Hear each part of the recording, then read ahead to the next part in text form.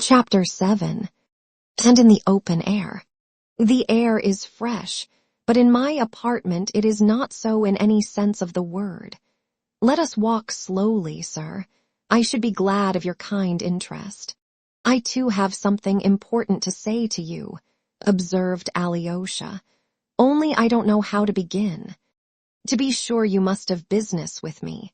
You would never have looked in upon me without some object, unless you come simply to complain of the boy, and that's hardly likely. And by the way, about the boy, I could not explain to you in there, but here I will describe that scene to you. My toe was thicker a week ago. I mean my beard. That's the nickname they give to my beard, the schoolboys most of all. Well, your brother Dmitri Fyodorovitch was pulling me by my beard. I'd done nothing. He was in a towering rage and happened to come upon me. He dragged me out of the tavern into the marketplace. At that moment the boys were coming out of school, and with them Alyosha. As soon as he saw me in such a state, he rushed up to me. "Father," he cried, "Father." He caught hold of me, hugged me, tried to pull me away, crying to my assailant, let go, it's my father, forgive him." Yes, he actually cried, "Forgive him." He clutched at that very hand in his little hands and kissed it. I remember his little face at that moment. I haven't forgotten it, and I never shall. "I swear," cried Alyosha, "that my brother will express his most deep and sincere regret, even if he has to go down on his knees in that same marketplace. I'll make him, or he is no brother of mine." Aha, then it's only a suggestion. And it does not come from him, but simply from the generosity of your own warm heart. You should have said so. No, in that case allow me to tell you of your brother's highly chivalrous, soldierly generosity, for he did give expression to it at the time. He left off dragging me by my beard and released me. "You are an officer," he said, "and I am an officer. If you can find a decent man to be your second, send me your challenge. I will give satisfaction, though you are a scoundrel." That's what he said. A chivalrous spirit indeed. I retired with Alyosha, and that scene is a family record imprinted forever on Alyosha's soul. No, it's not for us to claim the privileges of noblemen. Judge for yourself. You've just been in our mansion. What did you see there? 3 ladies, one a cripple and weak-minded, another a cripple and hunchback, and the third not crippled but far too clever. She is a student, dying to get back to Petersburg, to work for the emancipation of the Russian woman on the banks of the Neva. I won't speak of Alyosha. He is only 9. I am alone in the world, and if I die, what will become of all of them? I simply ask you that. And if I challenge him and he kills me on the spot, what then? What will become of them? And worse still, if he doesn't kill me but only cripples me. I couldn't work, but I should still be a mouth to feed. Who would feed it and who would feed them all? Must I take Alyosha from school and send him to beg in the streets? That's what it means for me to challenge him to a duel. It's silly talk and nothing else. He will beg your forgiveness. He will bow down at your feet in the middle of the marketplace, cried Alyosha again, with glowing eyes. I did think of prosecuting him. The captain went on, "But look in our code, could I get much compensation for a personal injury?" And then Agrafena Alexandrovna sent for me and shouted at me, "Don't dare to dream of it. If you proceed against him, I'll publish it to all the world that he beat you for your dishonesty, and then you will be prosecuted. I call God to witness whose was the dishonesty and by whose commands I acted. Wasn't it by her own and Fyodor Pavlovitch's? And what's more," she went on, "I'll dismiss you for good and you'll never earn another penny from me. I'll speak to my merchant too. That's what she calls her old man, and he will dismiss you. And if he dismisses me, what can I earn then from anyone? Those 2 are all I have to look to, for your Fyodor Pavlovitch has not only given over employing me for another reason, but he means to make use of papers I've signed to go to law against me. And so I kept quiet, and you have seen our retreat. But now let me ask you, Did Alusha hurt your finger much? I didn't like to go into it in our mansion before him. Yes, very much, and he was in a great fury. He was avenging you on me as a Karamazov, I see that now. But if only you had seen how he was throwing stones at his school fellows. It's very dangerous. They might kill him. They are children and stupid. A stone may be thrown and break somebody's head. That's just what has happened. He has been bruised by a stone today. Not on the head, but on the chest, just above the heart. He came home crying and groaning, and now he is ill. And you know he attacks them first. He is bitter against them on your account. They say he stabbed a boy called Krasitkin with a penknife not long ago. I've heard about that too. It's dangerous. Krasitkin is an official here. We may hear more about it. I would advise you, Alyosha went on warmly, not to send him to school at all for a time till he is calmer, and his anger is past. Anger, the captain repeated. That's just what it is. He is a little creature, but it's a mighty anger. You don't know all, sir. Let me tell you more. Since that incident, all the boys have been teasing him about the wisp of tow. Schoolboys are a merciless race. Individually, they are angels, but together, especially in schools, they are often merciless. Their teasing has stirred up a gallant spirit in Alusha. An ordinary boy, a weak son, would have submitted, have felt ashamed of his father, sir, but he stood up for his father against them all. For his father, and for truth and justice. For what he suffered when he kissed your brother's hand and cried to him, "Forgive, father, forgive him." That only God knows, and I, his father. For our children, not your children, but ours. The children of the poor gentleman looked down upon by everyone, know what justice means, sir, even at 9 years old. How should the rich know? They don't explore such depths once in their lives. But at that moment in the square when he kissed his hand, at that moment, my Alusha had grasped all that justice means. That truth entered into him and crushed him forever, sir. The captain said hotly again with a sort of frenzy, and he struck his right fist against his left palm as though he wanted to show how the truth crushed Alusha. That very day, sir, he fell ill with fever and was delirious all night. All that day he hardly said a word to me, but I noticed he kept watching me from the corner, though he turned to the window and pretended to be learning his lessons. But I could see his mind was not on his lessons. Next day I got drunk to forget my troubles, sinful man as I am, and I don't remember much. Mamma began crying, too. I am very fond of Mamma. Well, I spent my last penny drowning my troubles. Don't despise me for that, sir. In Russia, men who drink are the best. The best men amongst us are the greatest drunkards. I lay down and I don't remember about Alusha, though all that day the boys had been jeering at him at school. Wisp of tow, they shouted. Your father was pulled out of the tavern by his wisp of tow. You ran by and begged forgiveness. On the third day when he came back from school, I saw he looked pale and wretched. What is it? I asked. He wouldn't answer.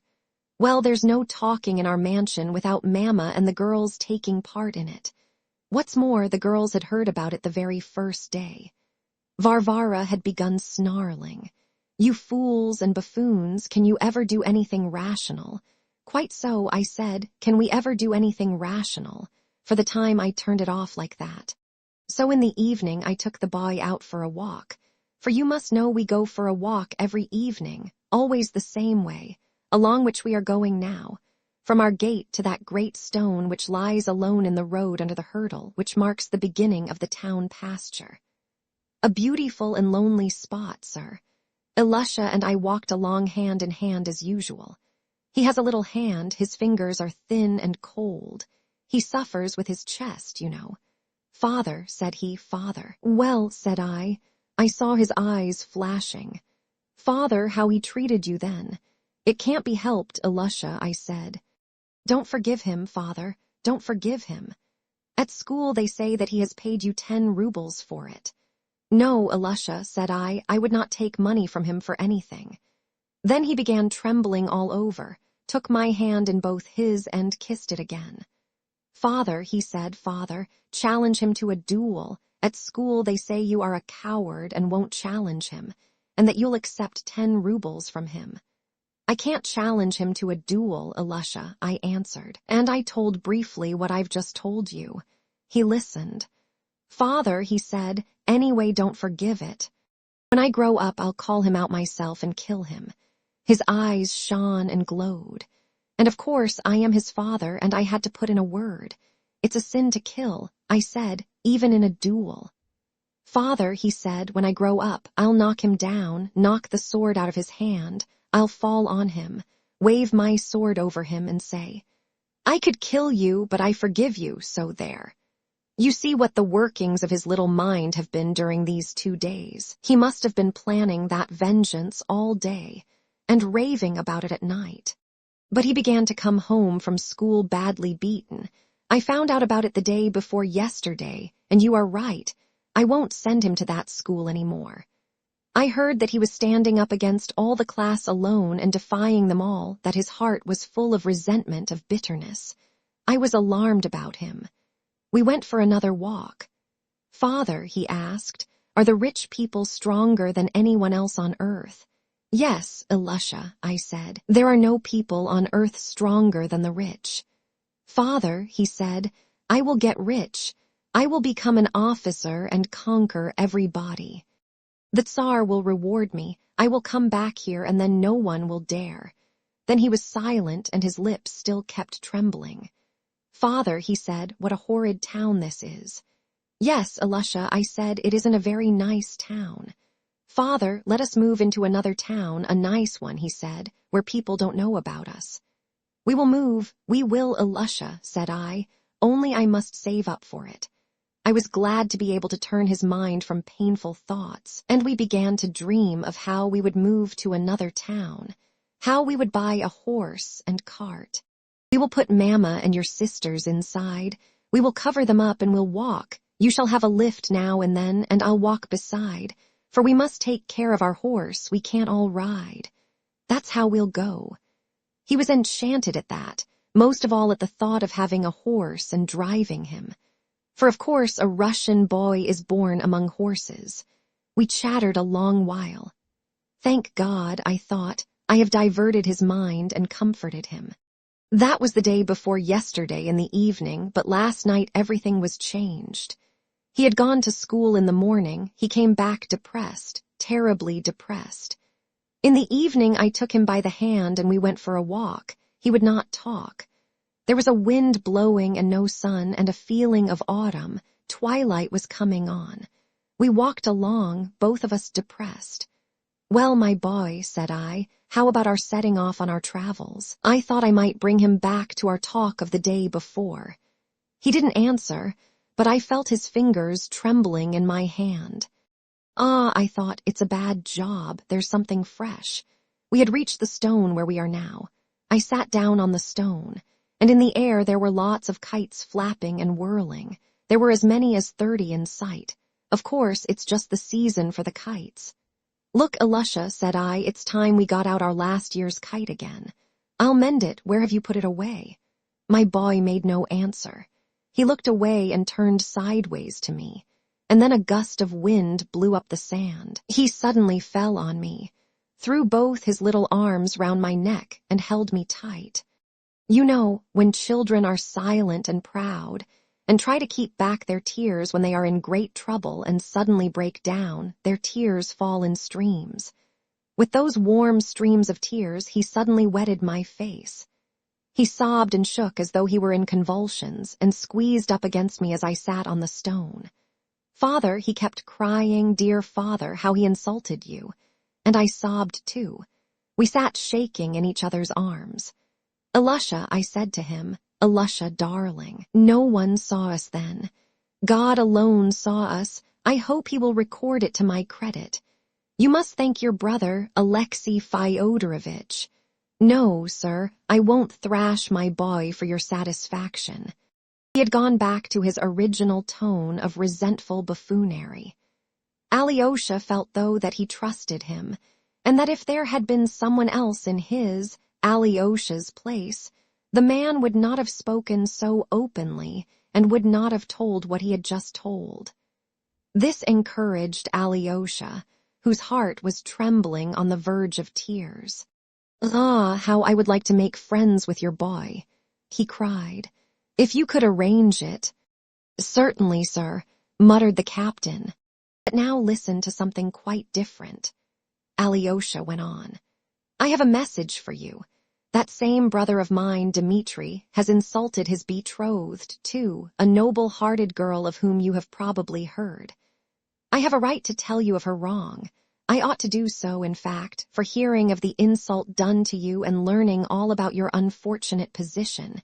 She commissioned me at once, just now, to bring you this help from her, but only from her alone, not from Dmitri, who has abandoned her. Nor from me, his brother, nor from anyone else, but from her, only from her. She entreats you to accept her help. You have both been insulted by the same man. She thought of you only when she had just received a similar insult from him, similar in its cruelty, I mean. She comes like a sister to help a brother in misfortune. She told me to persuade you to take these 200 rubles from her, as from a sister, knowing that you are in such need. No one will know of it. It can give rise to no unjust slander. There are the 200 rubles, and I swear you must take them unless all men are to be enemies on earth. But there are brothers even on earth. You have a generous heart. You must see that, you must."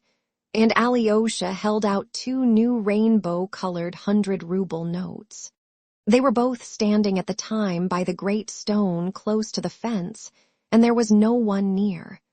The notes seemed to produce a tremendous impression on the captain. He started, but at first only from astonishment. Such an outcome of their conversation was the last thing he expected. Nothing could have been farther from his dreams than help from anyone, and such a sum. He took the notes, and for a minute he was almost unable to answer. Quite a new expression came into his face. "That for me, so much money, 200 rubles.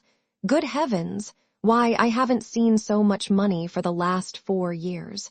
Mercy on us. And she says she is a sister. And is that the truth?"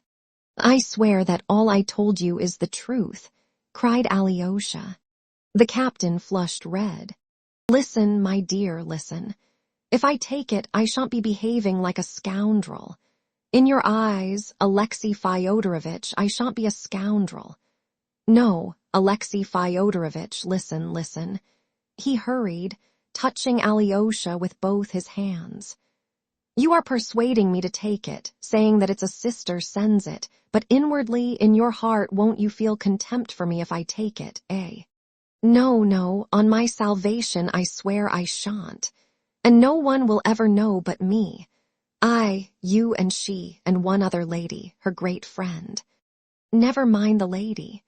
Listen, Alexei Fyodorovitch, at a moment like this you must listen, for you can't understand what these 200 rubles mean to me now." The poor fellow went on rising gradually into a sort of incoherent, almost wild enthusiasm. He was thrown off his balance and talked extremely fast, as though afraid he would not be allowed to say all he had to say. Besides its being honestly acquired from a sister, so highly respected and revered, do you know that now I can look after Mama and Nina, my hunchback angel daughter?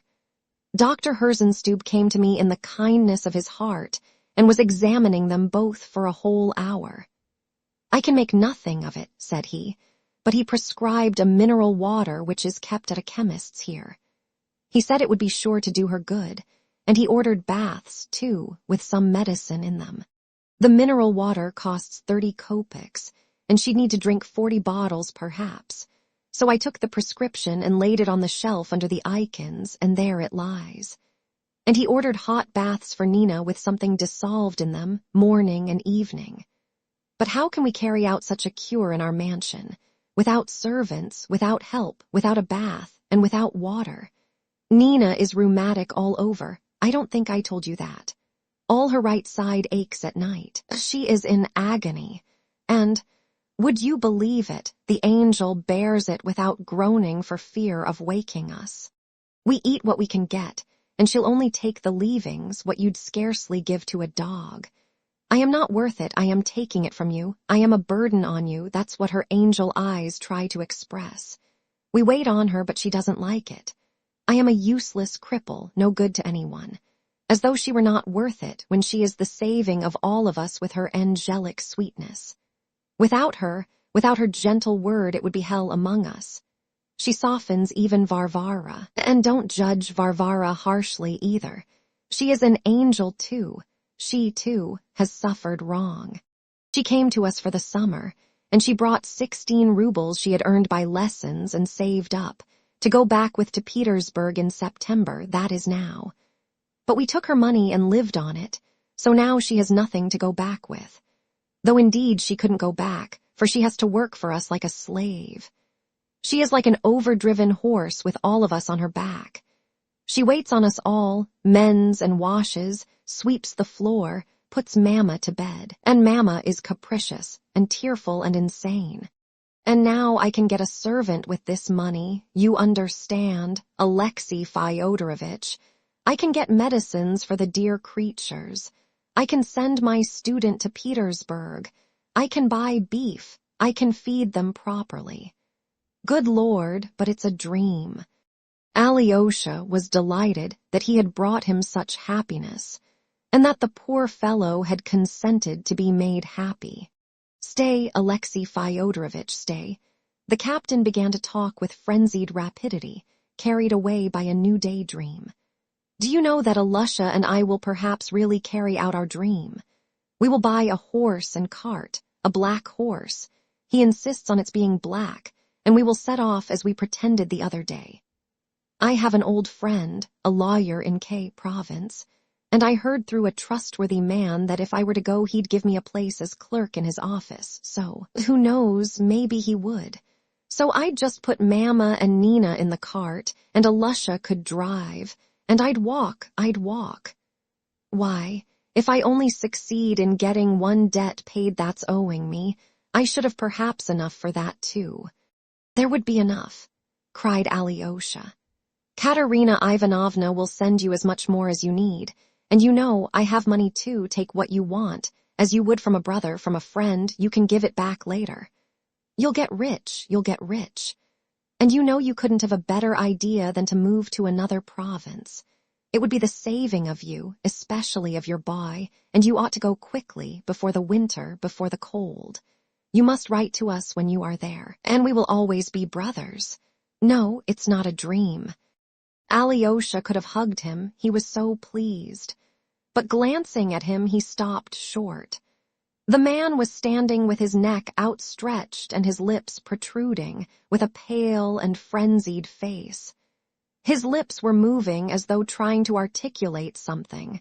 No sound came, but still his lips moved. It was uncanny. What is it? Asked Alyosha, startled. Alexei Fyodorovich. You, muttered the captain, faltering, looking at him with a strange, wild, fixed stare and an air of desperate resolution. At the same time, there was a sort of grin on his lips. You, sir. Wouldn't you like me to show you a little trick I know? He murmured, suddenly, in a firm, rapid whisper, his voice no longer faltering. What trick? A pretty trick, whispered the captain. His mouth was twisted on the left side, his left eye was screwed up. He still stared at Alyosha. What is the matter? What trick? Alyosha cried, now thoroughly alarmed. Why, look, squealed the captain suddenly, and showing him the 2 notes which he had been holding by one corner between his thumb and forefinger during the conversation. He crumpled them up savagely and squeezed them tight in his right hand. Do you see? He shrieked, pale and infuriated, and suddenly flinging up his hand, he threw the crumpled notes on the sand. Do you see? He shrieked again, pointing to them. Look there. And with wild fury, he began trampling them under his heel. gasping and exclaiming as he did so. "So much for your money! So much for your money! So much for your money! So much for your money!"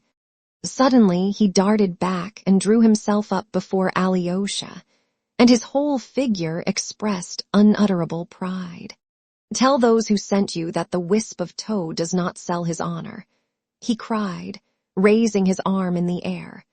Then he turned quickly and began to run, but he had not run 5 steps before he turned completely round and kissed his hand to Alyosha. He ran another 5 paces and then turned round for the last time. This time his face was not contorted with laughter, but quivering all over with tears. In a tearful, faltering, sobbing voice he cried, "What should I say to my boy if I took money from you for our shame?" And then he ran on without turning. Alyosha looked after him, inexpressibly grieved. Oh, he saw that till the very last moment the man had not known he would crumple up and fling away the notes. He did not turn back. Alyosha knew he would not. He would not follow him and call him back, he knew why. When he was out of sight, Alyosha picked up the 2 notes. They were very much crushed and crumpled and had been pressed into the sand, but were uninjured and even rustled like new ones when Alyosha unfolded them and smoothed them out. After smoothing them out, he folded them up, put them in his pocket, and went to Katerina Ivanovna to report on the success of her commission. Book 5, Pro and Contra. Chapter 1. The Engagement. Madame Holikov was again the first to meet Alyosha. She was flustered. Something important had happened. Katerina Ivanovna's hysterics had ended in a fainting fit, and then a terrible, awful weakness had followed. She lay with her eyes turned up and was delirious. Now she was in a fever. They had sent for Herzenstube, they had sent for the aunts. The aunts were already here, but Herzenstube had not yet come. They were all sitting in her room, waiting. She was unconscious now, and what if it turned to brain fever? Madame Holikov looked gravely alarmed. "This is serious, serious," she added at every word, as though nothing that had happened to her before had been serious. Alyosha listened with distress and was beginning to describe his adventures, but she interrupted him at the first words. She had not time to listen. She begged him to sit with Lies and wait for her there. "Lies," she whispered almost in his ear. "Lies has greatly surprised me just now, dear Alexei Fyodorovitch. She touched me, too, and so my heart forgives her everything. Only fancy, as soon as you had gone, she began to be truly remorseful for having laughed at you today and yesterday, though she was not laughing at you, but only joking. But she was seriously sorry for it, almost ready to cry, so that I was quite surprised. She has never been really sorry for laughing at me, but has only made a joke of it. And you know she is laughing at me every minute. But this time she was in earnest. She thinks a great deal of your opinion, Alexei Fyodorovitch, and don't take offense or be wounded by her if you can help it. I am never hard upon her, for she's such a clever little thing. Would you believe it? She said just now that you were a friend of her childhood, the greatest friend of her childhood. Just think of that, greatest friend. And what about me? She has very strong feelings and memories, and what's more, she uses these phrases, most unexpected words, which come out all of a sudden, when you least expect them. She spoke lately about a pine tree, for instance. There used to be a pine tree standing in our garden in her early childhood. Very likely it's standing there still, so there's no need to speak in the past tense. Pine trees are not like people, Alexei Fyodorovitch, they don't change quickly. "Mamma," she said, "I remember this pine tree as in a dream, only she said something so original about it that I can't repeat it. Besides, I've forgotten it. Well, goodbye. I am so worried I feel I shall go out of my mind." "Ah, Alexei Fyodorovitch, I've been out of my mind twice in my life. Go to Lies, cheer her up, as you always can so charmingly. Lies," she cried, going to her door. Here I've brought you Alexei Fyodorovitch, whom you insulted so. He is not at all angry, I assure you. On the contrary, he is surprised that you could suppose so. Merci, mammon. Come in, Alexei Fyodorovitch. Alyosha went in. Liz looked rather embarrassed and at once flushed crimson. She was evidently ashamed of something, and, as people always do in such cases, she began immediately talking of other things, as though they were of absorbing interest to her at the moment. Mama has just told me all about the 200 rubles, Alexei Fyodorovitch, and you're taking them to that poor officer. And she told me all the awful story of how he had been insulted. And you know, although Mama muddles things, she always rushes from one thing to another. I cried when I heard. Well, did you give him the money, and how is that poor man getting on? The fact is I didn't give it to him, and it's a long story, answered Alyosha, as though he, too, could think of nothing but his regret at having failed. Yet Liz saw perfectly well that he, too, looked away, and that he, too, was trying to talk of other things. Alyosha sat down to the table and began to tell his story, but at the first words he lost his embarrassment and gained the whole of Liz's attention as well. He spoke with deep feeling, under the influence of the strong impression he had just received, and he succeeded in telling his story well and circumstantially. In old days in Moscow, he had been fond of coming to Liz and describing to her what had just happened to him, what he had read, or what he remembered of his childhood. Sometimes they had made daydreams and woven whole romances together, generally cheerful and amusing ones. Now they both felt suddenly transported to the old days in Moscow, 2 years before. Liz was extremely touched by his story. Alyosha described Alyosha with warm feeling. When he finished describing how the luckless man trampled on the money, Liz could not help clasping her hands and crying out. So you didn't give him the money. So you let him run away. Oh dear, you ought to have run after him. No, Liz, it's better I didn't run after him, said Alyosha, getting up from his chair and walking thoughtfully across the room. How so? How is it better? Now they are without food and their case is hopeless. Not hopeless, for the 200 rubles will still come to them. He'll take the money tomorrow. Tomorrow he will be sure to take it, said Alyosha, pacing up and down, pondering. You see, Liz, he went on, stopping suddenly before her, I made one blunder, but even that is all for the best. What blunder, and why is it for the best? I'll tell you. He is a man of weak and timorous character. He has suffered so much and is very good-natured. I keep wondering why he took offense so suddenly, for I assure you, up to the last minute, he did not know that he was going to trample on the notes. And I think now that there was a great deal to offend him, and it could not have been otherwise in his position.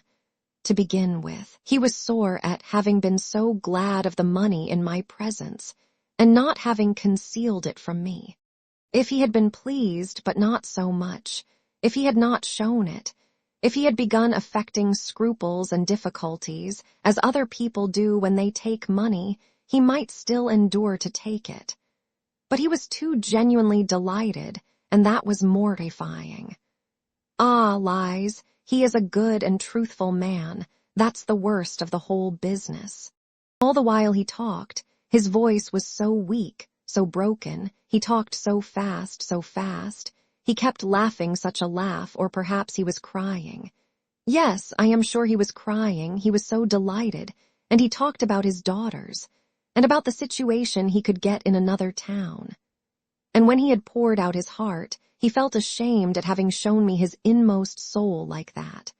So he began to hate me at once. He is one of those awfully sensitive poor people. What had made him feel most ashamed was that he had given in too soon, and accepted me as a friend, you see. At first, he almost flew at me and tried to intimidate me, but as soon as he saw the money, he had begun embracing me. He kept touching me with his hands. This must have been how he came to feel it all so humiliating. And then I made that blunder, a very important one. I suddenly said to him that if he had not money enough to move to another town, we would give it to him, and, indeed, I myself would give him as much as he wanted out of my own money. That struck him all at once. Why, he thought, did I put myself forward to help him? You know, Lies, it's awfully hard for a man who has been injured when other people look at him as though they were his benefactors. I've heard that. Father Zosima told me so. I don't know how to put it, but I have often seen it myself. And I feel like that myself, too. And the worst of it was that though he did not know, up to the very last minute, that he would trample on the notes, he had a kind of presentiment of it, I am sure of that. That's just what made him so ecstatic, that he had that presentiment. And though it's so dreadful, it's all for the best. In fact, I believe nothing better could have happened. Why could nothing better have happened? Cried Lies, looking with great surprise at Alyosha. Because if he had taken the money, in an hour after getting home, he would be crying with mortification. That's just what would have happened. And most likely he would have come to me early tomorrow, and perhaps have flung the notes at me and trampled upon them as he did just now. But now he has gone home awfully proud and triumphant, though he knows he has ruined himself. So now nothing could be easier than to make him accept the 200 rubles by tomorrow, for he has already vindicated his honor, tossed away the money, and trampled it underfoot. He couldn't know when he did it that I should bring it to him again tomorrow, and yet he is in terrible need of that money. Though he is proud of himself now, yet even today he'll be thinking what a help he has lost. He will think of it more than ever at night, will dream of it, and by tomorrow morning he may be ready to run to me to ask forgiveness. It's just then that I'll appear. Here, you are a proud man, I shall say. You have shown it, but now take the money and forgive us, and then he will take it. Alyosha was carried away with joy as he uttered his last words, and then he will take it. Lies clapped her hands. Ah, that's true. I understand that perfectly now. Ah, Alyosha, how do you know all this? So young, and yet he knows what's in the heart. I should never have worked it out. The great thing now is to persuade him that he is on an equal footing with us, in spite of his taking money from us. Alyosha went on in his excitement, and not only on an equal, but even on a higher footing. On a higher footing is charming, Alexei Fyodorovitch. But go on, go on. You mean there isn't such an expression as on a higher footing, but that doesn't matter because... Oh, no, of course it doesn't matter. Forgive me, Alyosha, dear. You know, I scarcely respected you till now. That is, I respected you, but on an equal footing, but now I shall begin to respect you on a higher footing. Don't be angry, dear, at my joking. She put in at once with strong feeling. I am absurd and small, but you, listen, Alexei Fyodorovitch. Isn't there in all our analysis, I mean your analysis? No, better call it ours.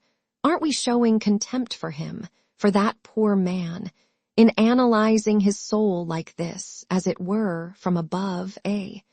In deciding so certainly that he will take the money.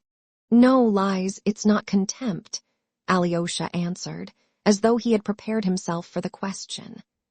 I was thinking of that on the way here. How can it be contempt when we are all like him, when we are all just the same as he is? For you know we are just the same, no better. If we are better, we should have been just the same in his place. I don't know about you, Lies, but I consider that I have a sordid soul in many ways, and his soul is not sordid. On the contrary, full of fine feeling. No, Lies, I have no contempt for him. Do you know, Lies, my elder told me once to care for most people exactly as one would for children, and for some of them as one would for the sick in hospitals. Ah, Alexei Fyodorovitch, dear, Let us care for people as we would for the sick. Let us, lies, I am ready, though I am not altogether ready in myself.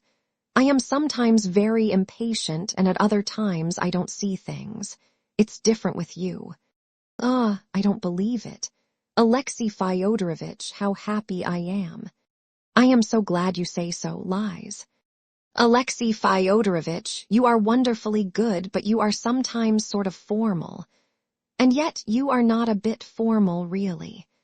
Go to the door, open it gently, and see whether Mama is listening, said Lies, in a nervous, hurried whisper. Alyosha went, opened the door, and reported that no one was listening. Come here, Alexei Fyodorovich.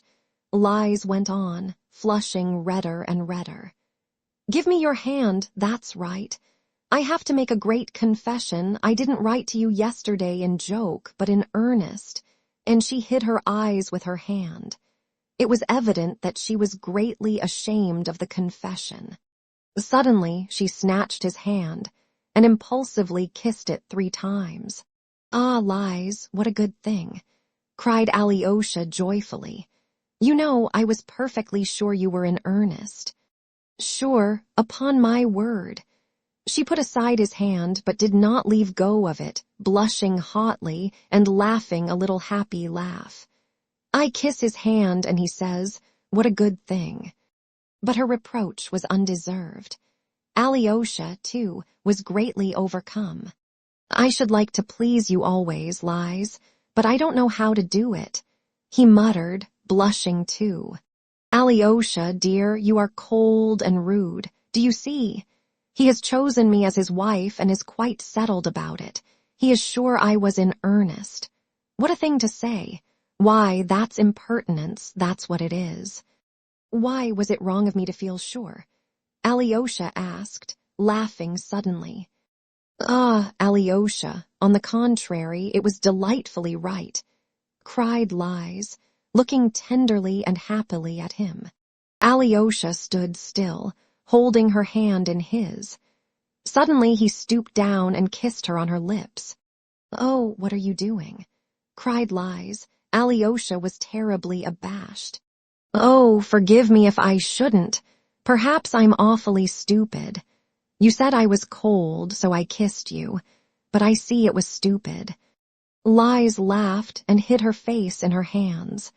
And in that dress, she ejaculated in the midst of her mirth, but she suddenly ceased laughing and became serious, almost stern. Alyosha, we must put off kissing. We are not ready for that yet, and we shall have a long time to wait, she ended suddenly. Tell me rather why you who are so clever, so intellectual, so observant, choose a little idiot, an invalid like me. Ah, Alyosha, I am awfully happy, for I don't deserve you a bit. You do, Lies. I shall be leaving the monastery altogether in a few days. If I go into the world, I must marry. I know that. He told me to marry, too. Whom could I marry better than you, and who would have me accept you? I have been thinking it over. In the first place, you've known me from a child, and you've a great many qualities I haven't. You are more light-hearted than I am. Above all, you are more innocent than I am. I have been brought into contact with many, many things already. Ah, you don't know, but I, too, am a Karamazov. What does it matter if you do laugh and make jokes, and at me, too? Go on laughing. I am so glad you do.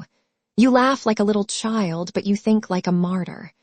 Like a martyr? How? Yes, Lies, your question just now, whether we weren't showing contempt for that poor man by dissecting his soul.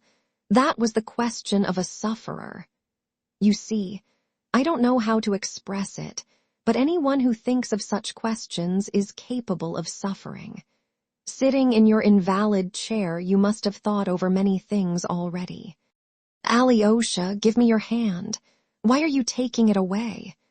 Murmured Lies in a failing voice, weak with happiness. Listen, Alyosha, what will you wear when you come out of the monastery? What sort of suit? Don't laugh, don't be angry, it's very, very important to me. I haven't thought about the suit, Lies, but I'll wear whatever you like. I should like you to have a dark blue velvet coat, a white piqué waistcoat, and a soft gray felt hat. Tell me, did you believe that I didn't care for you when I said I didn't mean what I wrote? No, I didn't believe it. Oh, you insupportable person, you are incorrigible. You see, I knew that you seemed to care for me, but I pretended to believe that you didn't care for me to make it easier for you. That makes it worse. Worse and better than all. Alyosha, I am awfully fond of you. Just before you came this morning, I tried my fortune. I decided I would ask you for my letter, and if you brought it out calmly and gave it to me, as might have been expected from you, it would mean that you did not love me at all, that you felt nothing, and were simply a stupid boy, good for nothing, and that I am ruined. But you left the letter at home, and that cheered me. You left it behind on purpose, so as not to give it back, because you knew I would ask for it. That was it, wasn't it? Ah, lies, it was not so a bit. The letter is with me now, and it was this morning in this pocket. Here it is. Alyosha pulled the letter out laughing, and showed it her at a distance. But I am not going to give it to you. Look at it from here. Why, then you told a lie. You, a monk, told a lie. I told a lie if you like. Alyosha laughed too. I told a lie so as not to give you back the letter. It's very precious to me, he added suddenly, with strong feeling, and again he flushed. It always will be, and I won't give it up to anyone. Lies looked at him joyfully. Alyosha, she murmured again, look at the door. Isn't Mamma listening? Very well, Lies, I'll look. But wouldn't it be better not to look? Why suspect your mother of such meanness? What meanness? As for her spying on her daughter, it's her right, it's not meanness, cried Lies, firing up. You may be sure, Alexei Fyodorovitch, that when I am a mother, if I have a daughter like myself, I shall certainly spy on her. Really, Lies, that's not right. Oh, my goodness. What has meanness to do with it? If she were listening to some ordinary worldly conversation, it would be meanness. But when her own daughter is shut up with a young man. Listen, Alyosha. Do you know I shall spy upon you as soon as we are married? And let me tell you I shall open all your letters and read them, so you may as well be prepared. Yes, of course, if so, muttered Alyosha. Only it's not right. Ah, how contemptuous. Alyosha, dear, we won't quarrel the very first day. I'd better tell you the whole truth. Of course, it's very wrong to spy on people, and of course, I am not right and you are, only I shall spy on you all the same. Do then, you won't find out anything, laughed Alyosha. And Alyosha, will you give in to me? We must decide that too. I shall be delighted to, Lies, and certain to, only not in the most important things. Even if you don't agree with me, I shall do my duty in the most important things. That's right, but let me tell you I am ready to give in to you not only in the most important matters, but in everything. And I am ready to vow to do so now in everything and for all my life. Cried Lies fervently, and I'll do it gladly, gladly. What's more, I'll swear never to spy on you, never once, never to read one of your letters. For you are right and I am not. And though I shall be awfully tempted to spy, I know that I won't do it since you consider it dishonorable. You are my conscience now. Listen, Alexei Fyodorovitch, why have you been so sad lately, both yesterday and today? I know you have a lot of anxiety and trouble, but I see you have some special grief besides, some secret one, perhaps. Yes, Lies, I have a secret one too, answered Alyosha mournfully. I see you love me since you guessed that. What grief? What about? Can you tell me? Asked Lies with timid entreaty. I'll tell you later, Lies, afterwards, said Alyosha, confused. Now you wouldn't understand it perhaps, and perhaps I couldn't explain it. I know your brothers, and your father are worrying you too. Yes, my brothers too, murmured Alyosha, pondering. I don't like your brother Ivan, Alyosha, said Lise suddenly. He noticed this remark with some surprise, but did not answer it. My brothers are destroying themselves. He went on, my father too, and they are destroying others with them. It's the primitive force of the Karamazovs, as Father Paisi said the other day, a crude, unbridled, earthly force. Does the Spirit of God move above that force? Even that I don't know. I only know that I, too, am a Karamazov. Me a monk. Am I a monk, Lise? You said just now that I was. Yes, I did. And perhaps I don't even believe in God. You don't believe? What is the matter? Said Lise quietly and gently, but Alyosha did not answer. There was something too mysterious, too subjective in these last words of his, perhaps obscure to himself, but yet torturing him. And now on the top of it all, my friend, the best man in the world, is leaving the earth. If you knew, Lise, how bound up in soul I am with him, and then I shall be left alone. I shall come to you, Lise. For the future we will be together. Yes, together. Henceforward we shall be always together, all our lives. Listen, kiss me, I allow you.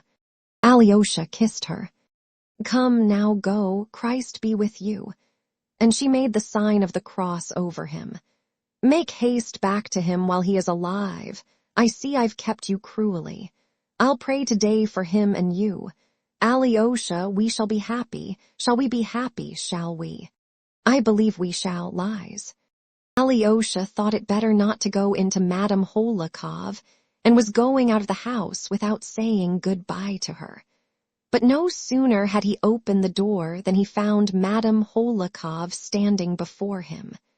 From the first word, Alyosha guessed that she had been waiting on purpose to meet him.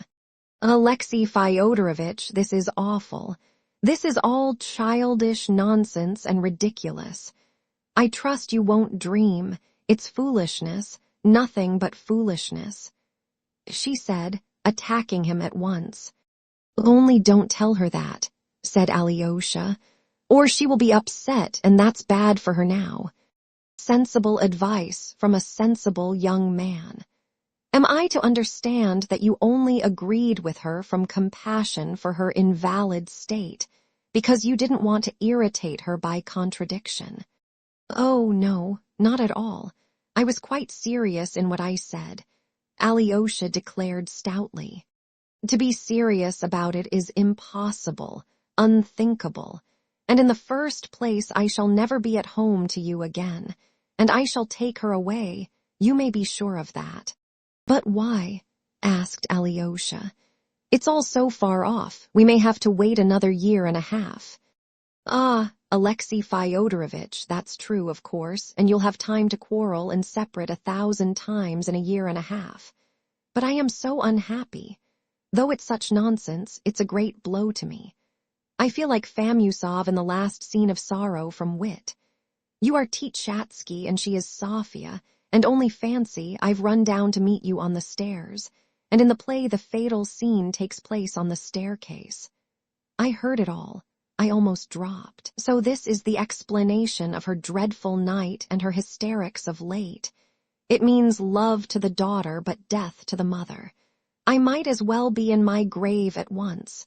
And a more serious matter still, what is this letter she has written?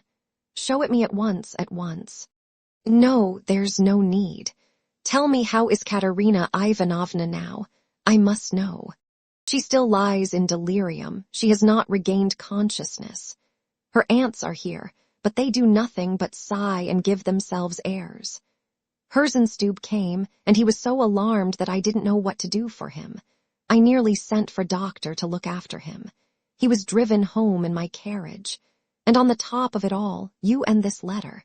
It's true nothing can happen for a year and a half. In the name of all that's holy, in the name of your dying elder, show me that letter. Alexei Fyodorovich, I'm her mother.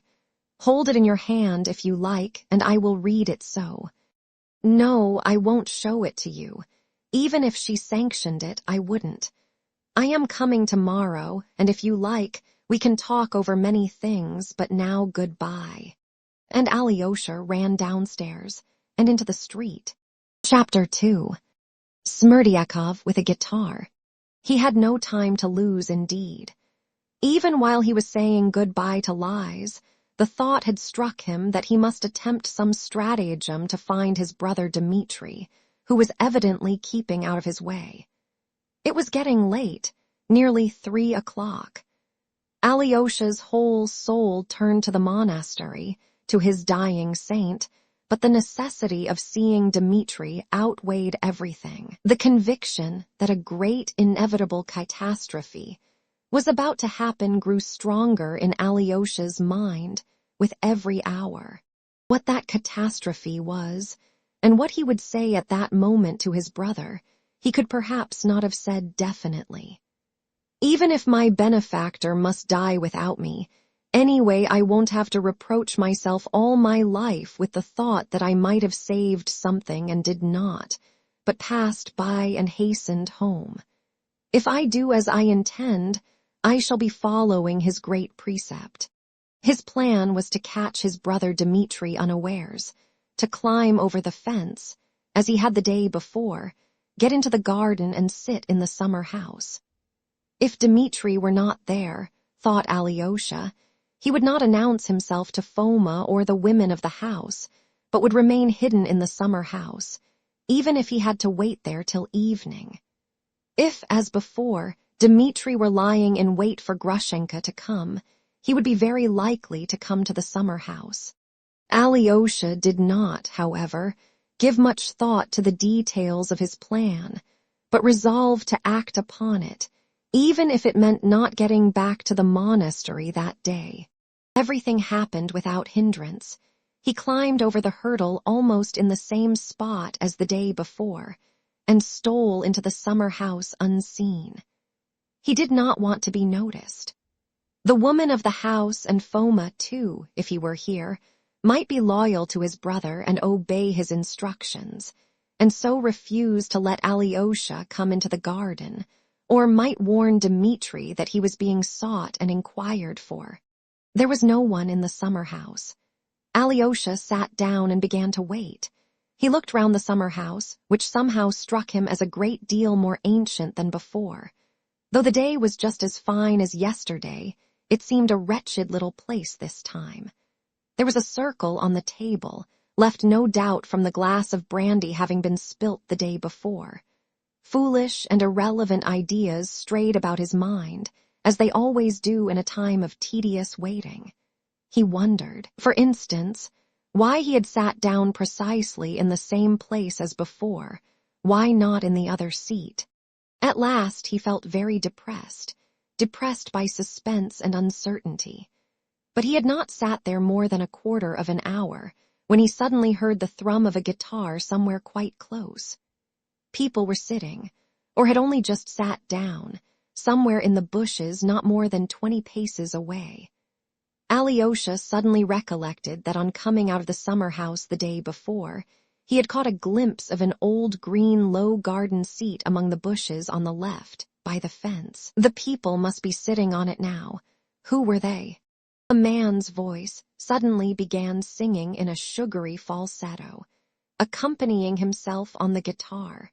With invincible force. I am bound to my dear. O Lord, have mercy. On her and on me. On her and on me. On her and on me. The voice ceased. It was a lackey's tenor and a lackey's song. Another voice, a woman's, suddenly asked insinuatingly and bashfully, though with mincing affectation, "Why haven't you been to see us for so long, Pavel Fyodorovich? Why do you always look down upon us?" "Not at all," answered a man's voice politely, but with emphatic dignity. It was clear that the man had the best of the position, and that the woman was making advances. I believe the man must be Smerdyakov, thought Alyosha, from his voice, and the lady must be the daughter of the house here who has come from Moscow, the one who wears the dress with a tail and goes to Marfa for soup. I am awfully fond of verses of all kinds if they rhyme. The woman's voice continued. Why don't you go on? The man sang again. What do I care for royal wealth? If but my dear one be in health. Lord have mercy. On her and on me. On her and on me. On her and on me. It was even better last time, observed the woman's voice. You sang if my darling be in health. It sounded more tender. I suppose you've forgotten today. Poetry is rubbish, said Smerdyakov curtly. Oh no, I am very fond of poetry. So far as it's poetry, it's essential rubbish. Consider yourself whoever talks in rhyme.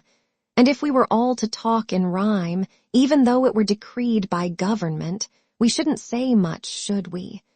Poetry is no good, Maria Kondratyevna. How clever you are. How is it you've gone so deep into everything? The woman's voice was more and more insinuating. I could have done better than that. I could have known more than that if it had not been for my destiny from my childhood up. I would have shot a man in a duel if he called me names, because I am descended from a filthy beggar and have no father. And they used to throw it in my teeth in Moscow. It had reached them from here, thanks to Grigory Vassilievich. Grigory Vassilievich blames me for rebelling against my birth, but I would have sanctioned their killing me before I was born, that I might not have come into the world at all. They used to say in the market, and your mamma too, with great lack of delicacy, set off telling me that her hair was like a mat on her head, and that she was short of 5 foot by a wee bit. Why talk of a wee bit while she might have said a little bit like everyone else? She wanted to make it touching, a regular peasant's feeling. Can a Russian peasant be said to feel in comparison with an educated man? He can't be said to have feeling at all in his ignorance. From my childhood up, when I hear a wee bit, I am ready to burst with rage. I hate all Russia, Maria Kondratyevna. If you'd been a cadet in the army, or a young hussar, you wouldn't have talked like that, but would have drawn your saber to defend all Russia. I don't want to be a hussar, Maria Kondratyevna. And what's more, I should like to abolish all soldiers. And when an enemy comes, who is going to defend us? There's no need of defense. In 1812, there was a great invasion of Russia by Napoleon, first emperor of the French, father of the present one, and it would have been a good thing if they had conquered us. A clever nation would have conquered a very stupid one and annexed it. We should have had quite different institutions. Are they so much better in their own country than we are? I wouldn't change a dandy I know of for 3 young Englishmen, observed Maria Kondratyevna tenderly, doubtless accompanying her words with a most languishing glance. That's as one prefers. But you are just like a foreigner, just like a most gentlemanly foreigner. I tell you that, though it makes me bashful. If you care to know, the folks there and ours here are just alike in their vice. They are swindlers, only there the scoundrel wears polished boots, and here he grovels in filth and sees no harm in it. The Russian people want thrashing, as Fyodor Pavlovitch said very truly yesterday, though he is mad and all his children. You said yourself, you had such a respect for Ivan Fyodorovitch. He said I was a stinking lackey. He thinks that I might be unruly. He is mistaken there. If I had a certain sum in my pocket, I would have left here long ago. Dmitri Fyodorovitch is lower than any lackey in his behavior, in his mind, and in his poverty. He doesn't know how to do anything, and yet he is respected by everyone. I may be only a soup maker, but with luck I could open a cafe restaurant in Petrovka, in Moscow, for my cookery is something special, and there's no one in Moscow, except the foreigners, whose cookery is anything special. Dmitri Fyodorovich is a beggar, but if he were to challenge the son of the first count in the country, he'd fight him. Though in what way is he better than I am? For he is ever so much stupider than I am. Look at the money he has wasted without any need. It must be lovely, a duel, Maria Kondratyevna observed suddenly. How so? It must be so dreadful and so brave, especially when young officers with pistols in their hands pop at one another for the sake of some lady. A perfect picture. Ah, if only girls were allowed to look on, I'd give anything to see one. It's all very well when you are firing at someone, but when he is firing straight in your mug, you must feel pretty silly. You'd be glad to run away, Maria Kondratyevna. You don't mean you would run away. But Smerdyakov did not deign to reply. After a moment's silence, the guitar tinkled again, and he sang again in the same falsetto. Whatever you may say, I shall go far away. Life will be bright and gay. In the city far away. I shall not grieve. I shall not grieve at all. I don't intend to grieve at all. Then something unexpected happened. Alyosha suddenly sneezed. They were silent. Alyosha got up and walked towards them. He found Smerdyakov dressed up and wearing polished boots, his hair pomaded and perhaps curled. The guitar lay on the garden seat.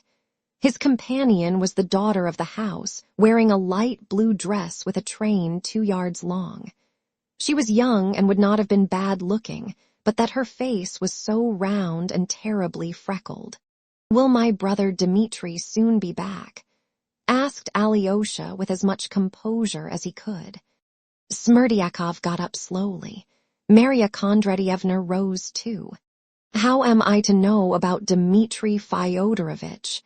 It's not as if I were his keeper," answered Smerdyakov quietly, distinctly, and superciliously. "But I simply asked whether you do know." Alyosha explained. "I know nothing of his whereabouts, and don't want to. But my brother told me that you let him know all that goes on in the house, and promised to let him know when Agrafena Alexandrovna comes." Smerdyakov turned a deliberate, unmoved glance upon him. "And how did you get in this time, since the gate was bolted an hour ago?" he asked, looking at Alyosha. "I came in from the back alley over the fence and went straight to the summer house. I hope you'll forgive me," he added, addressing Maria Kondratyevna. "I was in a hurry to find my brother. Etch as though we could take it amiss in you," drawled Maria Kondratyevna, flattered by Alyosha's apology. "For Dmitri Fyodorovich often goes to the summer house in that way. We don't know he is here, and he is sitting in the summer house. I am very anxious to find him, or to learn from you where he is now. Believe me, it's on business of great importance to him." "He never tells us," lisped Maria Kondratyevna.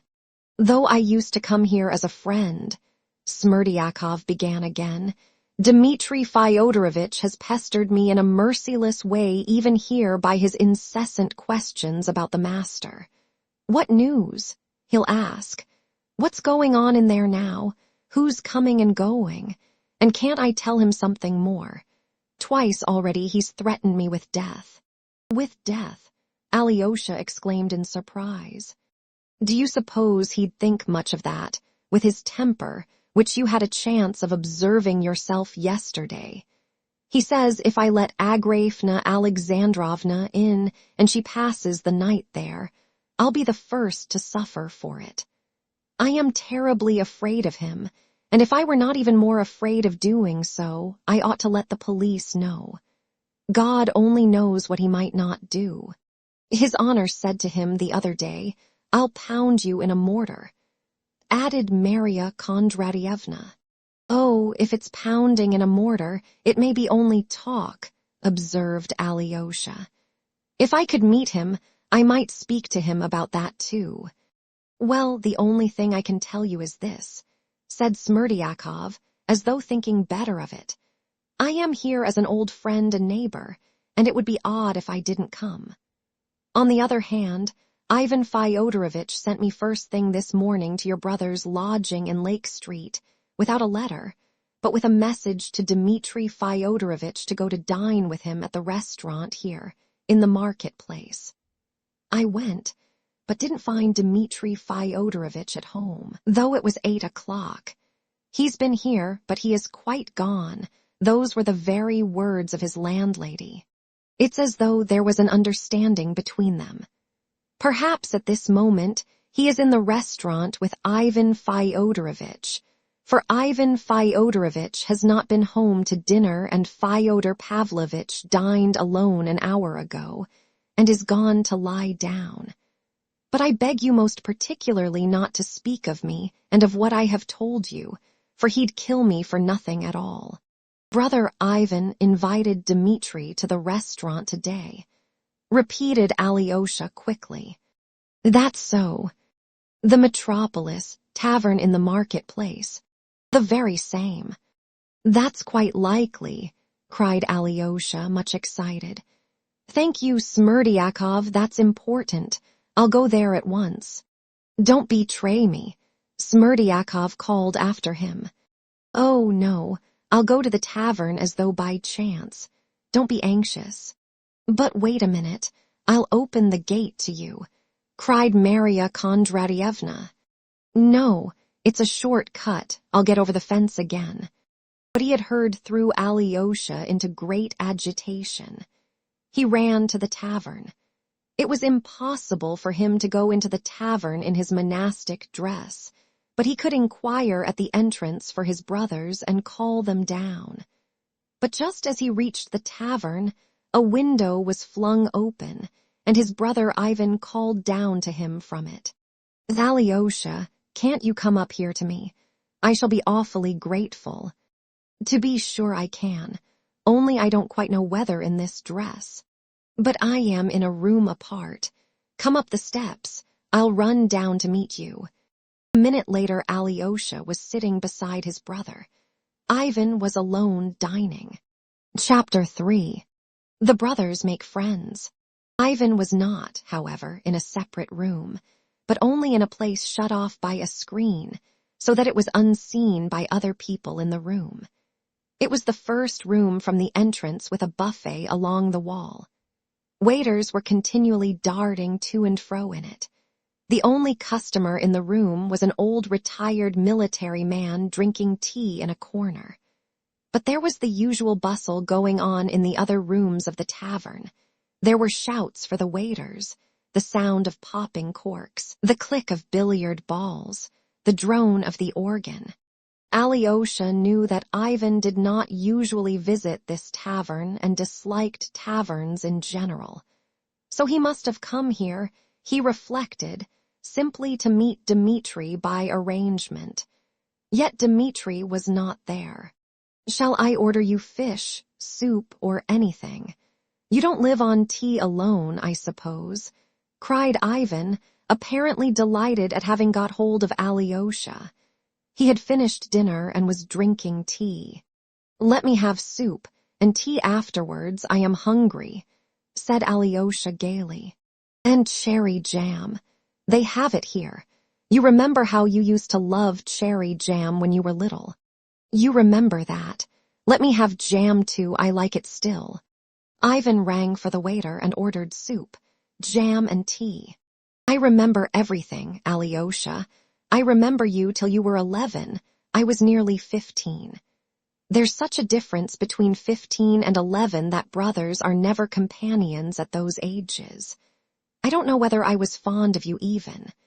When I went away to Moscow for the first few years, I never thought of you at all. Then, when you came to Moscow yourself, we only met once somewhere, I believe. And now I've been here more than 3 months, and so far we have scarcely said a word to each other. Tomorrow I am going away, and I was just thinking as I sat here how I could see you to say goodbye, and just then you passed. Were you very anxious to see me then? Very. I want to get to know you once for all, and I want you to know me, and then to say goodbye. I believe it's always best to get to know people just before leaving them. I've noticed how you've been looking at me these 3 months. There has been a continual look of expectation in your eyes, and I can't endure that. That's how it is I've kept away from you. But in the end, I have learned to respect you. The little man stands firm, I thought. Though I am laughing, I am serious. You do stand firm, don't you? I like people who are firm like that, whatever it is they stand by, even if they are such little fellows as you. Your expectant eyes ceased to annoy me. I grew fond of them in the end, those expectant eyes. You seem to love me for some reason, Alyosha. I do love you, Ivan. Dmitri says of you, Ivan is a tomb. I say of you, Ivan is a riddle. You are a riddle to me even now. But I understand something in you, and I did not understand it till this morning. What's that? Laughed Ivan. You won't be angry. Alyosha laughed too. Well, that you are just as young as other young men of 3 and 20, that you are just a young and fresh and nice boy, green in fact. Now, have I insulted you dreadfully? On the contrary, I am struck by a coincidence, cried Ivan, warmly and good-humoredly. Would you believe it that ever since that scene with her, I have thought of nothing else but my youthful greenness, and just as though you guessed that, you begin about it. Do you know, I've been sitting here thinking to myself, that if I didn't believe in life, if I lost faith in the woman I love, lost faith in the order of things, were convinced, in fact, that everything is a disorderly, damnable, and perhaps devil-ridden chaos, if I were struck by every horror of man's disillusionment, still I should want to live, and having once tasted of the cup, I would not turn away from it till I had drained it. At 30, though, I shall be sure to leave the cup, even if I've not emptied it, and turn away, where I don't know. But till I am 30, I know that my youth will triumph over everything, every disillusionment, every disgust with life.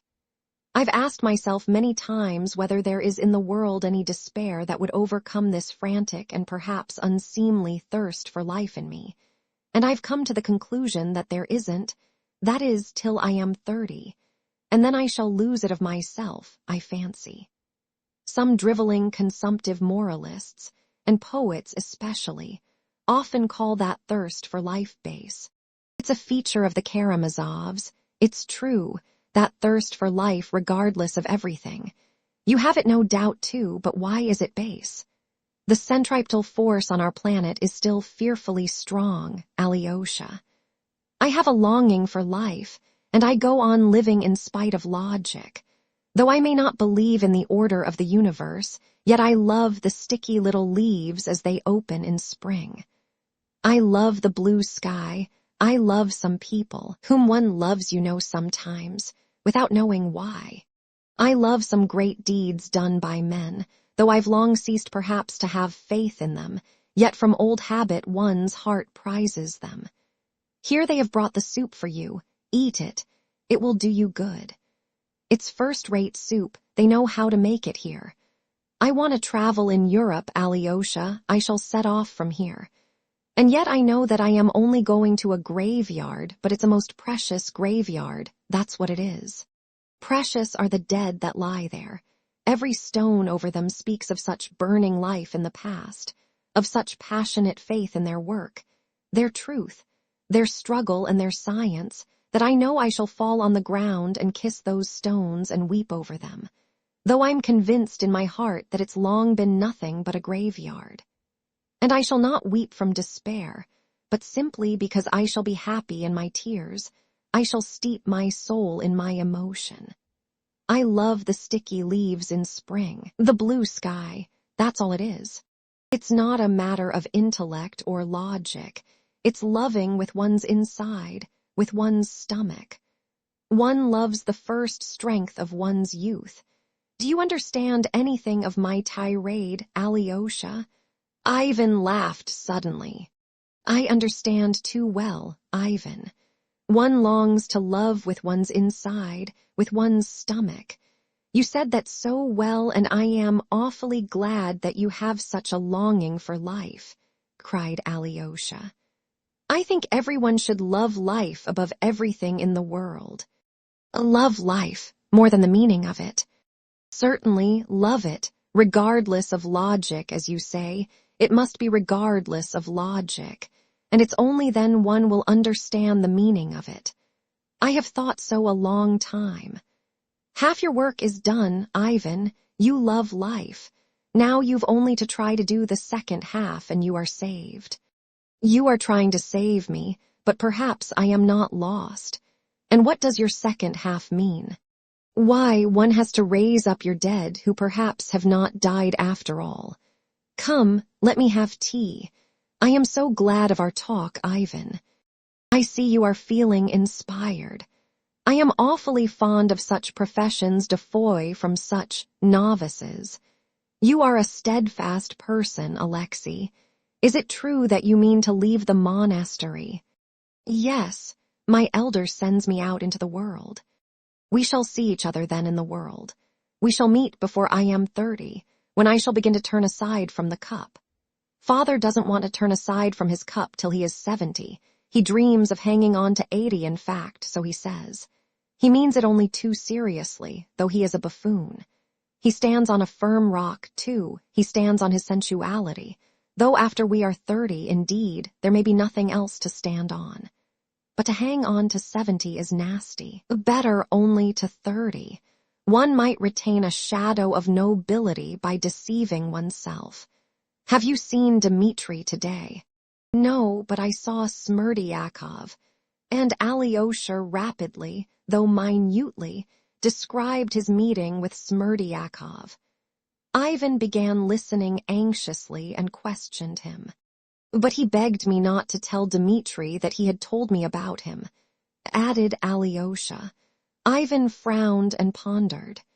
Are you frowning on Smerdyakov's account? Asked Alyosha. Yes, on his account. Damn him, I certainly did want to see Dmitri, but now there's no need, said Ivan reluctantly. But are you really going so soon, brother? Yes. What of Dmitri and father? How will it end? Asked Alyosha anxiously. You are always harping upon it. What have I to do with it? Am I my brother Dmitri's keeper? Ivan snapped irritably, but then he suddenly smiled bitterly. Cain's answer about his murdered brother, wasn't it? Perhaps that's what you're thinking at this moment. Well, damn it all, I can't stay here to be their keeper, can I? I've finished what I had to do, and I am going.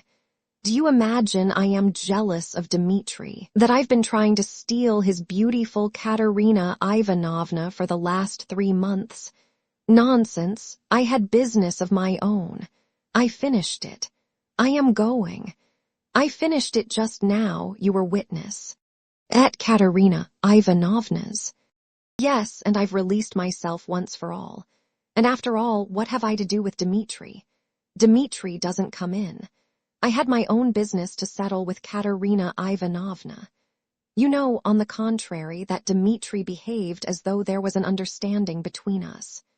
I didn't ask him to do it, but he solemnly handed her over to me and gave us his blessing. It's all too funny. Ah, Alyosha, if you only knew how light my heart is now. Would you believe it? I sat here eating my dinner, and was nearly ordering champagne to celebrate my first hour of freedom. Tifoo.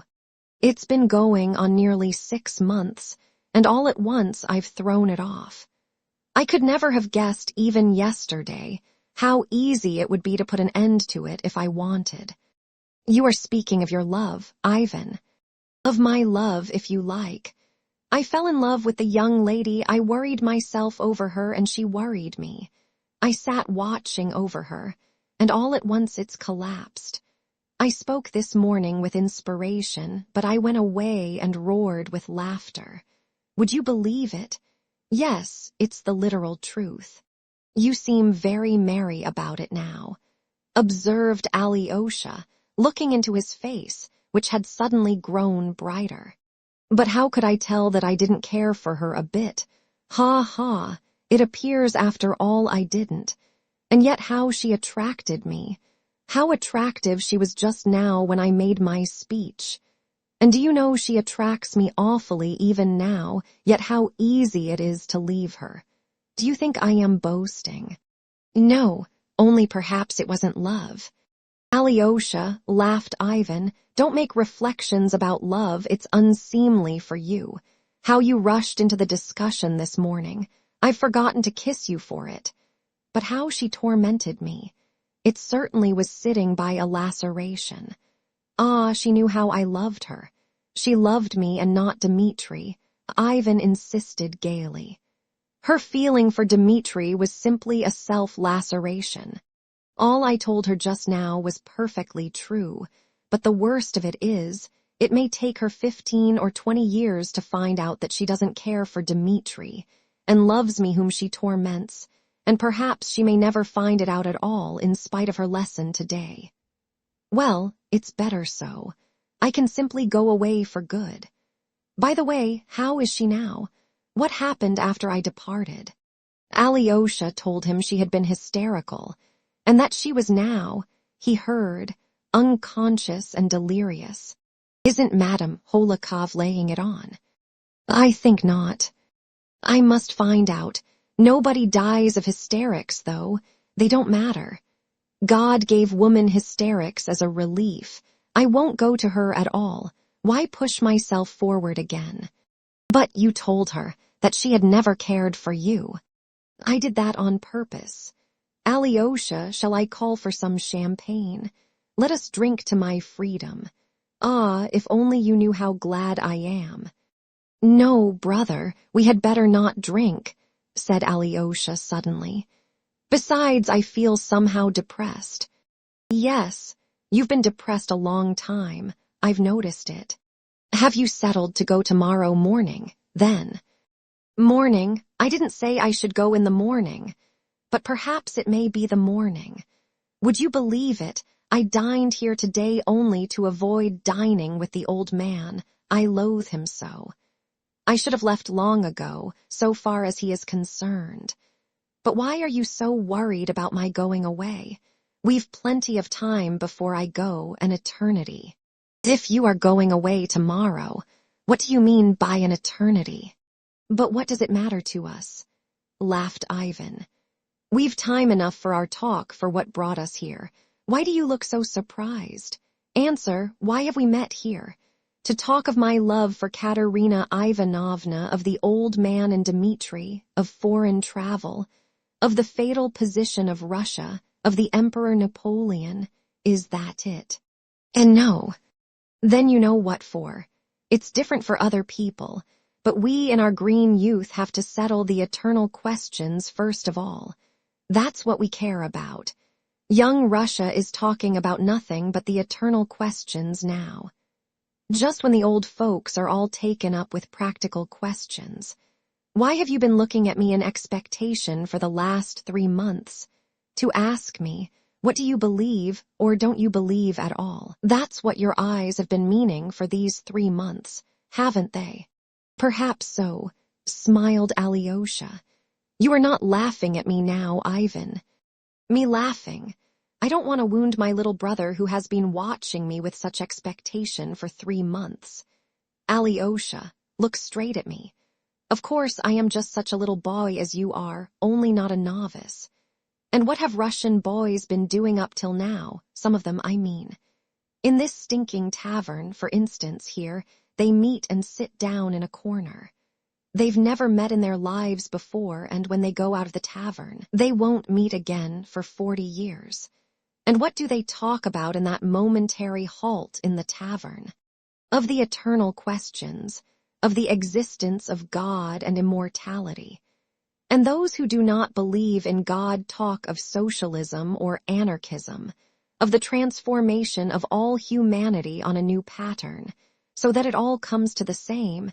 They are the same questions turned inside out.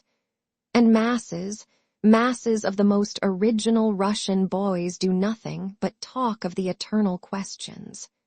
Isn't it so? Yes, for real Russians, the questions of God's existence and of immortality. Or, as you say, the same questions turned inside out come first and foremost, of course. And so they should, said Alyosha, still watching his brother with the same gentle and inquiring smile. Well, Alyosha, it's sometimes very unwise to be a Russian at all, but anything stupider than the way Russian boys spend their time one can hardly imagine. But there's one Russian boy called Alyosha I am awfully fond of. How nicely you put that in. Alyosha laughed suddenly. Well, tell me where to begin, give your orders. The existence of God, eh? Begin where you like. You declared yesterday at Father's that there was no God. Alyosha looked searchingly at his brother. I said that yesterday at dinner on purpose to tease you, and I saw your eyes glow. But now I've no objection to discussing with you, and I say so very seriously. I want to be friends with you, Alyosha, for I have no friends and want to try it. Well, only fancy, perhaps I too accept God, laughed Ivan. That's a surprise for you, isn't it? Yes, of course, if you are not joking now. Joking? I was told at the elders yesterday that I was joking. You know, dear boy, there was an old sinner in the 18th century who declared that, if there were no God, he would have to be invented. Essil en existate pastia, il faudrate el inventor. And man has actually invented God. And what's strange, what would be marvelous, is not that God should really exist. The marvel is that such an idea, the idea of the necessity of God, could enter the head of such a savage, vicious beast as man.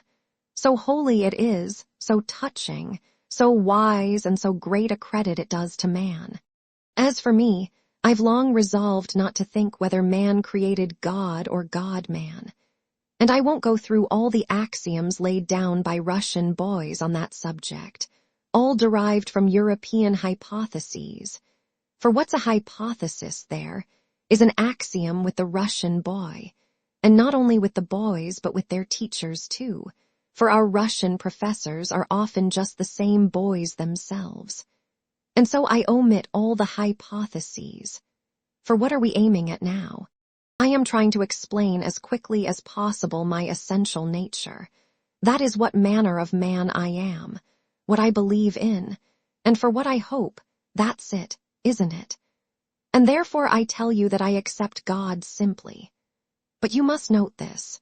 If God exists, and if he really did create the world, then, as we all know, he created it according to the geometry of Euclid and the human mind with the conception of only 3 dimensions in space. Yet there have been and still are geometricians and philosophers, and even some of the most distinguished, who doubt whether the whole universe, or to speak more widely the whole of being, was only created in Euclid's geometry. They even dare to dream that 2 parallel lines, which according to Euclid can never meet on earth, may meet somewhere in infinity. I have come to the conclusion that, since I can't understand even that, I can't expect to understand about God. I acknowledge humbly that I have no faculty for settling such questions. I have a Euclidean earthly mind, and how could I solve problems that are not of this world? And I advise you never to think about it either, my dear Alyosha, especially about God, whether he exists or not. All such questions are utterly inappropriate for a mind created with an idea of only 3 dimensions. And so I accept God and am glad to, and what's more, I accept his wisdom, his purpose, which are utterly beyond our ken. I believe in the underlying order and the meaning of life. I believe in the eternal harmony in which they say we shall one day be blended. I believe in the word to which the universe is striving, and which itself was with God, and which itself is God, and so on to infinity. There are all sorts of phrases for it. I seem to be on the right path, don't I? Yet would you believe it? In the final result, I don't accept this world of gods, and although I know it exists, I don't accept it at all. It's not that I don't accept God. You must understand. It's the world created by Him I don't and cannot accept. Let me make it plain. I believe like a child that suffering will be healed and made up for, that all the humiliating absurdity of human contradictions will vanish like a pitiful mirage, like the despicable fabrication of the impotent and infinitely small Euclidean mind of man, that in the world's finale, at the moment of eternal harmony, something so precious will come to pass that it will suffice for all hearts, for the comforting of all resentments, for the atonement of all the crimes of humanity, of all the blood they've shed, that it will make it not only possible to forgive, but to justify all that has happened with men. But though all that may come to pass, I don't accept it. I won't accept it. Even if parallel lines do meet and I see it myself, I shall see it and say that they've met, but still I won't accept it. That's what's at the root of me, Alyosha. That's my creed. I am in earnest in what I say.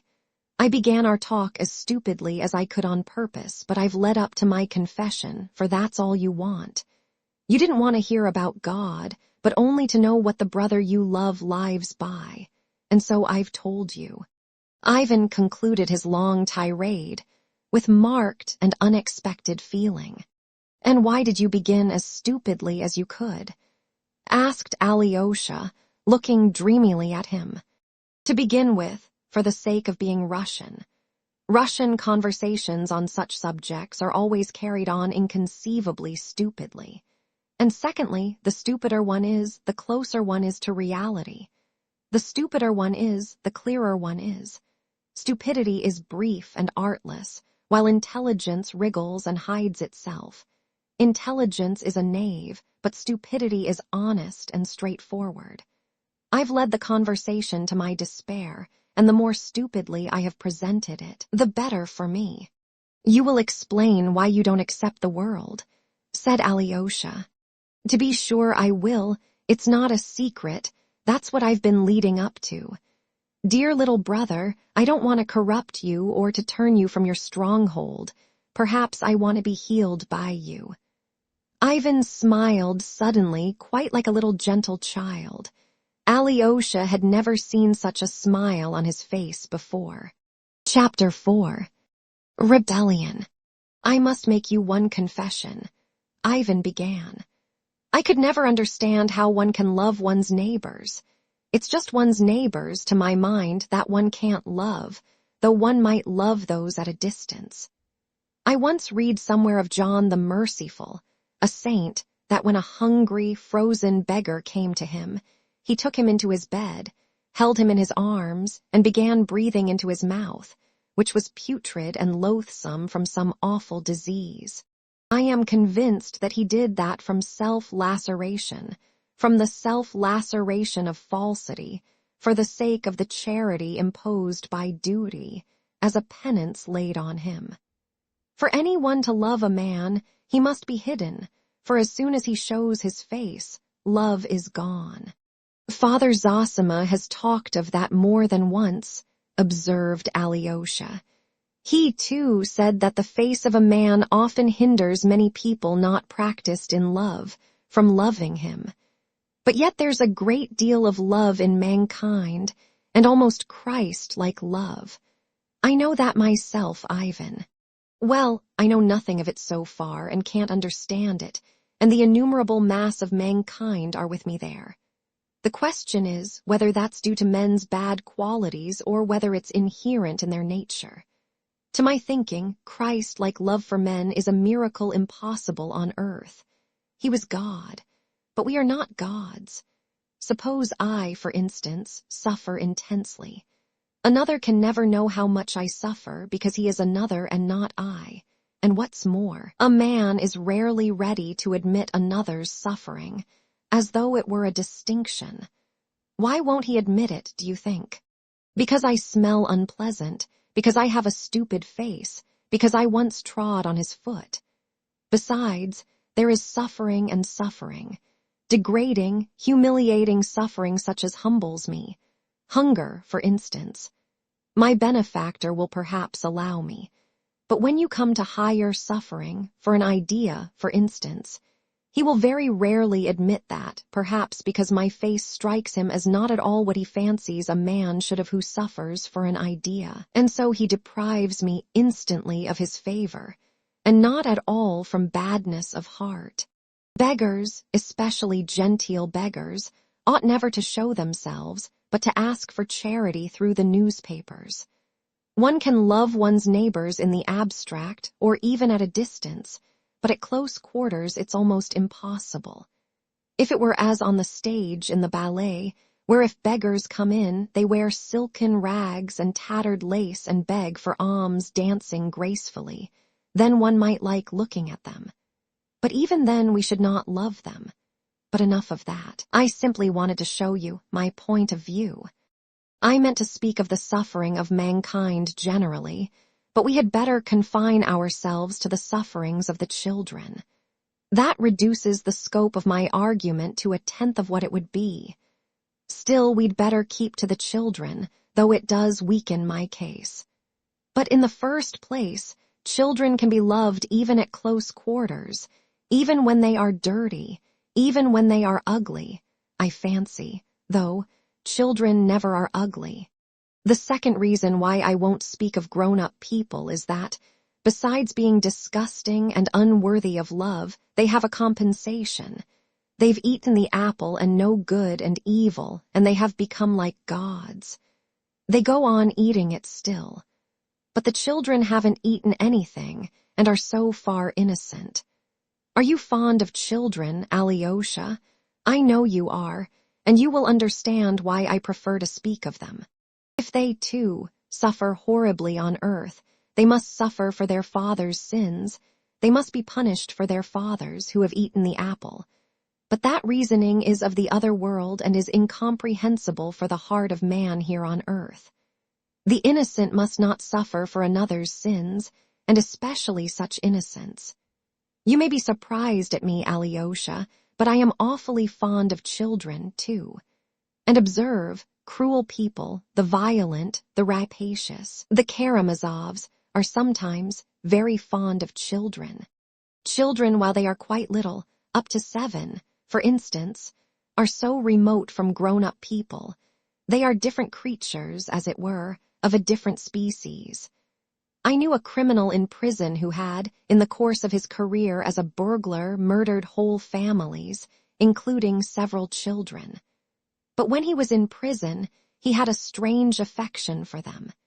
He spent all his time at his window, watching the children playing in the prison yard. He trained one little boy to come up to his window and made great friends with him. You don't know why I am telling you all this, Alyosha. My head aches and I am sad. You speak with a strange air, observed Alyosha uneasily, as though you were not quite yourself. By the way, a Bulgarian I met lately in Moscow. Ivan went on, seeming not to hear his brother's words. Told me about the crimes committed by Turks and Circassians in all parts of Bulgaria through fear of a general rising of the Slavs. They burn villages, murder, outrage women and children. They nail their prisoners by the ears to the fences, leave them so till morning, and in the morning they hang them. All sorts of things you can't imagine. People talk sometimes of bestial cruelty, but that's a great injustice and insult to the beasts. A beast can never be so cruel as a man, so artistically cruel. The tiger only tears and gnaws, that's all he can do. He would never think of nailing people by the ears, even if he were able to do it. These Turks took a pleasure in torturing children, too, cutting the unborn child from the mother's womb, and tossing babies up in the air, and catching them on the points of their bayonets before their mother's eyes. Doing it before the mother's eyes was what gave zest to the amusement. Here is another scene that I thought very interesting. Imagine a trembling mother with her baby in her arms, a circle of invading Turks around her. They've planned a diversion. They pet the baby, laugh to make it laugh. They succeed, the baby laughs. At that moment, a Turk points a pistol 4 inches from the baby's face. The baby laughs with glee, holds out its little hands to the pistol, and he pulls the trigger in the baby's face and blows out its brains. Artistic, wasn't it? By the way, Turks are particularly fond of sweet things, they say. "Brother, what are you driving at?" asked Alyosha. "I think if the devil doesn't exist, but man has created him, he has created him in his own image and likeness. Just as he did God then," observed Alyosha. "It's wonderful how you can turn words, as Polonius says in Hamlet," laughed Ivan. "You turn my words against me. Well, I am glad. Yours must be a fine God if man created him in his image and likeness. You asked just now what I was driving at. You see, I am fond of collecting certain facts, and would you believe, I even copy anecdotes of a certain sort from newspapers and books, and I've already got a fine collection. The Turks, of course, have gone into it, but they are foreigners. I have specimens from home that are even better than the Turks. You know we prefer beating, rods and scourges. That's our national institution. Nailing ears is unthinkable for us, for we are, after all, Europeans. But the rod and the scourge we have always with us, and they cannot be taken from us. Abroad now they scarcely do any beating. Manners are more humane, or laws have been passed, so that they don't dare to flog men now. But they make up for it in another way just as national as ours. And so national that it would be practically impossible among us, though I believe we are being inoculated with it, since the religious movement began in our aristocracy. I have a charming pamphlet, translated from the French, describing how, quite recently, 5 years ago, a murderer, Richard, was executed. A young man, I believe, of 23, who repented and was converted to the Christian faith at the very scaffold. This Richard was an illegitimate child who was given as a child of 6 by his parents to some shepherds on the Swiss mountains. They brought him up to work for them. He grew up like a little wild beast among them. The shepherds taught him nothing, and scarcely fed or clothed him, but sent him out at 7 to herd the flock in cold and wet, and no one hesitated or scrupled to treat him so. Quite the contrary, they thought they had every right, for Richard had been given to them as a chattel, and they did not even see the necessity of feeding him. Richard himself describes how in those years, like the prodigal son in the Gospel, he longed to eat of the mash given to the pigs, which were fattened for sale. But they wouldn't even give him that and beat him when he stole from the pigs. And that was how he spent all his childhood and his youth, till he grew up and was strong enough to go away and be a thief. The savage began to earn his living as a day laborer in Geneva. He drank what he earned. He lived like a brute and finished by killing and robbing an old man. He was caught, tried, and condemned to death. They are not sentimentalists there, and in prison he was immediately surrounded by pastors, members of Christian brotherhoods, philanthropic ladies, and the like. They taught him to read and write in prison, and expounded the gospel to him. They exhorted him, worked upon him, drummed at him incessantly, till at last he solemnly confessed his crime. He was converted. He wrote to the court himself that he was a monster, but that in the end God had vouchsafed him light and shown grace. All Geneva was in excitement about him, all philanthropic and religious Geneva. All the aristocratic and well-bred society of the town rushed to the prison, kissed Richard and embraced him. "You are our brother, you have found grace." And Richard does nothing but weep with emotion. "Yes, I've found grace. All my youth and childhood I was glad of pigs' food, but now even I have found grace. I am dying in the Lord. Yes, Richard, die in the Lord. You have shed blood and must die. Though it's not your fault that you knew not the Lord, when you coveted the pig's food and were beaten for stealing it, which was very wrong of you, for stealing is forbidden. But you've shed blood and you must die. And on the last day, Richard, perfectly limp, did nothing but cry and repeat every minute, "This is my happiest day. I am going to the Lord." Yes, cry the pastors and the judges and philanthropic ladies. This is the happiest day of your life, for you are going to the Lord. They all walk or drive to the scaffold, in procession behind the prison van. The scaffold they call to Richard, "Die, brother, die in the Lord, for even thou hast found grace." And so, covered with his brother's kisses, Richard is dragged on to the scaffold and led to the guillotine. And they chopped off his head in brotherly fashion because he had found grace. Yes, that's characteristic. That pamphlet is translated into Russian by some Russian philanthropists of aristocratic rank and evangelical aspirations, and has been distributed gratis for the enlightenment of the people. The case of Richard is interesting because it's national. Though to us it's absurd to cut off a man's head, because he has become our brother and has found grace, yet we have our own speciality, which is all but worse. Our historical pastime is the direct satisfaction of inflicting pain. There are lines in Nekrasov describing how a peasant lashes a horse on the eyes, on its meek eyes. Everyone must have seen it. It's peculiarly Russian. He describes how a feeble little nag has foundered under too heavy a load and cannot move. The peasant beats it savagely, beats it at last, not knowing what he is doing in the intoxication of cruelty, thrashes it mercilessly over and over again. However weak you are, you must pull if you die for it. The nag strains, and then he begins lashing the poor defenseless creature on its weeping, on its meek eyes. The frantic beast tugs and draws the load, trembling all over, gasping for breath, moving sideways, with a sort of unnatural spasmodic action. It's awful in Nekrasov. But that's only a horse, and God has given horses to be beaten. So the Tatars have taught us, and they left us the knout as a remembrance of it. But men, too, can be beaten. A well-educated, cultured gentleman and his wife beat their own child with a birch rod, a girl of 7. I have an exact account of it. The papa was glad that the birch was covered with twigs.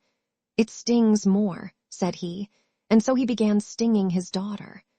I know for a fact there are people who at every blow are worked up to sensuality, to literal sensuality, which increases progressively at every blow they inflict. They beat for a minute, for 5 minutes, for 10 minutes, more often and more savagely. The child screams.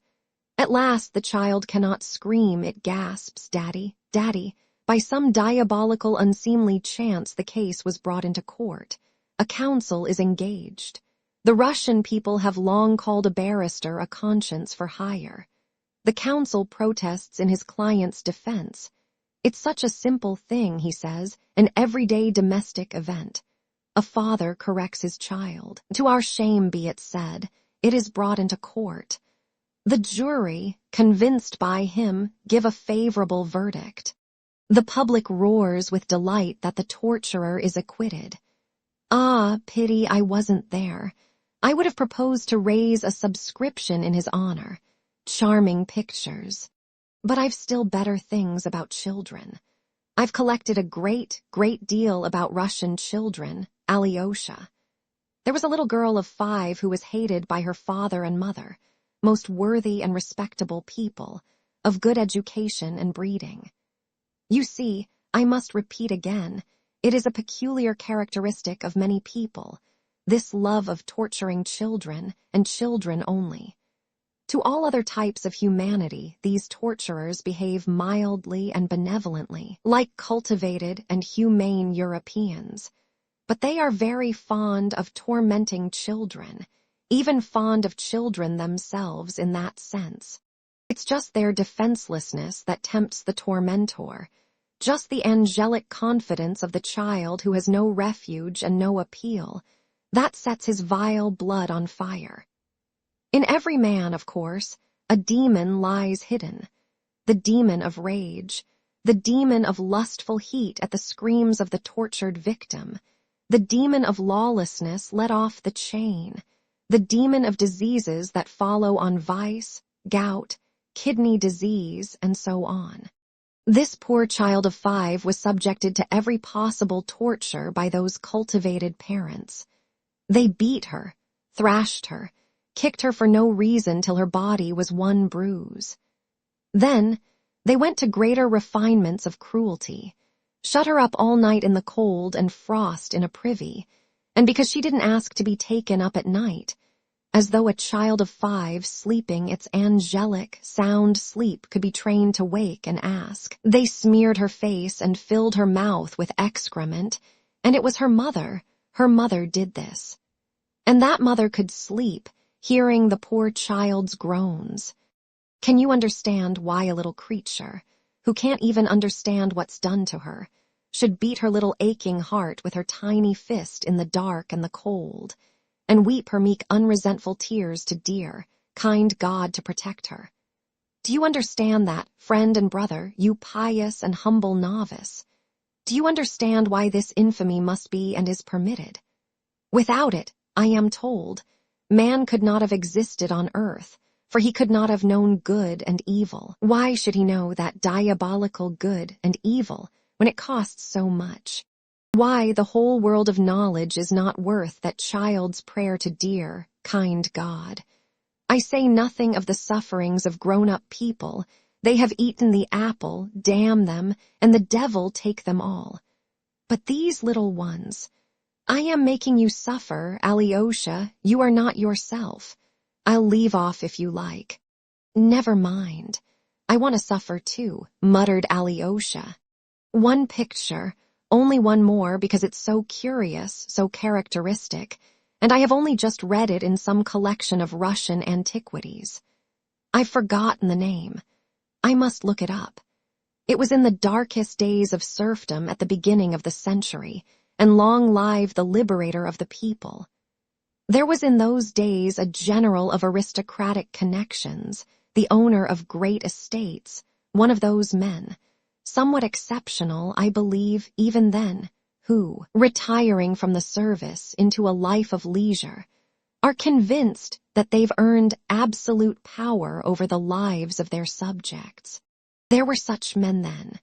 So our general settled on his property of 2,000 souls, lives in pomp, and domineers over his poor neighbors as though they were dependents and buffoons. He has kennels of hundreds of hounds and nearly 100 dog boys, all mounted and in uniform. One day a serf boy, a little child of 8, threw a stone in play and hurt the paw of the general's favorite hound. Why is my favorite dog lame? He is told that the boy threw a stone that hurt the dog's paw, so you did it. The general looked the child up and down. Take him. He was taken from his mother and kept shut up all night. Early that morning the general comes out on horseback, with the hounds, his dependents, dog boys, and huntsmen, all mounted around him in full hunting parade. The servants are summoned for their edification, and in front of them all stands the mother of the child. The child is brought from the lock-up. It's a gloomy, cold, foggy autumn day, a capital day for hunting. The general orders the child to be undressed. The child is stripped naked. He shivers, numb with terror, not daring to cry. Make him run, commands the general. Run, run, shout the dog boys, the boy runs. At him, yells the general, and he sets the whole pack of hounds on the child. The hounds catch him and tear him to pieces before his mother's eyes. I believe the general was afterwards declared incapable of administering his estates. Well, what did he deserve? To be shot.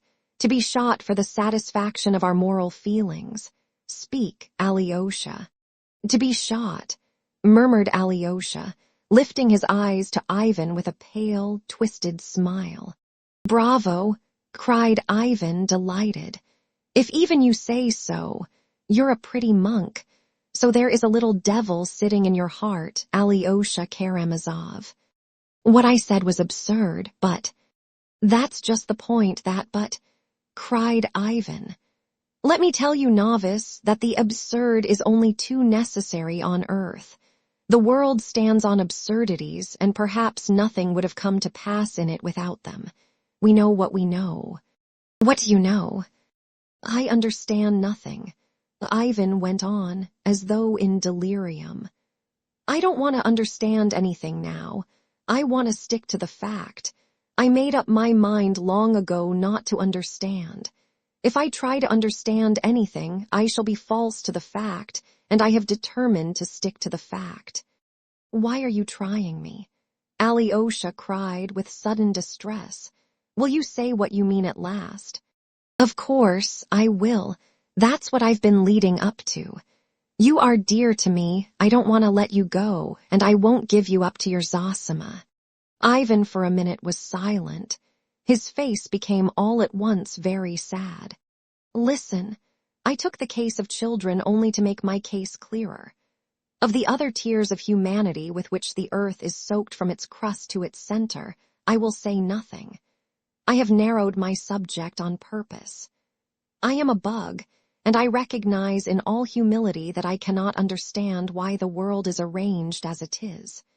Men are themselves to blame, I suppose. They were given paradise, they wanted freedom, and stole fire from heaven, though they knew they would become unhappy, so there is no need to pity them. With my pitiful, earthly Euclidean understanding, all I know is that there is suffering and that there are none guilty. That cause follows effect, simply and directly, that everything flows and finds its level. But that's only Euclidean nonsense, I know that, and I can't consent to live by it. What comfort is it to me that there are none guilty and that cause follows effect simply and directly, and that I know it? I must have justice, or I will destroy myself, and not justice in some remote infinite time and space, but here on earth, and that I could see myself. I have believed in it. I want to see it, and if I am dead by then, let me rise again, for if it all happens without me, it will be too unfair. Surely I haven't suffered, simply that my crimes and my sufferings, may manure the soil of the future harmony for somebody else. I want to see with my own eyes the hind lie down with the lion, and the victim rise up and embrace his murderer.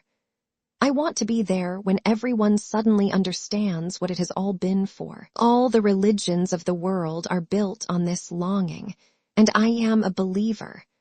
But then there are the children, and what am I to do about them? That's a question I can't answer.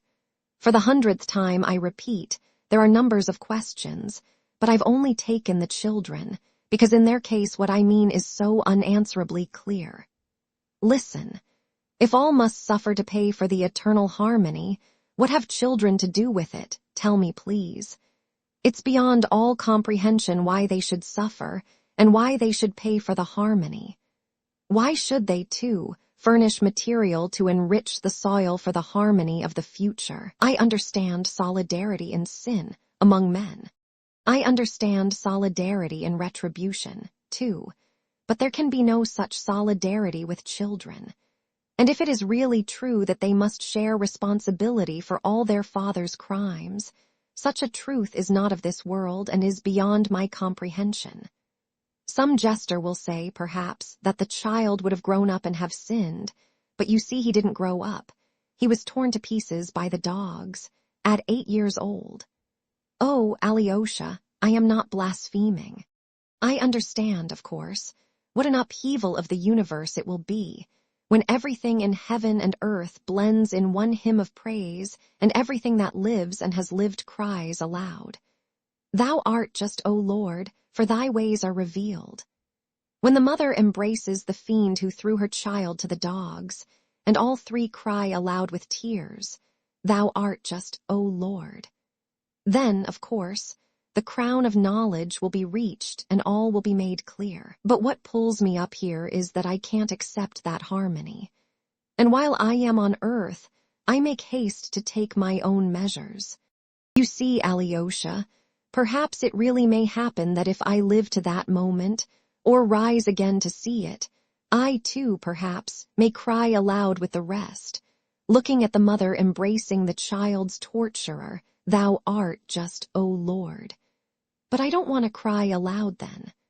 While there is still time, I hasten to protect myself, and so I renounce the higher harmony altogether. It's not worth the tears of that one tortured child who beat itself on the breast with its little fist and prayed in its stinking outhouse, with its unexpiated tears to dear, kind God. It's not worth it because those tears are unatoned for. They must be atoned for or there can be no harmony. But how? How are you going to atone for them? Is it possible? By their being avenged? But what do I care for avenging them? What do I care for a hell for oppressors? What good can hell do since those children have already been tortured? And what becomes of harmony if there is hell? I want to forgive. I want to embrace. I don't want more suffering. And if the sufferings of children go to swell the sum of sufferings which was necessary to pay for truth, then I protest that the truth is not worth such a price. I don't want the mother to embrace the oppressor who threw her son to the dogs. She dare not forgive him. Let her forgive him for herself, if she will. Let her forgive the torturer for the immeasurable suffering of her mother's heart.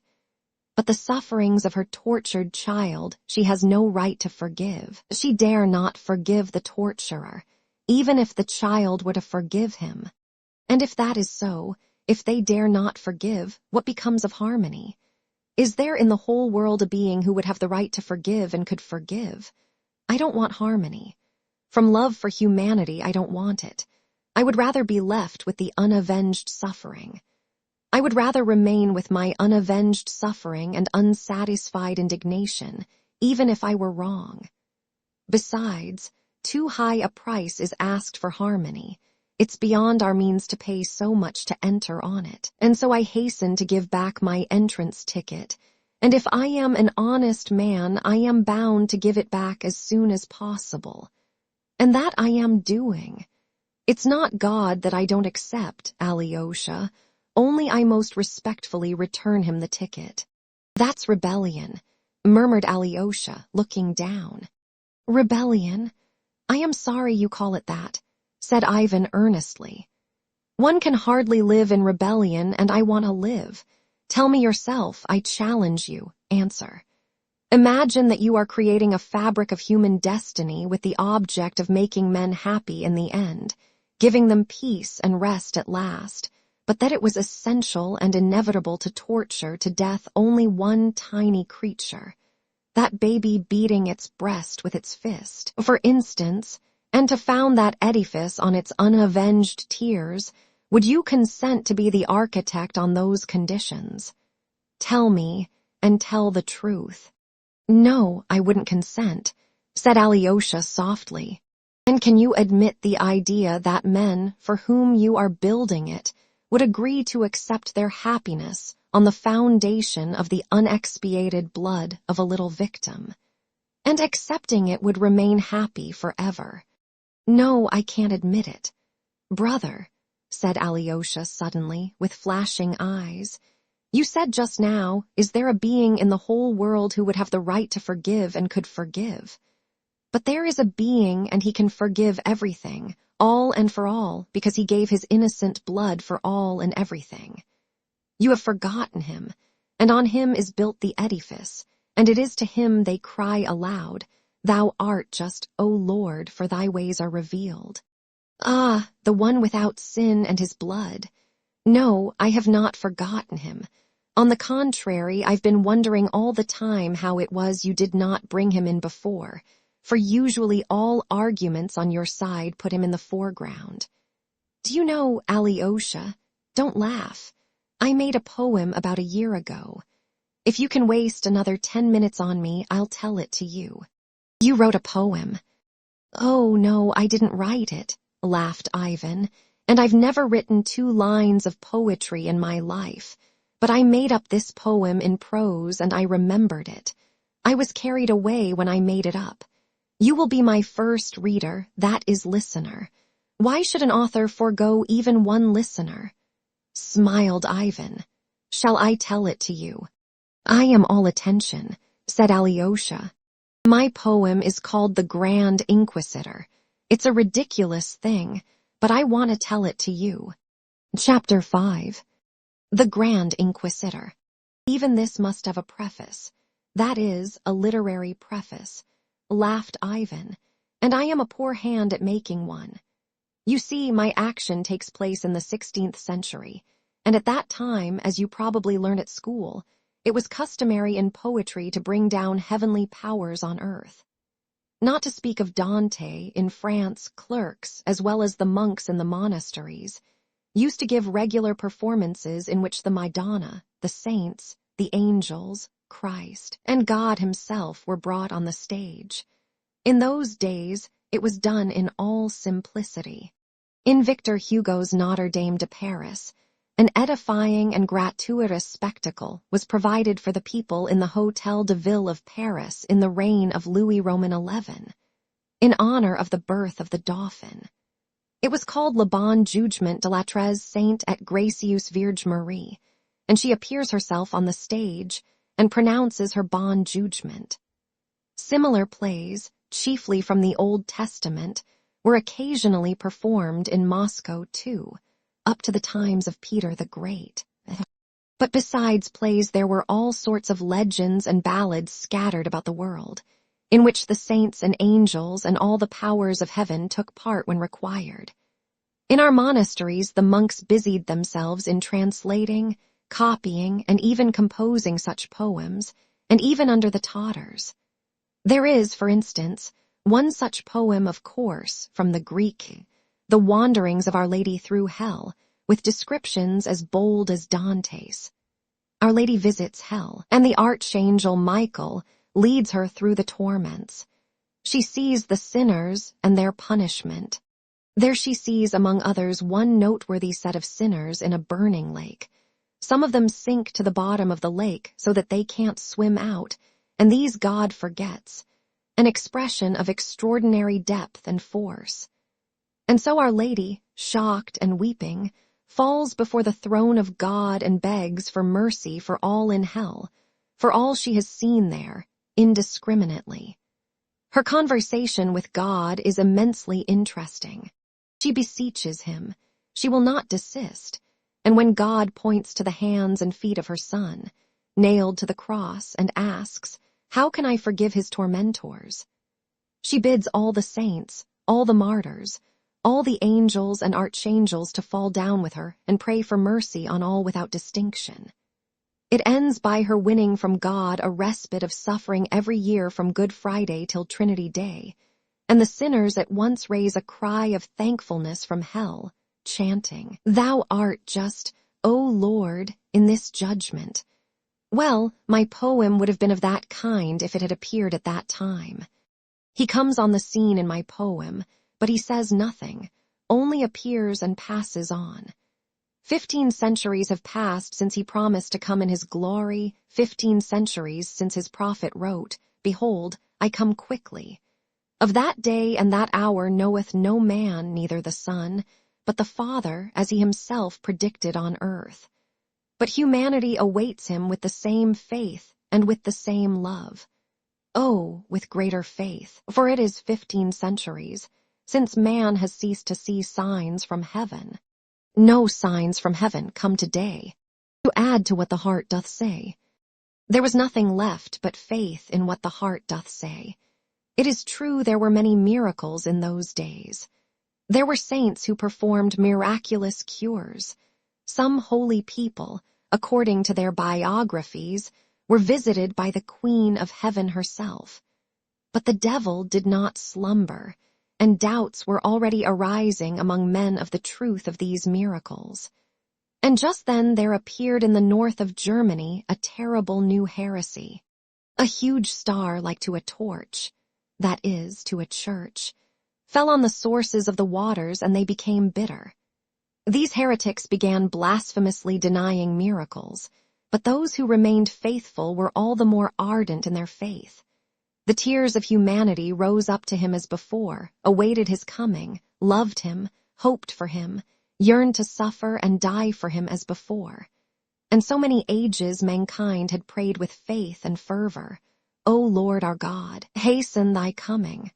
So many ages called upon him, that in his infinite mercy he deigned to come down to his servants. Before that day he had come down, he had visited some holy men, martyrs, and hermits, as is written in their lives. Among us, Tyutchev, with absolute faith in the truth of his words, bore witness that, bearing the cross, in slavish dress, weary and worn, the heavenly king, our mother, Russia, came to bless, and through our land went wandering. And that certainly was so, I assure you. And behold, he deigned to appear for a moment to the people, to the tortured, suffering people, sunk in iniquity, but loving him like children. My story is laid in Spain, in Seville, in the most terrible time of the Inquisition, when fires were lighted every day to the glory of God, and in the splendid auto da fe the wicked heretics were burnt. Oh, of course, this was not the coming in which he will appear according to his promise at the end of time in all his heavenly glory, and which will be sudden as lightning flashing from east to west. No, he visited his children only for a moment, and there, where the flames were crackling round the heretics, in his infinite mercy, he came once more among men in that human shape in which he walked among men for 3 years 15 centuries ago.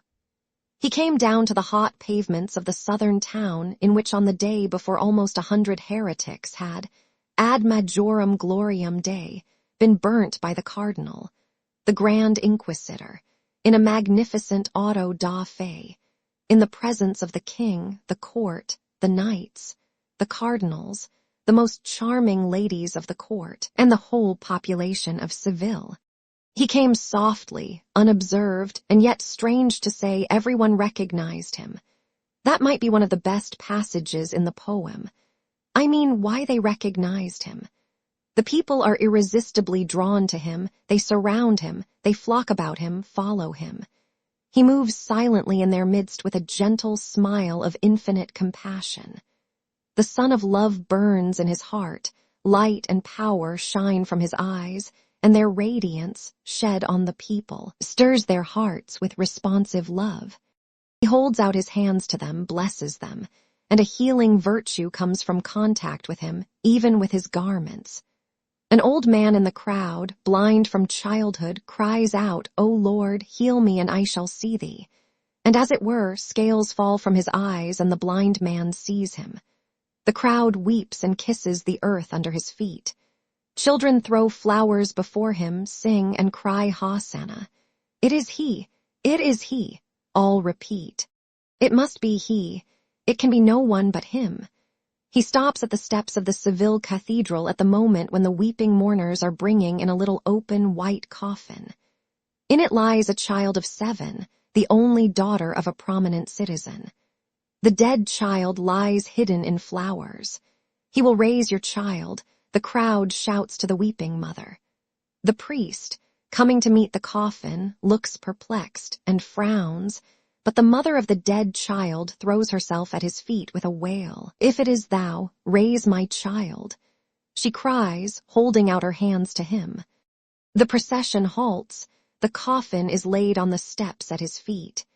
He looks with compassion, and his lips once more softly pronounce, Maiden, arise. And the maiden arises. The little girl sits up in the coffin and looks round, smiling with wide open, wondering eyes, holding a bunch of white roses they had put in her hand. There are cries, sobs, confusion among the people, and at that moment the cardinal himself, the Grand Inquisitor, passes by the cathedral. He is an old man, almost 90, tall and erect, with a withered face and sunken eyes, in which there is still a gleam of light. He is not dressed in his gorgeous cardinal's robes as he was the day before, when he was burning the enemies of the Roman Church. At this moment he is wearing his coarse, old monk's cassock. At a distance behind him come his gloomy assistants and slaves and the holy guard.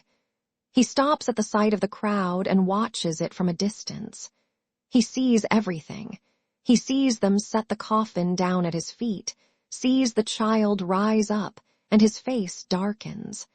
He knits his thick gray brows and his eyes gleam with a sinister fire. He holds out his finger and bids the guards take him. And such is his power. So completely are the people cowed into submission and trembling obedience to him, that the crowd immediately makes way for the guards, and in the midst of death-like silence they lay hands on him and lead him away. The crowd instantly bows down to the earth, like one man, before the old inquisitor. He blesses the people in silence and passes on. The guards lead their prisoner to the close, gloomy vaulted prison in the ancient palace of the Holy Inquisition and shut him in it. The day passes and is followed by the dark, burning, breathless night of Seville. The air is fragrant with laurel and lemon. In the pitch darkness, the iron door of the prison is suddenly opened, and the Grand Inquisitor himself comes in with a light in his hand. He is alone. The door is closed at once behind him. He stands in the doorway and for a minute or two gazes into his face. At last he goes up slowly, sets the light on the table and speaks. "Is it thou, thou?" But receiving no answer, he adds at once, "Don't answer, be silent. What canst thou say indeed? I know too well what thou wouldst say, and thou hast no right to add anything to what thou hadst said of old. Why, then, art thou come to hinder us? For thou hast come to hinder us, and thou knowest that. But dost thou know what will be tomorrow? I know not who thou art, and care not to know whether it is thou or only a semblance of him. But tomorrow I shall condemn thee and burn thee at the stake as the worst of heretics. And the very people who have today kissed thy feet, tomorrow at the faintest sign from me will rush to heap up the embers of thy fire. Knowest thou that? Yes, maybe thou knowest it," he added with thoughtful penetration, never for a moment taking his eyes off the prisoner. "I don't quite understand, Ivan. What does it mean?" Alyosha, who had been listening in silence, said with a smile, "Is it simply a wild fantasy or a mistake on the part of the old man, some impossible quiproquo?" "Take it as the last," said Ivan, laughing. "If you are so corrupted by modern realism and can't stand anything fantastic.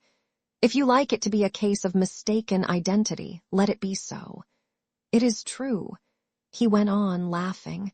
"The old man was 90, and he might well be crazy over his set idea. He might have been struck by the appearance of the prisoner. It might, in fact, be simply his ravings, the delusion of an old man of 90, overexcited by the auto da fe of 100 heretics the day before. But does it matter to us, after all, whether it was a mistake of identity or a wild fantasy? All that matters is that the old man should speak out, should speak openly of what he has thought in silence for 90 years. And the prisoner, too, is silent. Does he look at him and not say a word? That's inevitable in any case." Ivan laughed again. "The old man has told him he hasn't the right to add anything to what he has said of old. One may say it is the most fundamental feature of Roman Catholicism, in my opinion at least. All has been given by thee to the Pope, they say, and all, therefore, is still in the Pope's hands, and there is no need for thee to come now at all. Thou must not meddle for the time, at least. That's how they speak and write too, the Jesuits, at any rate. I have read it myself in the works of their theologians. Hast thou the right to reveal to us one of the mysteries of that world from which thou hast come? My old man asks him, and answers the question for him. No, thou hast not, that thou mayest not add to what has been said of old, and mayest not take from men the freedom which thou didst exalt when thou wast on earth. Whatsoever thou revealest anew will encroach on men's freedom of faith, for it will be manifest as a miracle, and the freedom of their faith was dearer to thee than anything in those days 1500 years ago. Didst thou not often say then, I will make you free? But now thou hast seen these free men, the old man adds suddenly, with a pensive smile. Yes, we've paid dearly for it, he goes on, looking sternly at him, but at last we have completed that work in thy name. For 15 centuries we have been wrestling with thy freedom, but now it is ended and over for good. Dost thou not believe that it's over for good? Thou lookest meekly at me and deignest not even to be wroth with me. But let me tell thee that now, today, people are more persuaded than ever that they have perfect freedom, yet they have brought their freedom to us and laid it humbly at our feet. But that has been our doing. Was this what thou didst? Was this thy freedom? I don't understand again, Alyosha broke in. Is he ironical? Is he jesting? Not a bit of it. He claims it as a merit for himself and his church that at last they have vanquished freedom and have done so to make men happy. For now, he is speaking of the Inquisition, of course. For the first time it has become possible to think of the happiness of men. Man was created a rebel, and how can rebels be happy? Thou wast warned, he says to him. Thou hast had no lack of admonitions and warnings, but thou didst not listen to those warnings. Thou didst reject the only way by which men might be made happy. But, fortunately, departing thou didst hand on the work to us. Thou hast promised, thou hast established by thy word, thou hast given to us the right to bind and to unbind, and now, of course, thou canst not think of taking it away. Why, then, hast thou come to hinder us? And what's the meaning of no lack of admonitions and warnings? Asked Alyosha. Why, that's the chief part of what the old man must say. The wise and dread spirit, the spirit of self-destruction and non-existence, the old man goes on. The great spirit talked with thee in the wilderness, and we are told in the books that he tempted thee. Is that so? And could anything truer be said than what he revealed to thee in 3 questions, and what thou didst reject, and what in the books is called the temptation? And yet if there has ever been on earth a real stupendous miracle, it took place on that day, on the day of the 3 temptations. The statement of those 3 questions was itself the miracle. If it were possible to imagine simply for the sake of argument that those 3 questions of the dread spirit had perished utterly from the books, and that we had to restore them and to invent them anew, and to do so had gathered together all the wise men of the earth, rulers, chief priests, learned men, philosophers, poets, and had set them the task to invent 3 questions, such as would not only fit the occasion, but express in 3 words, 3 human phrases, the whole future history of the world and of humanity. Dost thou believe that all the wisdom of the earth united could have invented anything in depth and force equal to the 3 questions, which were actually put to thee then by the wise and mighty spirit in the wilderness? From those questions alone, from the miracle of their statement, we can see that we have here to do not with the fleeting human intelligence, but with the absolute and eternal. For in those 3 questions, the whole subsequent history of mankind is, as it were, brought together into one whole, and foretold, and in them are united all the unsolved historical contradictions of human nature. At the time it could not be so clear, since the future was unknown. But now that 1500 years have passed, we see that everything in those 3 questions was so justly divined and foretold, and has been so truly fulfilled, that nothing can be added to them or taken from them. Judge thyself who was right, Thou or he who questioned thee then. Remember the first question. Its meaning, in other words, was this. Thou wouldst go into the world, and art going with empty hands, with some promise of freedom which men in their simplicity and their natural unruliness cannot even understand, which they fear and dread. For nothing has ever been more insupportable for a man and a human society than freedom. But seest thou these stones in this parched and barren wilderness? Turn them into bread, and mankind will run after thee like a flock of sheep, grateful and obedient, though forever trembling, lest thou withdraw thy hand and deny them thy bread. But thou wouldst not deprive man of freedom and didst reject the offer, thinking, what is that freedom worth, if obedience is bought with bread? Thou didst reply that man lives not by bread alone, but dost thou know that for the sake of that earthly bread the spirit of the earth will rise up against thee, and will strive with thee and overcome thee, and all will follow him, crying, who can compare with this beast? He has given us fire from heaven. Dost thou know that the ages will pass, and humanity will proclaim by the lips of their sages that there is no crime, and therefore no sin, there is only hunger. Feed men, and then ask of them virtue. That's what they'll write on the banner which they will raise against thee, and with which they will destroy thy temple. Where thy temple stood will rise a new building.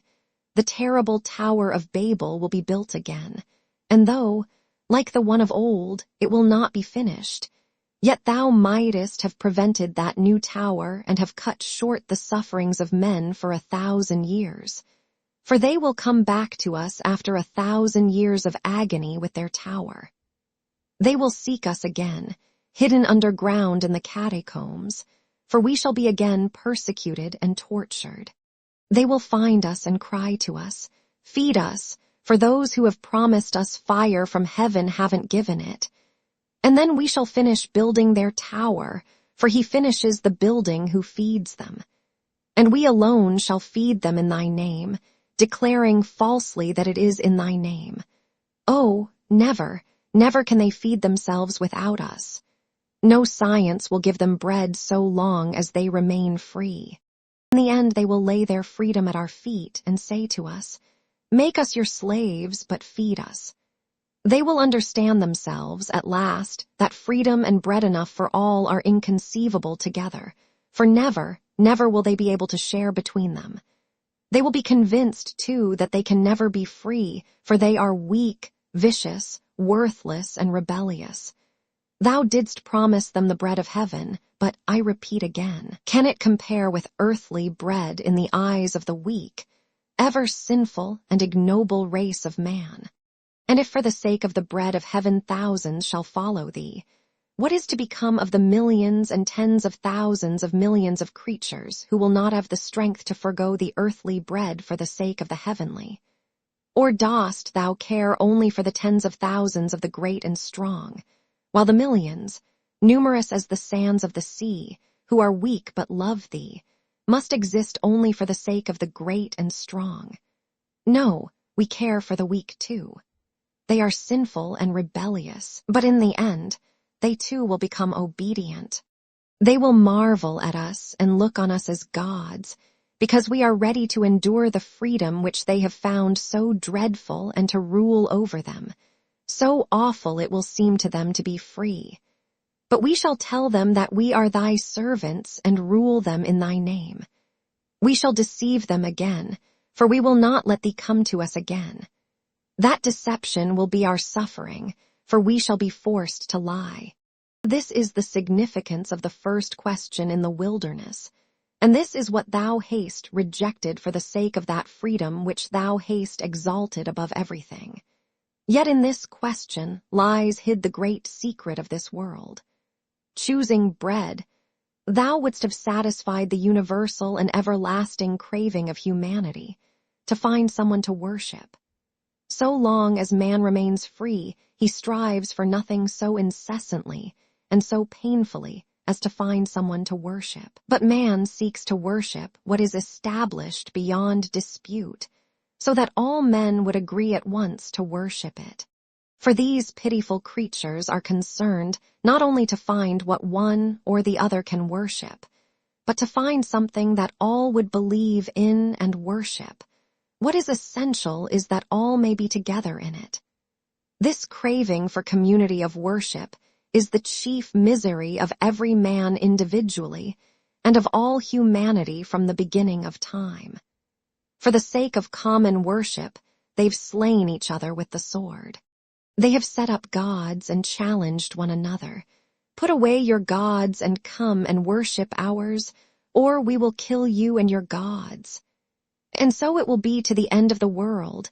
Even when gods disappear from the earth, they will fall down before idols just the same. Thou didst know, thou couldst not but have known, this fundamental secret of human nature, but thou didst reject the one infallible banner, which was offered thee to make all men bow down to thee alone, the banner of earthly bread. And thou hast rejected it for the sake of freedom and the bread of heaven. Behold what thou didst further, and all again in the name of freedom. I tell thee that man is tormented by no greater anxiety than to find someone quickly to whom he can hand over that gift of freedom with which the ill-fated creature is born. But only one who can appease their conscience can take over their freedom.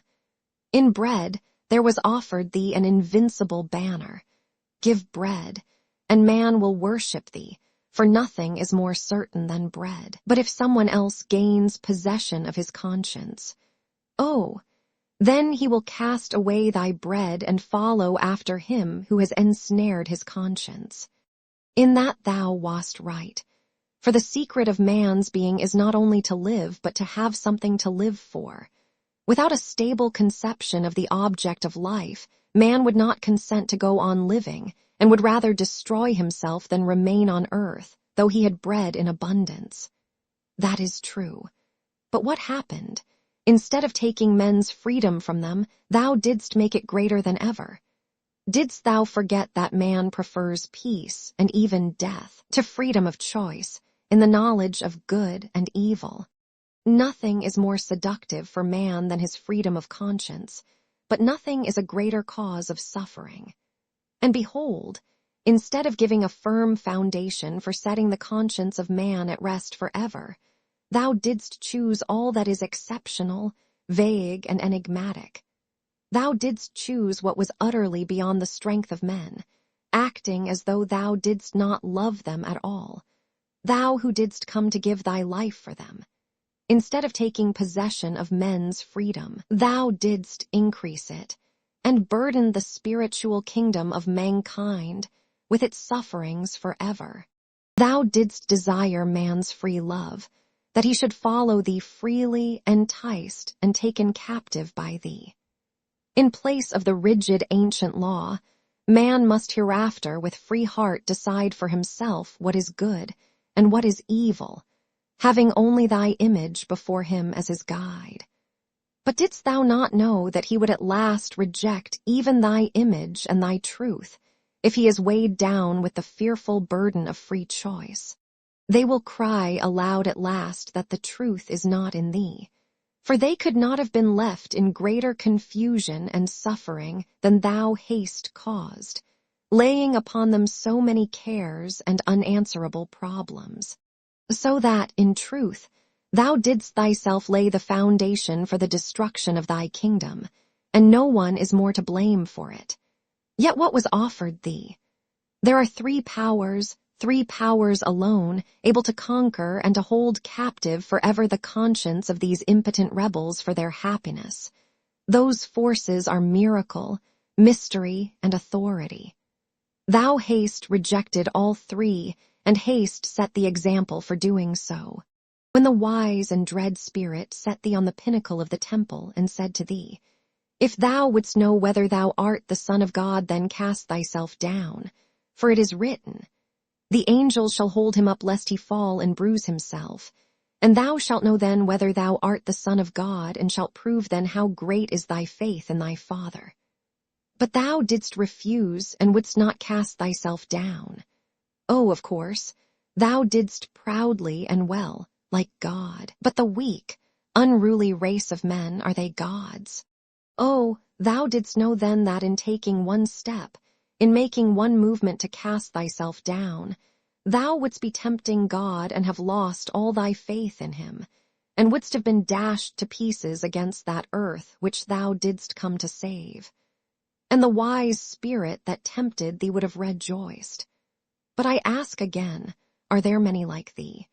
And couldst thou believe for one moment that men, too, could face such a temptation? Is the nature of men such that they can reject miracle, and at the great moments of their life, the moments of their deepest, most agonizing spiritual difficulties, cling only to the free verdict of the heart? Oh, thou didst know that thy deed would be recorded in books, would be handed down to remote times and the utmost ends of the earth, and thou didst hope that man, following thee, would cling to God and not ask for a miracle. But thou didst not know that, when man rejects miracle, he rejects God too. For man seeks not so much God as the miraculous. And as man cannot bear to be without the miraculous, he will create new miracles of his own for himself, and will worship deeds of sorcery and witchcraft, though he might be 100 times over a rebel, heretic, and infidel. Thou didst not come down from the cross when they shouted to thee, mocking and reviling thee, "Come down from the cross, and we will believe that thou art he." Thou didst not come down, for again thou wouldst not enslave man by a miracle, and didst crave faith given freely, not based on miracle. Thou didst crave for free love and not the base raptures of the slave before the might that has overawed him forever. But thou didst think too highly of men therein, for they are slaves, of course, though rebellious by nature. Look round and judge. 15 centuries have passed, look upon them. Whom haste thou raised up to thyself? I swear, man is weaker and baser by nature than thou haste believed him. Can he do what thou didst? By showing him so much respect, thou didst, as it were, cease to feel for him, for thou didst ask far too much from him, thou who haste loved him more than thyself. Respecting him less, thou wouldst have asked less of him. That would have been more like love, for his burden would have been lighter. He is weak and vile. What though he is everywhere now rebelling against our power and proud of his rebellion? It is the pride of a child and a schoolboy. They are little children rioting and barring out the teacher at school. But their childish delight will end. It will cost them dear. They will cast down temples and drench the earth with blood. But they will see at last, the foolish children, that, though they are rebels, they are impotent rebels, unable to keep up their own rebellion. Bathed in their foolish tears, they will recognize at last that he who created them rebels must have meant to mock at them. They will say this in despair, and their utterance will be a blasphemy which will make them more unhappy still. For man's nature cannot bear blasphemy, and in the end, always avenges it on itself. And so unrest, confusion, and unhappiness, that is the present lot of man after thou didst bear so much for their freedom. The great prophet tells in vision and in image that he saw all those who took part in the first resurrection, and that there were of each tribe 12,000. But if there were so many of them, they must have been not men but gods. They had borne thy cross, they had endured scores of years in the barren, hungry wilderness, living upon locusts and roots, and thou mayest indeed point with pride at those children of freedom, of free love, of free and splendid sacrifice for thy name. But remember that they were only some thousands, and what of the rest? And how are the other weak ones to blame, because they could not endure what the strong have endured? How is the weak soul to blame that it is unable to receive such terrible gifts? Canst, thou have simply come to the elect and for the elect. But if so, it is a mystery and we cannot understand it. And if it is a mystery, we too have a right to preach a mystery, and to teach them that it's not the free judgment of their hearts, not love that matters, but a mystery which they must follow blindly, even against their conscience. So we have done. We have corrected thy work and have founded it upon miracle, mystery, and authority. And men rejoiced that they were again led like sheep, and that the terrible gift that had brought them such suffering was, at last, lifted from their hearts. Were we right teaching them this? Speak. Did we not love mankind, so meekly acknowledging their feebleness, lovingly lightening their burden, and permitting their weak nature even sin with our sanction? Why hast thou come now to hinder us? And why dost thou look silently and searchingly at me with thy mild eyes? Be angry. I don't want thy love, for I love thee not. And what use is it for me to hide anything from thee? Don't I know to whom I am speaking? All that I can say is known to thee already. And is it for me to conceal from thee our mystery? Perhaps it is thy will to hear it from my lips. Listen, then. We are not working with thee, but with him. That is our mystery. It's long 8 centuries since we have been on his side and not on thine. Just 8 centuries ago we took from him what thou didst reject with scorn, that last gift he offered thee, showing thee all the kingdoms of the earth. We took from him Rome and the sword of Caesar, and proclaimed ourselves sole rulers of the earth, though hitherto we have not been able to complete our work. But whose fault is that? Oh, the work is only beginning, but it has begun. It has long to await completion, and the earth has yet much to suffer, but we shall triumph and shall be Caesars, and then we shall plan the universal happiness of man. But thou mightest have taken even then the sword of Caesar. Why didst thou reject that last gift? Hadst thou accepted that last counsel of the mighty Spirit, thou wouldst have accomplished all that man seeks on earth. That is, someone to worship, someone to keep his conscience, and some means of uniting all in one unanimous and harmonious ant heap. For the craving for universal unity is the third and last anguish of men. Mankind as a whole has always striven to organize a universal state. There have been many great nations with great histories, but the more highly they were developed, the more unhappy they were, for they felt more acutely than other people the craving for worldwide union. The great conquerors, Timurs and Genghis Khans, whirled like hurricanes over the face of the earth, striving to subdue its people, and they too were but the unconscious expression of the same craving for universal unity. Hadst thou taken the world in Caesar's purple, thou wouldst have founded the universal state and have given universal peace. For who can rule men if not he who holds their conscience and their bread in his hands? We have taken the sword of Caesar, and in taking it, of course, have rejected thee and followed him. Oh, ages are yet to come of the confusion of free thought, of their science and cannibalism. For having begun to build their Tower of Babel without us, they will end, of course, with cannibalism. But then the beast will crawl to us and lick our feet and spatter them with tears of blood. And we shall sit upon the beast and raise the cup, and on it will be written, Mystery. But then, and only then, the reign of peace and happiness will come for men. Thou art proud of thine elect, but thou hast only the elect, while we give rest to all. And besides, how many of those elect, those mighty ones who could become elect, have grown weary waiting for thee, and have transferred and will transfer the powers of their spirit and the warmth of their heart to the other camp, and end by raising their free banner against thee. Thou didst thyself lift up that banner. But with us all will be happy, and will no more rebel nor destroy one another as under thy freedom. Oh, we shall persuade them that they will only become free when they renounce their freedom to us and submit to us. And shall we be right, or shall we be lying? They will be convinced that we are right, for they will remember the horrors of slavery and confusion to which thy freedom brought them. Freedom, free thought, and science will lead them into such straits and will bring them face to face with such marvels and insoluble mysteries, that some of them, the fierce and rebellious, will destroy themselves, others, rebellious but weak, will destroy one another, while the rest, weak and unhappy, will crawl fawning to our feet and whine to us. Yes, you were right, you alone possess his mystery, and we come back to you, save us from ourselves.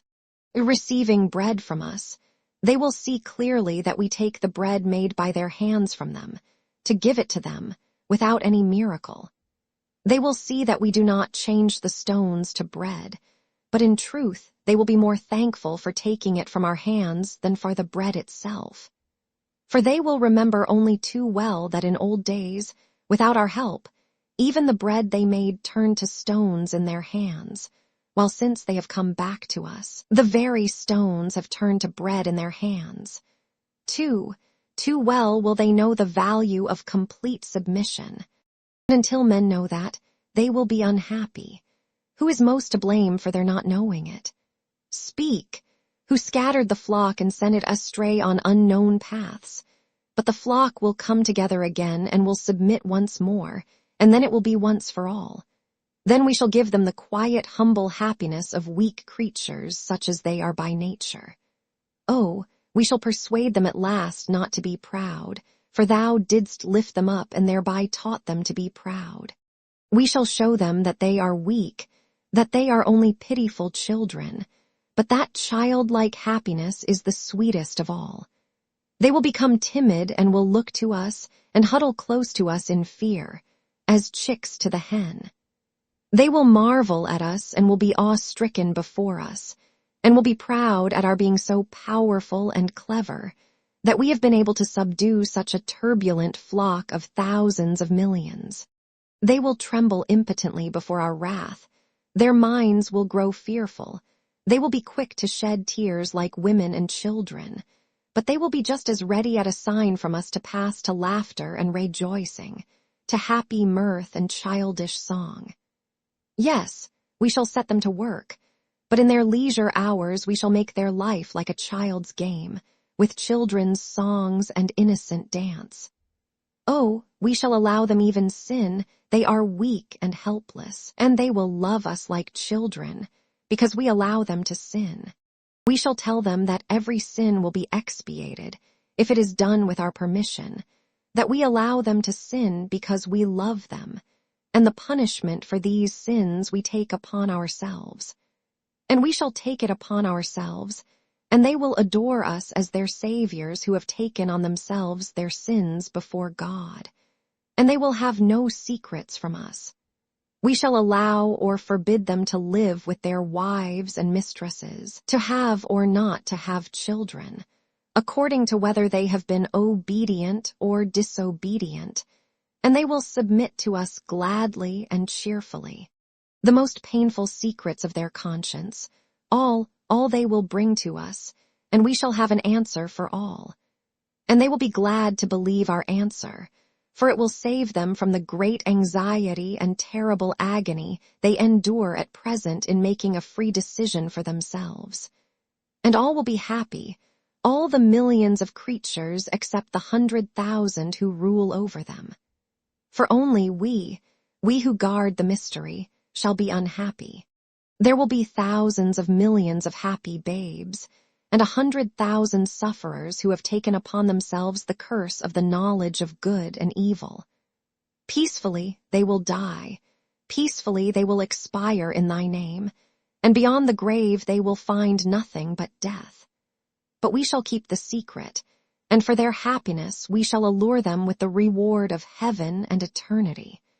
Though if there were anything in the other world, it certainly would not be for such as they.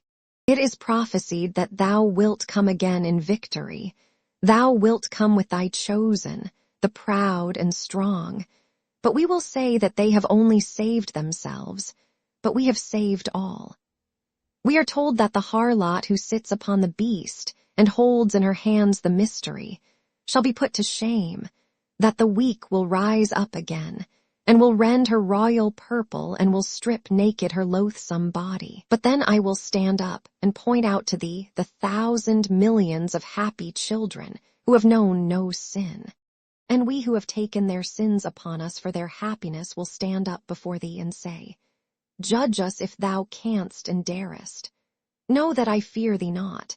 Know that I too have been in the wilderness. I too have lived on roots and locusts. I too prize the freedom with which thou hast blessed men, and I too was striving to stand among thy elect, among the strong and powerful, thirsting to make up the number. But I awakened and would not serve madness. I turned back and joined the ranks of those who have corrected thy work.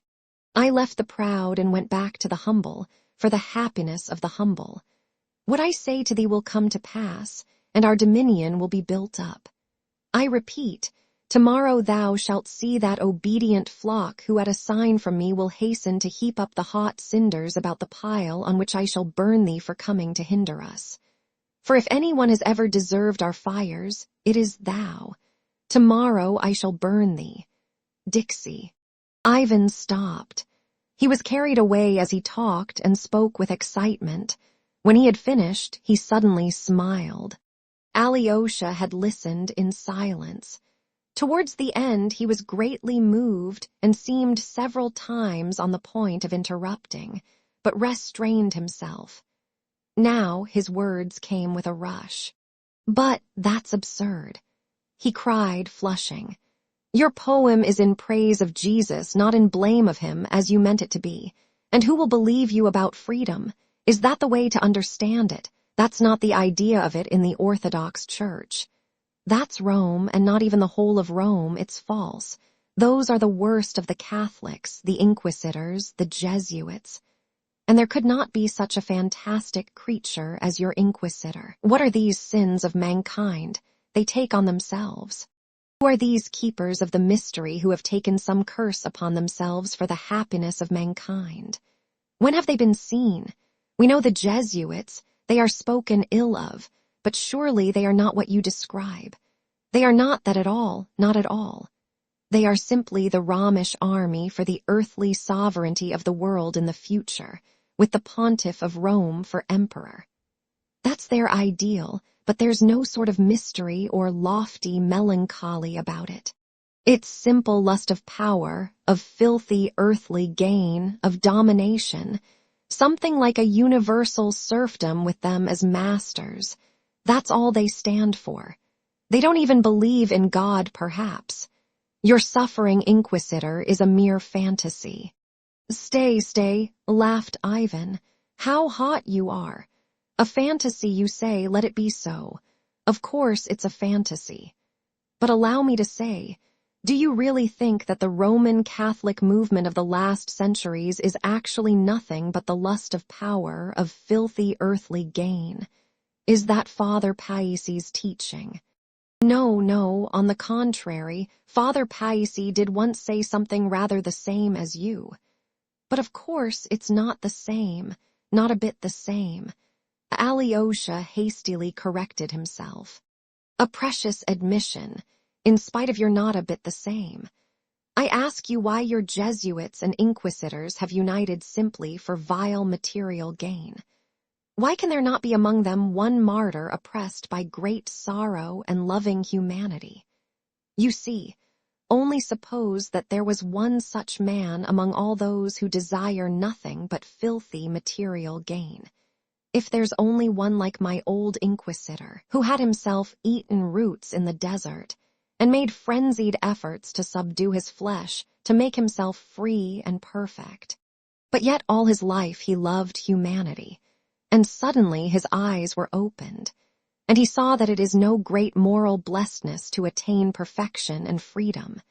If at the same time one gains the conviction that millions of God's creatures have been created as a mockery, that they will never be capable of using their freedom, that these poor rebels can never turn into giants to complete the tower, that it was not for such geese that the great idealist dreamt his dream of harmony, seeing all that he turned back and joined, the clever people. Surely that could have happened. Joined whom? What clever people!" cried Alyosha, completely carried away. "They have no such great cleverness and no mysteries and secrets. Perhaps nothing but atheism, that's all their secret. Your inquisitor does not believe in God, that's his secret. What if it is so? At last you have guessed it. It's perfectly true, it's true that that's the whole secret, but isn't that suffering, at least for a man like that, who has wasted his whole life in the desert and yet could not shake off his incurable love of humanity? In his old age, he reached the clear conviction that nothing but the advice of the great dread spirit could build up any tolerable sort of life for the feeble, unruly, incomplete, empirical creatures created in jest. And so, convinced of this, he sees that he must follow the counsel of the wise spirit, the dread spirit of death and destruction, and therefore accept lying and deception, and lead men consciously to death and destruction, and yet deceive them all the way so that they may not notice where they are being led, that the poor blind creatures may at least on the way think themselves happy. And note, the deception is in the name of him in whose ideal the old man had so fervently believed all his life long. Is not that tragic? And if only one such stood at the head of the whole army filled with the lust of power, only for the sake of filthy gain, would not one such be enough to make a tragedy? More than that, one such standing at the head is enough to create the actual leading idea of the Roman Church with all its armies and Jesuits, its highest idea. I tell you frankly that I firmly believe that there has always been such a man among those who stood at the head of the movement. Who knows, there may have been some such even among the Roman popes. Who knows, perhaps the spirit of that accursed old man who loves mankind so obstinately in his own way is to be found even now in a whole multitude of such old men, existing not by chance, but by agreement, as a secret league formed long ago for the guarding of the mystery, to guard it from the weak and the unhappy, so as to make them happy. No doubt it is so, and so it must be indeed.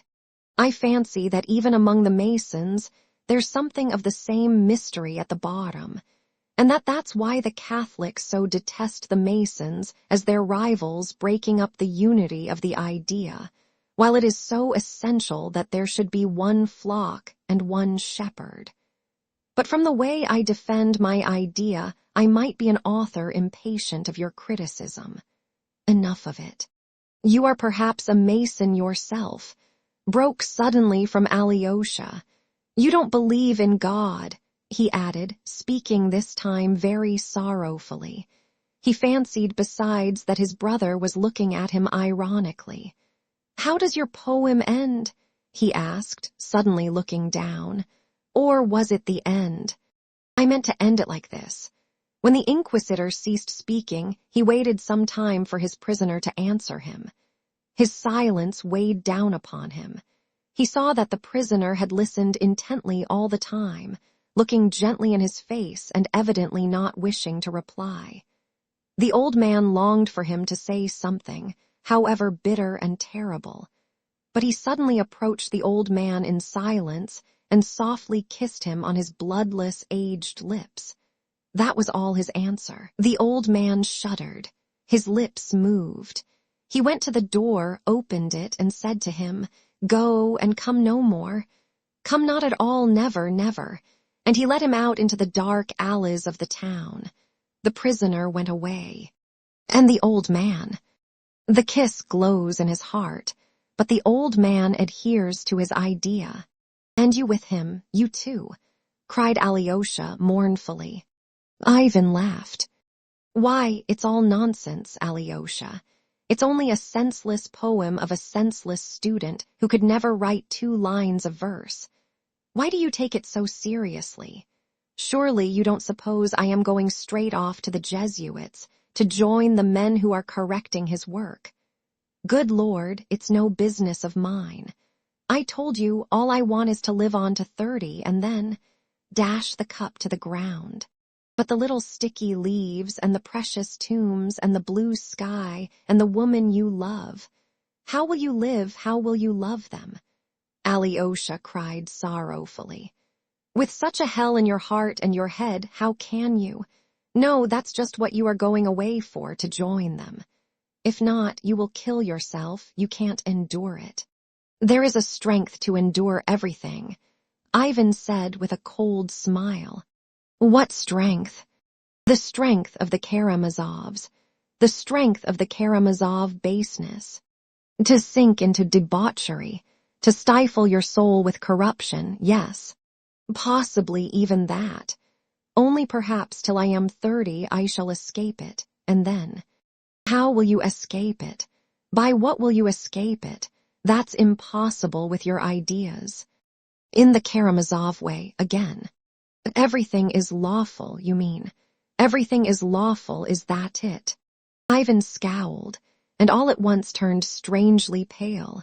Ah, you've caught up yesterday's phrase, which so offended Miusov, and which Dmitri pounced upon so naively and paraphrased. He smiled queerly. Yes, if you like, everything is lawful since the word has been said. I won't deny it, and Mirya's version isn't bad. Alyosha looked at him in silence. I thought that going away from here I have you at least, Ivan said suddenly, with unexpected feeling. But now I see that there is no place for me even in your heart, my dear hermit. The formula, all is lawful, I won't renounce. Will you renounce me for that? Yes. Alyosha got up, went to him and softly kissed him on the lips. That's plagiarism, cried Ivan, highly delighted. You stole that from my poem, thank you though. Get up, Alyosha, it's time we were going, both of us. They went out, but stopped when they reached the entrance of the restaurant. Listen, Alyosha, Ivan began in a resolute voice. If I am really able to care for the sticky little leaves, I shall only love them, remembering you. It's enough for me that you are somewhere here, and I shan't lose my desire for life yet. Is that enough for you? Take it as a declaration of love if you like. And now you go to the right and I to the left. And it's enough, do you hear, enough? I mean, even if I don't go away tomorrow, I think I certainly shall go. And we meet again, don't say a word more on these subjects. I beg that particularly. And about Dmitri, too, I ask you specially, never speak to me again. He added with sudden irritation. It's all exhausted, it has all been said over and over again, hasn't it? And I'll make you one promise in return for it. When at 30, I want to dash the cup to the ground, wherever I'll come to have one more talk with you, even though it were from America, you may be sure of that. I'll come on purpose. It will be very interesting to have a look at you, to see what you'll be by that time. It's rather a solemn promise, you see, and we really may be parting for 7 years or 10. Come, go now to your pater Seraphicus, he is dying. If he dies without you, you will be angry with me for having kept you. Goodbye, kiss me once more, that's right, now go. Ivan turned suddenly and went his way without looking back. It was just as Dmitri had left Alyosha the day before, though the parting had been very different. The strange resemblance flashed like an arrow through Alyosha's mind in the distress and dejection of that moment. He waited a little, looking after his brother. He suddenly noticed that Ivan swayed as he walked and that his right shoulder looked lower than his left. He had never noticed it before. But all at once he turned too, and almost ran to the monastery. It was nearly dark, and he felt almost frightened. Something new was growing up in him for which he could not account. The wind had risen again as on the previous evening, and the ancient pines murmured gloomily about him when he entered the hermitage copse. He almost ran. Pater Seraphicus, he got that name from somewhere. Where from? Alyosha wondered. Ivan, poor Ivan, and when shall I see you again? Here is the hermitage. Yes, yes, that he is, Pater Seraphicus. He will save me, from him and forever. Several times afterwards, he wondered how he could on leaving Ivan so completely forget his brother Dmitri. Though he had that morning, only a few hours before, so firmly resolved to find him and not to give up doing so, even should he be unable to return to the monastery that night. Chapter 6. For a while, a very obscure one. And Ivan, on parting from Alyosha, went home to Fyodor Pavlovich's house. But, strange to say, he was overcome by insufferable depression, which grew greater at every step he took towards the house. There was nothing strange in his being depressed. What was strange was that Ivan could not have said what was the cause of it.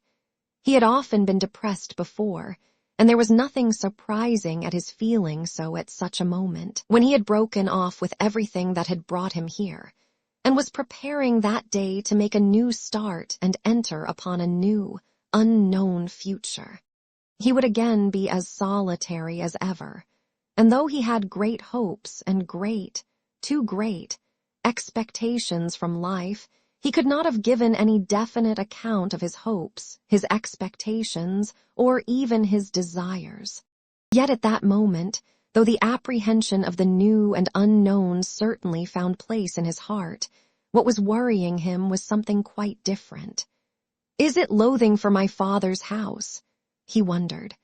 Quite likely, I am so sick of it, and though it's the last time I shall cross its hateful threshold, still I loathe it. No, it's not that either. Is it the parting with Alyosha and the conversation I had with him?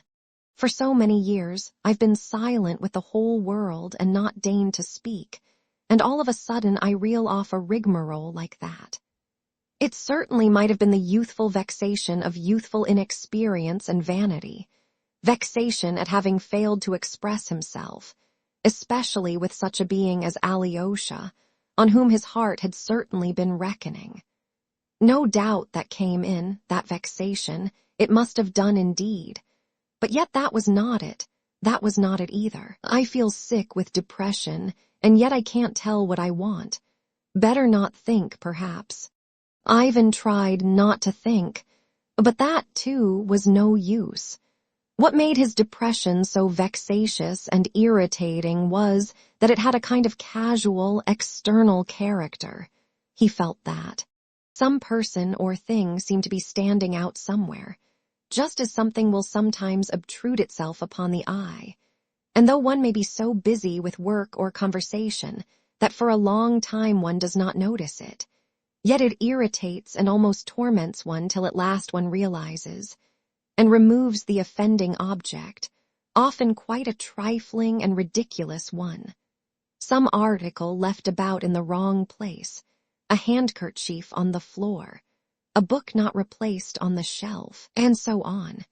At last, feeling very cross and ill-humored, Ivan arrived home, and suddenly, about 15 paces from the garden gate, he guessed what was fretting and worrying him. On a bench in the gateway, the valet Smerdyakov was sitting enjoying the coolness of the evening, and at the first glance at him, Ivan knew that the valet Smerdyakov was on his mind, and that it was this man that his soul loathed. It all dawned upon him suddenly and became clear. Just before, when Alyosha had been telling him of his meeting with Smerdyakov, he had felt a sudden twinge of gloom and loathing, which had immediately stirred responsive anger in his heart. Afterwards, as he talked, Smerdyakov had been forgotten for the time, but still he had been in his mind, and as soon as Ivan parted with Alyosha and was walking home, the forgotten sensation began to obtrude itself again. Is it possible that a miserable, contemptible creature like that can worry me so much? He wondered, with insufferable irritation. It was true that Ivan had come of late to feel an intense dislike for the man, especially during the last few days. He had even begun to notice in himself a growing feeling that was almost of hatred for the creature. Perhaps this hatred was accentuated by the fact that when Ivan first came to the neighborhood he had felt quite differently. Then he had taken a marked interest in Smerdyakov and had even thought him very original. He had encouraged him to talk to him, although he had always wondered at a certain incoherence, or rather restlessness, in his mind, and could not understand what it was that so continually and insistently worked upon the brain of the contemplative. They discussed philosophical questions, and even how there could have been light on the first day when the sun, moon, and stars were only created on the fourth day, and how that was to be understood. Ivan soon saw that, though the sun, moon, and stars might be an interesting subject, yet that it was quite secondary to Smerdyakov, and that he was looking for something altogether different. In one way and another, he began to betray a boundless vanity, and a wounded vanity, too, and that Ivan disliked. It had first given rise to his aversion. Later on, there had been trouble in the house. Grushenka had come on the scene, and there had been the scandals with his brother Dmitri. They discussed that, too. But though Smerdyakov always talked of that with great excitement, it was impossible to discover what he desired to come of it. There was, in fact, something surprising in the illogicality and incoherence of some of his desires, accidentally betrayed and always vaguely expressed. Smerdyakov was always inquiring, putting certain indirect but obviously premeditated questions, but what his object was he did not explain, and usually at the most important moment he would break off and relapse into silence or pass to another subject. But what finally irritated Ivan most and confirmed his dislike for him was the peculiar, revolting familiarity which Smerdyakov began to show more and more markedly. Not that he forgot himself and was rude. On the contrary, he always spoke very respectfully, yet he had obviously begun to consider, goodness knows why, that there was some sort of understanding between him and Ivan Fyodorovitch. He always spoke in a tone that suggested that those two had some kind of compact, some secret between them, that had at some time been expressed on both sides, only known to them, and beyond the comprehension of those around them. But for a long while, Ivan did not recognize the real cause of his growing dislike, and he had only lately realized what was at the root of it. With a feeling of disgust and irritation, he tried to pass in at the gate without speaking or looking at Smerdyakov. But Smerdyakov rose from the bench, and from that action alone, Ivan knew instantly that he wanted particularly to talk to him. Ivan looked at him and stopped, and the fact that he did stop, instead of passing by, as he meant to the minute before, drove him to fury. With anger and repulsion he looked at Smerdyakov's emasculate, sickly face, with the little curls combed forward on his forehead. His left eye winked and he grinned as if to say, "Where are you going? You won't pass by. You see that we two clever people have something to say to each other." Ivan shook. "Get away, miserable idiot. What have I to do with you?" was on the tip of his tongue, but to his profound astonishment he heard himself say, "Is my father still asleep, or has he waked?" He asked the question softly and meekly, to his own surprise, and at once, again to his own surprise, sat down on the bench. For an instant he felt almost frightened. He remembered it afterwards. Smerdyakov stood facing him, his hands behind his back, looking at him with assurance and almost severity. "His honor is still asleep," he articulated deliberately. "You were the first to speak, not I," he seemed to say. "I am surprised at you, sir," he added, after a pause, dropping his eyes affectedly, setting his right foot forward and playing with the tip of his polished boot. "Why are you surprised at me?" Ivan asked abruptly and sullenly, doing his utmost to restrain himself, and suddenly realizing, with disgust, that he was feeling intense curiosity and would not, on any account, have gone away without satisfying it. Why don't you go to teacher Mashnia, sir? Smerdyakov suddenly raised his eyes and smiled familiarly. Why I smile you must understand of yourself, if you are a clever man, his screwed-up left eye seemed to say. Why should I go to teacher Mashnia? Ivan asked in surprise. Smerdyakov was silent again. Fyodor Pavlovitch himself has so begged you to, he said at last, slowly and apparently attaching no significance to his answer. I put you off with a secondary reason, he seemed to suggest, simply to say something. Damn you, speak out what you want. Ivan cried angrily at last, passing from meekness to violence. Smerdyakov drew his right foot up to his left, pulled himself up, but still looked at him with the same serenity and the same little smile. Substantially nothing, but just by way of conversation. Another silence followed. They did not speak for nearly a minute. Ivan knew that he ought to get up and show anger, and Smerdyakov stood before him and seemed to be waiting as though to see whether he would be angry or not. So at least it seemed to Ivan. At last he moved to get up. Smerdyakov seemed to seize the moment. I'm in an awful position, Ivan Fyodorovitch.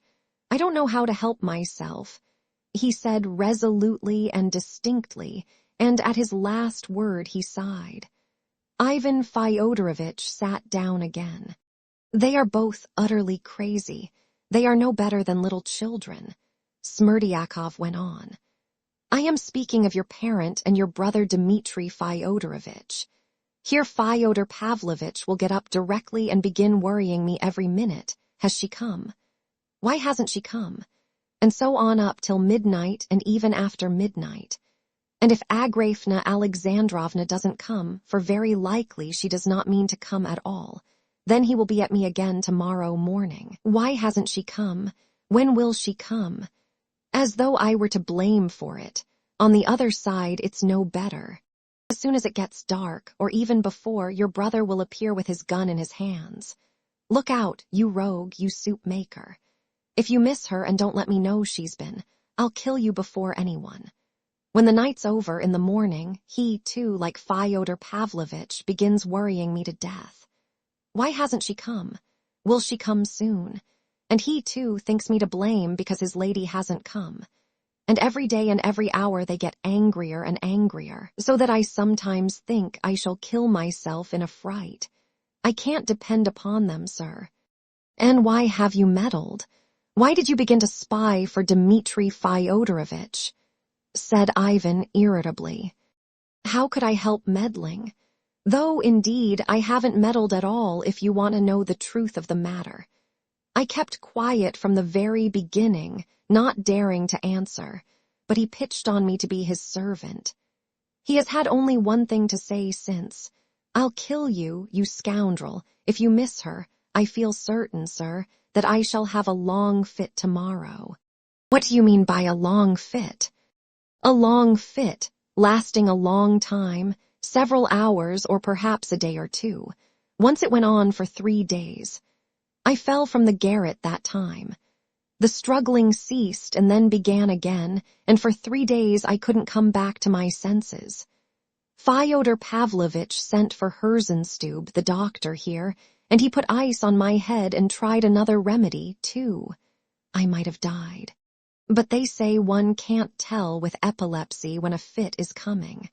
What makes you say you will have one tomorrow? Ivan inquired, with a peculiar, irritable curiosity. That's just so. You can't tell beforehand. Besides, you fell from the garret then. I climb up to the garret every day. I might fall from the garret again tomorrow, and if not, I might fall down the cellar steps. I have to go into the cellar every day, too. Ivan took a long look at him. You are talking nonsense, I see, and I don't quite understand you, he said softly, but with a sort of menace. Do you mean to pretend to be ill tomorrow for 3 days, eh? Smerdyakov, who was looking at the ground again and playing with the toe of his right foot, set the foot down, moved the left one forward, and, grinning, articulated, "If I were able to play such a trick, that is, pretend to have a fit, and it would not be difficult for a man accustomed to them, I should have a perfect right to use such a means to save myself from death. For even if Agrafena Alexandrovna comes to see his father while I am ill, his honor can't blame a sick man for not telling him. He'd be ashamed, too." "Hang it all," Ivan cried, his face working with anger. "Why are you always in such a funk for your life? All my brother Dmitri's threats are only hasty words and mean nothing. He won't kill you, it's not you he'll kill. He'd kill me first of all, like a fly.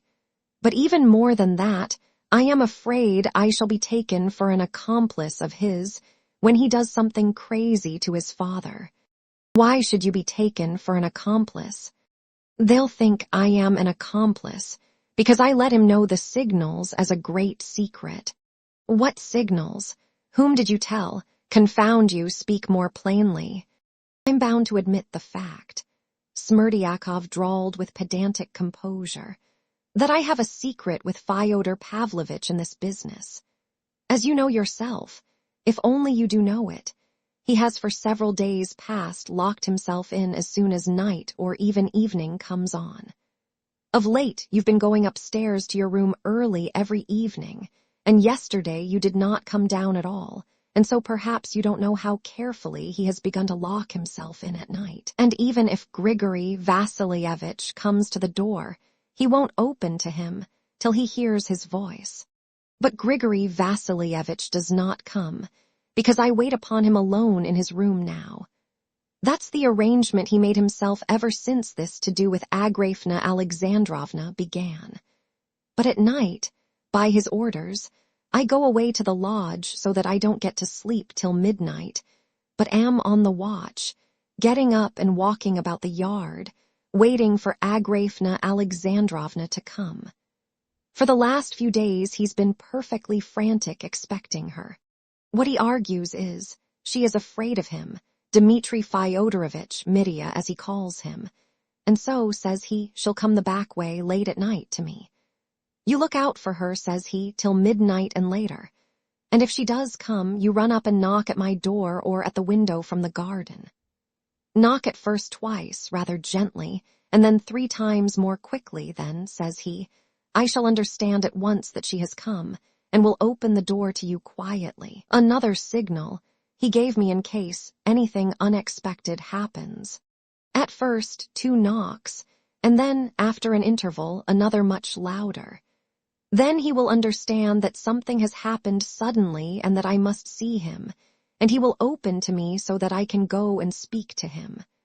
That's all in case Agrafena Alexandrovna can't come herself, but sends a message.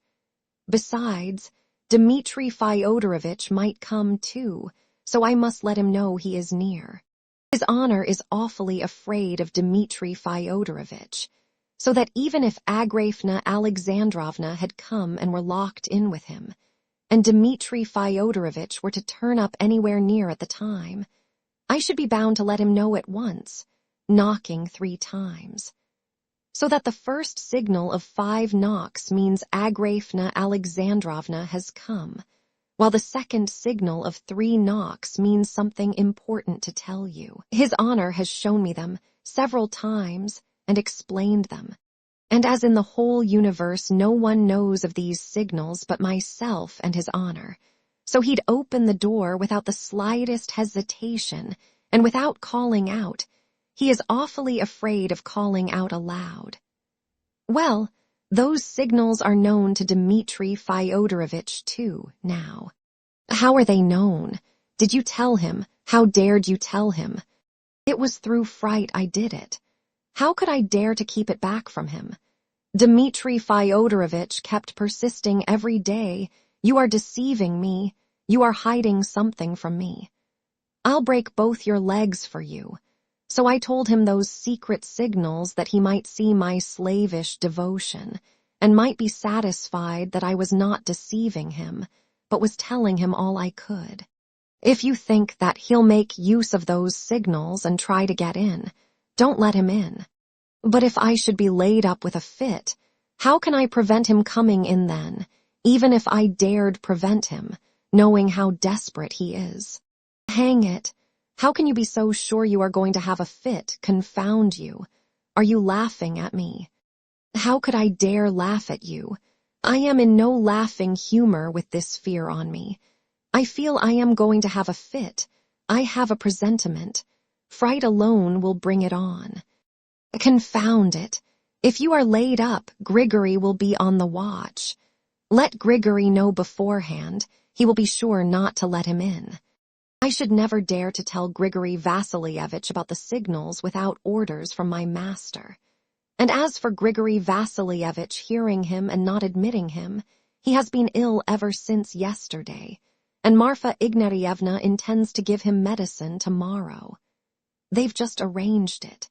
It's a very strange remedy of hers. Marfa Ignatyevna knows of a preparation and always keeps it. It's a strong thing made from some herb. She has the secret of it, and she always gives it to Grigory Vassilievich 3 times a year. When his lumbago's so bad, he is almost paralyzed by it. Then she takes a towel, wets it with the stuff, and rubs his whole back for half an hour till it's quite red and swollen, and what's left in the bottle she gives him to drink with a special prayer. But not quite all, for on such occasions she leaves some for herself and drinks it herself.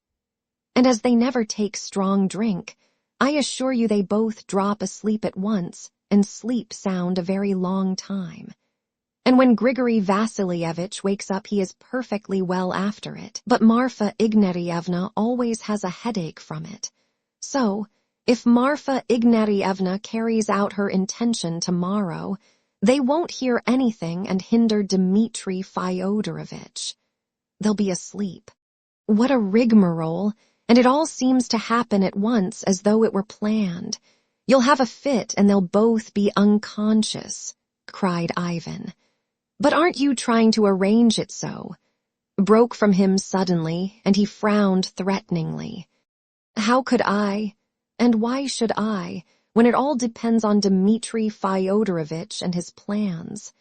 If he means to do anything, he'll do it, but if not, I shan't be thrusting him upon his father. And why should he go to father, especially on the sly, if, as you say yourself, Agrafena Alexandrovna won't come at all? Ivan went on, turning white with anger. You say that yourself, and all the while I've been here I've felt sure it was all the old man's fancy, and the creature won't come to him. Why should Dmitri break in on him if she doesn't come? Speak, I want to know what you are thinking. You know yourself why he'll come. What's the use of what I think? His honor will come simply because he is in a rage or suspicious on account of my illness perhaps, and he'll dash in, as he did yesterday through impatience to search the rooms, to see whether she hasn't escaped him on the sly. He is perfectly well aware, too, that Fyodor Pavlovitch has a big envelope with 3,000 rubles in it, tied up with ribbon and sealed with 3 seals. On it is written in his own hand, to my angel Grushenka, if she will come, to which he added 3 days later for my little chicken. There's no knowing what that might do. Nonsense, cried Ivan, almost beside himself. Dmitri won't come to steal money and kill my father to do it. He might have killed him yesterday on account of Grushenka, like the frantic, savage fool he is, but he won't steal. He is in very great need of money now, the greatest need, Ivan Fyodorovich. You don't know in what need he is. Smerdyakov explained with perfect composure and remarkable distinctness. He looks on that 3,000 as his own, too. He said so to me himself. My father still owes me just 3,000, he said. And besides that, consider, Ivan Fyodorovich, there is something else perfectly true. It's as good as certain, so to say, that Agrafena Alexandrovna will force him, if only she cares to marry her. The master himself, I mean, Fyodor Pavlovitch. If only she cares to, and of course she may care to. All I've said is that she won't come, but maybe she's looking for more than that. I mean to be mistress here. I know myself that Samsonov, her merchant, was laughing with her about it, telling her quite openly that it would not be at all a stupid thing to do, and she's got plenty of sense. She wouldn't marry a beggar like Dmitri Fyodorovitch. So, taking that into consideration, Ivan Fyodorovitch, reflect that then neither Dmitri Fyodorovitch nor yourself and your brother, Alexei Fyodorovitch, would have anything after the master's death, not a ruble, for Agrafena Alexandrovna would marry him simply to get hold of the whole, all the money there is. But if your father were to die now, there'd be some 40,000 for sure, even for Dmitri Fyodorovitch, whom he hates so, for he's made no will. Dmitri Fyodorovitch knows all that very well. A sort of shudder passed over Ivan's face. He suddenly flushed. Then why on earth? He suddenly interrupted Smerdyakov. Do you advise me to go to teacher Mashnia? What did you mean by that? If I go away, you see what will happen here. Ivan drew his breath with difficulty. Precisely so, said Smerdyakov, softly and reasonably, watching Ivan intently, however. What do you mean by precisely so? Ivan questioned him, with a menacing light in his eyes, restraining himself with difficulty. I spoke because I felt sorry for you. If I were in your place, I should simply throw it all up, rather than stay on in such a position, answered Smerdyakov, with the most candid air, looking at Ivan's flashing eyes. They were both silent. You seem to be a perfect idiot, and what's more, an awful scoundrel, too. Ivan rose suddenly from the bench. He was about to pass straight through the gate, but he stopped short and turned to Smerdyakov. Something strange followed. Ivan, in a sudden paroxysm, bit his lip, clenched his fists, and in another minute would have flung himself on Smerdyakov. The latter, anyway, noticed it at the same moment, started, and shrank back. But the moment passed without mischief to Smerdyakov, and Ivan turned in silence, as it seemed in perplexity, to the gate. I am going away to Moscow tomorrow, if you care to know, early tomorrow morning. That's all. He suddenly said aloud angrily, and wondered himself afterwards what need there was to say this then to Smerdyakov. That's the best thing you can do, he responded, as though he had expected to hear it. Except that you can always be telegraphed for from Moscow if anything should happen here. Ivan stopped again, and again turned quickly to Smerdyakov. But a change had passed over him, too. All his familiarity and carelessness had completely disappeared. His face expressed attention and expectation, intent but timid and cringing. Haven't you something more to say, something to add? Could be read in the intent gaze he fixed on Ivan. And couldn't I be sent for from teacher Mashnia, too, in case anything happened? Ivan shouted suddenly, for some unknown reason raising his voice. From teacher Mashnia, too. You could be sent for. Smerdyakov muttered, almost in a whisper, looking disconcerted, but gazing intently into Ivan's eyes. Only Moscow is farther, and teacher Mashnia is nearer. Is it to save my spending money on the fare, or to save my going so far out of my way, that you insist on teacher Mashnia? Precisely so, muttered Smerdyakov with a breaking voice. He looked at Ivan with a revolting smile, and again made ready to draw back. But to his astonishment, Ivan broke into a laugh, and went through the gate still laughing.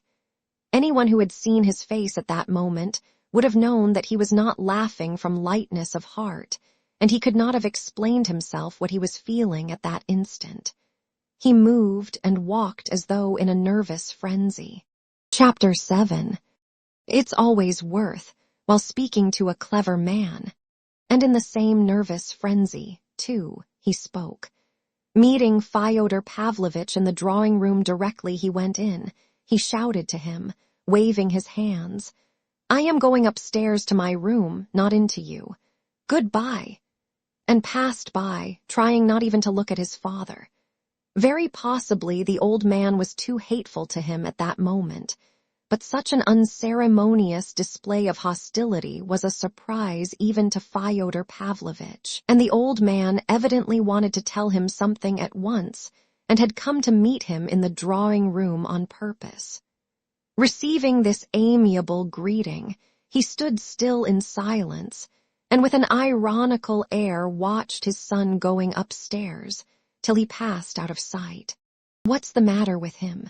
he promptly asked Smerdyakov, who had followed Ivan. "Angry about something. Who can tell?" The valet muttered evasively. "Confound him. Let him be angry then. Bring in the samovar and get along with you. Look sharp, no news." Then followed a series of questions, such as Smerdyakov had just complained of to Ivan, all relating to his expected visitor, and these questions we will omit. Half an hour later the house was locked, and the crazy old man was wandering along through the rooms in excited expectation of hearing, every minute, the 5 knocks agreed upon. Now and then he peered out into the darkness, seeing nothing. It was very late, but Ivan was still awake and reflecting. He sat up late that night till 2 o'clock. But we will not give an account of his thoughts, and this is not the place to look into that soul. Its turn will come. And even if one tried, it would be very hard to give an account of them, for there were no thoughts in his brain, but something very vague, and above all, intense excitement. He felt himself that he had lost his bearings.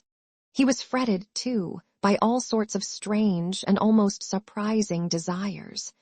For instance, after midnight, he suddenly had an intense, irresistible inclination to go down, open the door, go to the lodge and beat Smerdyakov. But if he had been asked why, he could not have given any exact reason, except perhaps that he loathed the valet as one who had insulted him more gravely than anyone in the world. On the other hand, he was more than once that night overcome by a sort of inexplicable, humiliating terror, which he felt positively paralyzed his physical powers. His head ached, and he was giddy. A feeling of hatred was rankling in his heart, as though he meant to avenge himself on someone. He even hated Alyosha, recalling the conversation he had just had with him. At moments he hated himself intensely. Of Katerina Ivanovna he almost forgot to think, and wondered greatly at this afterwards, especially as he remembered perfectly that when he had protested so valiantly to Katerina Ivanovna that he would go away next day to Moscow, something had whispered in his heart, "That's nonsense. You are not going, and it won't be so easy to tear yourself away as you are boasting now." Remembering that night long afterwards, Ivan recalled with peculiar repulsion how he had suddenly got up from the sofa and had stealthily, as though he were afraid of being watched, opened the door, gone out on the staircase and listened to Fyodor Pavlovitch stirring down below, had listened a long while, some 5 minutes, with a sort of strange curiosity, holding his breath while his heart throbbed. And why he had done all this, why he was listening, he could not have said. That action, all his life afterwards, he called infamous, and at the bottom of his heart, he thought of it as the basest action of his life. For Fyodor Pavlovitch himself, he felt no hatred at that moment, but was simply intensely curious to know how he was walking down there below and what he must be doing now. He wondered and imagined how he must be peeping out of the dark windows and stopping in the middle of the room, listening, for someone to knock. Ivan went out onto the stairs twice to listen like this. About 2 o'clock, when everything was quiet, and even Fyodor Pavlovitch had gone to bed, Ivan had got into bed, firmly resolved to fall asleep at once, as he felt fearfully exhausted. And he did fall asleep at once and slept soundly without dreams, but waked early at 7 o'clock when it was broad daylight.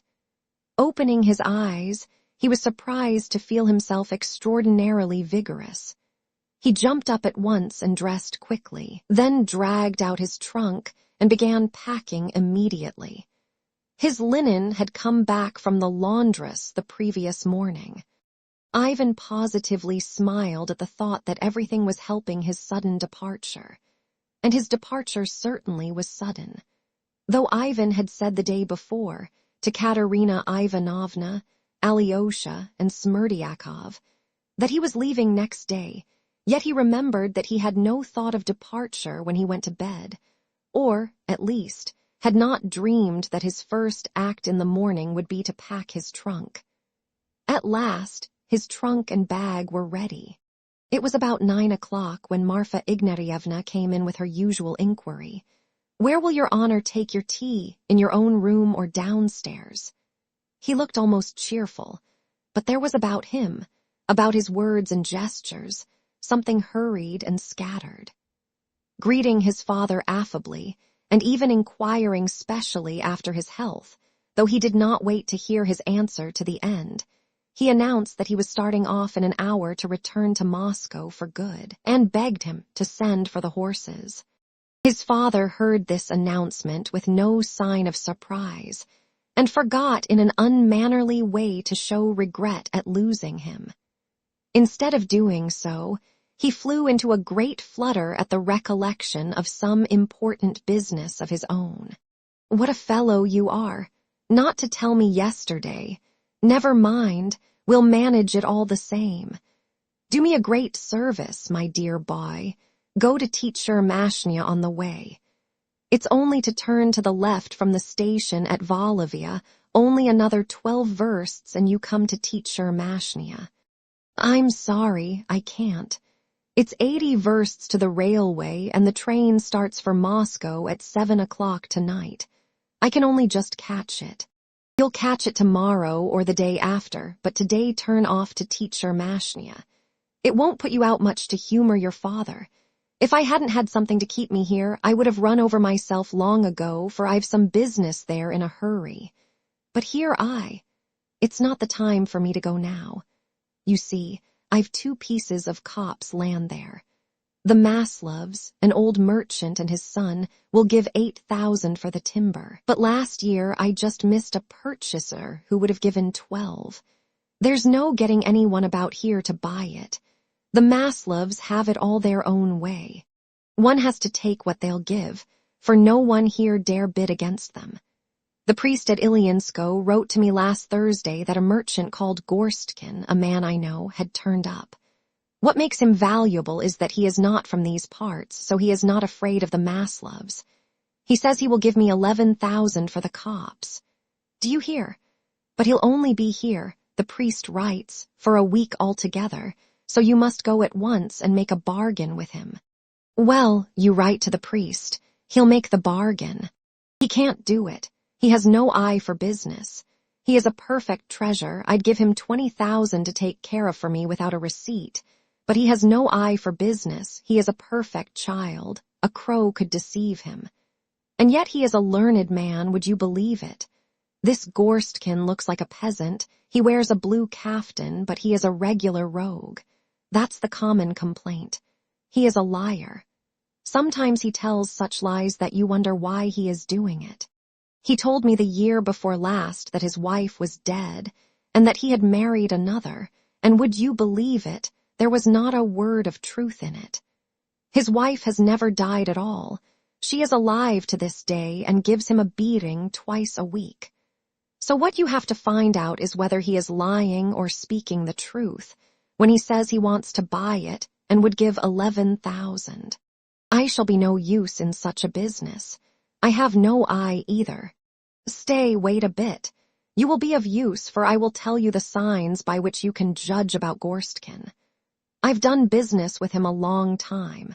You see, you must watch his beard. He has a nasty, thin, red beard. If his beard shakes when he talks and he gets cross, it's all right. He is saying what he means. He wants to do business. But if he strokes his beard with his left hand and grins, he is trying to cheat you. Don't watch his eyes. You won't find out anything from his eyes. He is a deep one, a rogue. But watch his beard. I'll give you a note and you show it to him. He's called Gorstkin, though his real name is Lyagavi, but don't call him so, he will be offended.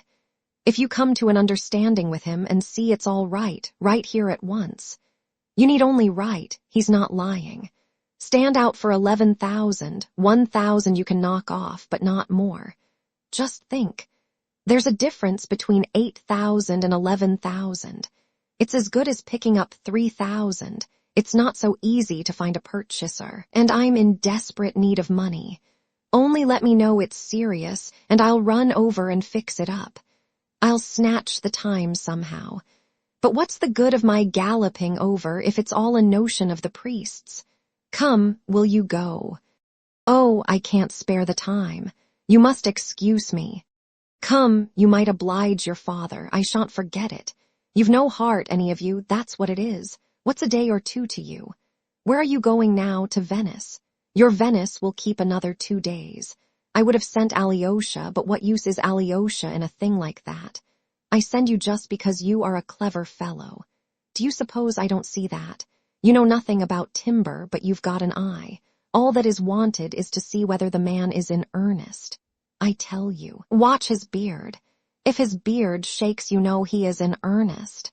You force me to go to that damned teacher Mashnya yourself then, cried Ivan with a malignant smile. Fyodor Pavlovitch did not catch, or would not catch, the malignancy, but he caught the smile. Then you'll go. I'll scribble the note for you at once. I don't know whether I shall go. I don't know. I'll decide on the way. Nonsense. Decide at once. My dear fellow, decide. If you settle the matter, write me a line, give it to the priest, and he'll send it on to me at once. And I won't delay you more than that. You can go to Venice. The priest will give you horses back to Volovia station. The old man was quite delighted. He wrote the note and sent for the horses. A light lunch was brought in with brandy. When Fyodor Pavlovitch was pleased, he usually became expansive, but today he seemed to restrain himself. Of Dmitri, for instance, he did not say a word. He was quite unmoved by the parting and seemed, in fact, at a loss for something to say. Ivan noticed this particularly. He must be bored with me, he thought. Only, when accompanying his son out onto the steps, the old man began to fuss about. He would have kissed him, but Ivan made haste to hold out his hand, obviously avoiding the kiss. His father saw it at once and instantly pulled himself up. Well, good luck to you, he repeated from the steps. You'll come again some time or other. Mind you do come. I shall always be glad to see you. Well, Christ be with you. Ivan got into the carriage. Goodbye, Ivan. Don't be too hard on me. The father called for the last time. The whole household came out to take leave. Smerdyakov, Marfa, and Grigory. Ivan gave them 10 rubles each. When he had seated himself in the carriage, Smerdyakov jumped up to arrange the rug. You see, I am going to teacher Mashnya, broke suddenly from Ivan. Again, as the day before, the words seemed to drop of themselves, and he laughed, too, a peculiar, nervous laugh. He remembered it long after. It's a true saying, then, that it's always worth while speaking to a clever man, answered Smerdyakov firmly, looking significantly at Ivan. The carriage rolled away. Nothing was clear in Ivan's soul, but he looked eagerly around him at the fields, at the hills, at the trees, at a flock of geese flying high overhead in the bright sky. And all of a sudden he felt very happy. He tried to talk to the driver, and he felt intensely interested in an answer the peasant made him. But a minute later he realized that he was not catching anything. and that he had not really even taken in the peasant's answer. He was silent, and it was pleasant even so. The air was fresh, pure and cool, the sky bright. The images of Alyosha and Katerina Ivanovna floated into his mind, but he softly smiled, blew softly on the friendly phantoms, and they flew away. There's plenty of time for them, he thought. They reached the station quickly, changed horses, and galloped to Volovia. Why is it worthwhile speaking to a clever man? What did he mean by that? The thought seemed suddenly to clutch at his breathing. And why did I tell him I was going to teach her Mashnia? They reached Volovia station. Ivan got out of the carriage, and the drivers stood round him bargaining over the journey of 12 versts to teach her Mashnia. He told them to harness the horses. He went into the station house, looked round, glanced at the overseer's wife, and suddenly went back to the entrance. I won't go to teach her Mashnia. Am I too late to reach the railway by 7, brothers? We shall just do it. Shall we get the carriage out? At once. Will any one of you be going to the town tomorrow? To be sure, Mitri here will. Can you do me a service, Mitri? Go to my father's, to Fyodor Pavlovich Karamazov, and tell him I haven't gone to teach her Mashnia. Can you? Of course I can. I've known Fyodor Pavlovich a long time. And here's something for you, for I dare say he won't give you anything, said Ivan, laughing gaily. You may depend on it he won't. Mirya laughed too. Thank you, sir. I'll be sure to do it. At 7 o'clock, Ivan got into the train and set off to Moscow, away with the past. I've done with the old world forever, and may I have no news, no echo from it. To a new life, new places, and no looking back. But instead of delight, his soul was filled with such gloom, and his heart ached with such anguish, as he had never known in his life before. He was thinking all the night. The train flew on, and only at daybreak, when he was approaching Moscow, he suddenly roused himself from his meditation. I am a scoundrel, he whispered to himself. Fyodor Pavlovich remained well satisfied at having seen his son off. For 2 hours afterwards, he felt almost happy, and sat drinking brandy. But suddenly something happened which was very annoying and unpleasant for everyone in the house, and completely upset Fyodor Pavlovich's equanimity at once. Smerdyakov went to the cellar for something and fell down from the top of the steps. Fortunately, Marfa Ignatyevna was in the yard and heard him in time. She did not see the fall, but heard his scream. The strange, peculiar scream, long familiar to her, the scream of the epileptic falling in a fit. They could not tell whether the fit had come on him at the moment he was descending the steps, so that he must have fallen unconscious, or whether it was the fall and the shock that had caused the fit in Smerdyakov, who was known to be liable to them. They found him at the bottom of the cellar steps, writhing in convulsions and foaming at the mouth. It was thought at first that he must have broken something, an arm or a leg, and hurt himself, but God had preserved him. As Marfa Ignatyevna expressed it, nothing of the kind had happened. But it was difficult to get him out of the cellar. They asked the neighbors to help and managed it somehow. Fyodor Pavlovich himself was present at the whole ceremony. He helped, evidently alarmed and upset. The sick man did not regain consciousness. The convulsions ceased for a time, but then began again, and everyone concluded that the same thing would happen as had happened a year before when he accidentally fell from the garret. They remembered that ice had been put on his head then. There was still ice in the cellar, and Marfa Ignatyevna had some brought up. In the evening, Fyodor Pavlovich sent for Dr. Herzenstube, who arrived at once. He was a most estimable old man, and the most careful and conscientious doctor in the province.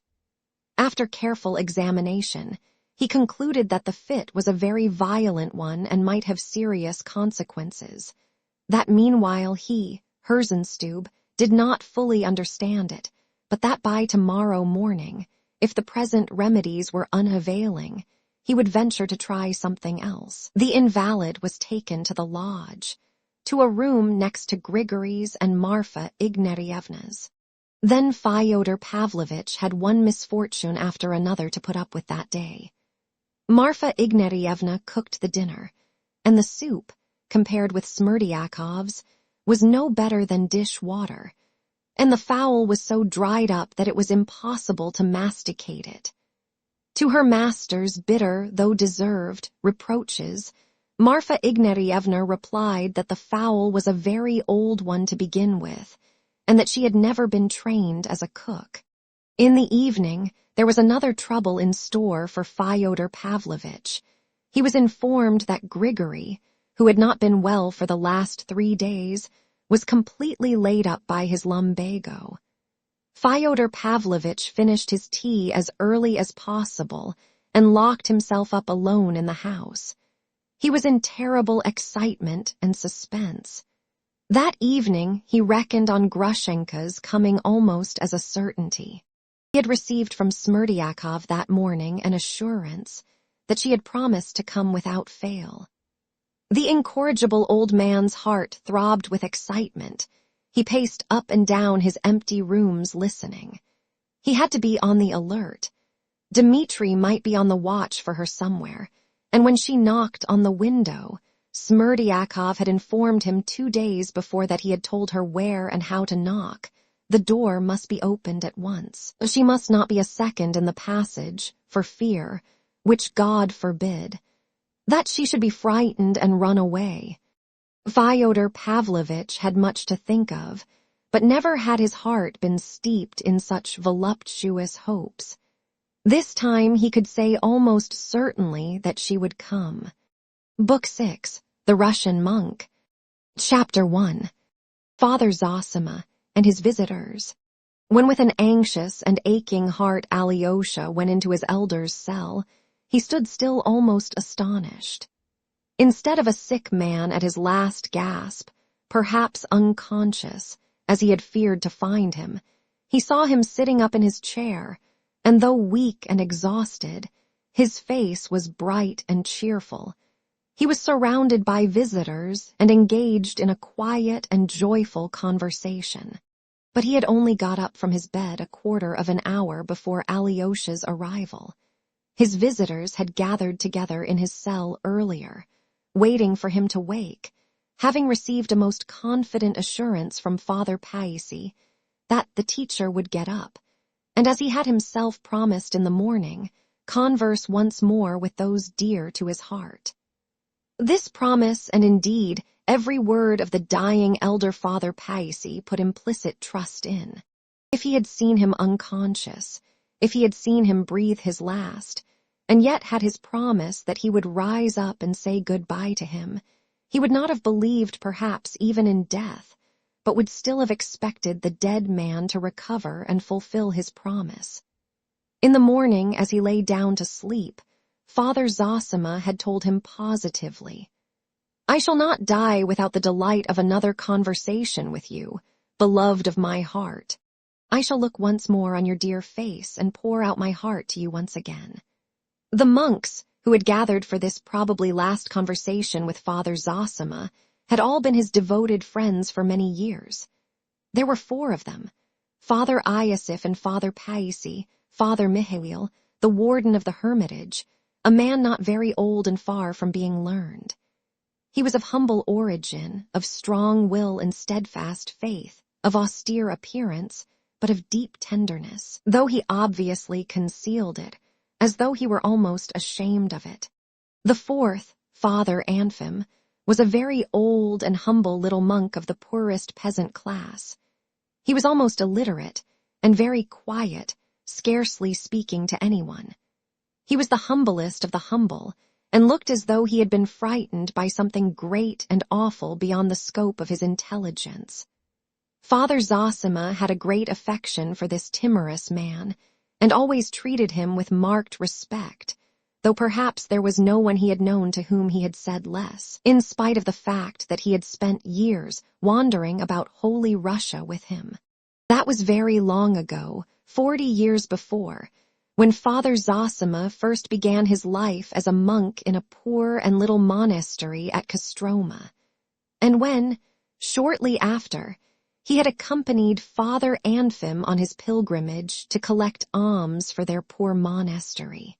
The whole party were in the bedroom which, as we mentioned before, was very small, so that there was scarcely room for the 4 of them, in addition to Porfiry, the novice, who stood to sit round Father Zosima on chairs brought from the sitting room. It was already beginning to get dark. The room was lighted up by the lamps and the candles before the icons. Seeing Alyosha standing embarrassed in the doorway, Father Zosima smiled at him joyfully and held out his hand. "Welcome, my quiet one. Welcome, my dear, here you are too. I knew you would come." Alyosha went up to him, bowed down before him to the ground and wept. Something surged up from his heart. His soul was quivering. He wanted to sob. "Come, don't weep over me yet." Father Zosima smiled, laying his right hand on his head. "You see I am sitting up talking. Maybe I shall live another 20 years yet, as that dear good woman from Vyshegorye, with her little Lizaveta in her arms, wished me yesterday. God bless the mother and the little girl Lizaveta." He crossed himself. "Porfiry, did you take her offering where I told you?" He meant the 60 kopecks brought him the day before by the good-humored woman to be given to someone poorer than me. Such offerings, always of money gained by personal toil, are made by way of penance voluntarily undertaken. The elder had sent Porfiry the evening before to a widow, whose house had been burnt down lately, and who after the fire had gone with her children begging alms. Porfiry hastened to reply that he had given the money, as he had been instructed, from an unknown benefactress. "Get up, my dear boy," the elder went on to Alyosha. "Let me look at you. Have you been home and seen your brother?" It seemed strange to Alyosha that he asked so confidently and precisely about one of his brothers only. But which one? Then perhaps he had sent him out both yesterday and today for the sake of that brother. "I have seen one of my brothers," answered Alyosha. "I mean the elder one, to whom I bowed down. I only saw him yesterday and could not find him today," said Alyosha. "Make haste to find him. Go again tomorrow and make haste. Leave everything and make haste. Perhaps you may still have time to prevent something terrible. I bowed down yesterday to the great suffering in store for him." He was suddenly silent and seemed to be pondering. The words were strange. Father Iosif, who had witnessed the scene yesterday, exchanged glances with Father Paisi. Alyosha could not resist asking, "Father and teacher," he began with extreme emotion, "your words are too obscure. What is this suffering in store for him? Don't inquire.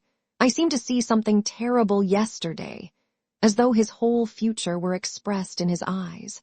A look came into his eyes, so that I was instantly horror-stricken at what that man is preparing for himself.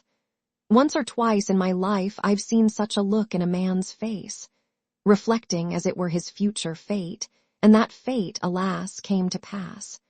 I sent you to him, Alexei, for I thought your brotherly face would help him. But everything, and all our fates, are from the Lord. Except a corn of wheat fall into the ground and die, it abideth alone. But if it die, it bringeth forth much fruit. Remember that. You, Alexei, I've many times silently blessed for your face, know that," added the elder with a gentle smile. "This is what I think of you. You will go forth from these walls, but will live like a monk in the world. You will have many enemies, but even your foes will love you. Life will bring you many misfortunes, but you will find your happiness in them, and will bless life and will make others bless it. Which is what matters most? Well, that is your character. Fathers and teachers. He addressed his friends with a tender smile. I have never till today told even him why the face of this youth is so dear to me. Now I will tell you. His face has been as it were a remembrance and a prophecy for me. At the dawn of my life, when I was a child, I had an elder brother who died before my eyes at 17. And later on in the course of my life, I gradually became convinced that that brother had been for a guidance and a sign from on high for me. For had he not come into my life, I should never perhaps, so I fancy at least, have become a monk and entered on this precious path. He appeared first to me in my childhood, and here, at the end of my pilgrimage, he seems to have come to me over again. It is marvelous, fathers and teachers, that Alexei, who has some, though not a great, resemblance in face, seems to me so like him spiritually, that many times I have taken him for that young man, my brother, mysteriously come back to me at the end of my pilgrimage, as a reminder and an inspiration, so that I positively wondered at so strange a dream in myself. Do you hear this, Porphyry? He turned to the novice who waited on him. Many times I've seen in your face as it were a look of mortification that I love Alexei more than you. Now you know why that was so, but I love you too, know that, and many times I grieved at your mortification. I should like to tell you, dear friends of that youth, my brother, for there has been no presence in my life more precious, more significant and touching. My heart is full of tenderness, and I look at my whole life at this moment as though living through it again. Here I must observe that this last conversation of Father Zosima with the friends who visited him on the last day of his life has been partly preserved in writing. Alexei Fyodorovich Karamazov wrote it down from memory, some time after his elder's death. But whether this was only the conversation that took place then, or whether he added to it his notes of parts of former conversations with his teacher, I cannot determine. In his account, Father Zosima's talk goes on without interruption, as though he told his life to his friends in the form of a story, though there is no doubt, from other accounts of it, that the conversation that evening was general. Though the guests did not interrupt Father Zosima much, yet they too talked, perhaps even told something themselves. Besides, Father Zosima could not have carried on an uninterrupted narrative, for he was sometimes gasping for breath, his voice failed him, and he even lay down to rest on his bed, though he did not fall asleep and his visitors did not leave their seats. Once or twice the conversation was interrupted by Father Paisi's reading the Gospel.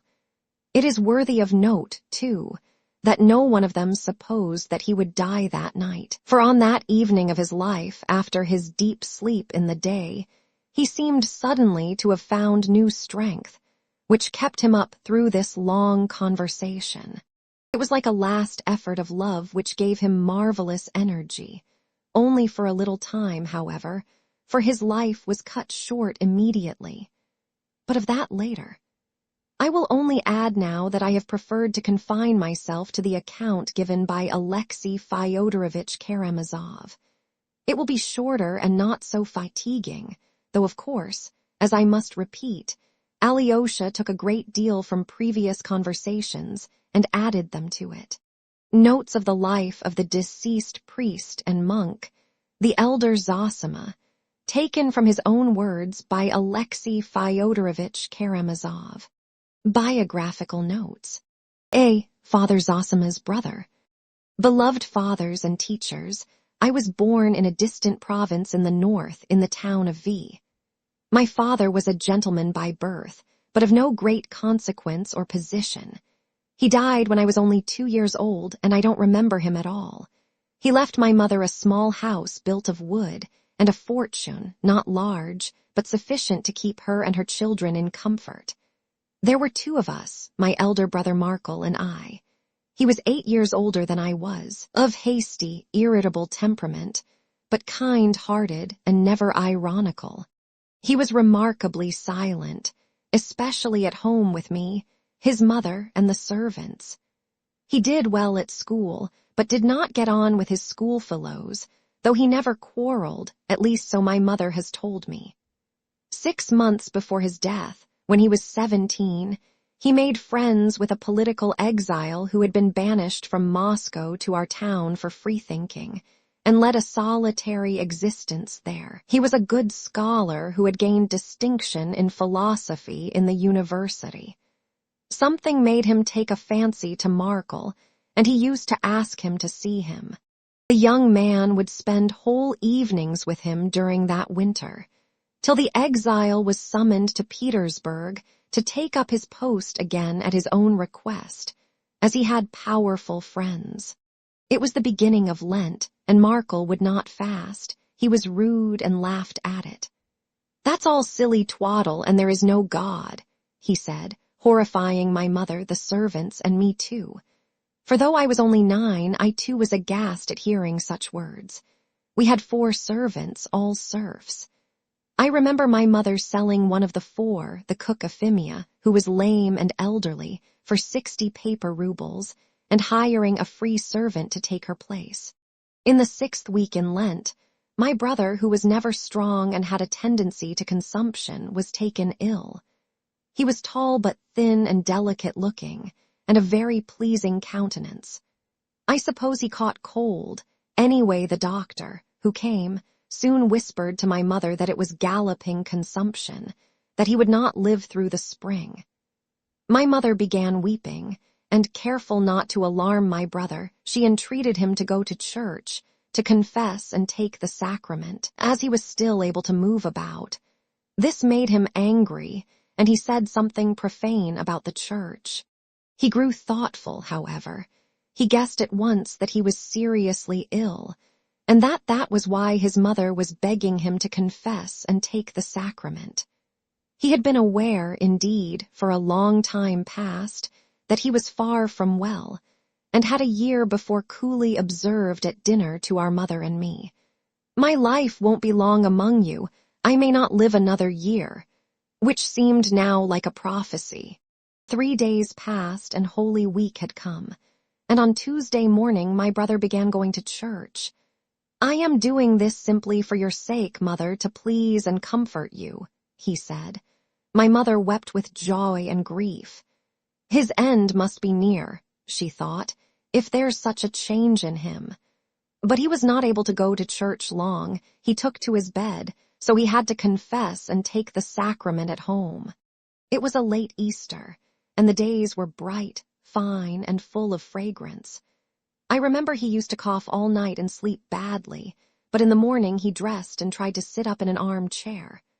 That's how I remember him sitting, sweet and gentle, smiling, his face bright and joyous in spite of his illness. A marvelous change passed over him. His spirit seemed transformed. The old nurse would come in and say, "Let me light the lamp before the holy image, my dear." And once, he would not have allowed it and would have blown it out. Light it, dear. I was a wretch to have prevented you doing it. You are praying when you light the lamp, and I am praying when I rejoice seeing you. So we are praying to the same God."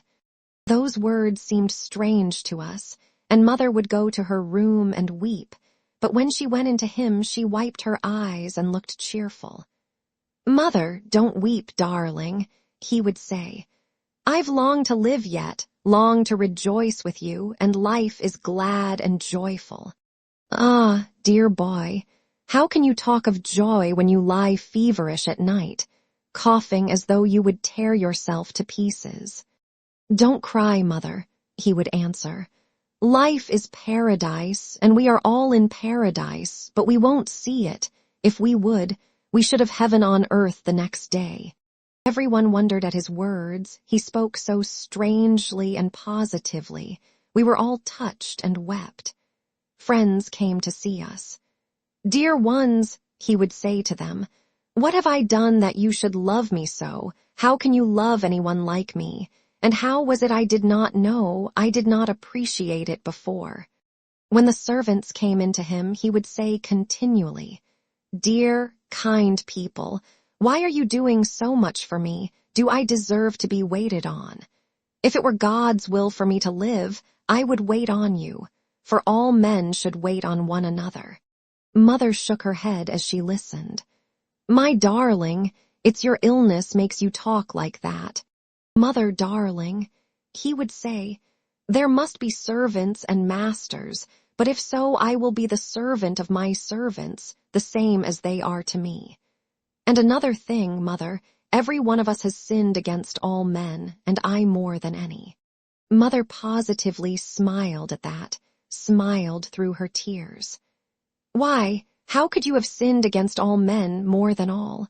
Robbers and murderers have done that, but what sin have you committed yet, that you hold yourself more guilty than all?" "Mother, little heart of mine," he said. He had begun using such strange, caressing words at that time. "Little heart of mine, my joy, believe me, everyone is really responsible to all men for all men and for everything. I don't know how to explain it to you, but I feel it is so, painfully even. And how is it we went on then living, getting angry and not knowing?" So he would get up every day, more and more sweet and joyous and full of love. When the doctor, an old German called Eisenschmidt, came, "Well, doctor, have I another day in this world?" he would ask, joking. "You'll live many days yet," the doctor would answer, "and months and years too." "Months and years," he would exclaim. "Why reckon the days? One day is enough for a man to know all happiness. My dear ones, why do we quarrel, try to outshine each other, and keep grudges against each other? Let's go straight into the garden, walk and play there, love, appreciate and kiss each other, and glorify life. Your son cannot last long," the doctor told my mother as she accompanied him to the door. "The disease is affecting his brain." The windows of his room looked out into the garden, and our garden was a shady one, with old trees in it which were coming into bud. The first birds of spring were flitting in the branches, chirruping and singing at the windows, and looking at them and admiring them, he began suddenly begging their forgiveness too. "Birds of heaven, happy birds, forgive me, for I have sinned against you too." None of us could understand that at the time, but he shed tears of joy. "Yes," he said, "there was such a glory of God all about me. Birds, trees, meadows, sky. Only I lived in shame and dishonored it all and did not notice the beauty and glory. You take too many sins on yourself," Mother used to say, weeping. "Mother, darling, it's for joy, not for grief I am crying. Though I can't explain it to you, I like to humble myself before them, for I don't know how to love them enough. If I have sinned against everyone, yet all forgive me too, and that's heaven. Am I not in heaven now? And there was a great deal more I don't remember. I remember I went once into his room when there was no one else there. It was a bright evening, the sun was setting, and the whole room was lighted up. He beckoned me, and I went up to him. He put his hands on my shoulders and looked into my face tenderly, lovingly. He said nothing for a minute, only looked at me like that. "Well," he said, "run and play now, enjoy life for me too." I went out then and ran to play. And many times in my life afterwards I remembered even with tears how he told me to enjoy life for him too. There were many other marvelous and beautiful sayings of his, though we did not understand them at the time. He died the 3rd week after Easter.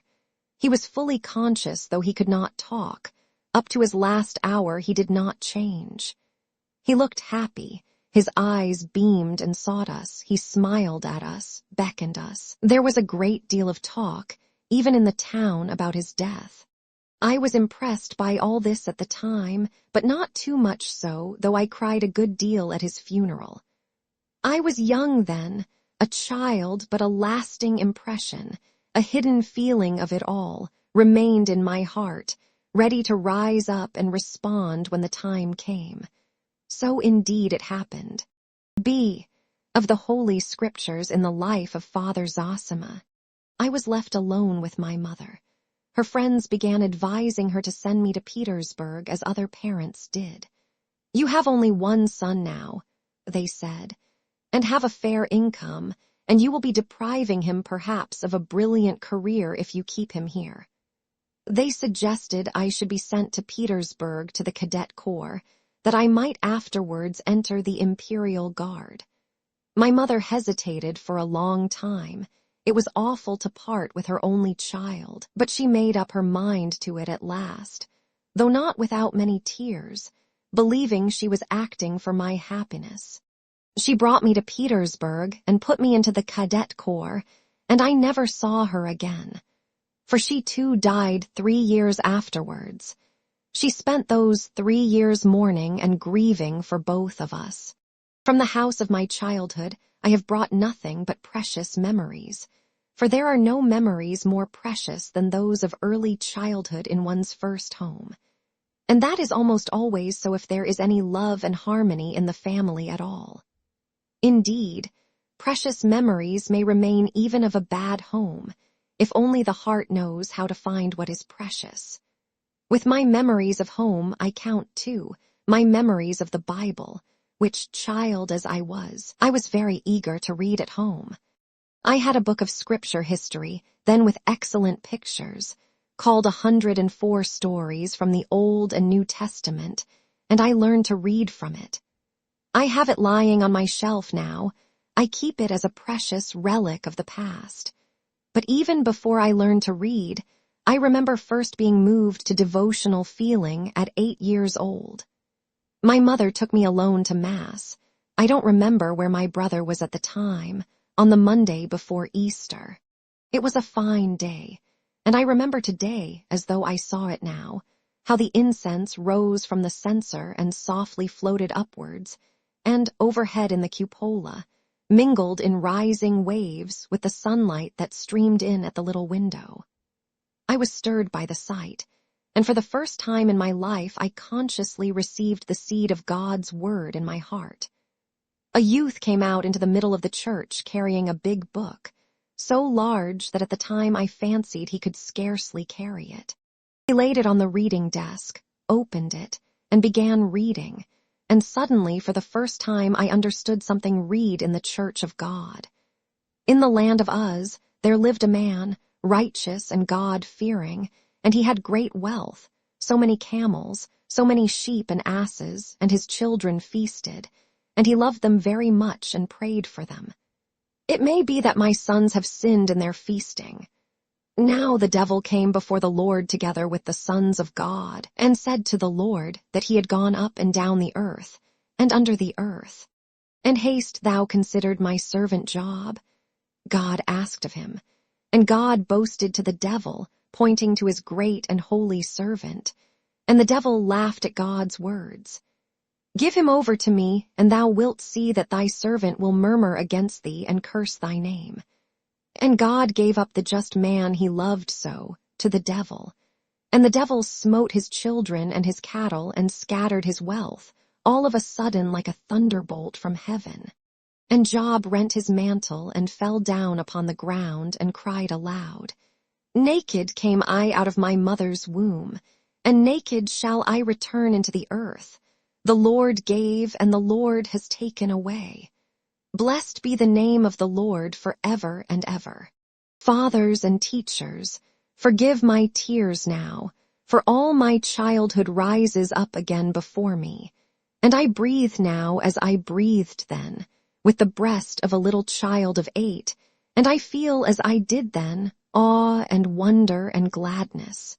The camels at that time caught my imagination, and Satan, who talked like that with God, and God who gave his servant up to destruction, and his servant crying out, Blessed be thy name, although thou dost punish me, and then the soft and sweet singing in the church. Let my prayer rise up before thee, and again incense from the priest's censer and the kneeling and the prayer. Ever since then, only yesterday I took it up, I've never been able to read that sacred tale without tears. And how much that is great, mysterious, and unfathomable there is in it. Afterwards, I heard the words of mockery and blame, proud words. How could God give up the most loved of his saints for the diversion of the devil, take from him his children, smite him with sore boils so that he cleansed the corruption from his sores with a pot sherd, and for no object except to boast to the devil? See what my saint can suffer for my sake. But the greatness of it lies just in the fact that it is a mystery, that the passing earthly show and the eternal verity are brought together in it. In the face of the earthly truth, the eternal truth is accomplished. Creator, just as on the first days of creation he ended each day with praise. That is good that I have created, looks upon Job and again praises his creation. And Job, praising the Lord, serves not only him but all his creation for generations and generations, and for ever and ever since for that he was ordained. Good heavens, what a book it is and what lessons there are in it.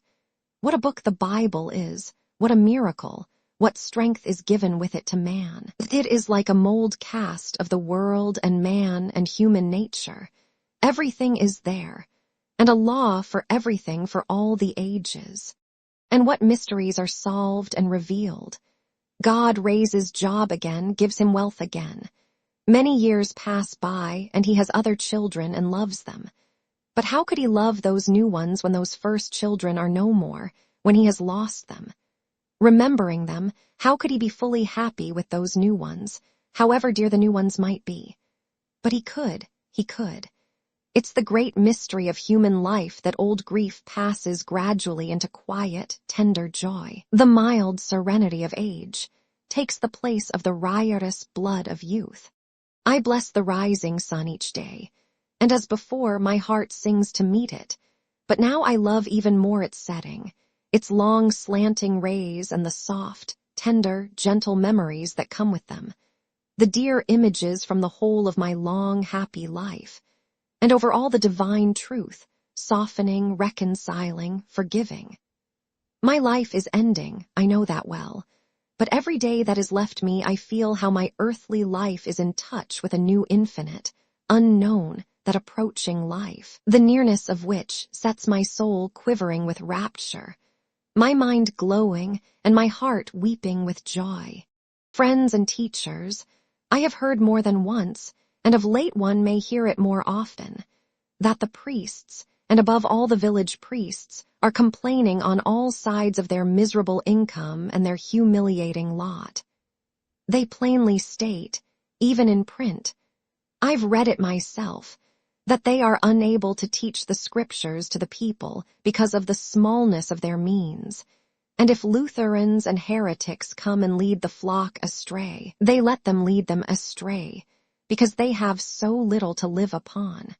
May the Lord increase the sustenance that is so precious to them, for their complaint is just too. But of a truth I say, if anyone is to blame in the matter, half the fault is ours. For he may be short of time, he may say truly that he is overwhelmed all the while with work and services, but still it's not all the time, even he has an hour a week to remember God. And he does not work the whole year round. Let him gather round him once a week, some hour in the evening, if only the children at first. The fathers will hear of it, and they too will begin to come. There's no need to build halls for this. Let him take them into his own cottage. They won't spoil his cottage, they would only be there 1 hour. Let him open that book and begin reading it without grand words or superciliousness, without condescension to them, but gently and kindly, being glad that he is reading to them, and that they are listening with attention, loving the words himself, only stopping from time to time to explain words that are not understood by the peasants. Don't be anxious. They will understand everything. The orthodox heart will understand all. Let him read them about Abraham and Sarah, about Isaac and Rebekah, of how Jacob went to Laban and wrestled with the Lord in his dream and said, "This place is holy." and he will impress the devout mind of the peasant.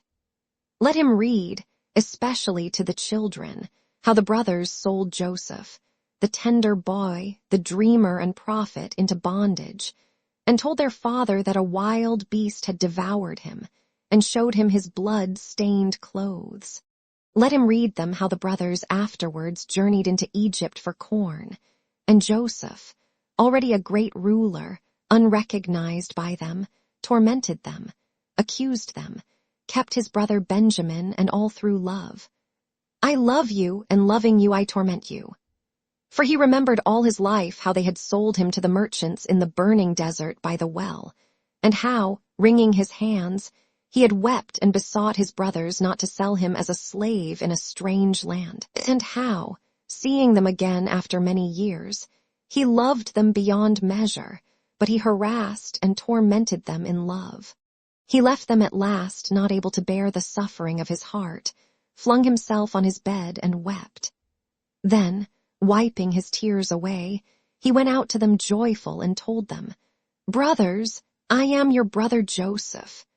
Let him read them further how happy old Jacob was on learning that his darling boy was still alive, and how he went to Egypt leaving his own country, and died in a foreign land, bequeathing his great prophecy that had lain mysteriously hidden in his meek and timid heart all his life, that from his offspring, from Judah, will come the great hope of the world, the Messiah and Savior. Fathers and teachers, forgive me and don't be angry, that like a little child I've been babbling of what you know long ago, and can teach me 100 times more skillfully. I only speak from rapture, and forgive my tears, for I love the Bible. Let him too weep, the priest of God, and be sure that the hearts of his listeners will throb in response. Only a little tiny seed is needed. Drop it into the heart of the peasant, and it won't die. It will live in his soul all his life. It will be hidden in the midst of his darkness and sin, like a bright spot, like a great reminder. There's no need of much teaching or explanation. He will understand it all simply. Do you suppose that the peasants don't understand? Try reading them the touching story of the fair Esther and the haughty Vashti, or the miraculous story of Jonah in the whale.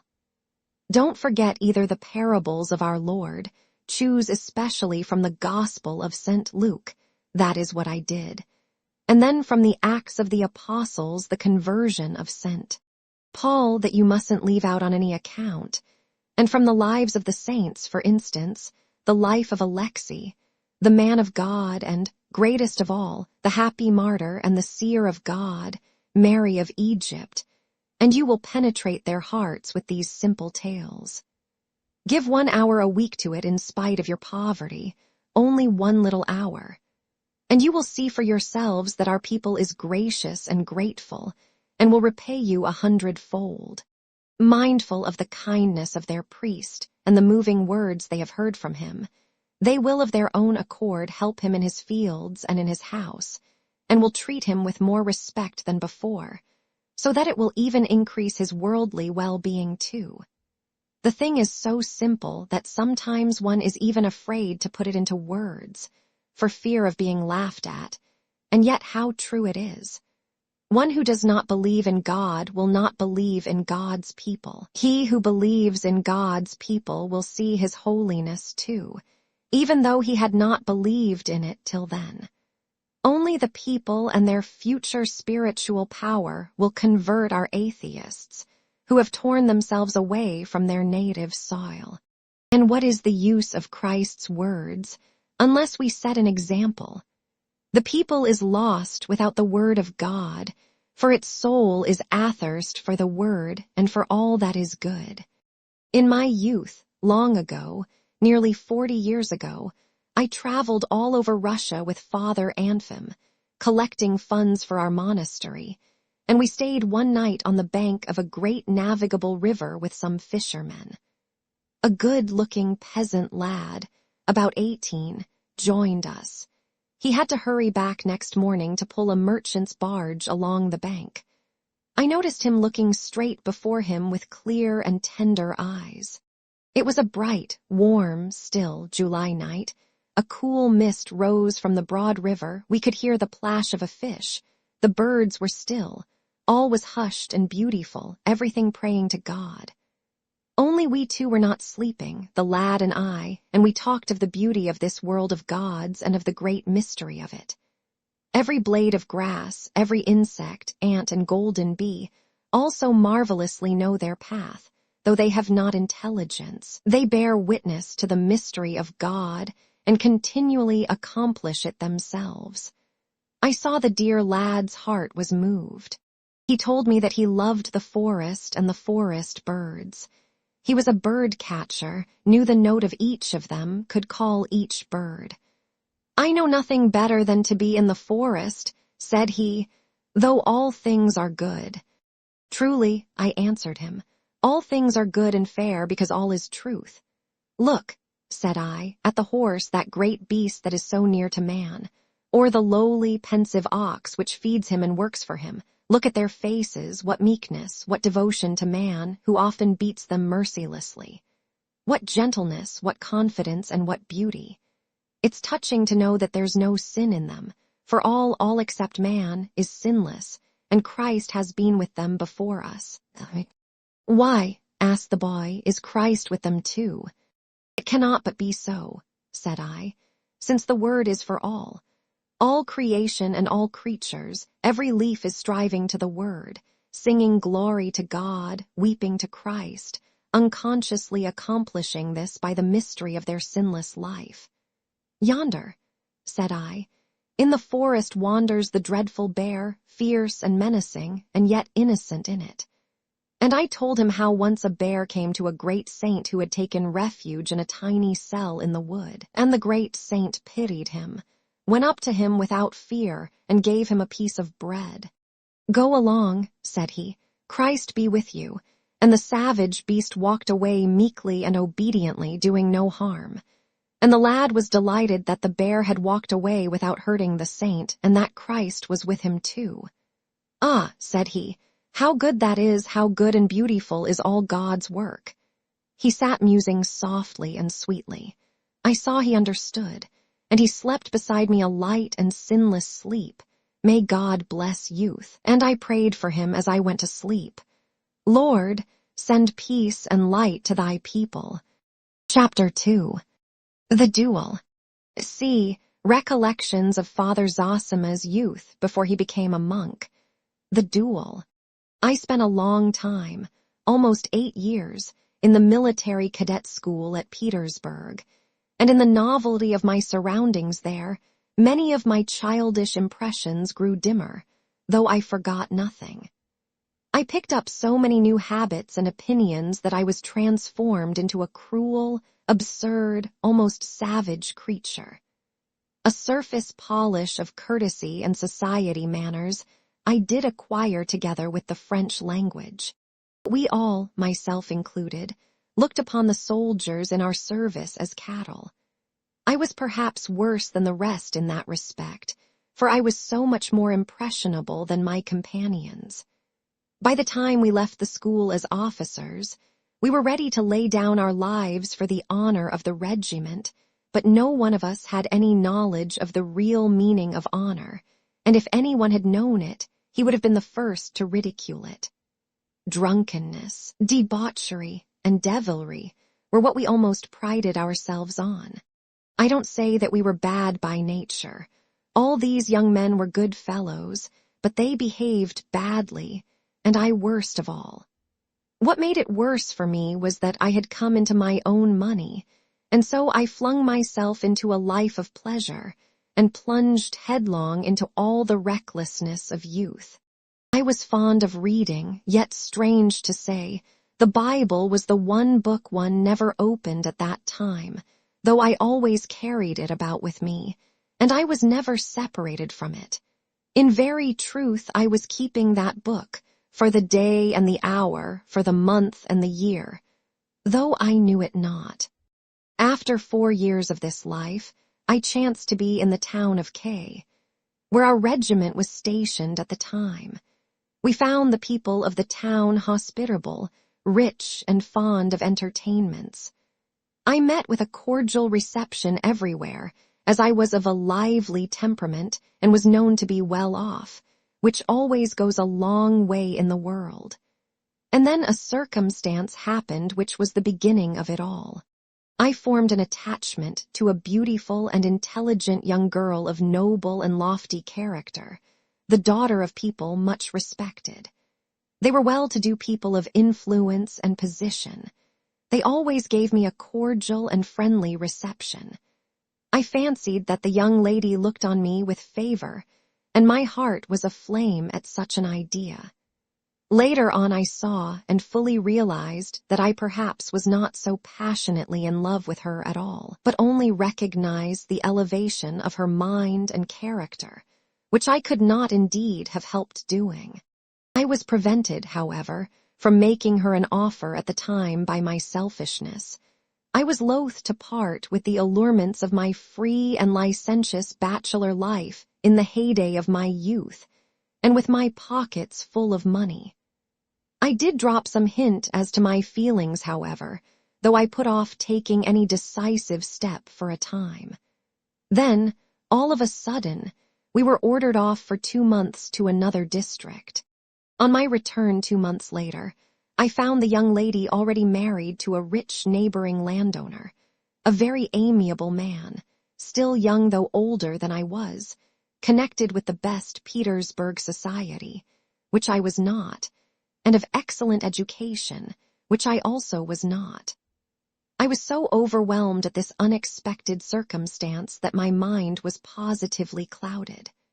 The worst of it all was that, as I learned then, the young landowner had been a long while betrothed to her, and I had met him indeed many times in her house, but blinded by my conceit, I had noticed nothing.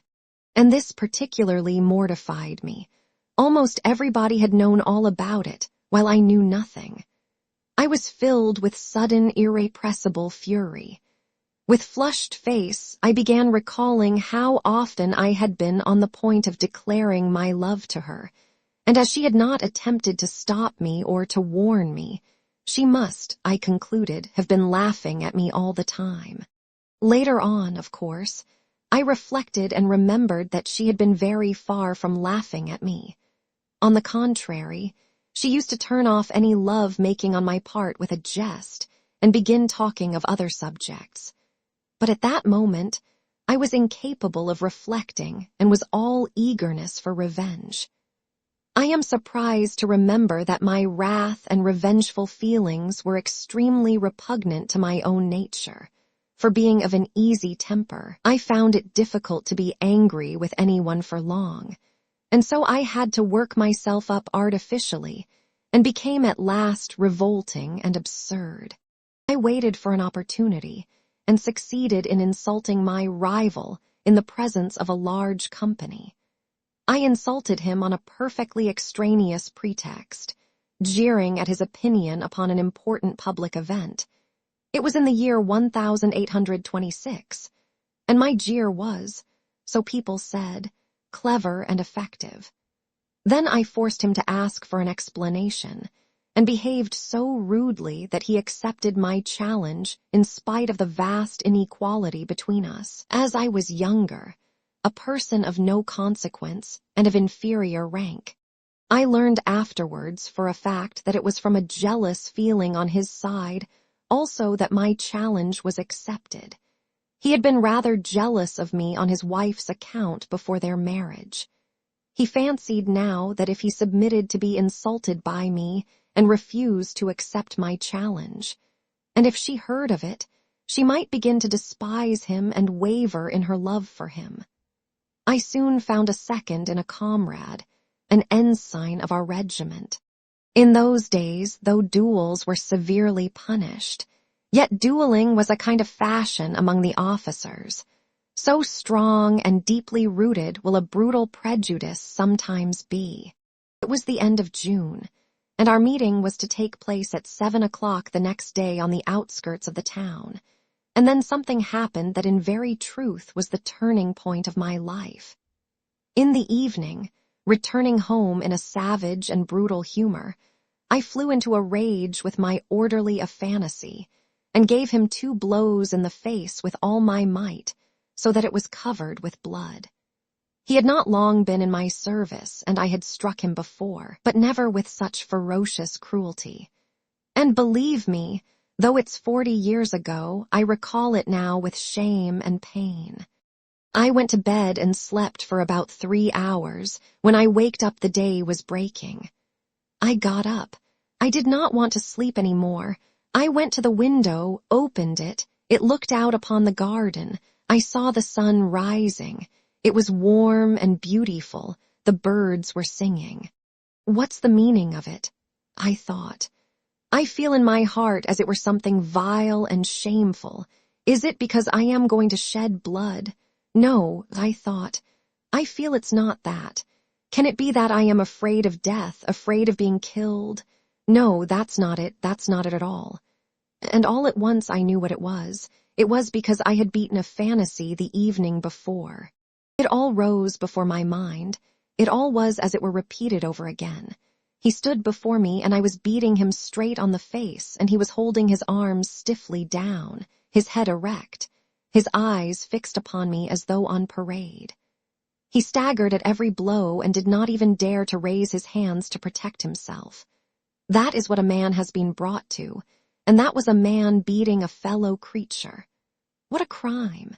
It was as though a sharp dagger had pierced me right through. I stood as if I were struck dumb, while the sun was shining, the leaves were rejoicing, and the birds were trilling the praise of God. I hid my face in my hands, fell on my bed, and broke into a storm of tears. And then I remembered my brother Markel and what he said on his deathbed to his servants. "My dear ones, why do you wait on me? Why do you love me? Am I worth your waiting on me?" Yes, am I worth it? Flashed through my mind.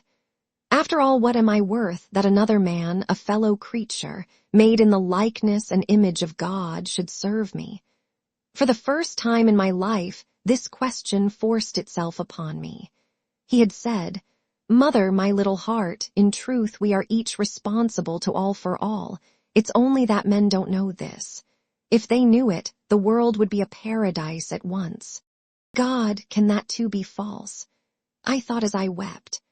In truth, perhaps, I am more than all others responsible for all, a greater sinner than all men in the world. And all at once the whole truth in its full light appeared to me. What was I going to do?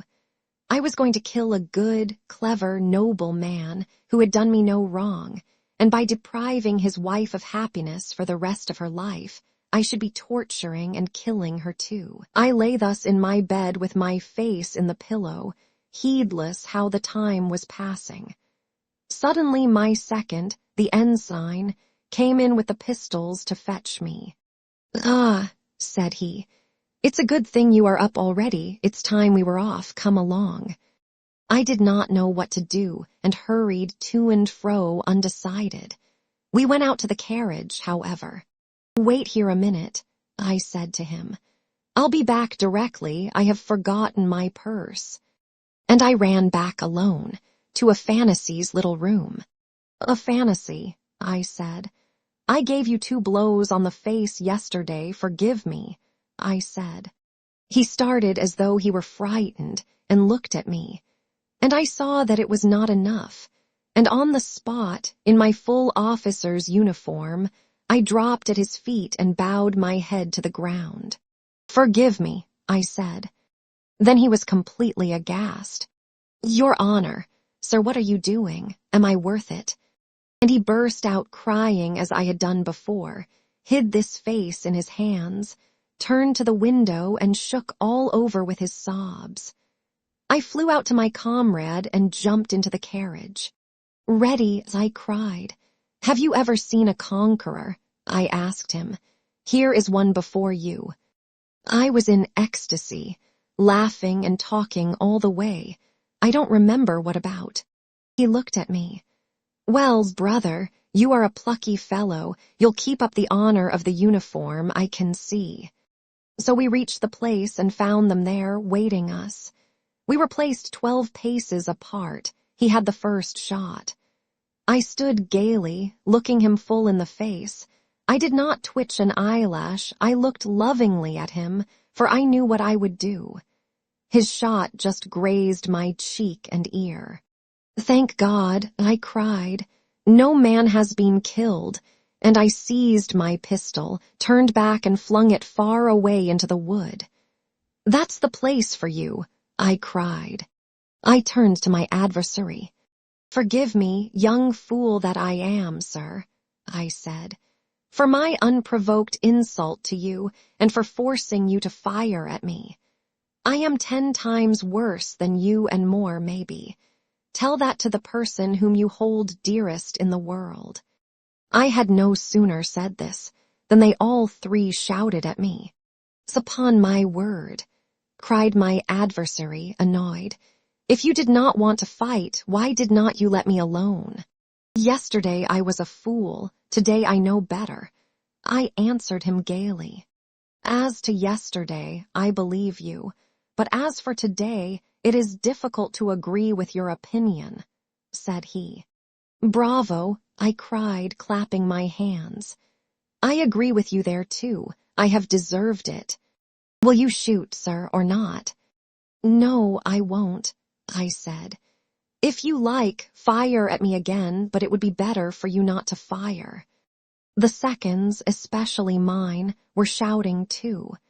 "Can you disgrace the regiment like this, facing your antagonist and begging his forgiveness? If I'd only known this." I stood facing them all, not laughing now.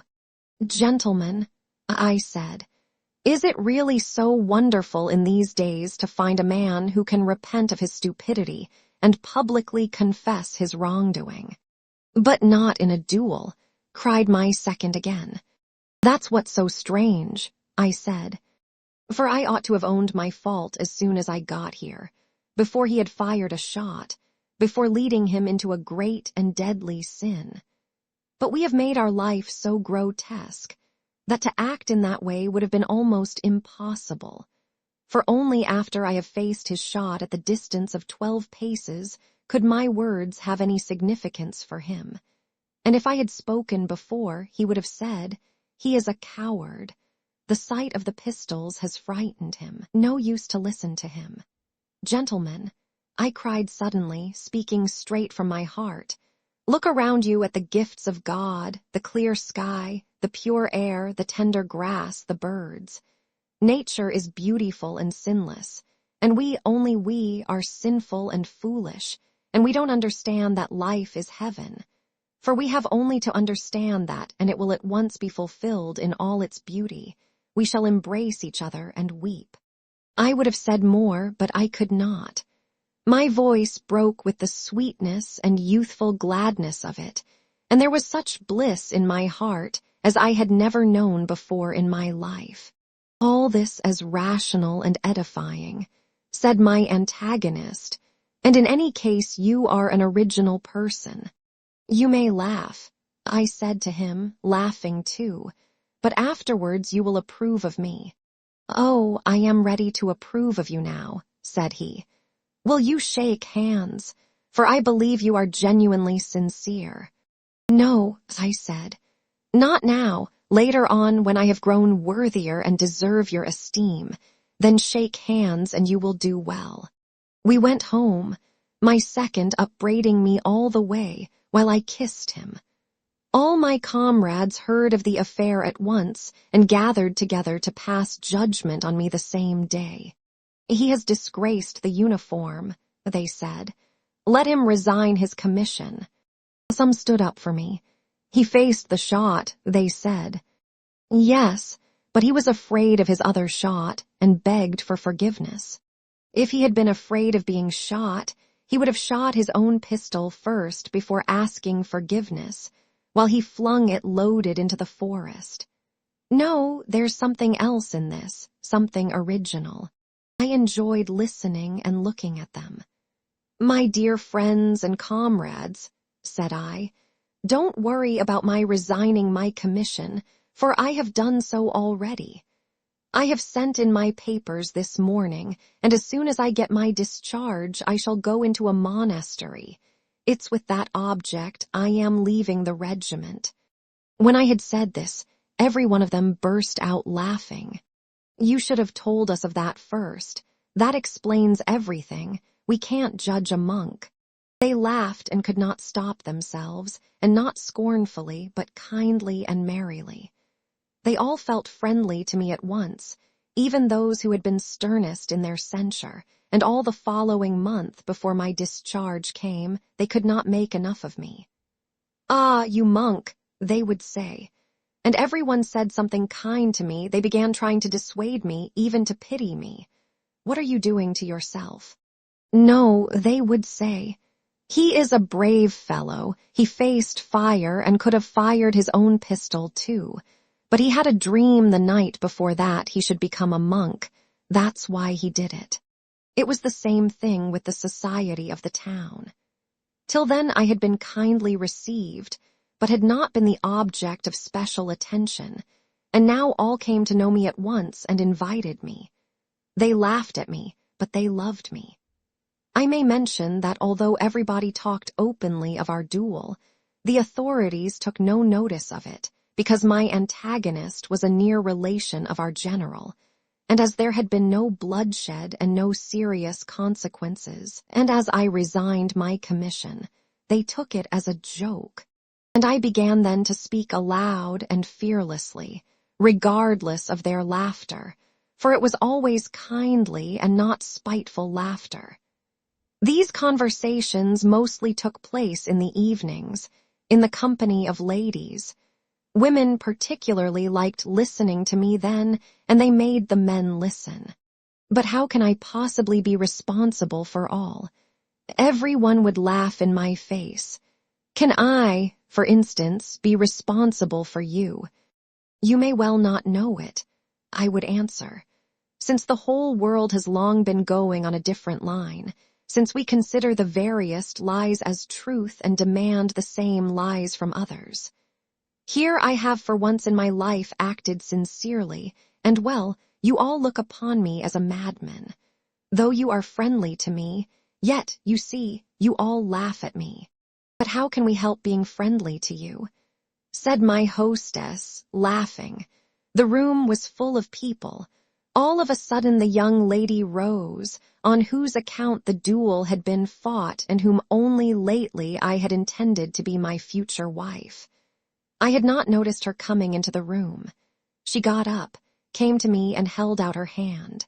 "Let me tell you," she said, "that I am the first not to laugh at you, but on the contrary I thank you with tears and express my respect for you for your action then." Her husband, too, came up, and then they all approached me and almost kissed me. My heart was filled with joy, but my attention was especially caught by a middle-aged man who came up to me with the others. I knew him by name already, but had never made his acquaintance nor exchanged a word with him till that evening. D, the mysterious visitor. He had long been an official in the town. He was in a prominent position, respected by all, rich, and had a reputation for benevolence. He subscribed considerable sums to the almshouse and the orphan asylum. He was very charitable, too, in secret, a fact which only became known after his death. He was a man of about 50, almost stern in appearance and not much given to conversation. He had been married about 10 years, and his wife, who was still young, had borne him 3 children. Well, I was sitting alone in my room the following evening, when my door suddenly opened and this gentleman walked in. I must mention, by the way, that I was no longer living in my former quarters. As soon as I resigned my commission, I took rooms with an old lady, the widow of a government clerk. My landlady's servant waited upon me, for I had moved into her rooms simply because on my return from the duel, I had sent a fantasy back to the regiment, as I felt ashamed to look him in the face after my last interview with him. So prone is the man of the world to be ashamed of any righteous action. "I have," said my visitor, "with great interest listened to you speaking in different houses the last few days, and I wanted at last to make your personal acquaintance, so as to talk to you more intimately. Can you, dear sir, grant me this favor? I can, with the greatest pleasure, and I shall look upon it as an honor. I said this, though I felt almost dismayed, so greatly was I impressed from the first moment by the appearance of this man. For though other people had listened to me with interest and attention, no one had come to me before with such a serious, stern, and concentrated expression. And now he had come to see me in my own rooms. He sat down. You are, I see, a man of great strength of character, he said. As you have dared to serve the truth, even when by doing so you risked incurring the contempt of all. Your praise is, perhaps, excessive, I replied. No, it's not excessive, he answered. Believe me, such a course of action is far more difficult than you think. It is that which has impressed me, and it is only on that account that I have come to you, he continued. Tell me, please, that is if you are not annoyed by my perhaps unseemly curiosity, what were your exact sensations, if you can recall them, at the moment when you made up your mind to ask forgiveness at the duel? Do not think my question frivolous. On the contrary, I have in asking the question a secret motive of my own, which I will perhaps explain to you later on, if it is God's will that we should become more intimately acquainted. All the while he was speaking, I was looking at him straight into the face, and I felt all at once a complete trust in him and great curiosity on my side also, for I felt that there was some strange secret in his soul. You ask what were my exact sensations at the moment when I asked my opponent's forgiveness. I answered, but I had better tell you from the beginning what I have not yet told anyone else. And I described all that had passed between a fantasy and me, and how I had bowed down to the ground at his feet. From that you can see for yourself, I concluded, that at the time of the duel it was easier for me, for I had made a beginning already at home, and when once I had started on that road, to go farther along it was far from being difficult, but became a source of joy and happiness. I liked the way he looked at me as he listened. All that, he said, is exceedingly interesting. I will come to see you again and again. And from that time forth he came to see me nearly every evening, and we should have become greater friends if only he had ever talked of himself. But about himself he scarcely ever said a word, yet continually asked me about myself. In spite of that, I became very fond of him and spoke with perfect frankness to him about all my feelings. For, thought I, what need have I to know his secrets, since I can see without that he is a good man? Moreover, though he is such a serious man and my senior, he comes to see a youngster like me and treats me as his equal. And I learned a great deal that was profitable from him, for he was a man of lofty mind. That life is heaven, he said to me suddenly, that I have long been thinking about, and all at once he added, I think of nothing else indeed. He looked at me and smiled. I am more convinced of it than you are, I will tell you later why. I listened to him, and thought that he evidently wanted to tell me something. Heaven, he went on, lies hidden within all of us. Here it lies hidden in me now, and if I will it, it will be revealed to me tomorrow and for all time. I looked at him.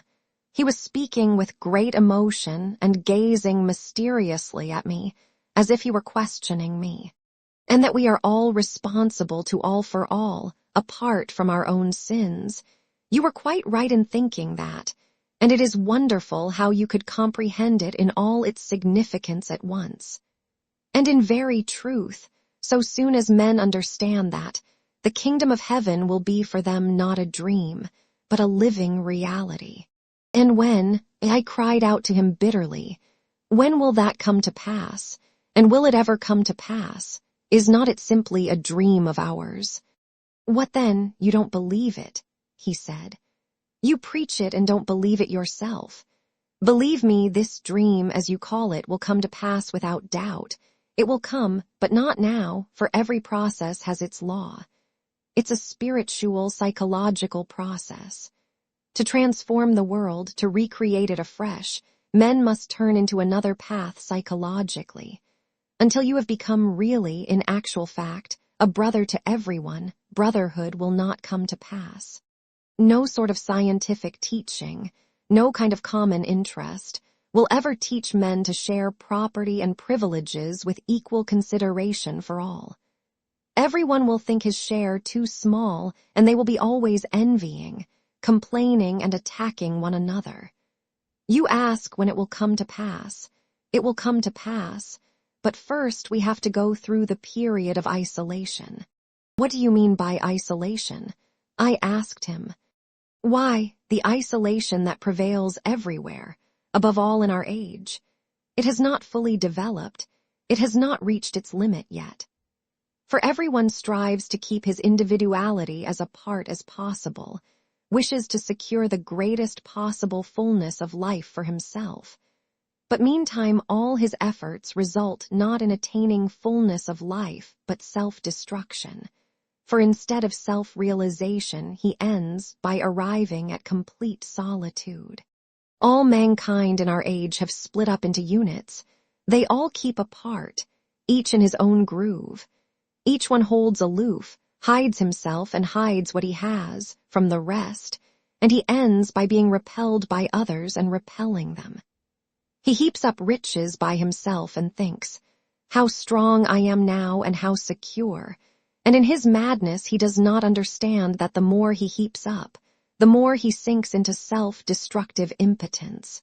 For he is accustomed to rely upon himself alone and to cut himself off from the whole. He has trained himself not to believe in the help of others, in men, and in humanity, and only trembles for fear he should lose his money and the privileges that he has won for himself. Everywhere in these days men have, in their mockery, ceased to understand that the true security is to be found in social solidarity rather than in isolated individual effort. But this terrible individualism must inevitably have an end, and all will suddenly understand how unnaturally they are separated from one another.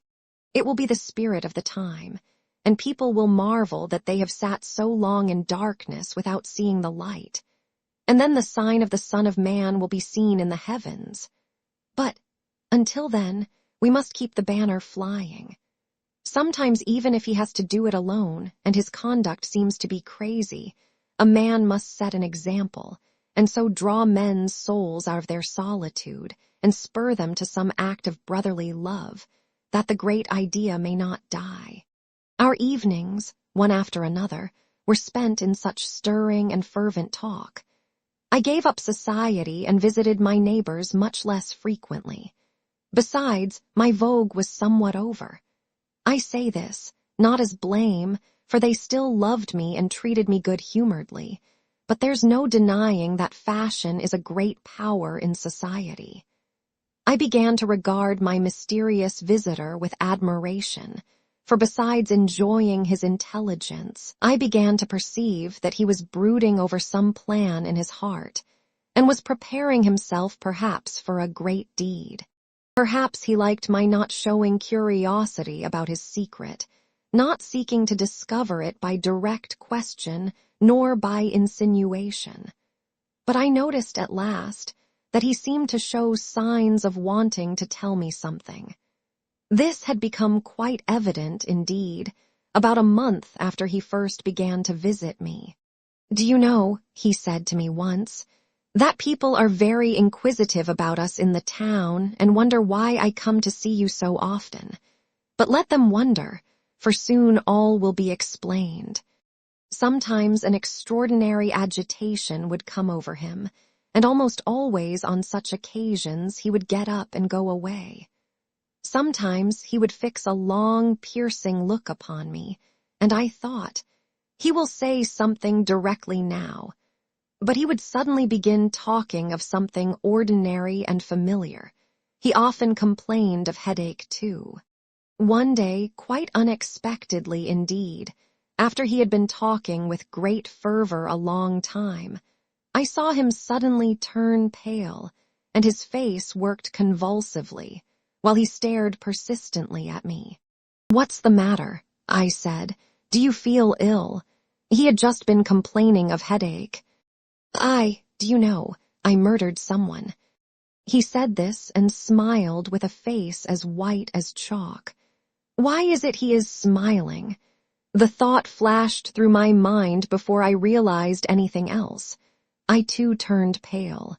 "What are you saying?" I cried. "You see," he said, with a pale smile, "how much it has cost me to say the first word. Now I have said it, I feel I've taken the first step and shall go on." For a long while I could not believe him, and I did not believe him at that time, but only after he had been to see me 3 days running and told me all about it. I thought he was mad, but ended by being convinced, to my great grief and amazement. His crime was a great and terrible one. 14 years before, he had murdered the widow of a landowner, a wealthy and handsome young woman who had a house in our town. He fell passionately in love with her, declared his feeling, and tried to persuade her to marry him.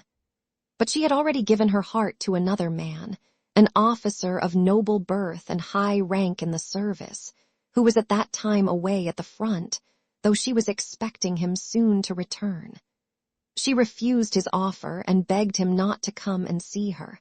After he had ceased to visit her, he took advantage of his knowledge of the house to enter at night through the garden by the roof, at great risk of discovery.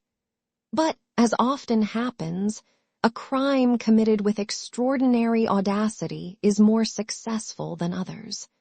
Entering the garret through the skylight, he went down the ladder, knowing that the door at the bottom of it was sometimes, through the negligence of the servants, left unlocked. He hoped to find it so, and so it was. He made his way in the dark to her bedroom, where a light was burning. As though on purpose, both her maids had gone off to a birthday party in the same street, without asking leave. The other servants slept in the servants' quarters or in the kitchen on the ground floor. His passion flamed up at the sight of her asleep, and then vindictive, jealous anger took possession of his heart, and like a drunken man, beside himself, he thrust a knife into her heart, so that she did not even cry out.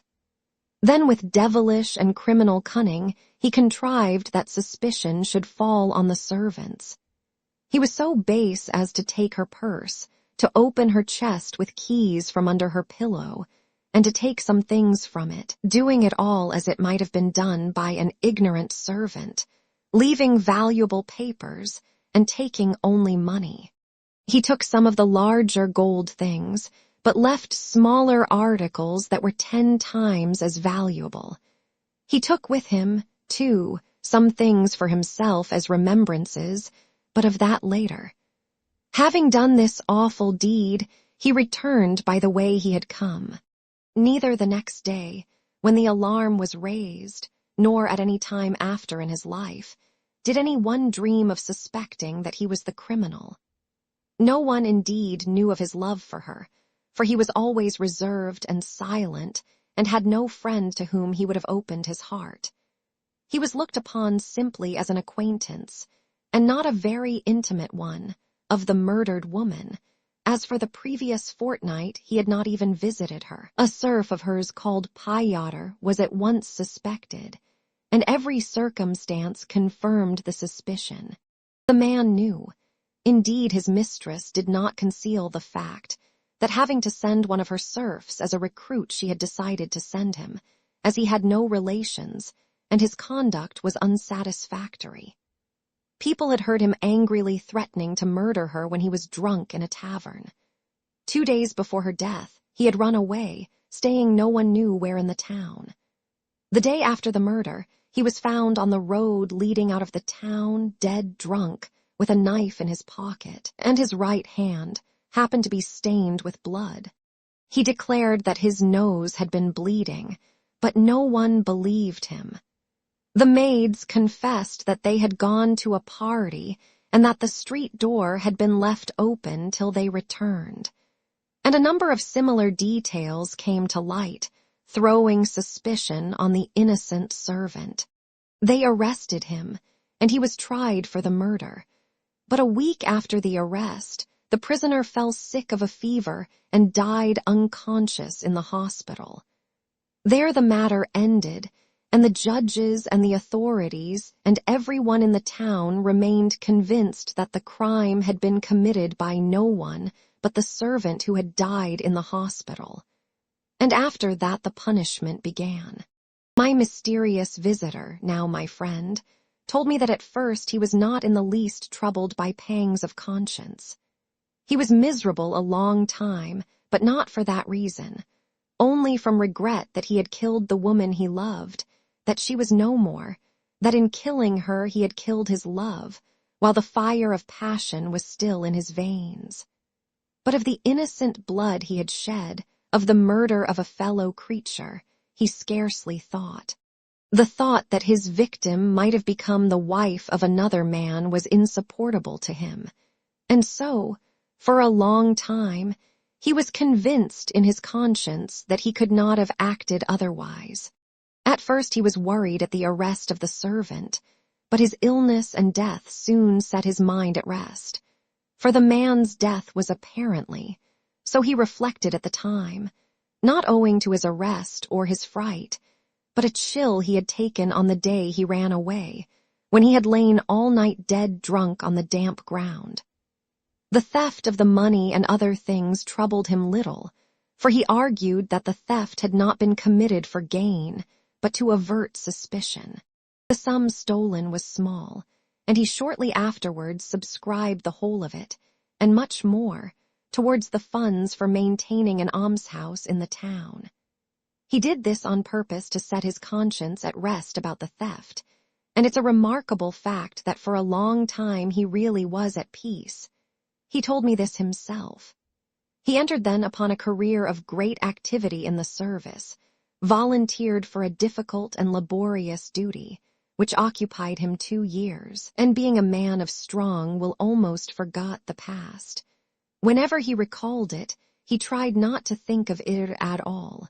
He became active in philanthropy too, founded and helped to maintain many institutions in the town, did a good deal in the 2 capitals, and in both Moscow and Petersburg was elected a member of philanthropic societies. At last, however, he began brooding over the past, and the strain of it was too much for him. Then he was attracted by a fine and intelligent girl, and soon after married her, hoping that marriage would dispel his lonely depression, and that by entering on a new life and scrupulously doing his duty to his wife and children, he would escape from old memories altogether. But the very opposite of what he expected happened. He began, even in the first month of his marriage, to be continually fretted by the thought, "My wife loves me, but what if she knew?" When she first told him that she would soon bear him a child, he was troubled. "I am giving life, but I have taken life." Children came. "How dare I love them, teach and educate them? How can I talk to them of virtue? I have shed blood." They were splendid children, he longed to caress them, and I can't look at their innocent, candid faces, as I am unworthy. At last he began to be bitterly and ominously haunted by the blood of his murdered victim, by the young life he had destroyed, by the blood that cried out for vengeance. He had begun to have awful dreams, but being a man of fortitude, he bore his suffering a long time, thinking, "I shall expiate everything by this secret agony." But that hope, too, was vain. The longer it went on, the more intense was his suffering. He was respected in society for his active benevolence, though everyone was overawed by his stern and gloomy character. But the more he was respected, the more intolerable it was for him. He confessed to me that he had thoughts of killing himself, but he began to be haunted by another idea, an idea which he had at first regarded as impossible and unthinkable, though at last it got such a hold on his heart that he could not shake it off. He dreamed of rising up, going out, and confessing in the face of all men that he had committed murder. For 3 years this dream had pursued him, haunting him in different forms. At last he believed with his whole heart that if he confessed his crime, he would heal his soul and would be at peace forever. But this belief filled his heart with terror, for how could he carry it out? And then came what happened at my duel. Looking at you, I have made up my mind. I looked at him. Is it possible?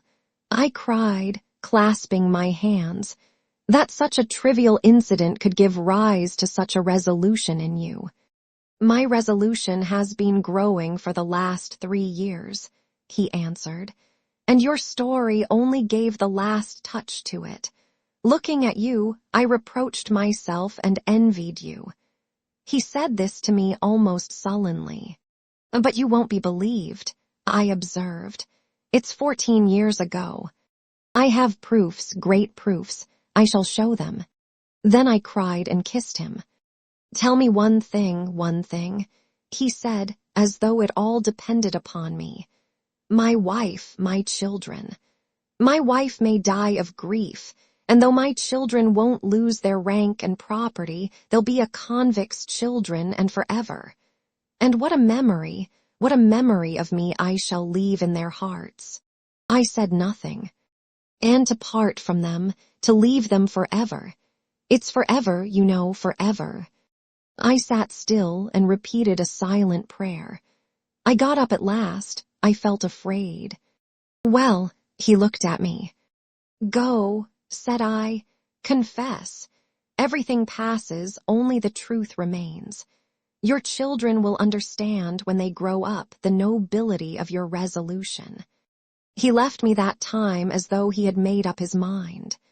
Yet for more than a fortnight afterwards, he came to me every evening, still preparing himself, still unable to bring himself to the point. He made my heart ache. One day he would come determined and say fervently, I know it will be heaven for me, heaven, the moment I confess. 14 years I've been in hell. I want to suffer. I will take my punishment and begin to live. You can pass through the world doing wrong, but there's no turning back. Now I dare not love my neighbor nor even my own children. Good God, my children will understand, perhaps, what my punishment has cost me and will not condemn me. God is not in strength, but in truth. All will understand your sacrifice. I said to him, if not at once, they will understand later, for you have served truth, the higher truth, not of the earth. And he would go away seeming comforted. But next day he would come again, bitter, pale, sarcastic. Every time I come to you, you look at me so inquisitively as though to say, he has still not confessed. Wait a bit, don't despise me too much. It's not such an easy thing to do as you would think. Perhaps I shall not do it at all. You won't go and inform against me then, will you? And far from looking at him with indiscreet curiosity, I was afraid to look at him at all. I was quite ill from anxiety, and my heart was full of tears. I could not sleep at night. I have just come from my wife, he went on. Do you understand what the word wife means? When I went out, the children called to me, Goodbye, father. Make haste back to read the children's magazine with us. No, you don't understand that. No one is wise from another man's woe. His eyes were glittering, his lips were twitching. Suddenly he struck the table with his fist so that everything on it danced. It was the first time he had done such a thing. He was such a mild man. But need I? He exclaimed, must I? No one has been condemned, no one has been sent to Siberia in my place. The man died of fever. And I've been punished by my sufferings for the blood I shed. And I shan't be believed, they won't believe my proofs. Need I confess, need I? I am ready to go on suffering all my life for the blood I have shed, if only my wife and children may be spared. Will it be just to ruin them with me? Aren't we making a mistake? What is right in this case?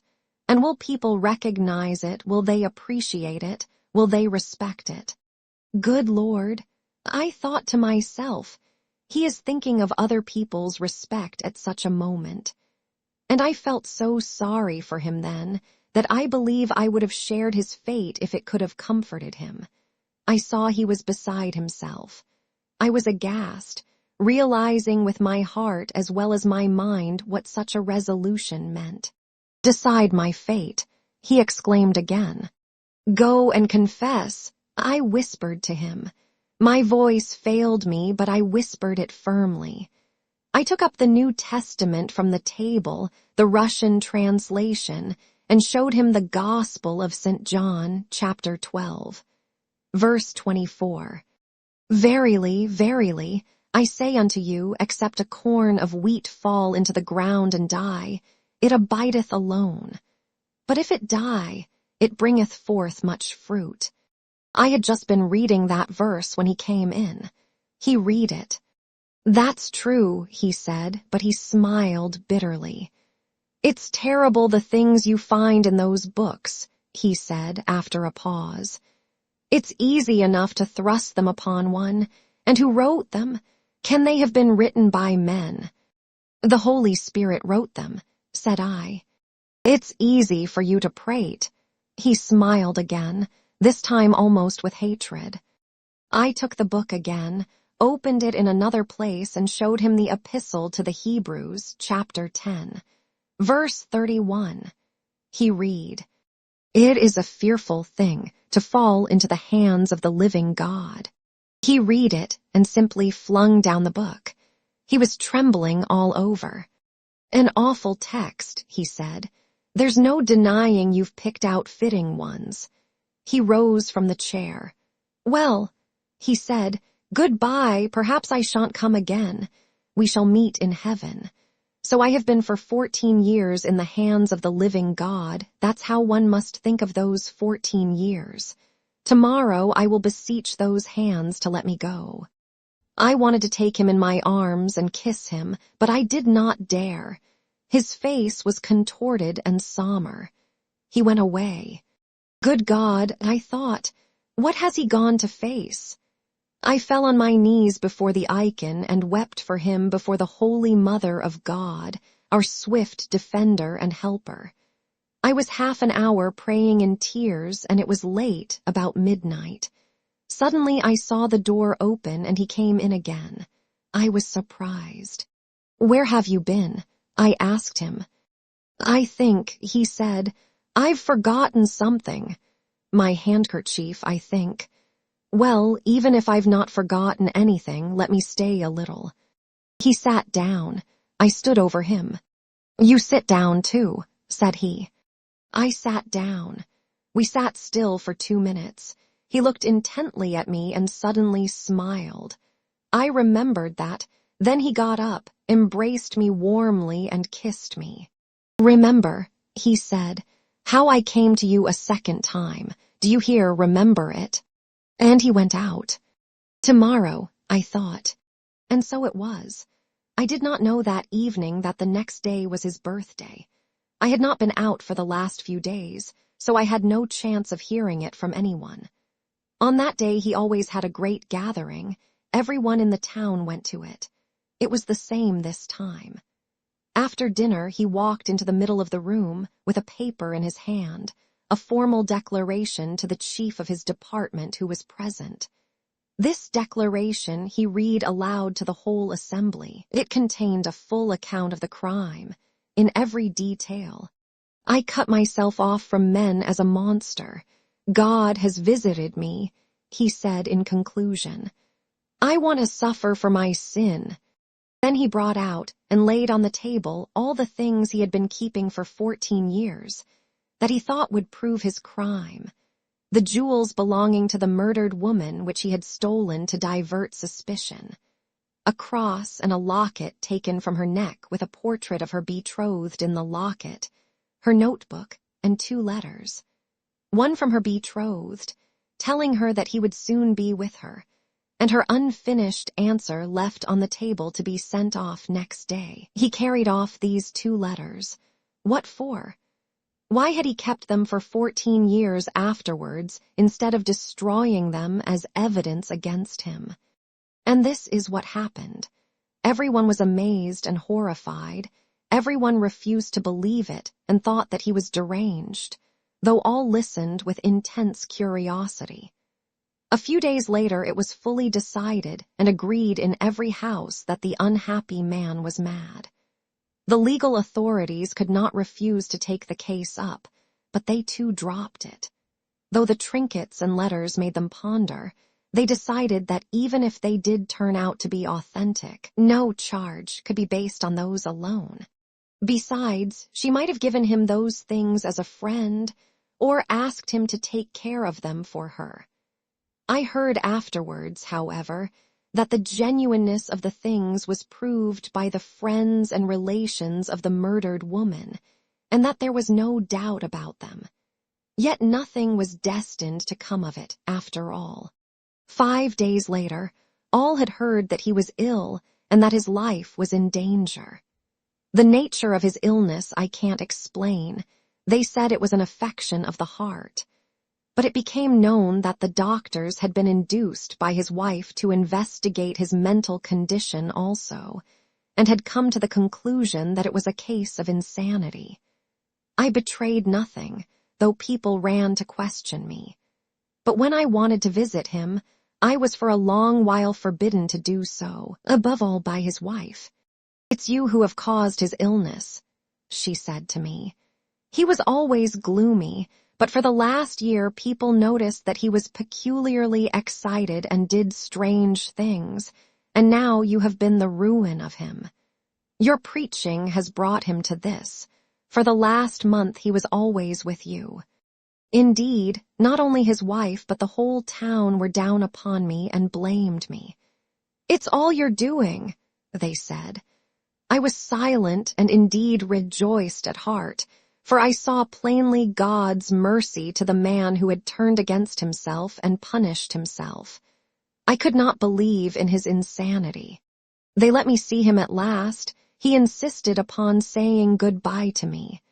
I went in to him and saw at once that not only his days, but his hours were numbered. He was weak, yellow, his hands trembled, he gasped for breath, but his face was full of tender and happy feeling. "It is done," he said. "I've long been yearning to see you. Why didn't you come?" I did not tell him that they would not let me see him. God has had pity on me and is calling me to himself. I know I am dying, but I feel joy and peace for the first time after so many years. There was heaven in my heart from the moment I had done what I had to do. Now I dare to love my children and to kiss them. Neither my wife nor the judges, nor anyone has believed it. My children will never believe it either. I see in that God's mercy to them. I shall die, and my name will be without a stain for them. And now I feel God near. My heart rejoices as in heaven. I have done my duty. He could not speak. He gasped for breath. He pressed my hand warmly, looking fervently at me. We did not talk for long. His wife kept peeping in at us. But he had time to whisper to me, "Do you remember how I came back to you that second time at midnight? I told you to remember it. You know what I came back for. I came to kill you." I started. I went out from you then into the darkness. I wandered about the streets, struggling with myself. And suddenly I hated you so that I could hardly bear it. Now, I thought, he is all that binds me, and he is my judge. I can't refuse to face my punishment tomorrow, for he knows all. It was not that I was afraid you would betray me. I never even thought of that. But I thought, how can I look him in the face if I don't confess? And if you had been at the other end of the earth, but alive, it would have been all the same. The thought was unendurable that you were alive knowing everything and condemning me. I hated you as though you were the cause, as though you were to blame for everything. I came back to you then, remembering that you had a dagger lying on your table. I sat down and asked you to sit down, and for a whole minute I pondered. If I had killed you, I should have been ruined by that murder even if I had not confessed the other. But I didn't think about that at all, and I didn't want to think of it at that moment. I only hated you and longed to revenge myself on you for everything. The Lord vanquished the devil in my heart, but let me tell you, you were never nearer death. A week later he died. The whole town followed him to the grave. The chief priest made a speech full of feeling. All lamented the terrible illness that had cut short his days. But all the town was up in arms against me after the funeral, and people even refused to see me. Some, at first a few and afterwards more, began indeed to believe in the truth of his story, and they visited me and questioned me with great interest and eagerness, for man loves to see the downfall and disgrace of the righteous. But I held my tongue, and very shortly after I left the town, and 5 months later, by God's grace, I entered upon the safe and blessed path, praising the unseen finger which had guided me so clearly to it. But I remember in my prayer to this day the servant of God, Mihail, who suffered so greatly. Chapter 3. Conversations and Exhortations of Father Zosima. The Russian monk and his possible significance. Fathers and teachers, what is the monk? In the cultivated world, the word is nowadays pronounced by some people with a jeer, and by others it is used as a term of abuse, and this contempt for the monk is growing. It is true, alas, it is true, that there are many sluggards, gluttons, profligates, and insolent beggars among monks. Educated people point to these. You are idlers, useless members of society, you live on the labor of others, you are shameless beggars, and yet how many meek and humble monks there are, yearning for solitude and fervent prayer and peace. These are less noticed, or passed over in silence. And how surprised men would be if I were to say that from these meek monks, who yearn for solitary prayer, the salvation of Russia will come perhaps once more. For they are in truth made ready in peace and quiet for the day and the hour, the month and the year. Meanwhile, in their solitude, they keep the image of Christ fair and undefiled, in the purity of God's truth, from the times of the fathers of old, the apostles and the martyrs. And when the time comes, they will show it to the tottering creeds of the world. That is a great thought. That star will rise out of the east. That is my view of the monk, and is it false? Is it too proud? Look at the worldly and all who set themselves up above the people of God. Has not God's image and his truth been distorted in them? They have science, but in science there is nothing but what is the object of sense. The spiritual world, the higher part of man's being, is rejected altogether, dismissed with a sort of triumph, even with hatred. The world has proclaimed the reign of freedom, especially of late. But what do we see in this freedom of theirs?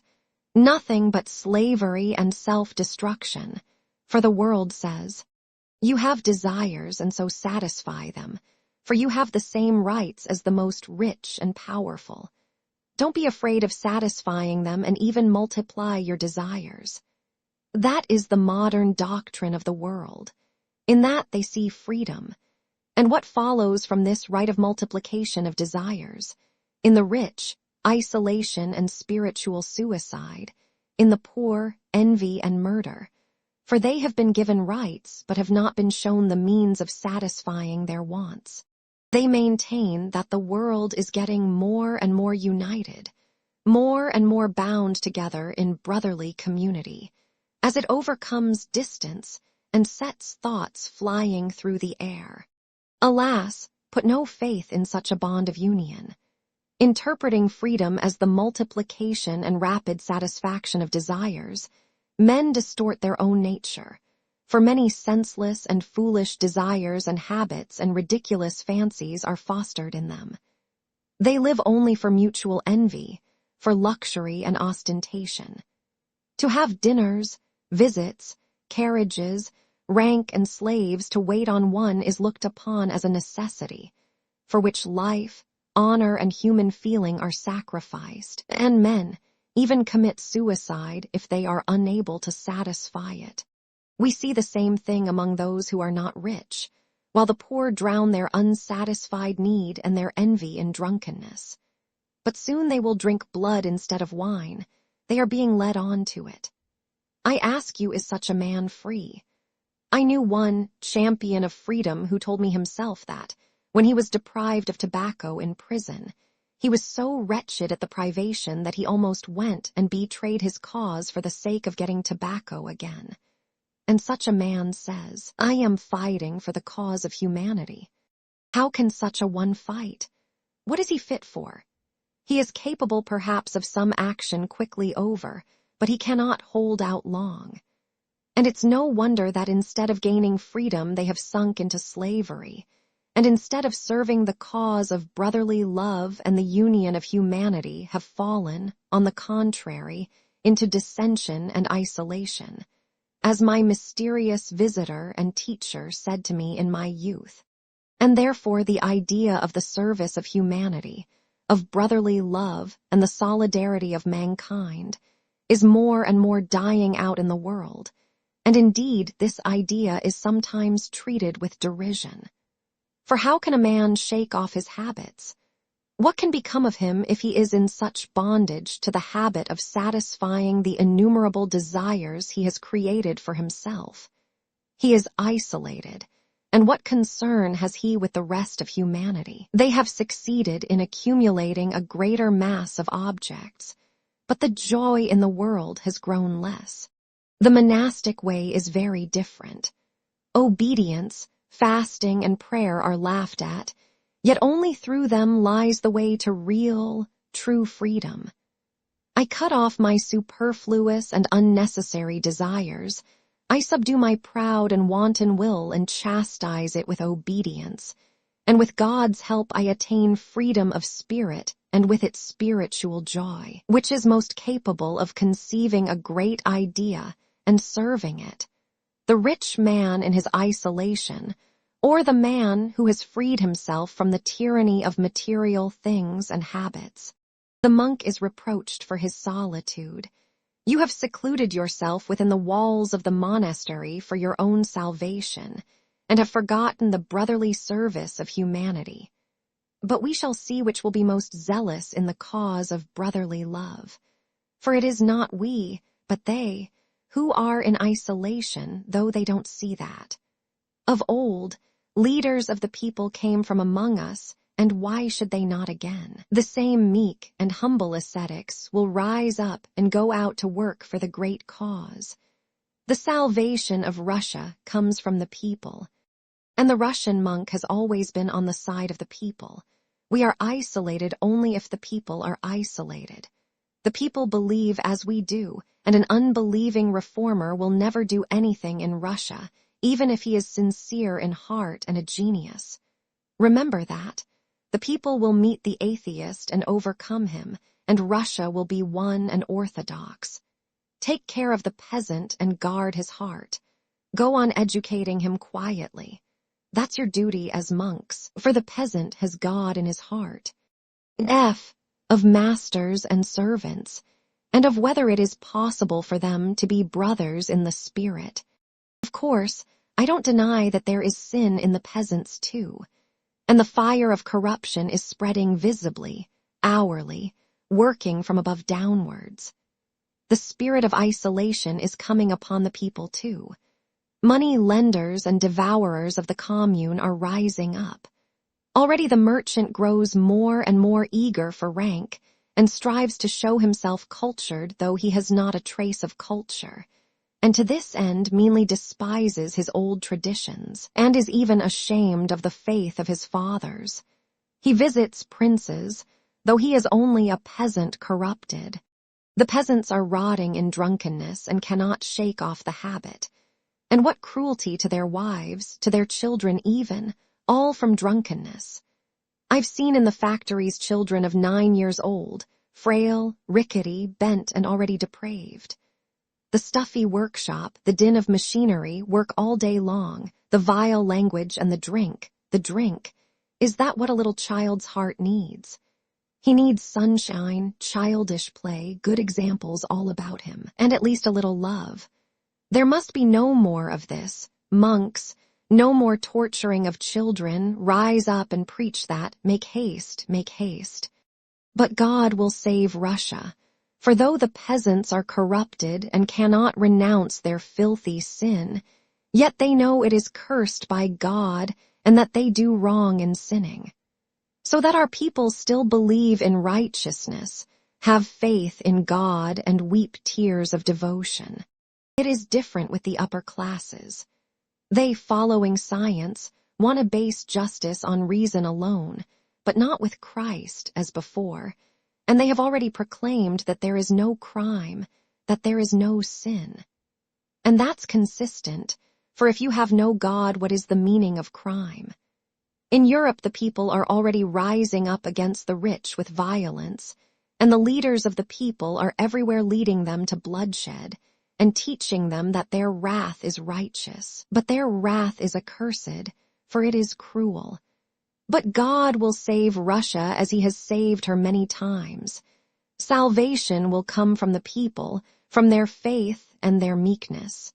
Fathers and teachers, watch over the people's faith, and this will not be a dream. I've been struck all my life in our great people by their dignity, their true and seemly dignity. I've seen it myself, I can testify to it. I've seen it and marveled at it. I've seen it in spite of the degraded sins and poverty-stricken appearance of our peasantry. They are not servile, and even after 2 centuries of serfdom they are free in manner and bearing, yet without insolence, and not revengeful and not envious. You are rich and noble, you are clever and talented. Well, be so, God bless you. I respect you, but I know that I too am a man. By the very fact that I respect you without envy, I prove my dignity as a man. In truth, if they don't say this, for they don't know how to say this yet, that is how they act. I have seen it myself, I have known it myself, and would you believe it, the poorer our Russian peasant is, the more noticeable is that serene goodness. For the rich among them are for the most part corrupted already, and much of that is due to our carelessness and indifference. But God will save his people, for Russia is great in her humility. I dream of seeing, and seem to see clearly already, our future. It will come to pass that even the most corrupt of our rich will end by being ashamed of his riches before the poor, and the poor, seeing his humility, will understand and give way before him, will respond joyfully and kindly to his honorable shame. Believe me that it will end in that. Things are moving to that. Equality is to be found only in the spiritual dignity of man, and that will only be understood among us. If we were brothers, there would be fraternity, but before that, they will never agree about the division of wealth. We preserve the image of Christ, and it will shine forth like a precious diamond to the whole world. So may it be, so may it be. Fathers and teachers, a touching incident befell me once. In my wanderings I met in the town of K. My old orderly of fantasy. It was 8 years since I had parted from him. He chanced to see me in the marketplace, recognized me, ran up to me, and how delighted he was.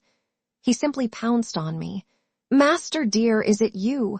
Is it really you I see?" He took me home with him. He was no longer in the army. He was married and already had 2 little children. He and his wife earned their living as costermongers in the marketplace. His room was poor but bright and clean. He made me sit down, set the samovar, sent for his wife, as though my appearance were a festival for them. He brought me his children. "Bless them, father." Is it for me to bless them? I am only a humble monk. I will pray for them. And for you, Afanassy Pavlovitch, I have prayed every day since that day, for it all came from you, said I. And I explained that to him as well as I could. And what do you think? The man kept gazing at me and could not believe that I, his former master and officer, was now before him in such a guise and position. It made him shed tears. "Why are you weeping?" said I. "Better rejoice over me, dear friend, whom I can never forget, for my path is a glad and joyful one." He did not say much, but kept sighing and shaking his head over me tenderly. "What has become of your fortune?" he asked. "I gave it to the monastery," I answered. "We live in common." After tea, I began saying goodbye, and suddenly he brought out 1/2 ruble as an offering to the monastery, and another 1/2 ruble I saw him thrusting hurriedly into my hand. "That's for you in your wanderings. It may be of use to you, father." I took his 1/2 ruble, bowed to him and his wife, and went out rejoicing. And on my way I thought, here we are both now, he at home and I on the road, sighing and shaking our heads, no doubt, and yet smiling joyfully in the gladness of our hearts, remembering how God brought about our meeting. I have never seen him again since then. I had been his master and he my servant, but now when we exchanged a loving kiss with softened hearts, there was a great human bond between us. I have thought a great deal about that, and now what I think is this. Is it so inconceivable that that grand and simple-hearted unity might in due time become universal among the Russian people? I believe that it will come to pass, and that the time is at hand. And of servants I will add this. In old days when I was young I was often angry with servants. The cook had served something too hot, the orderly had not brushed my clothes. But what taught me better then was a thought of my dear brothers, which I had heard from him in childhood. Am I worth it, that another should serve me and be ordered about by me in his poverty and ignorance? And I wondered at the time that such simple and self-evident ideas should be so slow to occur to our minds. It is impossible that there should be no servants in the world, but act so that your servant may be freer in spirit than if he were not a servant. And why cannot I be a servant to my servant, and even let him see it, and that without any pride on my part or any mistrust on his? Why should not my servant be like my own kindred, so that I may take him into my family and rejoice in doing so? Even now this can be done, but it will lead to the grand unity of men in the future, when a man will not seek servants for himself, or desire to turn his fellow creatures into servants as he does now, but on the contrary, will long with his whole heart to be the servant of all, as the gospel teaches. And can it be a dream, that in the end man will find his joy only in deeds of light and mercy, and not in cruel pleasures as now, in gluttony, fornication, ostentation, boasting, and envious rivalry of one with the other? I firmly believe that it is not, and that the time is at hand. People laugh and ask, when will that time come, and does it look like coming? I believe that with Christ's help we shall accomplish this great thing. And how many ideas there have been on earth in the history of man, which were unthinkable 10 years before they appeared. Yet when their destined hour had come, they came forth and spread over the whole earth. So it will be with us, and our people will shine forth in the world, and all men will say, the stone which the builders rejected has become the cornerstone of the building. And we may ask the scornful themselves, if our hope is a dream, when will you build up your edifice and order things justly by your intellect alone, without Christ? If they declare that it is they who are advancing towards unity, only the most simple-hearted among them believe it, so that one may positively marvel at such simplicity. Of a truth, they have more fantastic dreams than we. They aim at justice, but denying Christ, they will end by flooding the earth with blood. For blood cries out for blood, and he that taketh up the sword shall perish by the sword. And if it were not for Christ's covenant, they would slaughter one another down to the last 2 men on earth. And those two last men would not be able to restrain each other in their pride, and the one would slay the other and then himself. And that would come to pass, were it not for the promise of Christ, that for the sake of the humble and meek the days shall be shortened. While I was still wearing an officer's uniform after my duel, I talked about servants in general society, and I remember everyone was amazed at me. "What?" they asked. "Are we to make our servants sit down on the sofa and offer them tea?" And I answered them, "Why not, sometimes at least?" Everyone laughed. Their question was frivolous and my answer was not clear, but the thought in it was to some extent right. Of prayer, of love, and of contact with other worlds. Young man, be not forgetful of prayer. Every time you pray, if your prayer is sincere, there will be new feeling and new meaning in it, which will give you fresh courage, and you will understand that prayer is an education.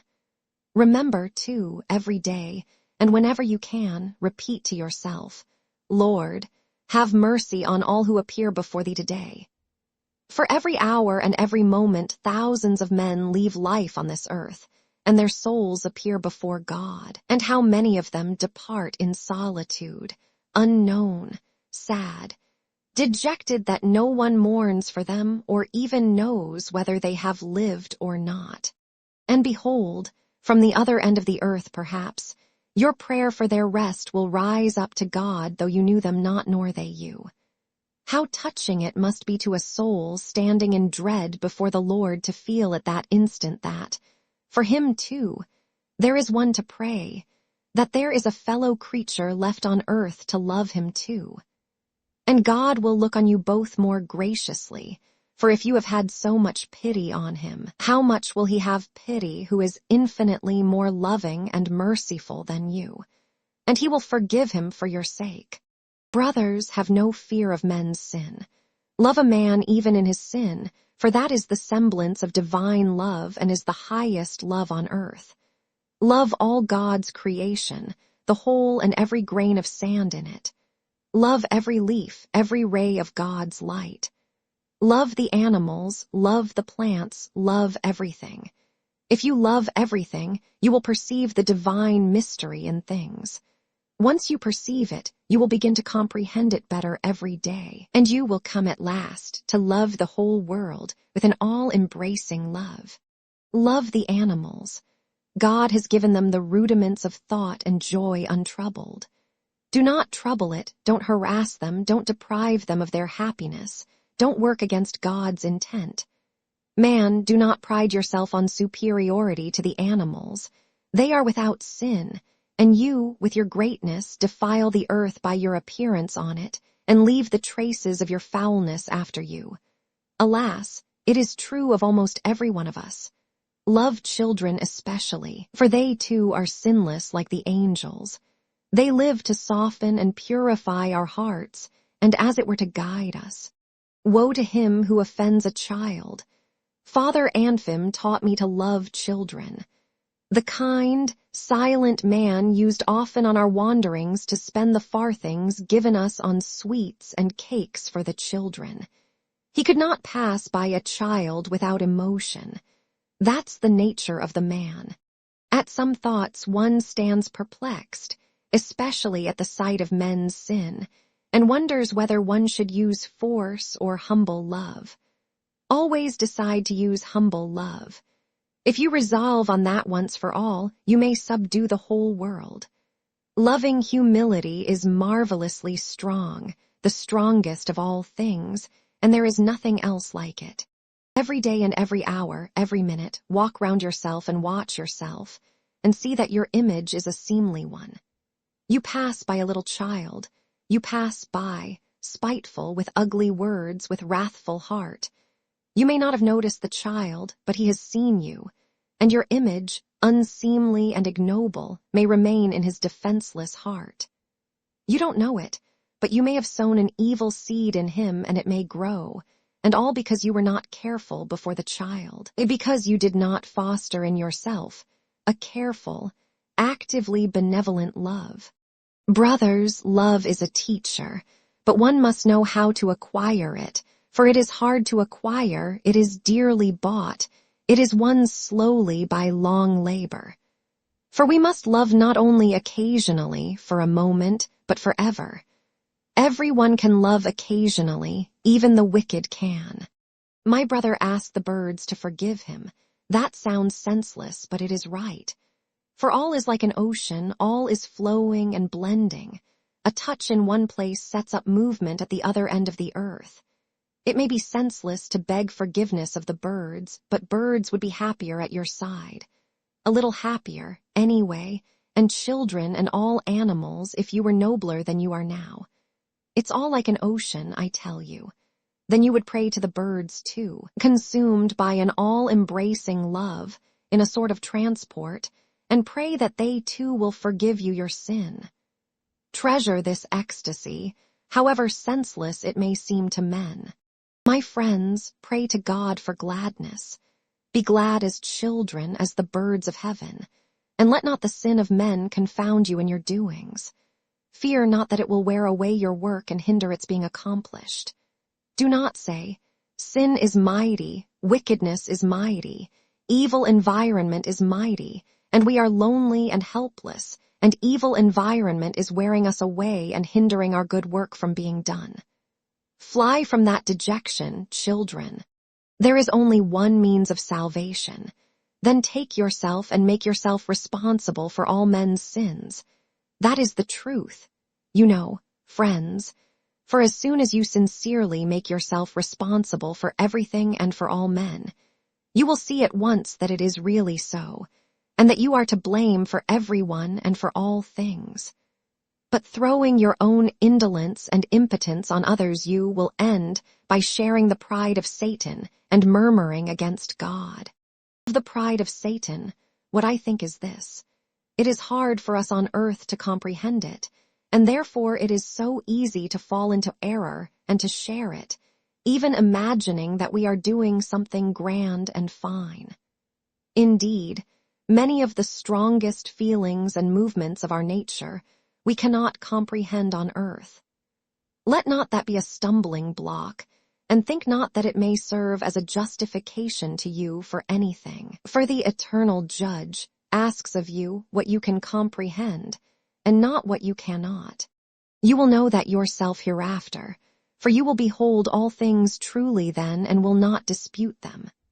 On earth, indeed, we are as it were astray, and if it were not for the precious image of Christ before us, we should be undone and altogether lost, as was the human race before the flood.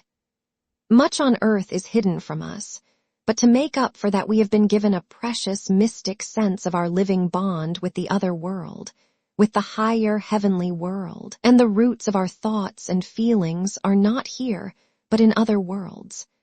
That is why the philosophers say that we cannot apprehend the reality of things on earth. God took seeds from different worlds and sowed them on this earth, and his garden grew up and everything came up that could come up. But what grows lives and is alive only through the feeling of its contact with other mysterious worlds. If that feeling grows weak or is destroyed in you, the heavenly growth will die away in you. Then you will be indifferent to life and even grow to hate it. That's what I think. Can a man judge his fellow creatures? Faith to the end.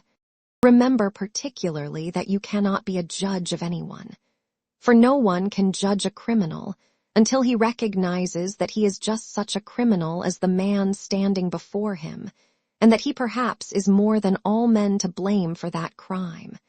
When he understands that, he will be able to be a judge. Though that sounds absurd, it is true.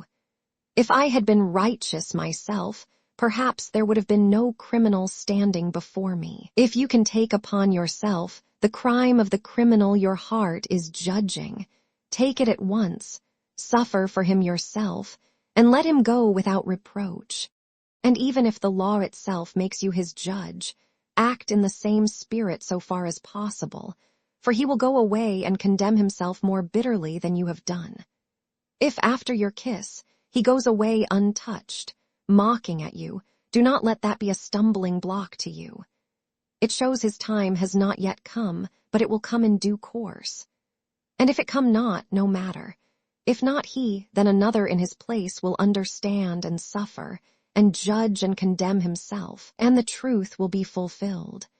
Believe that, believe it without doubt, for in that lies all the hope and faith of the saints. Work without ceasing. If you remember in the night as you go to sleep, I have not done what I ought to have done. Rise up at once and do it. If the people around you are spiteful and callous and will not hear you, fall down before them and beg their forgiveness. For in truth you are to blame for their not wanting to hear you. And if you cannot speak to them in their bitterness, serve them in silence and in humility, never losing hope. If all men abandon you, and even drive you away by force, then when you are left alone fall on the earth and kiss it. Water it with your tears, and it will bring forth fruit even though no one has seen or heard you in your solitude. Believe to the end, even if all men went astray and you were left the only one faithful. Bring your offering even then and praise God in your loneliness. And if two of you are gathered together, then there is a whole world, a world of living love. Embrace each other tenderly and praise God. For if only in you two his truth has been fulfilled. If you sin yourself and grieve even unto death for your sins or for your sudden sin, then rejoice for others. Rejoice for the righteous man. Rejoice that if you have sinned, he is righteous and has not sinned. If the evil doing of men moves you to indignation and overwhelming distress, even to a desire for vengeance on the evildoers, shun above all things that feeling. Go at once and seek suffering for yourself, as though you were yourself guilty of that wrong. Accept that suffering and bear it, and your heart will find comfort, and you will understand that you too are guilty, for you might have been a light to the evildoers, even as the one man sinless, and you were not a light to them. If you had been a light, you would have lightened the path for others too, and the evildoer might perhaps have been saved by your light from his sin. And even though your light was shining, yet you see men were not saved by it. Hold firm and doubt not the power of the heavenly light. Believe that if they were not saved, they will be saved hereafter. And if they are not saved hereafter, then their sons will be saved, for your light will not die even when you are dead. The righteous man departs, but his light remains. Men are always saved after the death of the deliverer. Men reject their prophets and slay them, but they love their martyrs and honor those whom they have slain. You are working for the whole, you are acting for the future. Seek no reward, for great is your reward on this earth, the spiritual joy which is only vouchsafed to the righteous man. Fear not the great nor the mighty, but be wise and ever serene. Know the measure, know the times, study that. When you are left alone, pray. Love to throw yourself on the earth and kiss it. Kiss the earth and love it with an unceasing, consuming love. Love all men, love everything. Seek that rapture and ecstasy. Water the earth with the tears of your joy and love those tears. Don't be ashamed of that ecstasy, prize it, for it is a gift of God and a great one. It is not given to many, but only to the elect. Eye of hell and hellfire, a mystic reflection. Fathers and teachers, I ponder, what is hell? I maintain that it is the suffering of being unable to love. Once in infinite existence, immeasurable in time and space, a spiritual creature was given on his coming to earth, the power of saying, I am and I love. Once, only once, there was given him a moment of active living love, and for that was earthly life given him, and with it times and seasons. And that happy creature rejected the priceless gift, prized it and loved it not, scorned it and remained callous. Such a one, having left the earth, sees Abraham's bosom and talks with Abraham, as we are told in the parable of the rich man and Lazarus, and beholds heaven and can go up to the Lord. But that is just his torment, to rise up to the Lord without ever having loved, to be brought close to those who have loved when he has despised their love. For he sees clearly and says to himself, "Now I have understanding, and though I now thirst to love, there will be nothing great, no sacrifice in my love, for my earthly life is over, and Abraham will not come even with a drop of living water. That is the gift of earthly active life, to cool the fiery thirst of spiritual love which burns in me now, though I despised it on earth. There is no more life for me and will be no more time. Even though I would gladly give my life for others, it can never be, for that life is past which can be sacrificed for love, and now there is a gulf fixed between that life and this existence. They talk of hell fire in the material sense. I don't go into that mystery and I shun it. But I think if there were fire in material sense, they would be glad of it, for I imagine that in material agony, their still greater spiritual agony would be forgotten for a moment.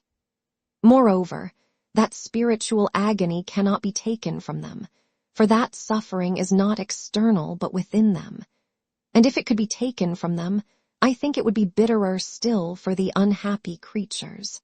For even if the righteous in paradise forgave them, beholding their torments, and called them up to heaven in their infinite love, they would only multiply their torments, for they would arouse in them still more keenly a flaming thirst for responsive, active, and grateful love, which is now impossible. In the timidity of my heart, I imagine, however, that the very recognition of this impossibility would serve at last to console them. For accepting the love of the righteous together with the impossibility of repaying it, by this submissiveness and the effect of this humility, they will attain at last, as it were, to a certain semblance of that active love which they scorned in life, to something like its outward expression. I am sorry, friends and brothers, that I cannot express this clearly.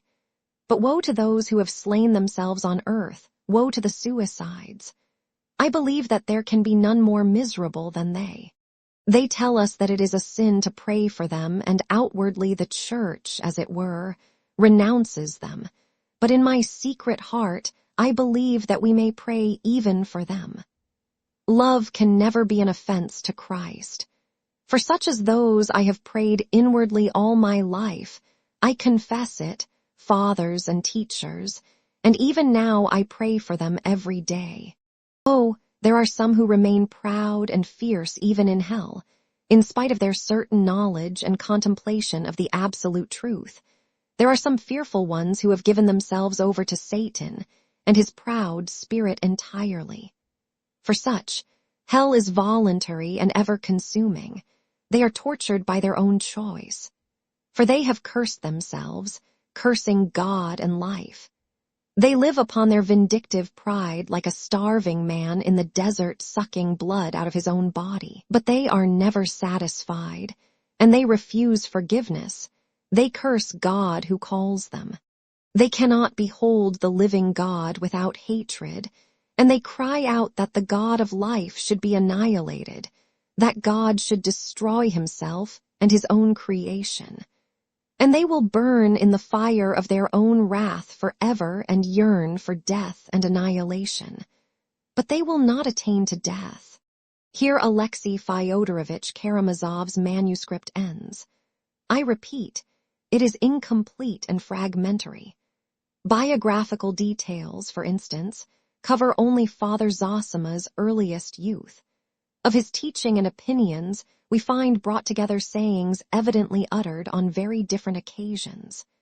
His utterances during the last few hours have not been kept separate from the rest, but their general character can be gathered from what we have in Alexei Fyodorovich's manuscript.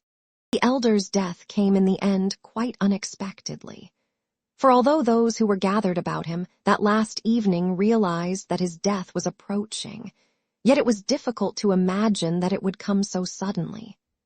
On the contrary, his friends, as I observed already, seeing him that night apparently so cheerful and talkative, were convinced that there was at least a temporary change for the better in his condition.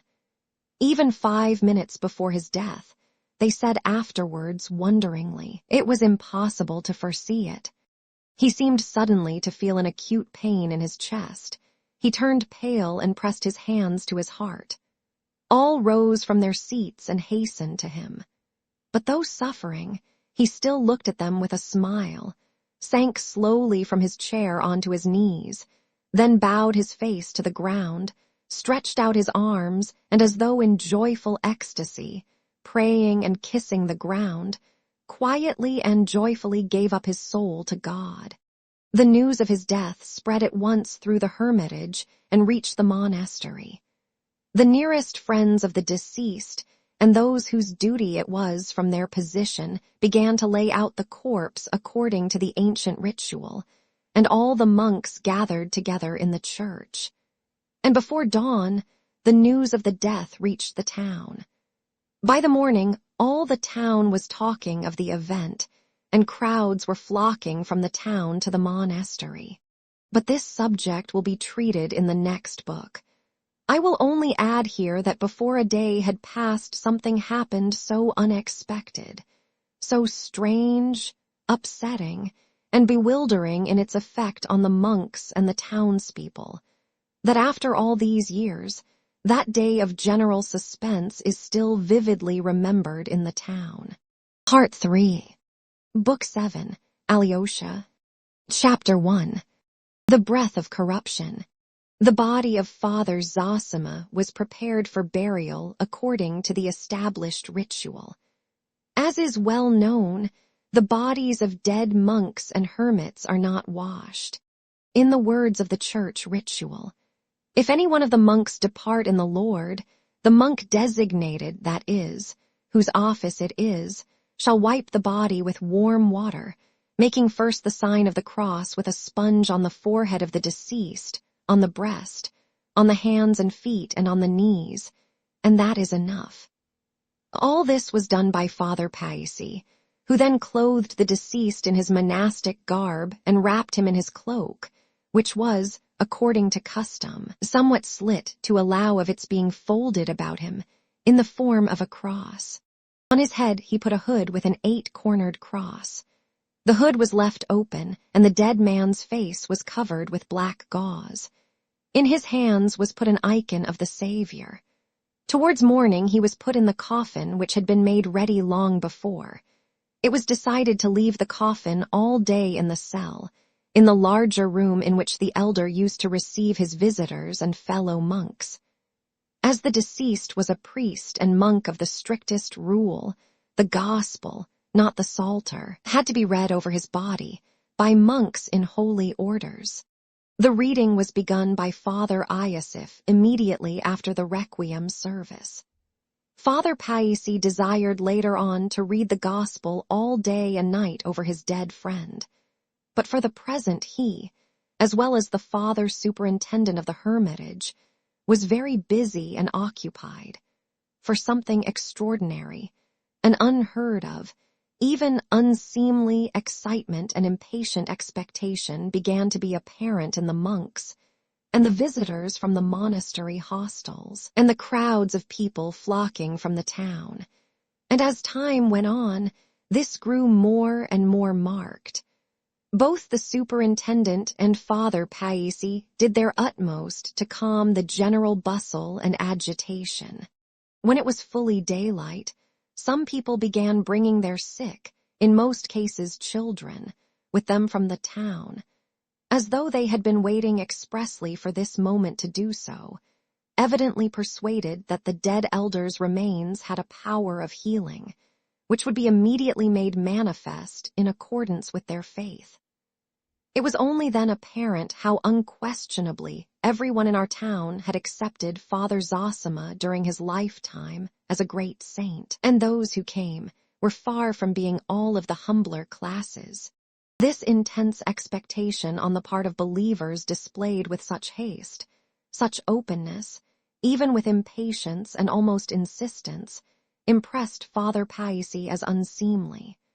Though he had long foreseen something of the sort, the actual manifestation of the feeling was beyond anything he had looked for. When he came across any of the monks who displayed this excitement, Father Paisi began to reprove them. "Such immediate expectation of something extraordinary," he said, "shows a levity, possible to worldly people but unseemly in us." But little attention was paid him, and Father Paisi noticed it uneasily.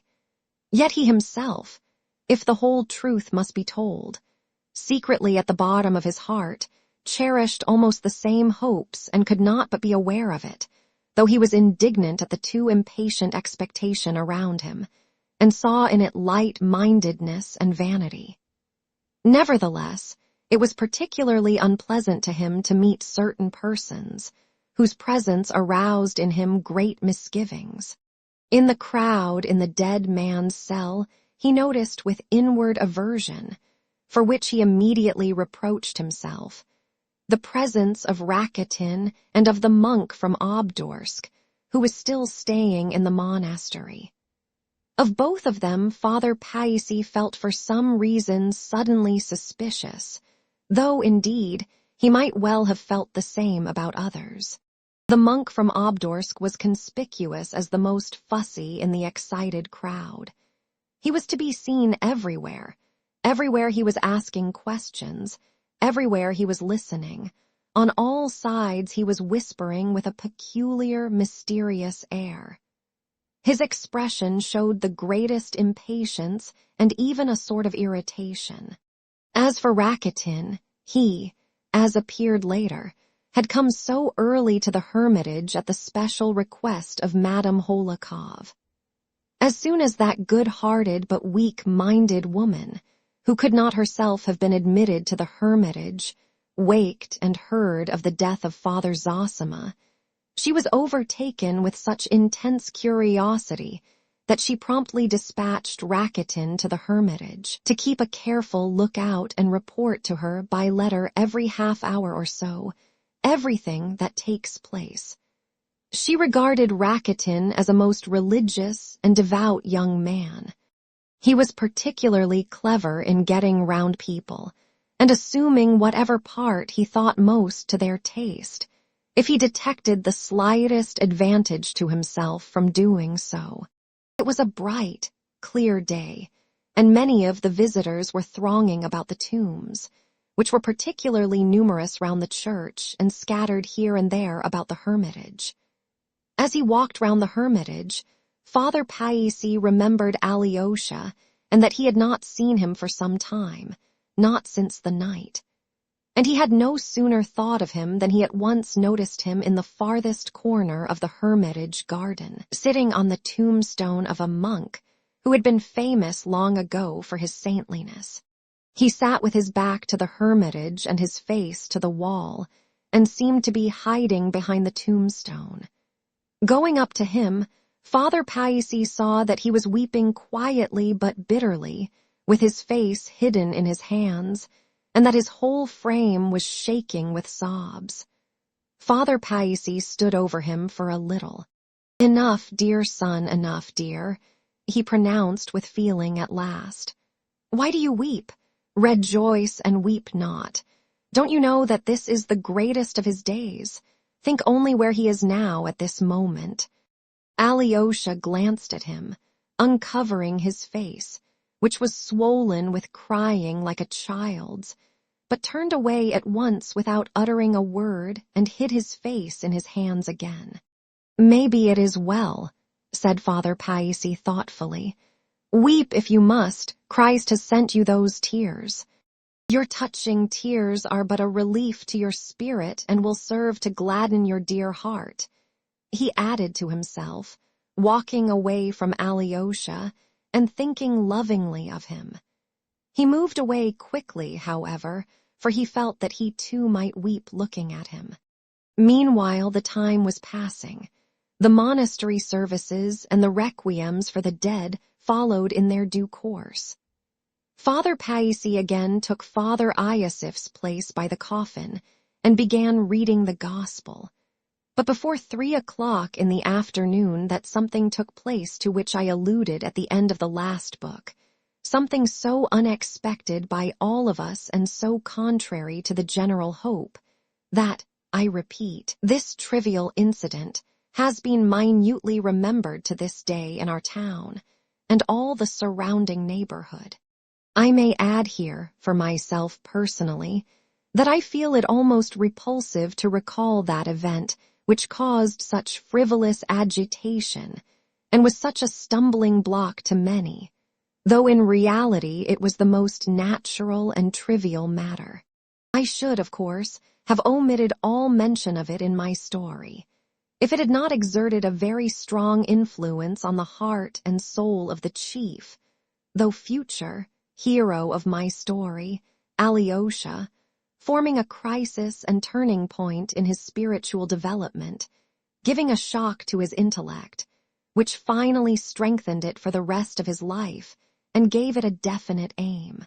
And so, to return to our story. When before dawn they laid Father Zosima's body in the coffin and brought it into the front room, the question of opening the windows was raised among those who were around the coffin. But this suggestion made casually by someone was unanswered and almost unnoticed. Some of those present may perhaps have inwardly noticed it, only to reflect that the anticipation of decay and corruption from the body of such a saint was an actual absurdity, calling for compassion, if not a smile, for the lack of faith and the frivolity it implied. For they expected something quite different. And behold, soon after midday there were signs of something, at first only observed in silence by those who came in and out, and were evidently each afraid to communicate the thought in his mind. But by 3 o'clock those signs had become so clear and unmistakable that the news swiftly reached all the monks and visitors in the hermitage, promptly penetrated to the monastery, throwing all the monks into amazement, and finally, in the shortest possible time, spread to the town, exciting everyone in it, believers and unbelievers alike. The unbelievers rejoiced, and as for the believers, some of them rejoiced even more than the unbelievers, for men love the downfall and disgrace of the righteous. As the deceased elder had said in one of his exhortations, the fact is that a smell of decomposition began to come from the coffin, growing gradually more marked, and by 3 o'clock it was quite unmistakable. In all the past history of our monastery, no such scandal could be recalled, and in no other circumstances could such a scandal have been possible, as showed itself in unseemly disorder immediately after this discovery among the very monks themselves. Afterwards, even many years afterwards, some sensible monks were amazed and horrified when they recalled that day that the scandal could have reached such proportions. For in the past, monks of very holy life had died, God-fearing old men, whose saintliness was acknowledged by all, yet from their humble coffins, too, the breath of corruption had come, naturally, as from all dead bodies, but that had caused no scandal nor even the slightest excitement. Of course there had been in former times saints in the monastery whose memory was carefully preserved and whose relics, according to tradition, showed no signs of corruption. This fact was regarded by the monks as touching and mysterious, and the tradition of it was cherished as something blessed and miraculous, and as a promise, by God's grace, of still greater glory from their tombs in the future. One such, whose memory was particularly cherished, was an old monk, Job, who had died 70 years before at the age of 105. He had been a celebrated ascetic, rigid in fasting and silence, and his tomb was pointed out to all visitors on their arrival with peculiar respect and mysterious hints of great hopes connected with it. That was the very tomb on which Father Paisi had found Alyosha sitting in the morning. Another memory cherished in the monastery was that of the famous Father Varsanafi, who was only recently dead, and had preceded Father Zosima in the eldership. He was reverenced during his lifetime as a crazy saint by all the pilgrims to the monastery. There was a tradition that both of these had lain in their coffins as though alive, that they had shown no signs of decomposition when they were buried, and that there had been a holy light in their faces. And some people even insisted that a sweet fragrance came from their bodies. Yet, in spite of these edifying memories, it would be difficult to explain the frivolity, absurdity, and malice that were manifested beside the coffin of Father Zosima. It is my private opinion that several different causes were simultaneously at work, one of which was the deeply rooted hostility to the institution of elders as a pernicious innovation, an antipathy hidden deep in the hearts of many of the monks. Even more powerful was jealousy of the dead man's saintliness, so firmly established during his lifetime that it was almost a forbidden thing to question it. For though the late elder had won over many hearts, more by love than by miracles, and had gathered round him a mass of loving adherents, none the less, in fact, rather the more on that account he had awakened jealousy, and so had come to have bitter enemies, secret and open, not only in the monastery but in the world outside it. He did no one any harm, but why do they think him so saintly? And that question alone, gradually repeated, gave rise at last to an intense, insatiable hatred of him.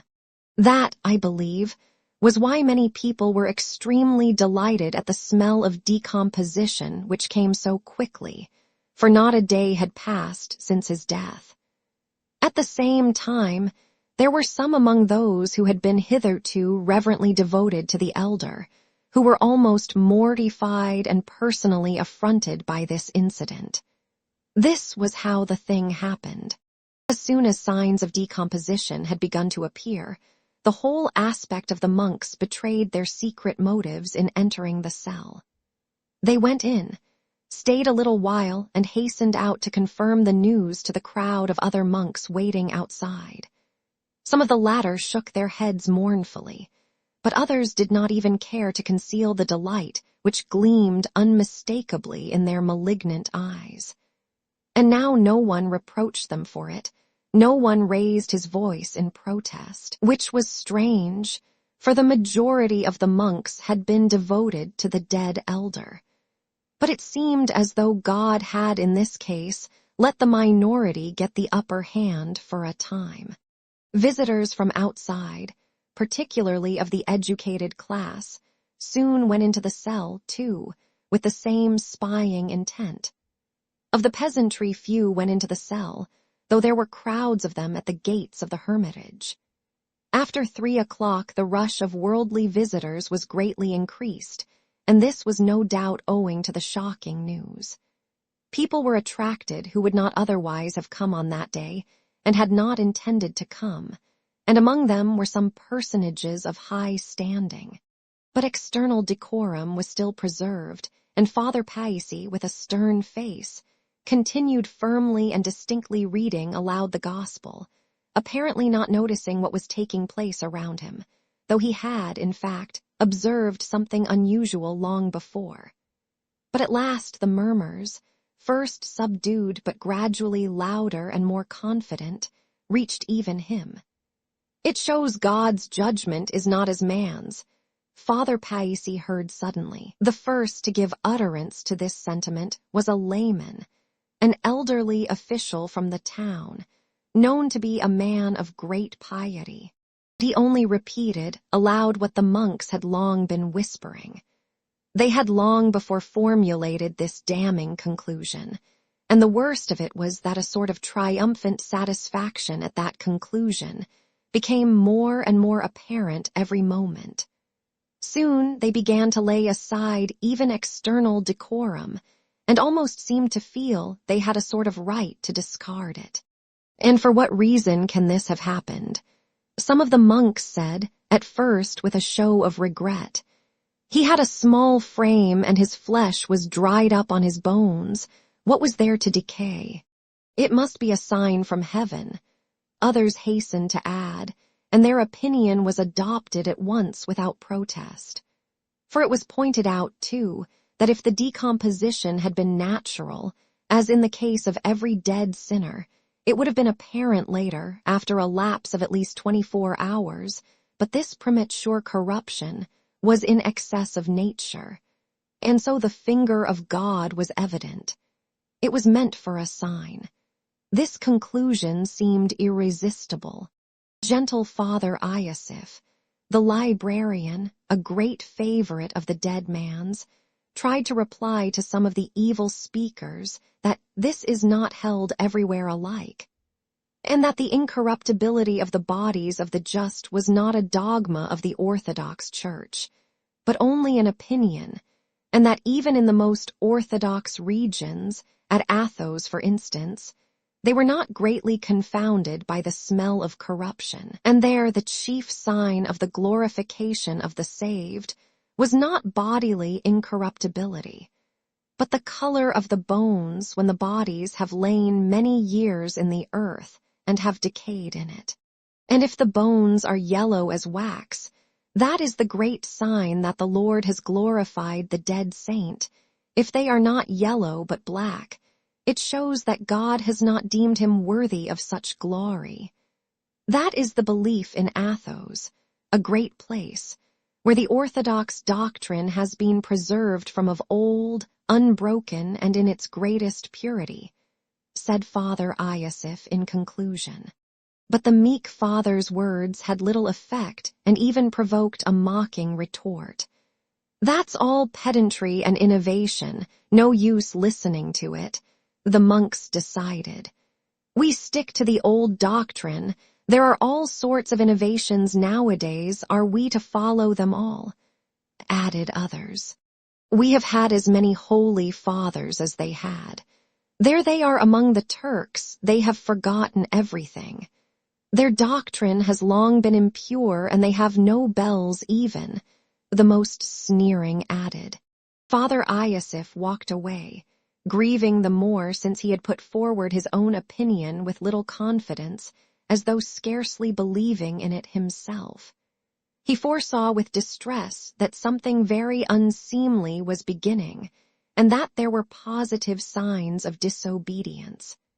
Little by little, all the sensible monks were reduced to silence like Father Iosif, and so it came to pass that all who loved the elder, and had accepted with devout obedience the institution of the eldership, were all at once terribly cast down and glanced timidly in one another's faces when they met. Those who were hostile to the institution of elders as a novelty held up their heads proudly. There was no smell of corruption from the late elder Varsanofi, but a sweet fragrance, they recalled malignantly. But he gained that glory not because he was an elder, but because he was a holy man. And this was followed by a shower of criticism and even blame of Father Zosima. His teaching was false. He taught that life is a great joy and not a vale of tears, said some of the more unreasonable. He followed the fashionable belief. He did not recognize material fire in hell. Others, still more unreasonable, added. He was not strict in fasting, allowed himself sweet things, ate cherry jam with his tea. Ladies used to send it to him. Is it for a monk of strict rule to drink tea? Could be heard among some of the envious. He sat in pride. The most malignant declared vindictively. He considered himself a saint, and he took it as his due when people knelt before him. He abused the sacrament of confession. The fiercest opponents of the institution of elders added in a malicious whisper. And among these were some of the oldest monks, strictest in their devotion, genuine ascetics, who had kept silent during the life of the deceased elder, but now suddenly unsealed their lips. And this was terrible, for their words had great influence on young monks who were not yet firm in their convictions. The monk from Obdorsk heard all this attentively, heaving deep sighs and nodding his head. Yes, clearly Father Farapont was right in his judgment yesterday. And at that moment, Father Farapont himself made his appearance, as though on purpose to increase the confusion. I have mentioned already that he rarely left his wooden cell by the apiary. He was seldom even seen at church, and they overlooked this neglect on the ground of his craziness, and did not keep him to the rules binding on all the rest. But if the whole truth is to be told, they hardly had a choice about it. For it would have been discreditable to insist on burdening with the common regulations so great an ascetic, who prayed day and night. He even dropped asleep on his knees. If they had insisted, the monks would have said, "He is holier than all of us, and he follows a rule harder than ours. And if he does not go to church, it's because he knows when he ought to. He has his own rule." It was to avoid the chance of these sinful murmurs that Father Farapont was left in peace. As everyone was aware, Father Farapont particularly disliked Father Zosima, and now the news had reached him in his hut that God's judgment is not the same as man's, and that something had happened which was in excess of nature. It may well be supposed that among the first to run to him with the news was the monk from Obdorsk, who had visited him the evening before and left his cell terror-stricken.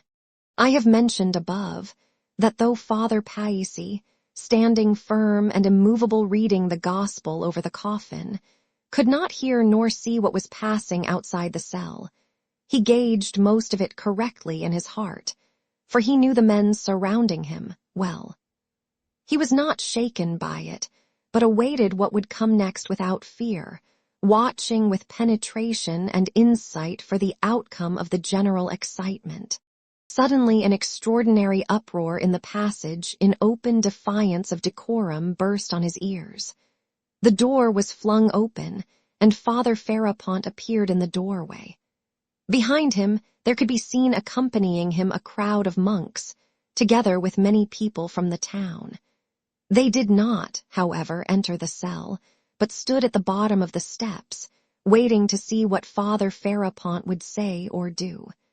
For they felt with a certain awe, in spite of their audacity, that he had not come for nothing.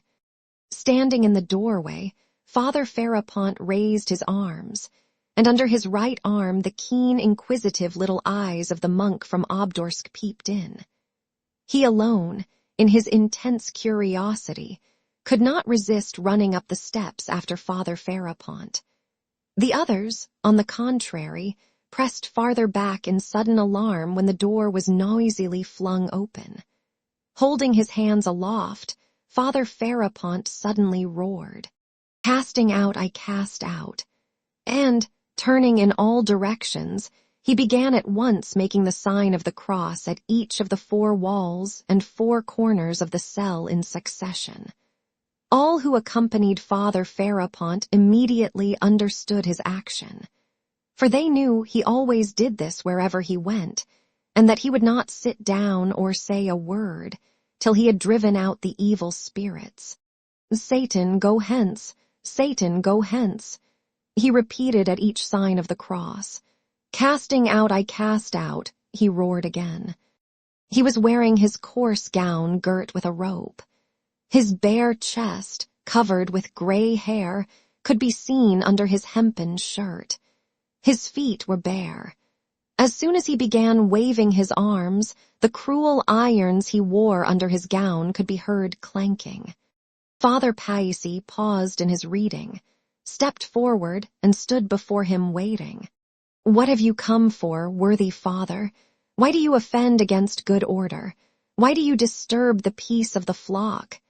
he said at last, looking sternly at him. "What have I come for? You ask why? What is your faith?" shouted Father Farapont crazily. "I've come here to drive out your visitors, the unclean devils. I've come to see how many have gathered here while I have been away. I want to sweep them out with a birch broom. You cast out the evil spirit, but perhaps you are serving him yourself," Father Paisi went on fearlessly. "And who can say of himself, 'I am holy'? Can you, Father? I am unclean, not holy. I would not sit in an armchair and would not have them bow down to me as an idol, thundered Father Farapont. Nowadays folk destroy the true faith. The dead man, your saint, he turned to the crowd, pointing with his finger to the coffin, did not believe in devils. He gave medicine to keep off the devils, and so they have become as common as spiders in the corners. And now he has begun to stink himself. In that we see a great sign from God. The incident he referred to was this. One of the monks was haunted in his dreams and later on, in waking moments, by visions of evil spirits. When in the utmost terror he confided this to Father Zosima, the elder had advised continual prayer and rigid fasting. But when that was of no use, he advised him, while persisting in prayer and fasting, to take a special medicine. Many persons were shocked at the time and wagged their heads as they talked over it, and most of all Father Farapont, to whom some of the censorious had hastened to report this extraordinary counsel on the part of the elder. "Go away, Father," said Father Paisi in a commanding voice. "It's not for man to judge, but for God.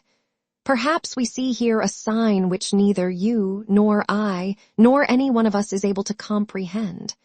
Go, Father, and do not trouble the flock," he repeated impressively. He did not keep the fasts according to the rule, and therefore the sign has come. That is clear, and it's a sin to hide it. The fanatic, carried away by a zeal that outstripped his reason, would not be quieted. He was seduced by sweetmeats. Ladies brought them to him in their pockets. He sipped tea. He worshipped his belly, filling it with sweet things and his mind with haughty thoughts. And for this he is put to shame. "You speak lightly, Father." Father Paisi, too, raised his voice. "I admire your fasting and severities, but you speak lightly like some frivolous youth, fickle and childish.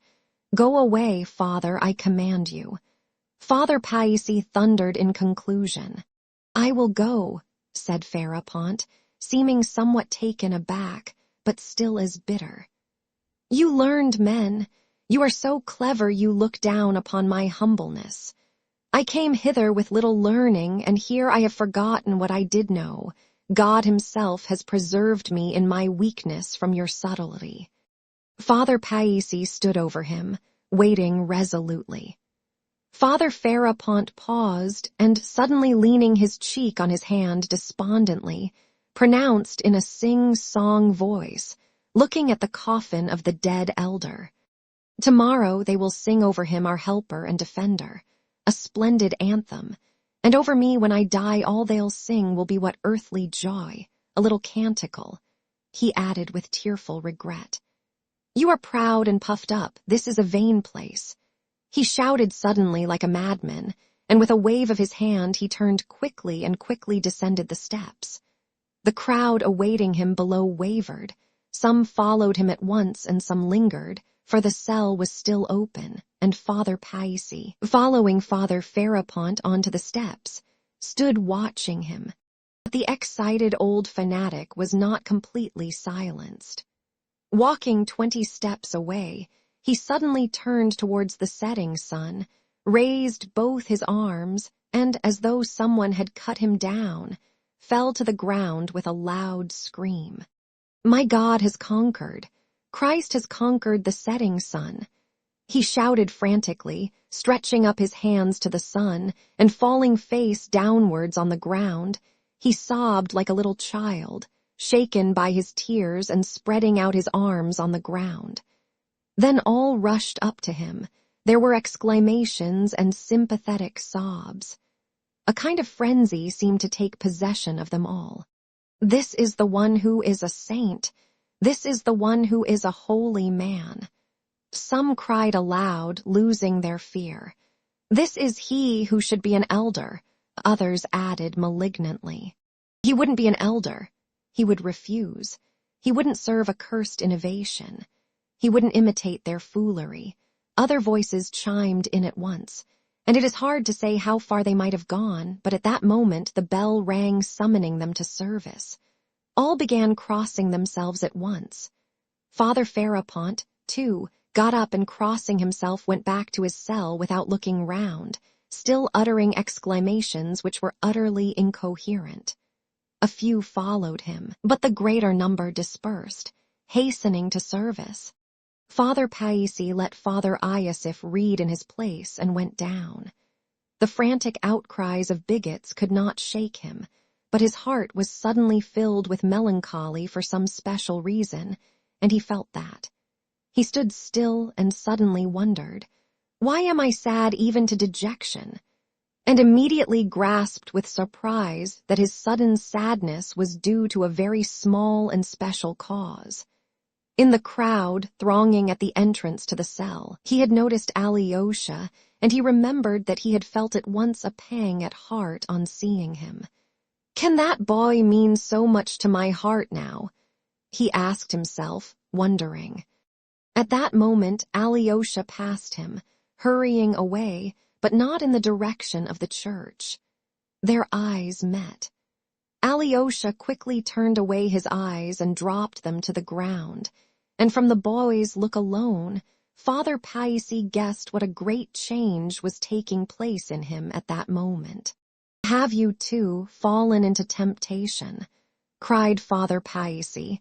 "Can you be with those of little faith?" he added mournfully. Alyosha stood still and gazed vaguely at Father Paisi, but quickly turned his eyes away again and again looked on the ground. He stood sideways and did not turn his face to Father Paisi, who watched him attentively. "Where are you hastening? The bell calls to service," he asked again, but again Alyosha gave no answer. "Are you leaving the hermitage? What, without asking leave, without asking a blessing?" Alyosha suddenly gave a wry smile, cast a strange, very strange look at the father to whom his former guide, the former sovereign of his heart and mind, his beloved elder, had confided him as he lay dying.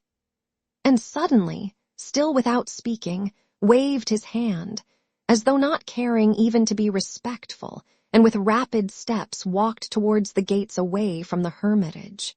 "You will come back again," murmured Father Paisi, looking after him with sorrowful surprise. Chapter 2. A critical moment. Father Paisi, of course, was not wrong when he decided that his dear boy would come back again. Perhaps indeed, to some extent, he penetrated with insight into the true meaning of Alyosha's spiritual condition. Yet I must frankly own that it would be very difficult for me to give a clear account of that strange, vague moment in the life of the young hero I love so much.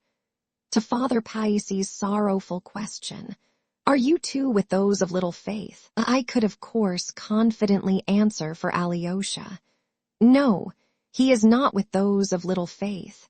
Quite the contrary. Indeed, all his trouble came from the fact that he was of great faith. But still the trouble was there, and was so agonizing that even long afterwards Alyosha thought of that sorrowful day as one of the bitterest and most fatal days of his life. If the question is asked, could all his grief and disturbance have been only due to the fact that his elder's body had shown signs of premature decomposition instead of at once performing miracles? I must answer without beating about the bush. Yes, it certainly was. I would only beg the reader not to be in too great a hurry to laugh at my young hero's pure heart.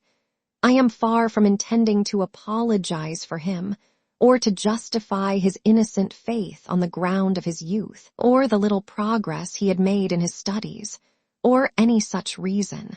I must declare, on the contrary, that I have genuine respect for the qualities of his heart. No doubt a youth who received impressions cautiously, whose love was lukewarm, and whose mind was too prudent for his age, and so of little value, such a young man might, I admit, have avoided what happened to my hero. But in some cases it is really more creditable to be carried away by an emotion, however unreasonable, which springs from a great love than to be unmoved. And this is even truer in youth. For a young man who is always sensible is to be suspected, and is of little worth. That's my opinion. But reasonable people will exclaim perhaps, every young man cannot believe in such a superstition, and your hero is no model for others. To this I reply again, yes, my hero had faith, a faith holy and steadfast, but still I am not going to apologize for him. Though I declared above, and perhaps too hastily, that I should not explain or justify my hero, I see that some explanation is necessary for the understanding of the rest of my story. Let me say, then, it was not a question of miracles. There was no frivolous and impatient expectation of miracles in his mind, and Alyosha needed no miracles at the time for the triumph of some preconceived idea. Oh, no, not at all. What he saw before all was one figure, the figure of his beloved elder, the figure of that holy man whom he revered with such adoration. The fact is that all the love that lay concealed in his pure young heart for everyone and everything had, for the past year, been concentrated, and perhaps wrongly so, on one being, his beloved elder. It is true that being had for so long been accepted by him as his ideal, that all his young strength and energy could not but turn towards that ideal, even to the forgetting at the moment of everyone and everything. He remembered afterwards how, on that terrible day, he had entirely forgotten his brother Dmitri, about whom he had been so anxious and troubled the day before. He had forgotten, too, to take the 200 rubles to Alyosha's father, though he had so warmly intended to do so the preceding evening. But again, it was not miracles he needed, but only the higher justice, which had been in his belief outraged by the blow that had so suddenly and cruelly wounded his heart. And what does it signify that this justice, looked for by Alyosha, inevitably took the shape of miracles to be wrought immediately by the ashes of his adored teacher? Why, everyone in the monastery cherished the same thought and the same hope, even those whose intellects Alyosha revered, Father Paisi himself, for instance. And so Alyosha, untroubled by doubts, clothed his dreams too in the same form as all the rest. And a whole year of life in the monastery had formed the habit of this expectation in his heart. But it was justice he thirsted for, not simply miracles. And now the man who should, he believed, have been exalted above everyone in the whole world, that man, instead of receiving the glory that was his due, was suddenly degraded and dishonored. What for? Who had judged him? Who could have decreed this? Those were the questions that wrung his inexperienced and virginal heart. He could not endure without mortification, without resentment even, that the holiest of holy men should have been exposed to the jeering and spiteful mockery of the frivolous crowd, so inferior to him. Even had there been no miracles, had there been nothing marvelous to justify his hopes, why this indignity, why this humiliation, why this premature decay, in excess of nature, as the spiteful monks said? Why this sign from heaven, which they so triumphantly acclaimed in company with Father Ferapont, and why did they believe they had gained the right to acclaim it? Where is the finger of Providence? Why did Providence hide its face at the most critical moment? So Alyosha thought it, as though voluntarily submitting to the blind, dumb, pitiless laws of nature. That was why Alyosha's heart was bleeding. And of course, as I have said already, the sting of it all was that the man he loved above everything on earth should be put to shame and humiliated. This murmuring may have been shallow and unreasonable in my hero, but I repeat again for the third time, and am prepared to admit that it might be difficult to defend my feeling. I am glad that my hero showed himself not too reasonable at that moment, for any man of sense will always come back to reason in time. But if love does not gain the upper hand in a boy's heart at such an exceptional moment, when will it? I will not, however, omit to mention something strange, which came for a time to the surface of Alyosha's mind at this fatal and obscure moment. This new something was the harassing impression left by the conversation with Ivan, which now persistently haunted Alyosha's mind. At this moment it haunted him. Oh, it was not that something of the fundamental, elemental, so to speak, faith of his soul had been shaken. He loved his God and believed in him steadfastly, though he was suddenly murmuring against him. Yet a vague but tormenting and evil impression left by his conversation with Ivan the day before suddenly revived again now in his soul, and seemed forcing its way to the surface of his consciousness. It had begun to get dusk when Rakitin, crossing the pine copse from the hermitage to the monastery, suddenly noticed Alyosha, lying face downwards on the ground under a tree, not moving and apparently asleep. He went up and called him by his name. "You here, Alexei? Can you have?" He began wondering but broke off. He had meant to say, "Can you have come to this?" Alyosha did not look at him, but from a slight movement, Rakitin at once saw that he heard and understood him. "What's the matter?" He went on, but the surprise in his face gradually passed into a smile that became more and more ironical. "I say, I've been looking for you for the last 2 hours. You suddenly disappeared. What are you about? What foolery is this? You might just look at me."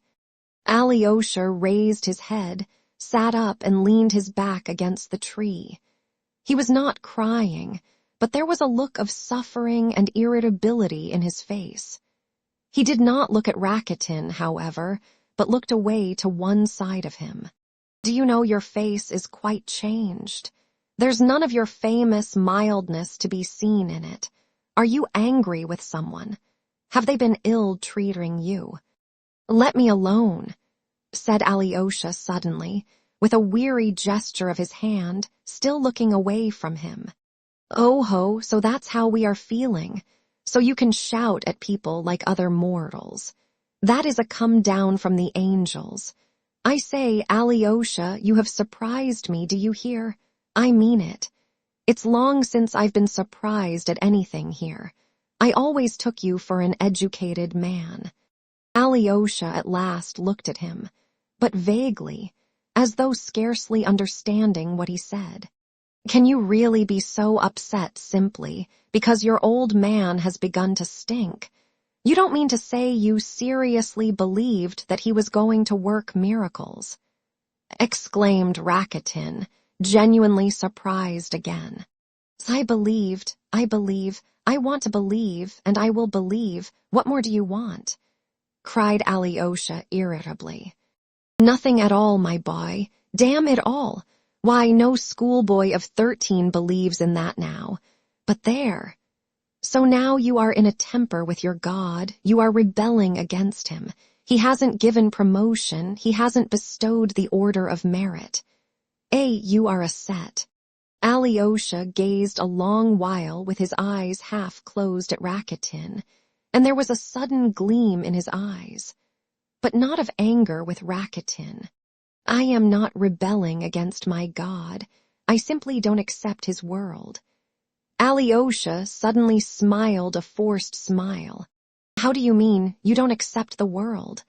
Rakitin thought a moment over his answer. "What idiocy is this?" Alyosha did not answer. "Come, enough nonsense, now to business. Have you had anything to eat today?" "I don't remember. I think I have." "You need keeping up to judge by your face. It makes one sorry to look at you. You didn't sleep all night either. I hear you had a meeting in there. And then all this bobbery afterwards. Most likely you've had nothing to eat but a mouthful of holy bread. I've got some sausage in my pocket. I've brought it from the town in case of need, only you won't eat sausage. Give me some. I say, you are going it. Why, it's a regular mutiny with barricades. Well, my boy, we must make the most of it. Come to my place. I shouldn't mind a drop of vodka myself. I am tired to death. Vodka is going too far for you, I suppose. Or would you like some? Give me some vodka, too. Hullo, you surprise me, brother. Rakitin looked at him in amazement. Well, one way or another, vodka or sausage, this is a jolly fine chance and mustn't be missed. Come along. Alyosha got up in silence and followed Rakitin. If your little brother Ivan could see this, wouldn't he be surprised? By the way, your brother Ivan set off to Moscow this morning, did you know? Yes, answered Alyosha listlessly, and suddenly the image of his brother Dmitri rose before his mind. But only for a minute, and though it reminded him of something that must not be put off for a moment, some duty, some terrible obligation, even that reminder made no impression on him, did not reach his heart and instantly faded out of his mind and was forgotten.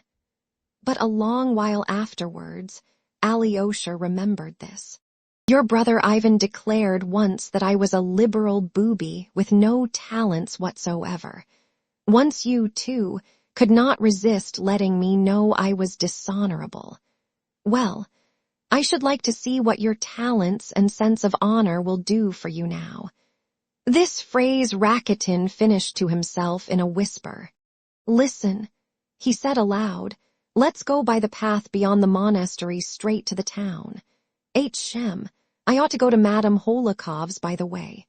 Only fancy, I've written to tell her everything that happened, and would you believe it, she answered me instantly in pencil. The lady has a passion for writing notes, that she would never have expected such conduct from a man of such a reverend character as Father Zosima. That was her very word, conduct. She is angry too. You are a set, stay. He cried suddenly again. He suddenly stopped, and taking Alyosha by the shoulder made him stop too. Do you know, Alyosha? He peeped inquisitively into his eyes, absorbed in a sudden new thought which had dawned on him. And though he was laughing outwardly, he was evidently afraid to utter that new idea aloud. So difficult he still found it to believe in the strange and unexpected mood in which he now saw Alyosha. Alyosha, do you know where we had better go? He brought out at last timidly and insinuatingly. I don't care, where you like. Let's go to Grushenka, eh? Will you come? Pronounced Rakitin at last, trembling with timid suspense. Let's go to Grushenka. Alyosha answered calmly at once, and this prompt and calm agreement was such a surprise to Rakitin that he almost started back. Well, I say, he cried in amazement, but seizing Alyosha firmly by the arm he led him along the path, still dreading that he would change his mind. They walked along in silence. Rakitin was positively afraid to talk. And how glad she will be, how delighted. He muttered, but lapsed into silence again. And indeed it was not to please Grushenka he was taking Alyosha to her. He was a practical person and never undertook anything without a prospect of gain for himself. His object in this case was twofold. First, a revengeful desire to see the downfall of the righteous, and Alyosha's fall from the saints to the sinners, over which he was already gloating in his imagination. And in the second place, he had in view a certain material gain for himself, of which more will be said later.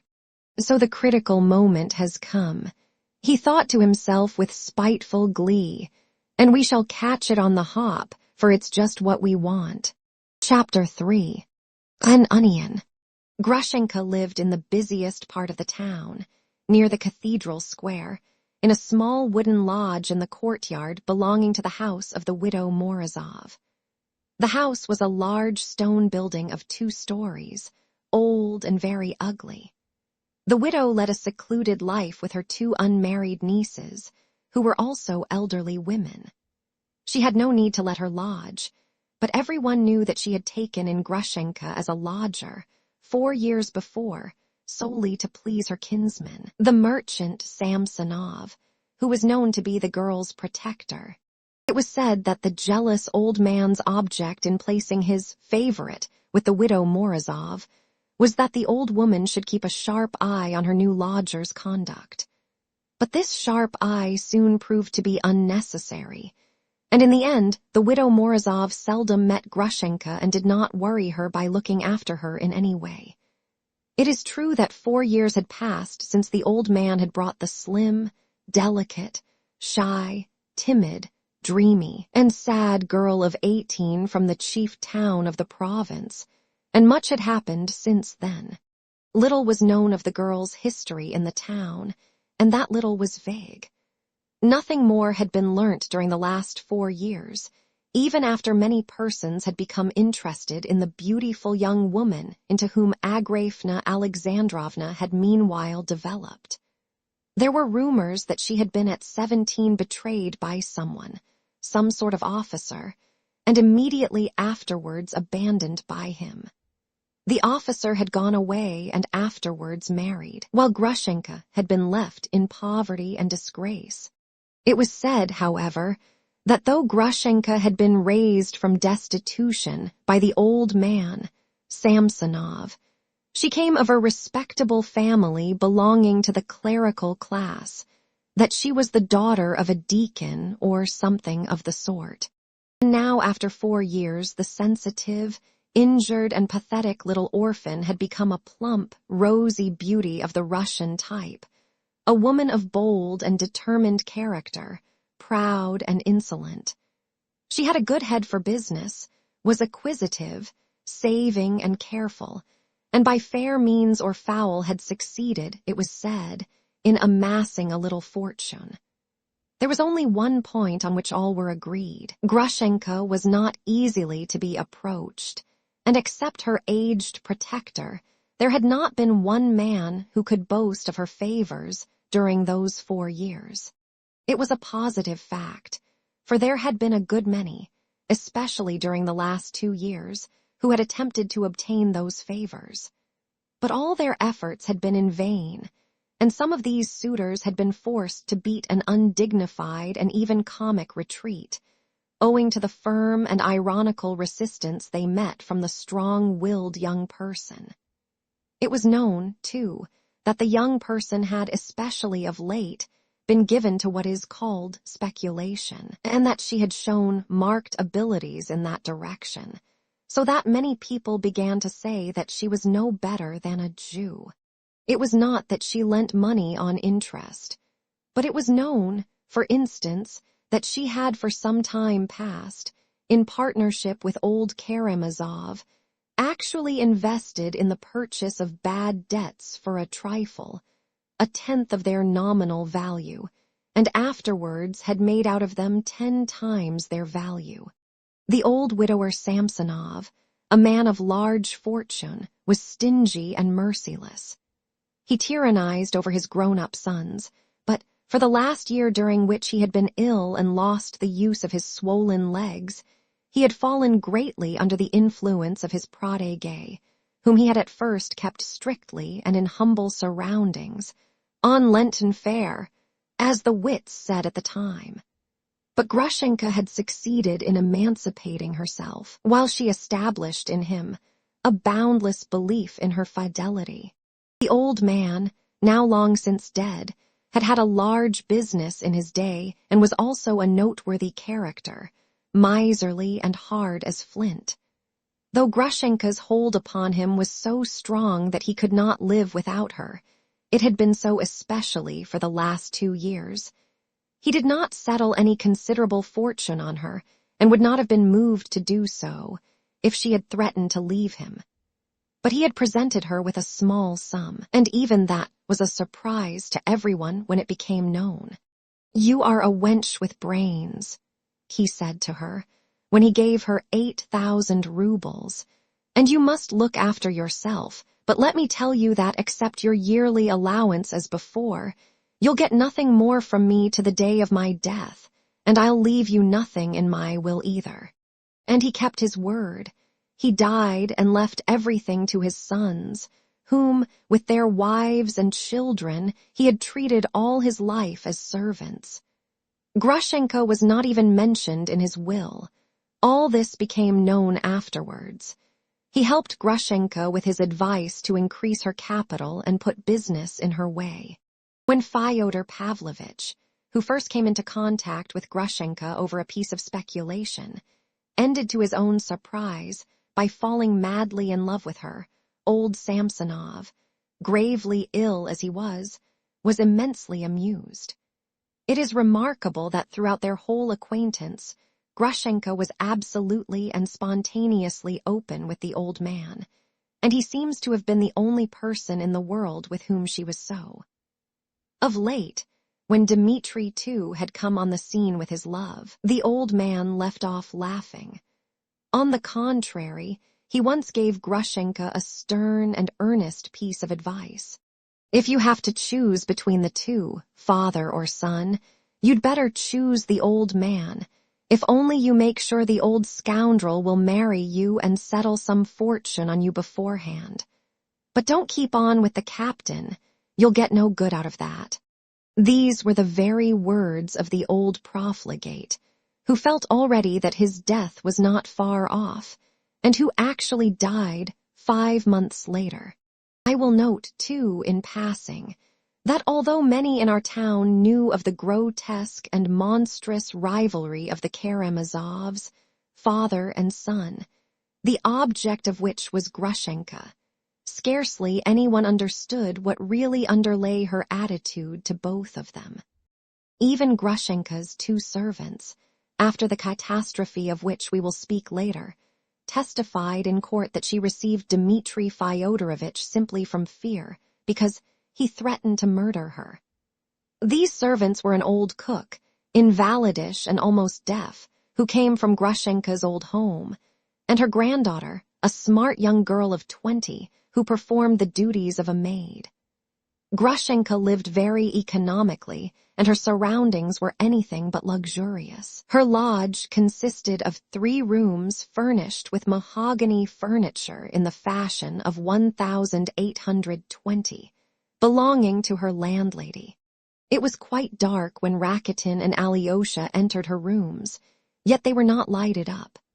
Grushenka was lying down in her drawing room on the big, hard, clumsy sofa with a mahogany back.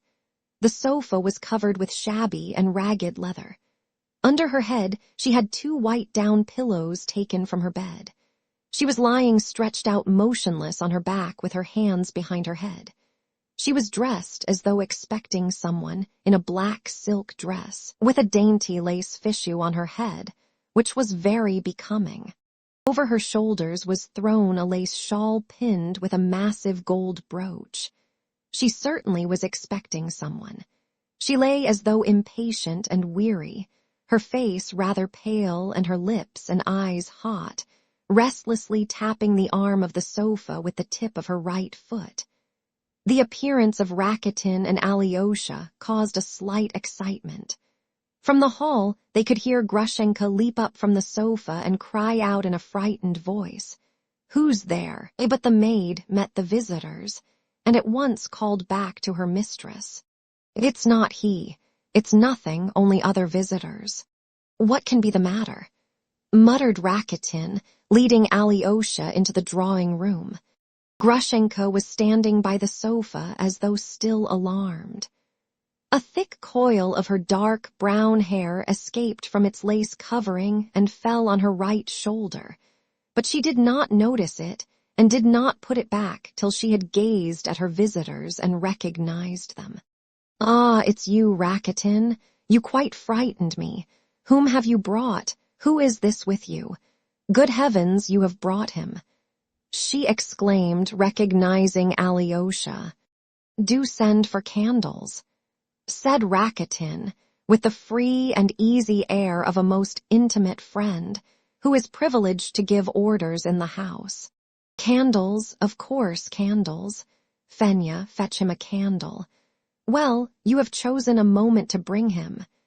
She exclaimed again, nodding towards Alyosha, and turning to the looking-glass, she began quickly fastening up her hair with both hands. She seemed displeased. "Haven't I managed to please you?" asked Rakitin, instantly almost offended. "You frightened me, Rakitin. That's what it is." Grushenka turned with a smile to Alyosha. "Don't be afraid of me, my dear Alyosha. You cannot think how glad I am to see you, my unexpected visitor. But you frightened me, Rakitin. I thought it was Mirya breaking in. You see, I deceived him just now. I made him promise to believe me, and I told him a lie. I told him that I was going to spend the evening with my old man, Kuzma Kuzmich, and should be there till late counting up his money. I always spend one whole evening a week with him making up his accounts. We lock ourselves in and he counts on the reckoning beads while I sit and put things down in the book. I am the only person he trusts. Mirya believes that I am there, but I came back and have been sitting locked in here, expecting some news. How was it Fenya let you in? Fenya, run out to the gate, open it and look about whether the captain is to be seen. Perhaps he is hiding and spying. I am dreadfully frightened. There's no one there, Agrafena Alexandrovna. I've just looked out. I keep running to peep through the crack. I am in fear and trembling myself. Are the shutters fastened, Fenya? And we must draw the curtains. That's better. She drew the heavy curtains herself. He'd rush in at once if he saw a light. I am afraid of your brother Mirya today, Alyosha. Grushenka spoke aloud, and though she was alarmed, she seemed very happy about something. Why are you so afraid of Mirya today? Inquired Rakitin. I should have thought you were not timid with him. You'd twist him round your little finger. I tell you, I am expecting news, priceless news, so I don't want Mirya at all. And he didn't believe, I feel he didn't, that I should stay at Kuzma Kuzmich's. He must be in his ambush now, behind Fyodor Pavlovich's in the garden, watching for me. And if he's there, he won't come here, so much the better. But I really have been to Kuzma Kuzmich's. Mirya escorted me there. I told him I should stay there till midnight, and I asked him to be sure to come at midnight to fetch me home. He went away, and I sat 10 minutes with Kuzma Kuzmich and came back here again. Ugh, I was afraid. I ran for fear of meeting him. And why are you so dressed up? What a curious cap you've got on. How curious you are yourself, Rakitin. I tell you, I am expecting a message. If the message comes, I shall fly, I shall gallop away, and you will see no more of me. That's why I am dressed up, so as to be ready. And where are you flying to? If you know too much, you'll get old too soon. Upon my word, you are highly delighted. I've never seen you like this before. You are dressed up as if you were going to a ball. Rakitin looked her up and down. Much you know about balls. And you know much about them. I have seen a ball. The year before last, Kuzma Kuzmich's son was married and I looked on from the gallery. Do you suppose I want to be talking to you, Rakitin, while a prince like this is standing here? Such a visitor. Alyosha, my dear boy, I gaze at you and can't believe my eyes. Good heavens, can you have come here to see me?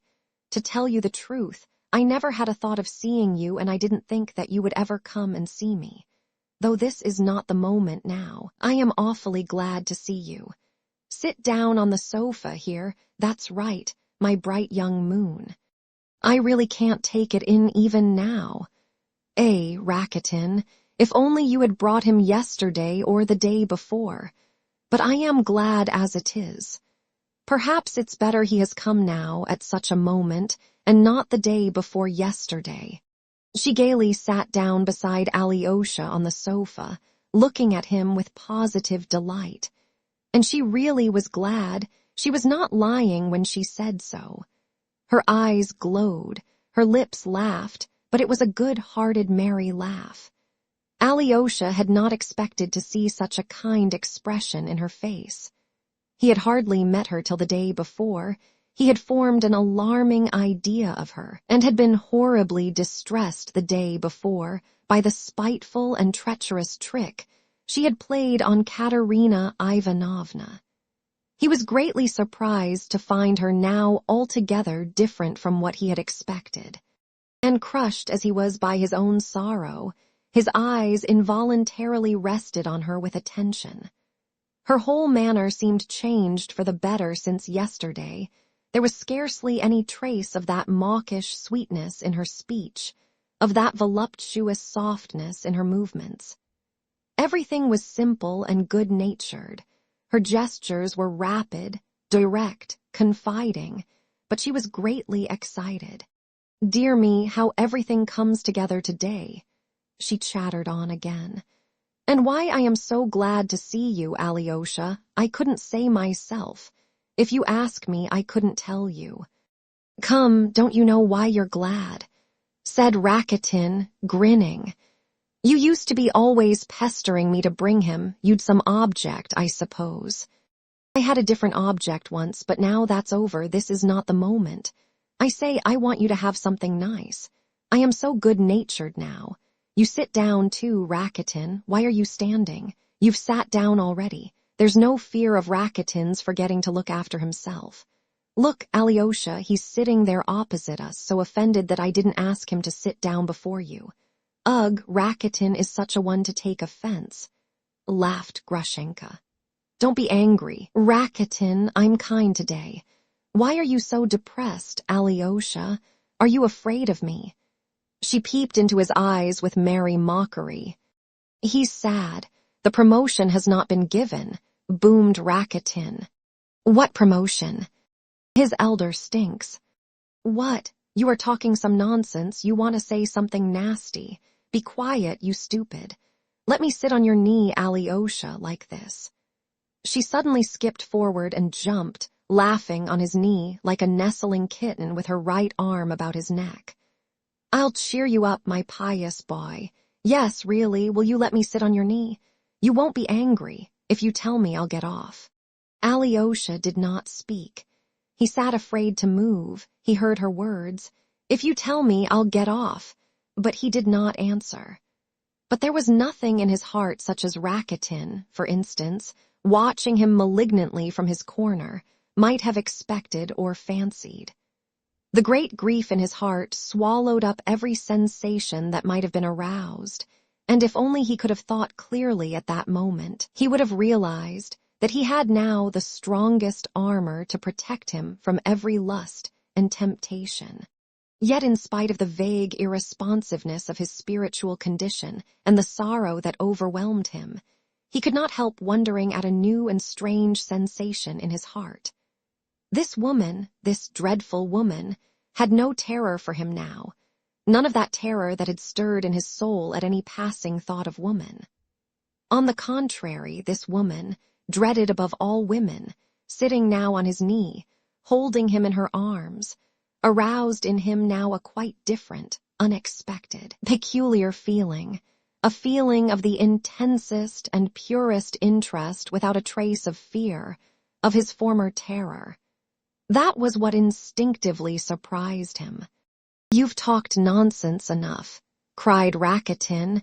"You'd much better give us some champagne. You owe it me, you know you do." "Yes, I really do. Do you know, Alyosha, I promised him champagne on the top of everything if he'd bring you. I'll have some too. Fenya, bring us the bottle Midia left. Look sharp. Though I am so stingy, I'll stand a bottle, not for you, Rakitin. You're a toadstool, but he is a falcon. And though my heart is full of something very different, so be it, I'll drink with you. I long for some dissipation. But what is the matter with you? And what is this message, may I ask, or is it a secret?" Rakitin put in inquisitively, doing his best to pretend not to notice the snubs that were being continually aimed at him. It's not a secret, and you know it, too," Grushenka said, in a voice suddenly anxious, turning her head towards Rakitin and drawing a little away from Alyosha, though she still sat on his knee with her arm round his neck. "My officer is coming, Rakitin. My officer is coming." I heard he was coming, but is he so near? He is at Mokroe now. He'll send a messenger from there, so he wrote. I got a letter from him today. I am expecting the messenger every minute. You don't say so. Why at Mokroe? That's a long story. I've told you enough. Miri'll be up to something now. I say, does he know or doesn't he? He know, of course he doesn't. If he knew, there would be murder. But I am not afraid of that now. I am not afraid of his knife. Be quiet, Rakitin. Don't remind me of Dmitri Fyodorovich. He has bruised my heart. And I don't want to think of that at this moment. I can think of Alyosha here. I can look at Alyosha. Smile at me, dear. Cheer up. Smile at my foolishness, at my pleasure. Ah, he's smiling. He's smiling. How kindly he looks at me. And you know, Alyosha, I've been thinking all this time you were angry with me. Because of the day before yesterday, because of that young lady. I was a cur, that's the truth. But it's a good thing it happened so. It was a horrid thing, but a good thing too. Grushenka smiled dreamily, and a little cruel line showed in her smile. Mirya told me that she screamed out that I ought to be flogged. I did insult her dreadfully. She sent for me. She wanted to make a conquest of me to win me over with her chocolate. No, it's a good thing it did end like that. She smiled again. But I am still afraid of your being angry. Yes, that's really true. Rakitin put in suddenly with genuine surprise. Alyosha, she is really afraid of a chicken like you. He is a chicken to you, Rakitin. Because you've no conscience, that's what it is. You see, I love him with all my soul, that's how it is. Alyosha, do you believe I love you with all my soul? Ah, you shameless woman. She is making you a declaration, Alexei. Well, what of it? I love him. And what about your officer? And the priceless message from Mokroe? That is quite different. That's a woman's way of looking at it. Don't you make me angry, Rakitin. Grushenka caught him up hotly. This is quite different. I love Alyosha in a different way. It's true, Alyosha, I had sly designs on you before, for I am a horrid, violent creature. But at other times I've looked upon you, Alyosha, as my conscience. I've kept thinking how anyone like that must despise a nasty thing like me. I thought that the day before yesterday, as I ran home from the young ladies. I have thought of you a long time in that way. Alyosha, and Mirya knows. I've talked to him about it. Mirya understands. Would you believe it? I sometimes look at you and feel ashamed, utterly ashamed of myself. And how, and since when I began to think about you like that, I can't say. I don't remember. Fenya came in and put a tray with an uncorked bottle and 3 glasses of champagne on the table. Here's the champagne, cried Rakitin. You're excited, Agrafena Alexandrovna, and not yourself. When you've had a glass of champagne, you'll be ready to dance. They can't even do that properly, he added, looking at the bottle. The old woman's poured it out in the kitchen, and the bottle's been brought in warm and without a cork. Well, let me have some anyway. He went up to the table, took a glass, emptied it at one gulp, and poured himself out another. One doesn't often stumble upon champagne, he said, licking his lips. Now, Alyosha, take a glass, show what you can do. What shall we drink to? The gates of paradise. Take a glass, Grushenka, you drink to the gates of paradise, too. What gates of paradise? She took a glass. Alyosha took his, tasted it, and put it back. No, I'd better not. He smiled gently. And you bragged, cried Rakitin. Well, if so, I won't either, chimed in Grushenka. I really don't want any. You can drink the whole bottle alone, Rakitin. If Alyosha has some, I will. What touching sentimentality. said Rakitin tauntingly. "And she's sitting on his knee, too. He's got something to grieve over, but what's the matter with you? He is rebelling against his God and ready to eat sausage." "How so?" "His elder died today, Father Zosima, the saint." "So Father Zosima is dead," cried Grushenka. "Good God, I did not know." She crossed herself devoutly. "Goodness, what have I been doing, sitting on his knee like this at such a moment?" She started up as though in dismay, instantly slipped off his knee and sat down on the sofa. Alyosha bent a long, wondering look upon her, and a light seemed to dawn in his face. "Rakitin," he said suddenly in a firm and loud voice, "don't taunt me with having rebelled against God. I don't want to feel angry with you, so you must be kinder, too. I've lost a treasure such as you have never had, and you cannot judge me now. You had much better look at her. Do you see how she has pity on me? I came here to find a wicked soul. I felt drawn to evil because I was base and evil myself, and I've found a true sister. I have found a treasure, a loving heart. She had pity on me just now. Agrafena Alexandrovna, I am speaking of you. You've raised my soul from the depths." Alyosha's lips were quivering, and he caught his breath. "She has saved you, it seems," laughed Rakitin spitefully. "And she meant to get you in her clutches, do you realize that?" "Stay, Rakitin." Grushenka jumped up. "Hush, both of you. Now I'll tell you all about it. Hush, Alyosha, your words make me ashamed, for I am bad and not good. That's what I am. And you hush, Rakitin, because you are telling lies. I had the low idea of trying to get him in my clutches, but now you are lying, now it's all different. And don't let me hear anything more from you, Rakitin." All this Grushenka said, with extreme emotion. "They are both crazy," said Rakitin, looking at them with amazement. "I feel as though I were in a madhouse. They're both getting so feeble they'll begin crying in a minute." "I shall begin to cry, I shall," repeated Grushenka. "He called me his sister, and I shall never forget that. Only let me tell you, Rakitin, though I am bad, I did give away an onion." "An onion? Hang it all, you really are crazy." Rakitin wondered at their enthusiasm.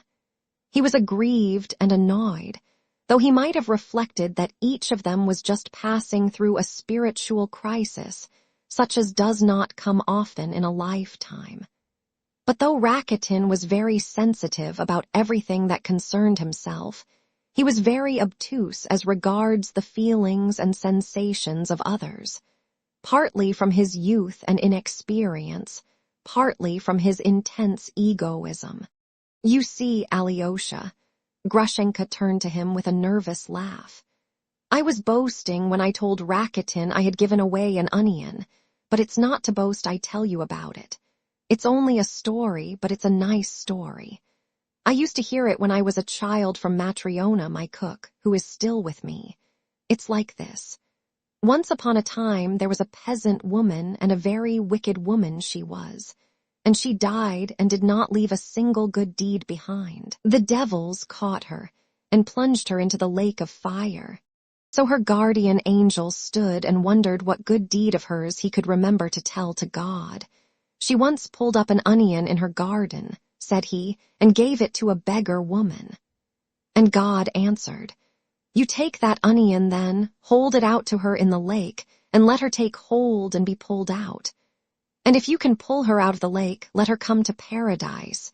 But if the onion breaks, then the woman must stay where she is.' The angel ran to the woman and held out the onion to her. 'Come,' said he, 'catch hold and I'll pull you out.' And he began cautiously pulling her out. He had just pulled her right out, when the other sinners in the lake, seeing how she was being drawn out, began catching hold of her so as to be pulled out with her. But she was a very wicked woman, and she began kicking them. 'I'm to be pulled out, not you. It's my onion, not yours.' As soon as she said that, the onion broke, and the woman fell into the lake, and she is burning there to this day. So the angel wept and went away.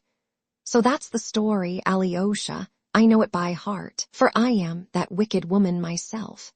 I boasted to Rakitin that I had given away an onion, but to you I'll say, I've done nothing but give away one onion all my life. That's the only good deed I've done. So don't praise me, Alyosha. Don't think me good. I am bad. I am a wicked woman, and you make me ashamed if you praise me. I must confess everything. Listen, Alyosha. I was so anxious to get hold of you that I promised Rakitin 25 rubles if he would bring you to me. Stay, Rakitin. Wait. She went with rapid steps to the table, opened a drawer, pulled out a purse and took from it a 25-ruble note. What nonsense, what nonsense, cried Rakitin, disconcerted. Take it. Rakitin, I owe it you. There's no fear of your refusing it. You asked for it yourself. And she threw the note to him. Likely I should refuse it, boomed Rakitin, obviously abashed, but carrying off his confusion with a swagger. That will come in very handy. Fools are made for wise men's profit. And now hold your tongue, Rakitin. What I am going to say now is not for your ears. Sit down in that corner and keep quiet. You don't like us, so hold your tongue. What should I like you for? Rakitin snarled, not concealing his ill humor. He put the 25-ruble note in his pocket, and he felt ashamed at Alyosha's seeing it. He had reckoned on receiving his payment later, without Alyosha's knowing of it, and now, feeling ashamed, he lost his temper. Till that moment he had thought it discreet not to contradict Grushenka too flatly in spite of her snubbing, since he had something to get out of her. But now he, too, was angry. One loves people for some reason, but what have either of you done for me? You should love people without a reason, as Alyosha does. How does he love you? How has he shown it that you make such a fuss about it? Grushenka was standing in the middle of the room. She spoke with heat, and there were hysterical notes in her voice. Hush, Rakitin, you know nothing about us. And don't dare to speak to me like that again. How dare you be so familiar? Sit in that corner and be quiet as though you were my footman. And now, Alyosha, I'll tell you the whole truth that you may see what a wretch I am. I am not talking to Rakitin, but to you.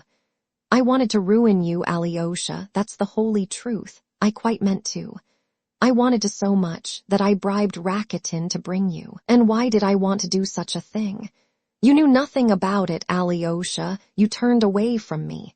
If you passed me, you dropped your eyes. And I've looked at you 100 times before today. I began asking everyone about you. Your face haunted my heart. He despises me, I thought.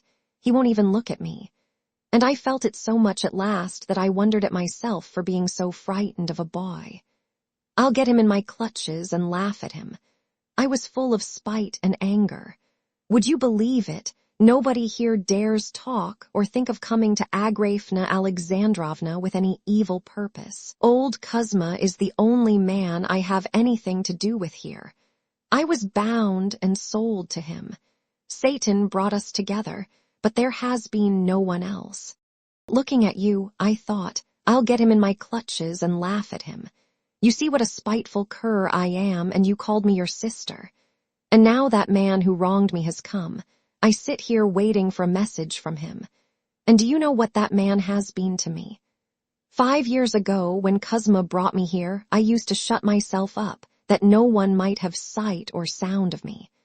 I was a silly slip of a girl. I used to sit here sobbing. I used to lie awake all night, thinking, where is he now, the man who wronged me? He is laughing at me with another woman, most likely. If only I could see him. If I could meet him again, I'd pay him out. I'd pay him out. At night I used to lie sobbing into my pillow in the dark, and I used to brood over it. I used to tear my heart on purpose and gloat over my anger. I'll pay him out. I'll pay him out. That's what I used to cry out in the dark. And when I suddenly thought that I should really do nothing to him, and that he was laughing at me then, or perhaps had utterly forgotten me, I would fling myself on the floor, melt into helpless tears, and lie there shaking till dawn. In the morning I would get up more spiteful than a dog, ready to tear the whole world to pieces. And then what do you think? I began saving money, I became hard-hearted, grew stout, grew wiser, would you say? No, no one in the whole world sees it, no one knows it, but when night comes on, I sometimes lie as I did 5 years ago when I was a silly girl, clenching my teeth and crying all night, thinking, I'll pay him out, I'll pay him out. Do you hear? Well then, now you understand me. A month ago a letter came to me. He was coming, he was a widower, he wanted to see me. It took my breath away, then I suddenly thought, if he comes and whistles to call me, I shall creep back to him like a beaten dog.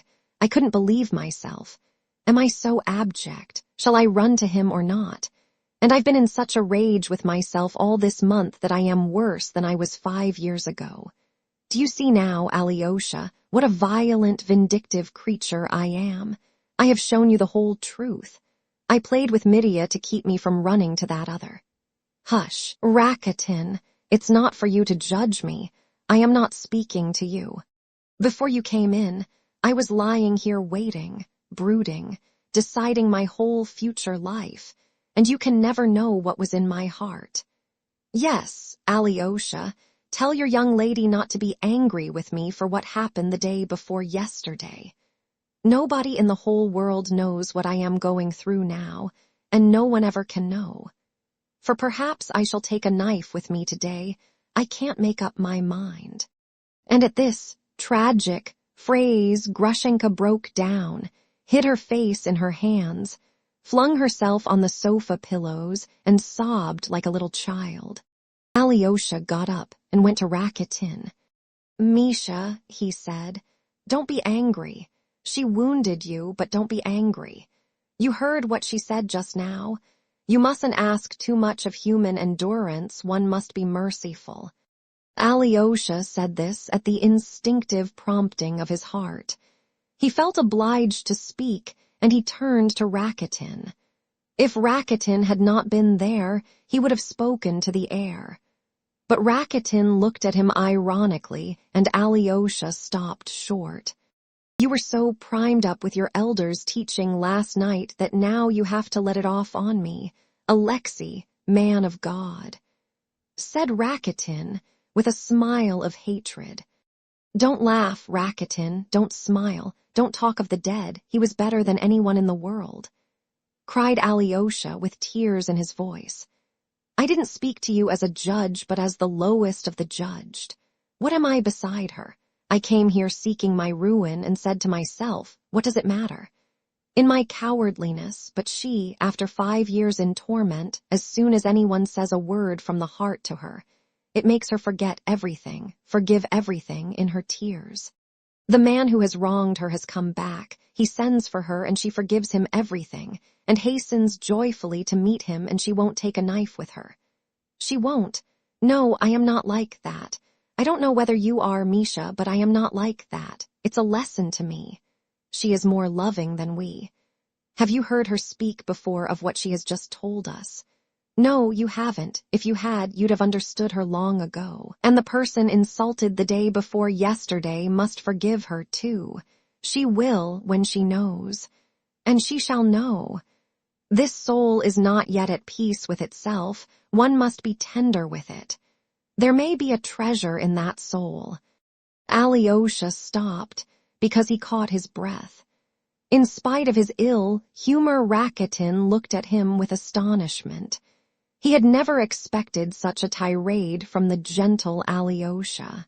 She's found someone to plead her cause. Why are you in love with her? Agrafena Alexandrovna, are monks really in love with you? You've made a conquest. He cried with a coarse laugh. Grushenka lifted her head from the pillow and looked at Alyosha with a tender smile shining on her tear-stained face. Let him alone, Alyosha, my cherub. You see what he is. He is not a person for you to speak to. Mihail Osipovich, she turned to Rakitin, I meant to beg your pardon for being rude to you, but now I don't want to. Alyosha, come to me, sit down here. She beckoned to him with a happy smile.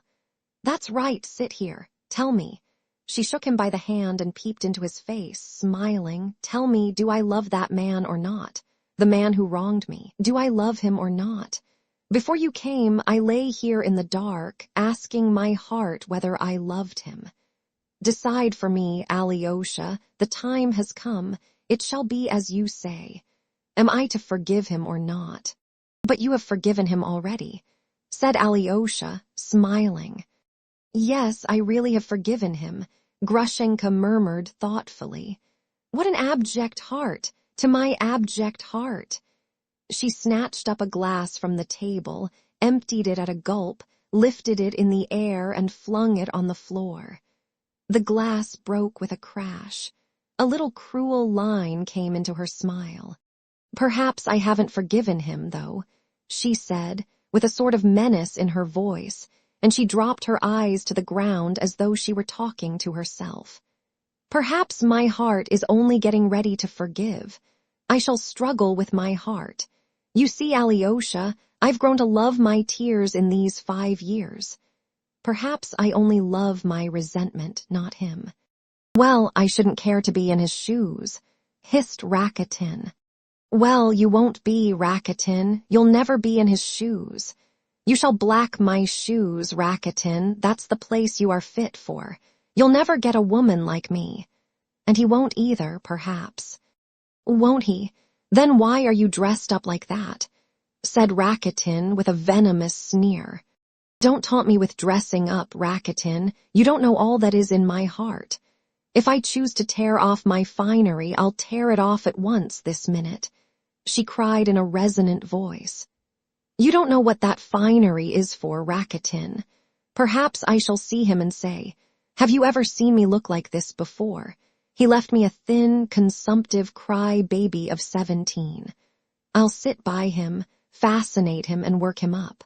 Do you see what I am like now? I'll say to him, well, and that's enough for you, my dear sir. There's many a slip twixt the cup and the lip. That may be what the finery is for Rakitin. Grushenka finished with a malicious laugh. I'm violent and resentful, Alyosha. I'll tear off my finery, I'll destroy my beauty, I'll scorch my face, slash it with a knife, and turn beggar. If I choose, I won't go anywhere now to see anyone. If I choose, I'll send Kuzma back all he has ever given me, tomorrow, and all his money, and I'll go out sharing for the rest of my life. You think I wouldn't do it, Rakitin, that I would not dare to do it? I could do it directly, only don't exasperate me. And I'll send him about his business. I'll snap my fingers in his face. He shall never see me again.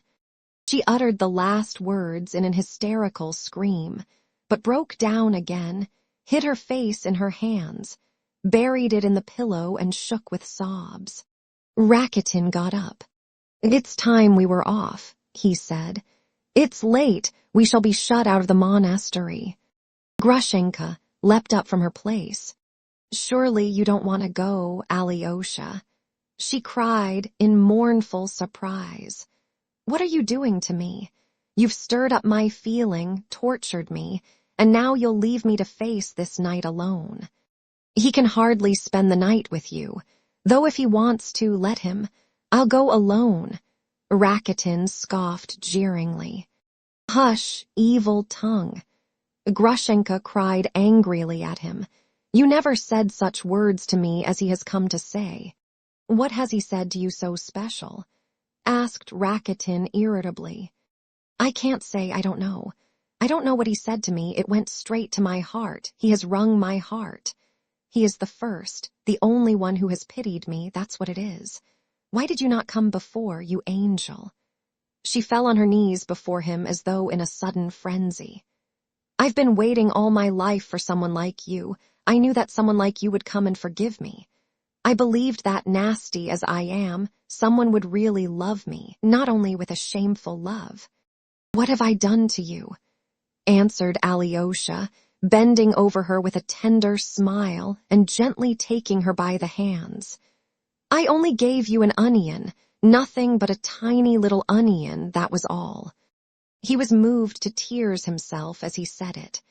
At that moment there was a sudden noise in the passage. Someone came into the hall.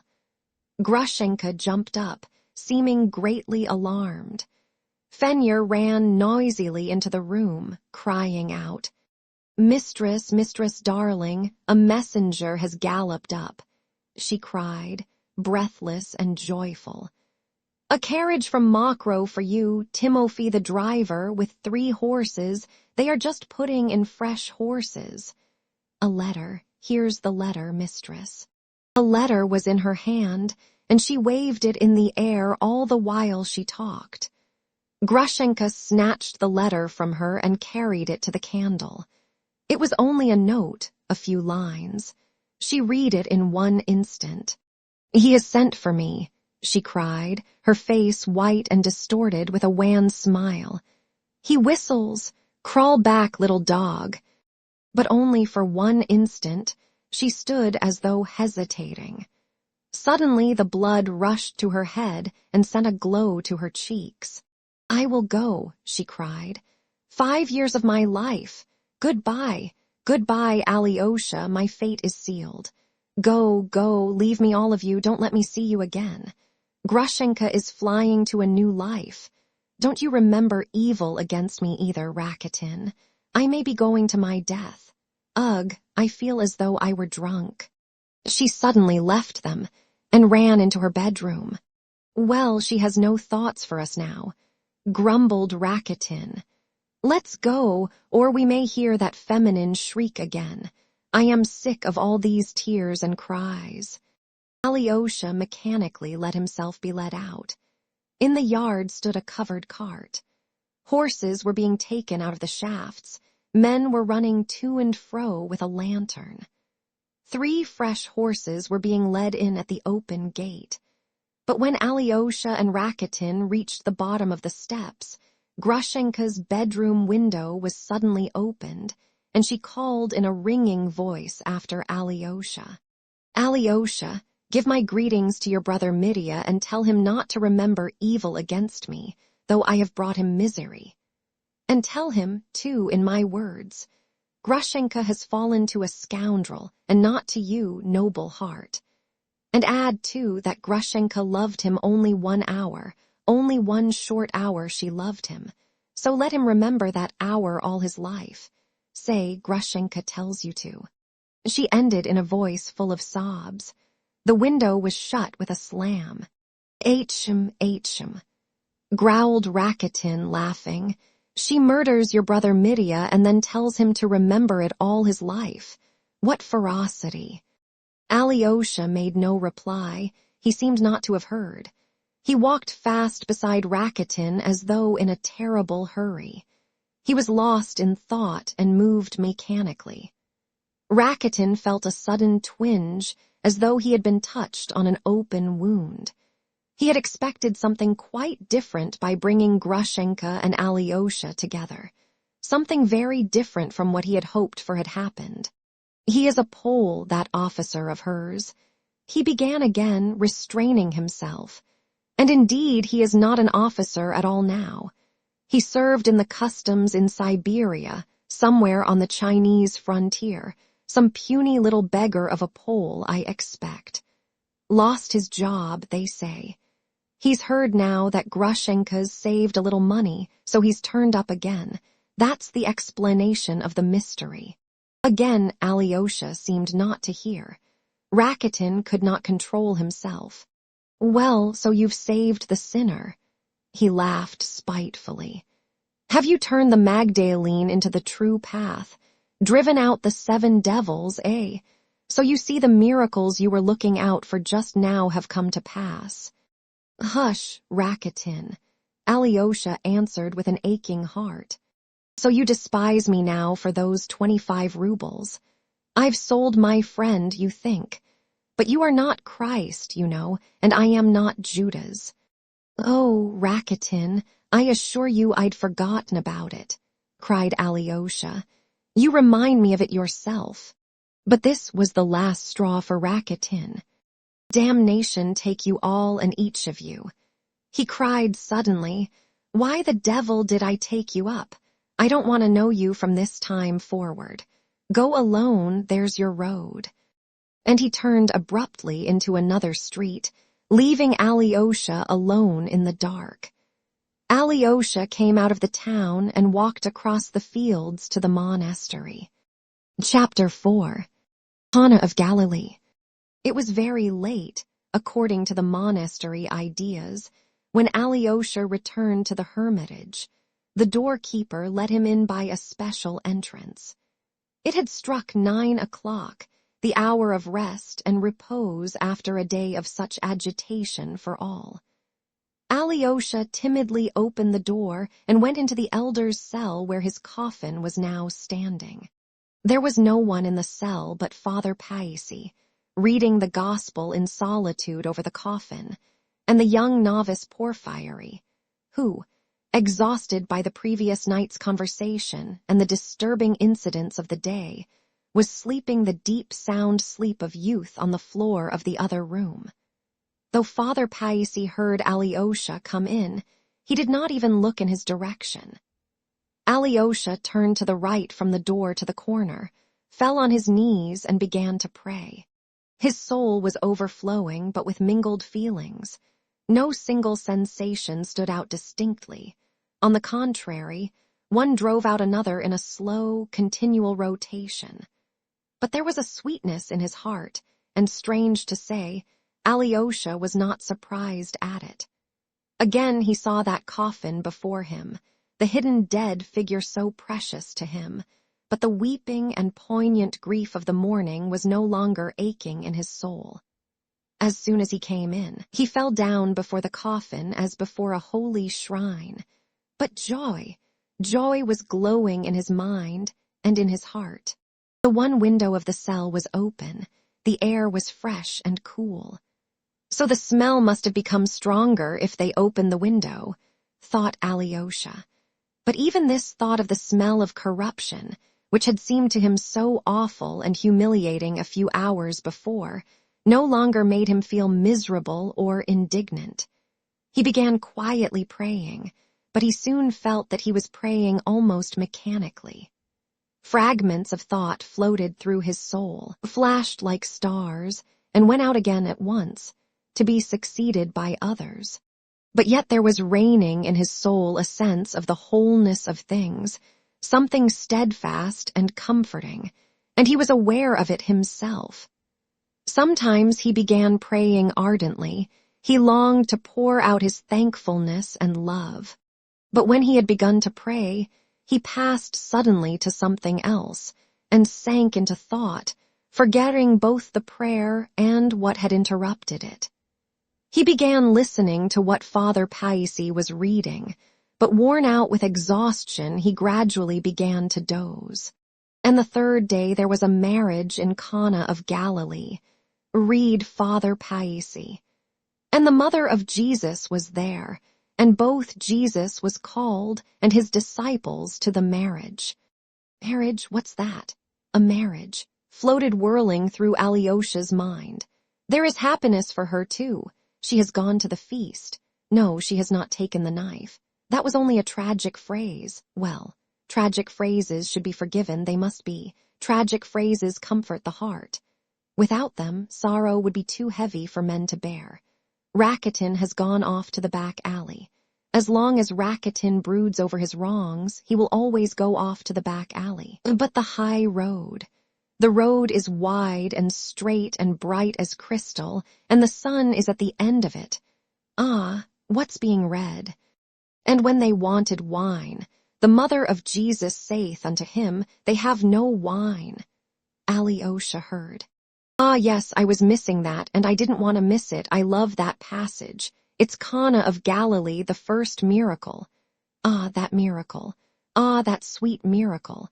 It was not men's grief, but their joy Christ visited. He worked his first miracle to help men's gladness. He who loves men loves their gladness, too. He was always repeating that. It was one of his leading ideas. There's no living without joy, Miria says. Yes, Miria, everything that is true and good is always full of forgiveness. He used to say that, too. Jesus saith unto her, Woman, what has it to do with thee or me? Mine hour is not yet come. His mother saith unto the servants, Whatsoever he saith unto you, do it. Do it! Gladness, the gladness of some poor, very poor people. Of course they were poor, since they hadn't wine enough even at a wedding. The historians write that, in those days, the people living about the lake of Gennesaret were the poorest that can possibly be imagined. And another great heart, that other great being, his mother, knew that he had come not only to make his great, terrible sacrifice. She knew that his heart was open even to the simple, artless merrymaking of some obscure and unlearned people, who had warmly bidden him to their poor wedding. Mine hour is not yet come, he said, with a soft smile. He must have smiled gently to her. And indeed, was it to make wine abundant at poor weddings he had come down to earth. And yet he went and did as she asked him. Ah, he is reading again. Jesus saith unto them, Fill the water pots with water. And they filled them up to the brim. And he saith unto them, Draw out now and bear unto the governor of the feast. And they bare it. When the ruler of the feast had tasted the water that was made wine, and knew not whence it was, but the servants which drew the water knew, the governor of the feast called the bridegroom, and saith unto him, Every man at the beginning doth set forth good wine, and when men have well drunk, that which is worse. But thou hast kept the good wine until now. But what's this? Why is the room growing wider? Ah, yes, it's the marriage, the wedding. Yes, of course, here are the guests, here are the young couple sitting, and the merry crowd, and where is the wise governor of the feast? But who is this? Who? Again the walls are receding. Who is getting up there from the great table? What? He here too, but he's in the coffin. But he's here too. He has stood up, he sees me, he is coming here. God. Yes, he came up to him, he, the little thin old man with tiny wrinkles on his face, joyful and laughing softly. There was no coffin now, and he was in the same dress as he had worn yesterday sitting with them, when the visitors had gathered about him. His face was uncovered, his eyes were shining. How was this, then? He, too, had been called to the feast. He, too, at the marriage of Cana in Galilee. Yes, my dear, I am called, too, called and bidden. He heard a soft voice saying over him, Why have you hidden yourself here out of sight? You come and join us, too. It was his voice, the voice of Father Zosima, and it must be he, since he called him. The elder raised Alyosha by the hand, and he rose from his knees. We are rejoicing, the little thin old man went on. We are drinking the new wine, the wine of new great gladness. Do you see how many guests? Here are the bride and bridegroom. Here is the wise governor of the feast. He is tasting the new wine. Why do you wonder at me? I gave an onion to a beggar, so I too am here. And many here have given only an onion each, only one little onion. What are all our deeds? And you, my gentle one, you, my kind boy, you too have known how to give a famished woman an onion today. Begin your work, dear one, begin it, gentle one. Do you see our son? Do you see him?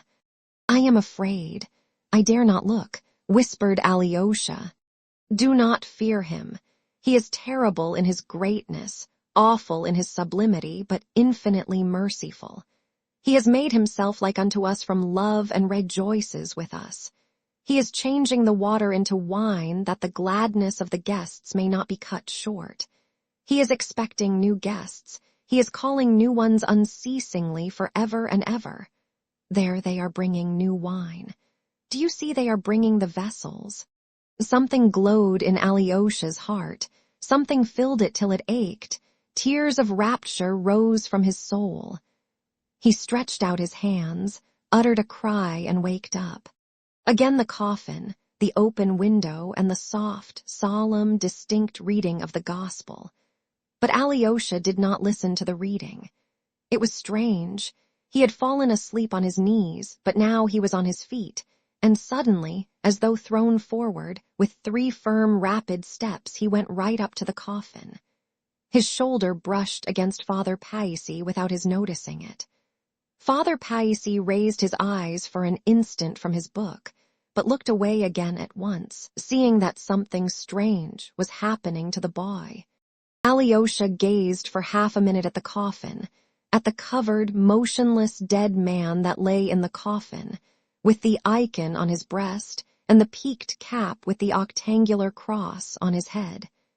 He had only just been hearing his voice, and that voice was still ringing in his ears. He was listening, still expecting other words, but suddenly he turned sharply and went out of the cell. He did not stop on the steps either, but went quickly down. His soul, overflowing with rapture, yearned for freedom, space, openness. The vault of heaven, full of soft, shining stars, stretched vast and fathomless above him. The Milky Way ran in 2 pale streams from the zenith to the horizon. The fresh, motionless, still night enfolded the earth. The white towers and golden domes of the cathedral gleamed out against the sapphire sky. The gorgeous autumn flowers, in the beds round the house, were slumbering till morning. The silence of earth seemed to melt into the silence of the heavens. The mystery of earth was one with the mystery of the stars. Alyosha stood, gazed, and suddenly threw himself down on the earth. He did not know why he embraced it. He could not have told why he longed so irresistibly to kiss it all. But he kissed it weeping, sobbing, and watering it with his tears, and vowed passionately to love it forever and ever. "Water the earth with the tears of your joy and love those tears," echoed in his soul. What was he weeping over? Oh, in his rapture he was weeping even over those stars, which were shining to him from the abyss of space, and he was not ashamed of that ecstasy. There seemed to be threads from all those innumerable worlds of God, linking his soul to them, and it was trembling all over in contact with other worlds. He longed to forgive everyone and for everything, and to beg forgiveness. Oh, not for himself, but for all men, for all and for everything. "And others are praying for me too," echoed again in his soul. But with every instant he felt clearly, and as it were, tangibly, that something firm and unshakable as that vault of heaven had entered into his soul. It was as though some idea had seized the sovereignty of his mind, and it was for all his life and for ever and ever. He had fallen on the earth a weak boy, but he rose up a resolute champion, and he knew and felt it suddenly at the very moment of his ecstasy. And never, never, all his life long, could Alyosha forget that minute. "Someone visited my soul in that hour," he used to say afterwards, with implicit faith in his words. Within 3 days, he left the monastery in accordance with the words of his elder, who had bidden him sojourn in the world. Book 8, Mirya. Chapter 1. Kuzma Samsonov. But Dmitri, to whom Grushenka, flying away to a new life, had left her last greetings, bidding him remember the hour of her love forever, knew nothing of what had happened to her, and was at that moment in a condition of feverish agitation and activity. For the last 2 days, he had been in such an inconceivable state of mind that he might easily have fallen ill with brain fever, as he said himself afterwards. Alyosha had not been able to find him the morning before, and Ivan had not succeeded in meeting him at the tavern on the same day. The people at his lodgings, by his orders, concealed his movements. He had spent those 2 days literally rushing in all directions, struggling with his destiny and trying to save himself, as he expressed it himself afterwards, and for some hours he even made a dash out of the town on urgent business, terrible as it was to him to lose sight of Grushenka for a moment. All this was explained afterwards in detail, and confirmed by documentary evidence, but for the present, we will only note the most essential incidents of those 2 terrible days immediately preceding the awful catastrophe that broke so suddenly upon him. Though Grushenka had, it is true, loved him for an hour, genuinely and sincerely, yet she tortured him sometimes cruelly and mercilessly. The worst of it was that he could never tell what she meant to do. To prevail upon her by force or kindness was also impossible. She would yield to nothing. She would only have become angry and turned away from him altogether. He knew that well already. He suspected, quite correctly, that she too was passing through an inward struggle, and was in a state of extraordinary indecision, that she was making up her mind to something, and unable to determine upon it. And so, not without good reason, he divined with a sinking heart that at moments she must simply hate him and his passion. And so, perhaps, it was, but what was distressing Grushenka he did not understand. For him, the whole tormenting question lay between him and Fyodor Pavlovitch. Here, we must note, by the way, one certain fact. He was firmly persuaded that Fyodor Pavlovitch would offer, or perhaps had offered, Grushenka lawful wedlock, and did not for a moment believe that the old voluptuary hoped to gain his object for 3,000 rubles. Mitya had reached this conclusion from his knowledge of Grushenka and her character. That was how it was that he could believe at times that all Grushenka's uneasiness rose from not knowing which of them to choose, which was most to her advantage. Strange to say, during those days it never occurred to him to think of the approaching return of the officer. That is, of the man who had been such a fatal influence in Grushenka's life, and whose arrival she was expecting with such emotion and dread. It is true that of late Grushenka had been very silent about it, yet he was perfectly aware of a letter she had received a month ago from her seducer, and had heard of it from her own lips. He partly knew, too, what the letter contained. In a moment of spite, Grushenka had shown him that letter, but to her astonishment he attached hardly any consequence to it. It would be hard to say why this was. Perhaps, weighed down by all the hideous horror of his struggle with his own father for this woman, he was incapable of imagining any danger more terrible, at any rate for the time. He simply did not believe in a suitor who suddenly turned up again after 5 years' disappearance, still less in his speedy arrival. Moreover, in the officer's first letter which had been shown to Mitya, the possibility of his new rival's visit was very vaguely suggested.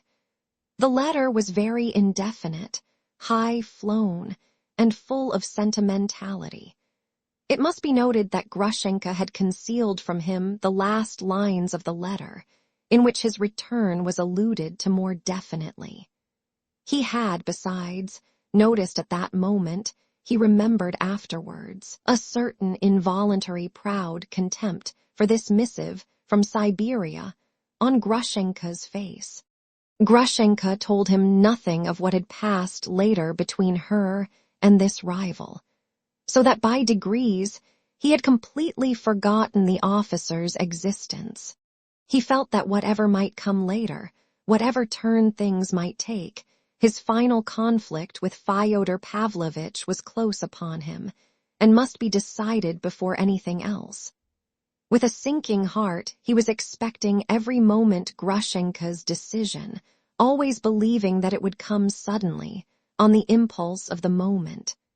All of a sudden she would say to him, "Take me, I'm yours forever," and it would all be over. He would seize her, and bear her away at once to the ends of the earth.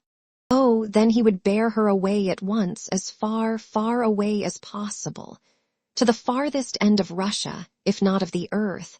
Then he would marry her, and settle down with her incognito, so that no one would know anything about them, there, here, or anywhere.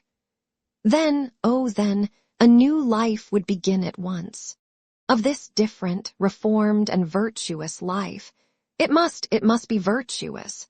He dreamed feverishly at every moment. He thirsted for that reformation and renewal. The filthy morass, in which he had sunk of his own free will, was too revolting to him, and like very many men in such cases, he put faith above all in change of place. If only it were not for these people, if only it were not for these circumstances, if only he could fly away from this accursed place, he would be altogether regenerated, would enter on a new path. That was what he believed in, and what he was yearning for. But all this could only be on condition of the first, the happy solution of the question. There was another possibility, a different and awful ending. Suddenly she might say to him, "Go away. I have just come to terms with Fyodor Pavlovitch. I am going to marry him and don't want you, and then..." But Mirya did not know what would happen then. Up to the last hour he didn't know. That must be said to his credit. He had no definite intentions, had planned no crime. He was simply watching and spying in agony, while he prepared himself for the first, happy solution of his destiny. He drove away any other idea, in fact. But for that ending, a quite different anxiety arose, a new, incidental, but yet fatal and insoluble difficulty presented itself. If she were to say to him, "I'm yours, take me away," how could he take her away? Where had he the means, the money to do it? It was just at this time that all sources of revenue from Fyodor Pavlovitch, doles which had gone on without interruption for so many years, ceased. Grushenka had money, of course, but with regard to this Mirya suddenly evinced extraordinary pride. He wanted to carry her away and begin the new life with her himself, at his own expense, not at hers. He could not conceive of taking her money, and the very idea caused him a pang of intense repulsion. I won't enlarge on this fact or analyze it here, but confine myself to remarking that this was his attitude at the moment. All this may have arisen indirectly and unconsciously from the secret stings of his conscience for the money of Katerina Ivanovna that he had dishonestly appropriated. "I've been a scoundrel to one of them, and I shall be a scoundrel again to the other directly," was his feeling then, as he explained after. And when Grushenka knows, she won't care for such a scoundrel. Where then was he to get the means? Where was he to get the fateful money? Without it, all would be lost and nothing could be done. And only because I hadn't the money. Oh, the shame of it. To anticipate things. He did, perhaps, know where to get the money, knew, perhaps, where it lay at that moment. I will say no more of this here, as it will all be clear later. But his chief trouble, I must explain however obscurely, lay in the fact that to have that sum he knew of, to have the right to take it, he must first restore Katerina Ivanovna's 3,000. If not, I'm a common pickpocket, I'm a scoundrel, and I don't want to begin a new life as a scoundrel, Mirya decided. And so he made up his mind to move heaven and earth to return Katerina Ivanovna that 3,000, and that first of all. The final stage of this decision, so to say, had been reached only during the last hours. That is, after his last interview with Alyosha, 2 days before on the high road, on the evening when Grushenka had insulted Katerina Ivanovna. And Mirya, after hearing Alyosha's account of it, had admitted that he was a scoundrel and told him to tell Katerina Ivanovna so, if it could be any comfort to her. After parting from his brother on that night, he had felt in his frenzy that it would be better to murder and rob someone than fail to pay my debt to Katya. I'd rather everyone thought me a robber and a murderer. I'd rather go to Siberia than that Katya should have the right to say that I deceived her and stole her money, and used her money to run away with Grushenka and begin a new life. That I can't do. So Mirya decided, grinding his teeth, and he might well fancy at times that his brain would give way. But meanwhile, he went on struggling. Strange to say, though one would have supposed there was nothing left for him but despair. For what chance had he, with nothing in the world, to raise such a sum? Yet to the very end he persisted in hoping that he would get that 3,000, that the money would somehow come to him of itself, as though it might drop from heaven. That is just how it is with people who, like Dmitri, have never had anything to do with money, except to squander what has come to them by inheritance without any effort of their own, and have no notion how money is obtained. A whirl of the most fantastic notions took possession of his brain immediately after he had parted with Alyosha 2 days before, and threw his thoughts into a tangle of confusion. This is how it was he pitched first on a perfectly wild enterprise. And perhaps to men of that kind, in such circumstances, the most impossible, fantastic schemes occur first, and seem most practical.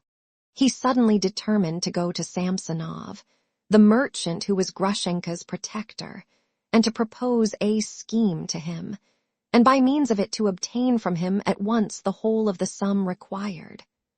Of the commercial value of his scheme he had no doubt, not the slightest, and was only uncertain how Samsonov would look upon his freak, supposing he were to consider it from any but the commercial point of view.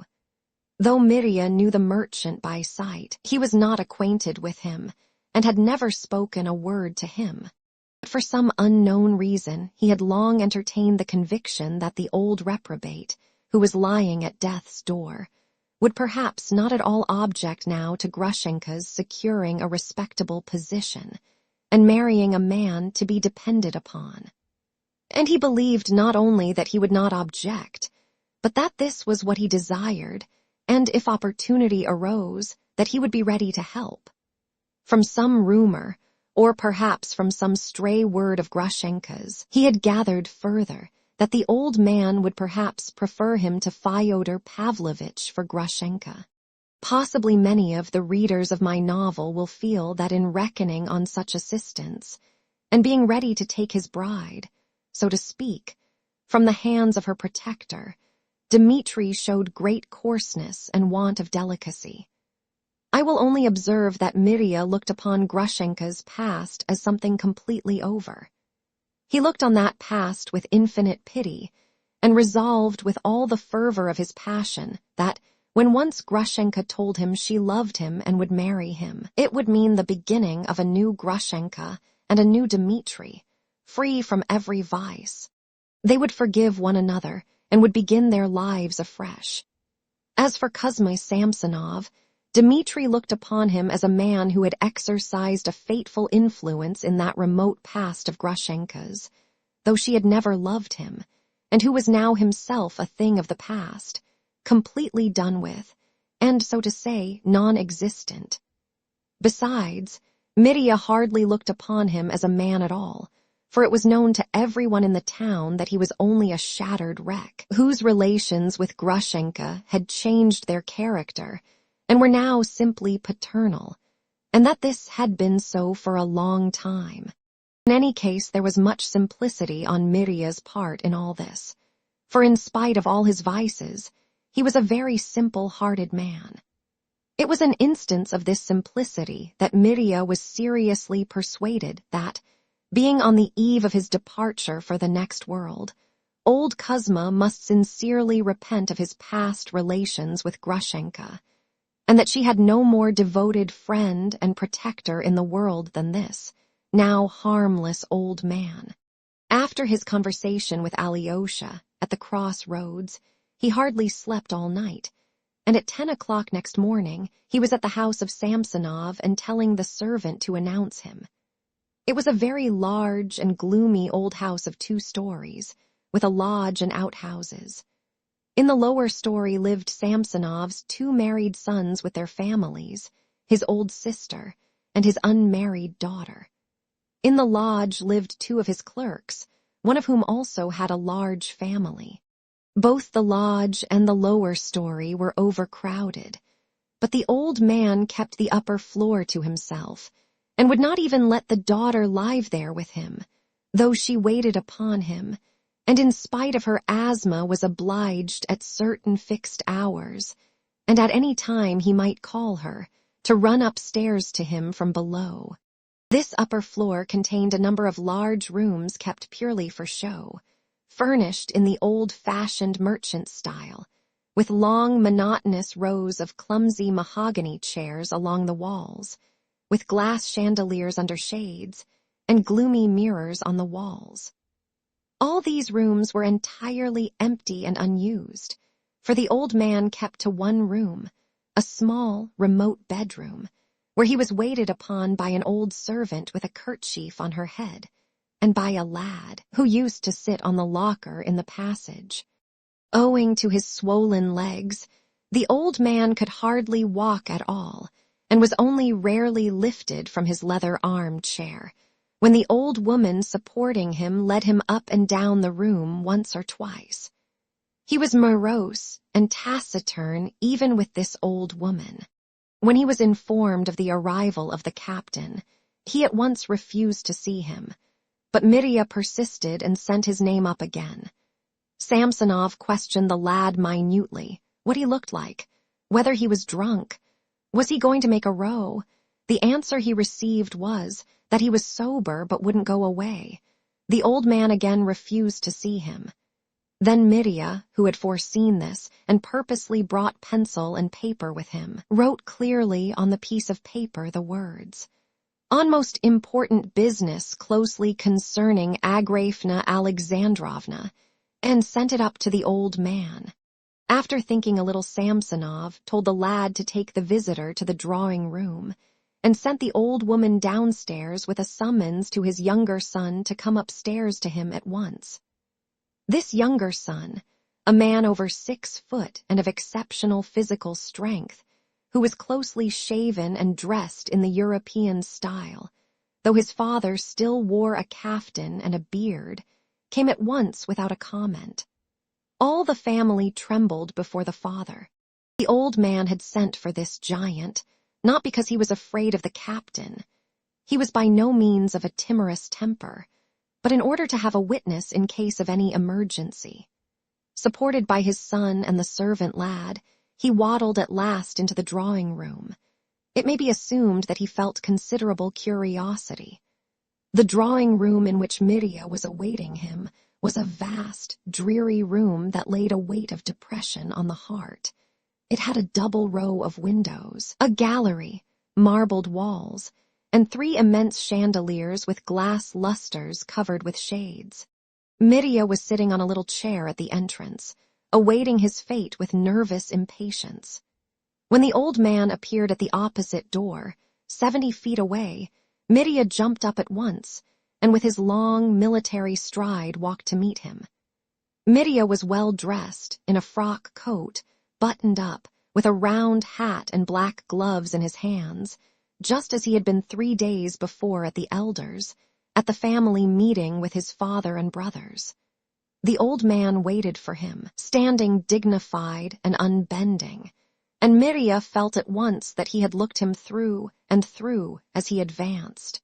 Mirya was greatly impressed, too, with Samsonov's immensely swollen face. His lower lip, which had always been thick, hung down now, looking like a bun. He bowed to his guest in dignified silence, motioned him to a low chair by the sofa, and leaning on his son's arm he began lowering himself on to the sofa opposite, groaning painfully, so that Mirya, seeing his painful exertions, immediately felt remorseful and sensitively conscious of his insignificance in the presence of the dignified person he had ventured to disturb. "What is it you want of me, sir?" said the old man, deliberately, distinctly, severely, but courteously, when he was at last seated. Mirya started, leapt up, but sat down again. Then he began at once speaking with loud, nervous haste, gesticulating, and in a positive frenzy. He was unmistakably a man driven into a corner, on the brink of ruin, catching at the last straw, ready to sink if he failed. Old Samsonov probably grasped all this in an instant, though his face remained cold and immovable as a statue's. "Most honored Sir Kuzma Kuzmich," You have no doubt heard more than once of my disputes with my father, Fyodor Pavlovich Karamazov, who robbed me of my inheritance from my mother. Seeing the whole town is gossiping about it. For here everyone's gossiping of what they shouldn't. And besides, it might have reached you through Grushenka. I beg your pardon, through Agrafena Alexandrovna. Agrafena Alexandrovna, the lady for whom I have the highest respect and esteem. So Mitya began and broke down at the first sentence. We will not reproduce his speech word for word, but will only summarize the gist of it. 3 months ago, he said, he had of express intention. Mitya purposely used these words instead of intentionally. Consulted a lawyer in the chief town of the province. A distinguished lawyer, Kuzma Kuzmich, Pavel Pavlovich Korniplatov. You have perhaps heard of him. A man of vast intellect, the mind of a statesman. He knows you too. Spoke of you in the highest terms. Mitya broke down again, but these breaks did not deter him. He leapt instantly over the gaps and struggled on and on. This Korniplatov, after questioning him minutely and inspecting the documents he was able to bring him, Mitya alluded somewhat vaguely to these documents and slurred over the subject with special haste, reported that they certainly might take proceedings concerning the village of Teacher Mashnia, which ought, he said, to have come to him, Mitya, from his mother, and so checkmate the old villain, his father. Because every door was not closed, and justice might still find a loophole. In fact, he might reckon on an additional sum of 6 or even 7,000 rubles from Fyodor Pavlovich, as Teacher Mashnia was worth, at least, 25,000, he might say 28,000 in fact. 30, Kuzma Kuzmich, and would you believe it, I didn't get 17 from that heartless man. So he, Mitya, had thrown the business up for the time, knowing nothing about the law, but on coming here was struck dumb by a cross claim made upon him. Here Mitya went adrift again, and again took a flying leap forward. So will not you, excellent and honored Kuzma Kuzmich, be willing to take up all my claims against that unnatural monster, and pay me a sum down of only 3,000? You see, you cannot, in any case, lose over it. On my honor, I swear that. Quite the contrary, you may make 6 or 7,000 instead of 3. Above all, he wanted this concluded that very day. I'll do the business with you at a notary's or whatever it is. In fact, I'm ready to do anything. I'll hand over all the deeds. Whatever you want, sign anything, and we could draw up the agreement at once. And if it were only possible, that very morning, you could pay me that 3,000, for there isn't a capitalist in this town to compare with you, and so would save me, in fact, for a good, I might say an honorable action. For I cherish the most honorable feelings for a certain person, whom you know well and care for as a father. I would not have come, indeed, if it had not been as a father. And indeed, it's a struggle of 3 in this business for its fate. That's a fearful thing, Kuzma Kuzmich. A tragedy, Kuzma Kuzmich, a tragedy. And as you've dropped out long ago, it's a tug-of-war between 2. I'm expressing it awkwardly, perhaps, but I'm not a literary man. You see, I'm on the one side, and that monster on the other. So you must choose. It's either I or the monster. It all lies in your hands. The fate of 3 lives and the happiness of 2. Excuse me, I'm making a mess of it, but you understand. I see from your venerable eyes that you understand.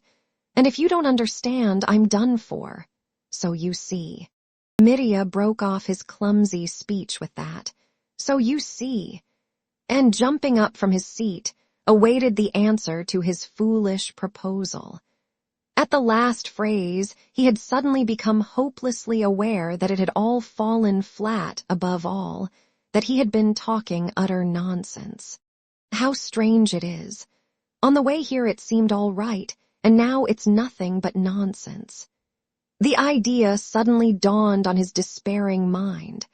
All the while he had been talking, the old man sat motionless, watching him with an icy expression in his eyes. After keeping him for a moment in suspense, Kuzma Kuzmich pronounced at last in the most positive and chilling tone, "Excuse me, we don't undertake such business." Mirya suddenly felt his legs growing weak under him. "What am I to do now, Kuzma Kuzmich?" he muttered with a pale smile. "I suppose it's all up with me. What do you think?" "Excuse me." Mirya remained standing, staring motionless. He suddenly noticed a movement in the old man's face. He started. "You see, sir, business of that sort's not in our line," said the old man slowly. "There's the court and the lawyers, it's a perfect misery. But if you like, there is a man here you might apply to." "Good heavens, who is it?" "You're my salvation, Kuzma Kuzmich," faltered Mirya. "He doesn't live here, and he's not here just now. He is a peasant. He does business in timber. His name is Lyagavi. He's been haggling with Fyodor Pavlovich for the last year over your copse at Teacher Mashnia. They can't agree on the price, maybe you've heard. Now he's come back again and is staying with the priest at Ilyansko, about 12 versts from the Volovia station.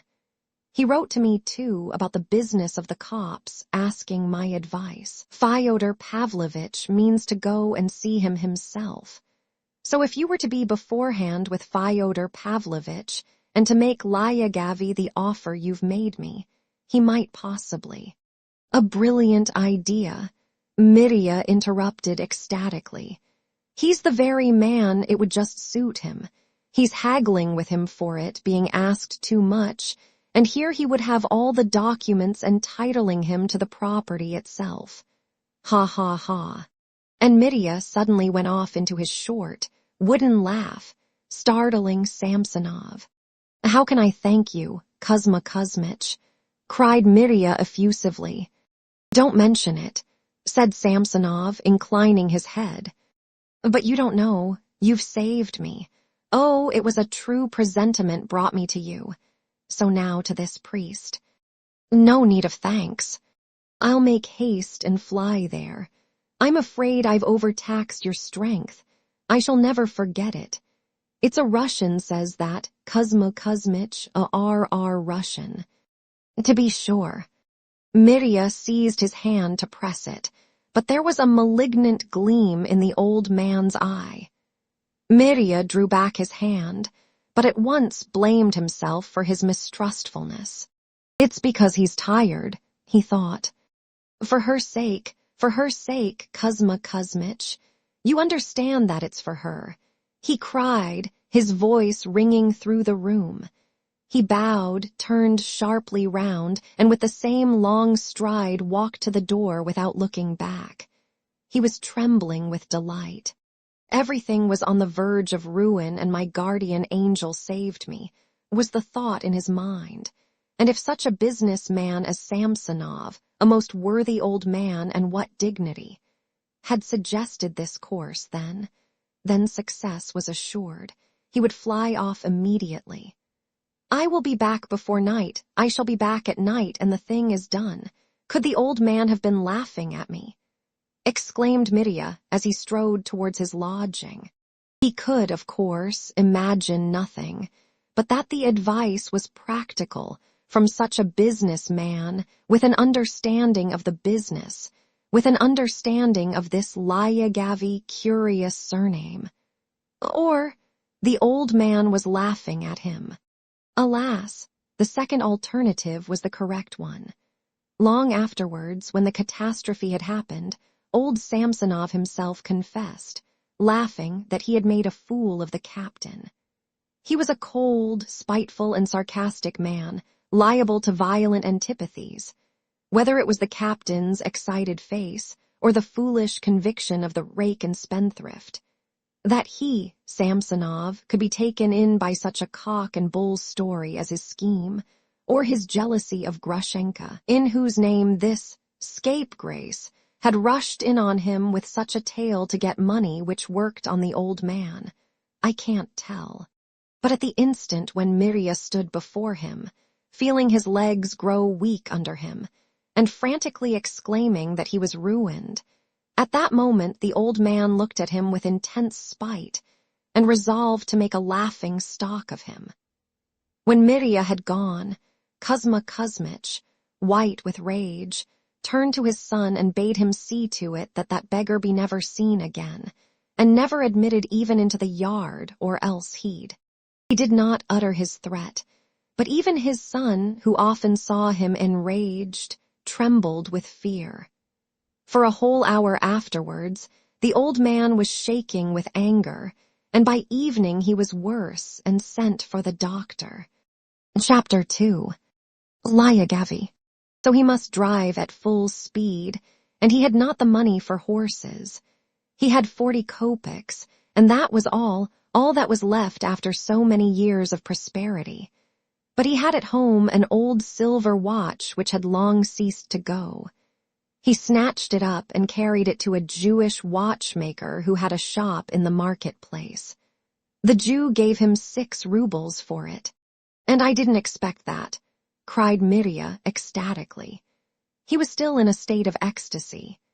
He seized his 6 rubles and ran home. At home he borrowed 3 rubles from the people of the house, who loved him so much that they were pleased to give it him, though it was all they had. Mirya in his excitement told them on the spot that his fate would be decided that day, and he described in desperate haste the whole scheme he had put before Samsonov, the latter's decision, his own hopes for the future, and so on. These people had been told many of their lodgers' secrets before, and so looked upon him as a gentleman who was not at all proud, and almost one of themselves. Having thus collected 9 rubles, Mirya sent for posting horses to take him to the Volovia station. This was how the fact came to be remembered and established that, at midday, on the day before the event, Mirya had not a farthing, and that he had sold his watch to get money, and had borrowed 3 rubles from his landlord, all in the presence of witnesses. I note this fact.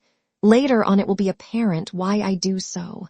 Though he was radiant with the joyful anticipation that he would at last solve all his difficulties, yet, as he drew near Volovia station, he trembled at the thought of what Grushenka might be doing in his absence.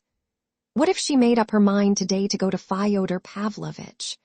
This was why he had gone off without telling her, and why he left orders with his landlady not to let out where he had gone, if anyone came to inquire for him. I must get back tonight," he repeated, as he was jolted along in the cart, "and I dare say I shall have to bring this Lyagavi back here, to draw up the deed." So mused Mirya with a throbbing heart, but alas, his dreams were not fated to be carried out. To begin with, he was late, taking a short cut from Volovia station, which turned out to be 18 versts instead of 12. Secondly, he did not find the priest at home at Ilyansko. He had gone off to a neighboring village. While Mirya, setting off there with the same exhausted horses, was looking for him, it was almost dark.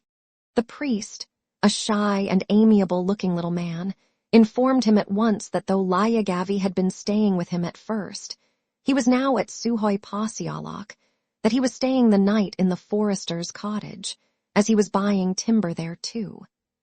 At Mirya's urgent request that he would take him to Lyagavi at once, and by so doing save him, so to speak, the priest agreed, after some demur, to conduct him to Suhoy Posialok. His curiosity was obviously aroused, but, unluckily, he advised their going on foot, as it would not be much over a verst. Mirya, of course, agreed, and marched off with his yard-long strides, so that the poor priest almost ran after him. He was a very cautious man, though not old. Mirya at once began talking to him, too, of his plans, nervously and excitedly asking advice in regard to Lyagavi, and talking all the way. The priest listened attentively, but gave little advice. he turned off Midia's questions with, "I don't know. I can't say. How can I tell?" And so on. When Midia began to speak of his quarrel with his father over his inheritance, the priest was positively alarmed, as he was in some way dependent on Fyodor Pavlovich. He inquired, however, with surprise, why he called the peasant trader Gorstkin Lyagavi, and obligingly explained to Midia that, though the man's name really was Lyagavi, he was never called so, as he would be grievously offended at the name, and that he must be sure to call him Gorstkin, or you'll do nothing with him. He won't even listen to you, said the priest in conclusion. Midia was somewhat surprised for a moment, and explained that that was what Samsonov had called him. On hearing this fact, the priest dropped the subject, though he would have done well to put into words his doubt whether, if Samsonov had sent him to that peasant, calling him Lyagavi, there was not something wrong about it and he was turning him into ridicule. But Midia had no time to pause over such trifles. He hurried, striding along, and only when he reached Suhoi Pasialok did he realize that they had come not 1 verst, nor 1.5, but at least 3. This annoyed him, but he controlled himself. They went into the hut. The forester lived in one half of the hut, and Gorstkin was lodging in the other, the better room the other side of the passage. They went into that room and lighted a tallow candle. The hut was extremely overheated. On the table there was a samovar that had gone out, a tray with cups, an empty rum bottle, a bottle of vodka partly full, and some half-eaten crusts of wheaten bread. The visitor himself lay stretched at full length on the bench, with his coat crushed up under his head for a pillow, snoring heavily. Midia stood in perplexity. Of course I must wake him. My business is too important. I've come in such haste. I'm in a hurry to get back today, he said in great agitation. But the priest and the forester stood in silence, not giving their opinion. Midia went up and began trying to wake him himself. He tried vigorously, but the sleeper did not wake. He's drunk, Midia decided. Good Lord, what am I to do? What am I to do? And, terribly impatient, he began pulling him by the arms, by the legs, shaking his head, lifting him up and making him sit on the bench. Yet, after prolonged exertions, he could only succeed in getting the drunken man to utter absurd grunts and violent but inarticulate oaths. No, you'd better wait a little, the priest pronounced at last, for he's obviously not in a fit state. He's been drinking the whole day, the forester chimed in. Good heavens, cried Midia.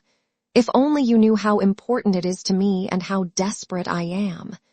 No, you'd better wait till morning, the priest repeated. Till morning. Mercy, that's impossible. And in his despair he was on the point of attacking the sleeping man again, but stopped short at once, realizing the uselessness of his efforts. The priest said nothing. The sleepy forester looked gloomy. What terrible tragedies real life contrives for people, said Midia in complete despair. The perspiration was streaming down his face. The priest seized the moment to put before him, very reasonably, that, even if he succeeded in wakening the man, he would still be drunk and incapable of conversation. And your business is important, he said, so you'd certainly better put it off till morning.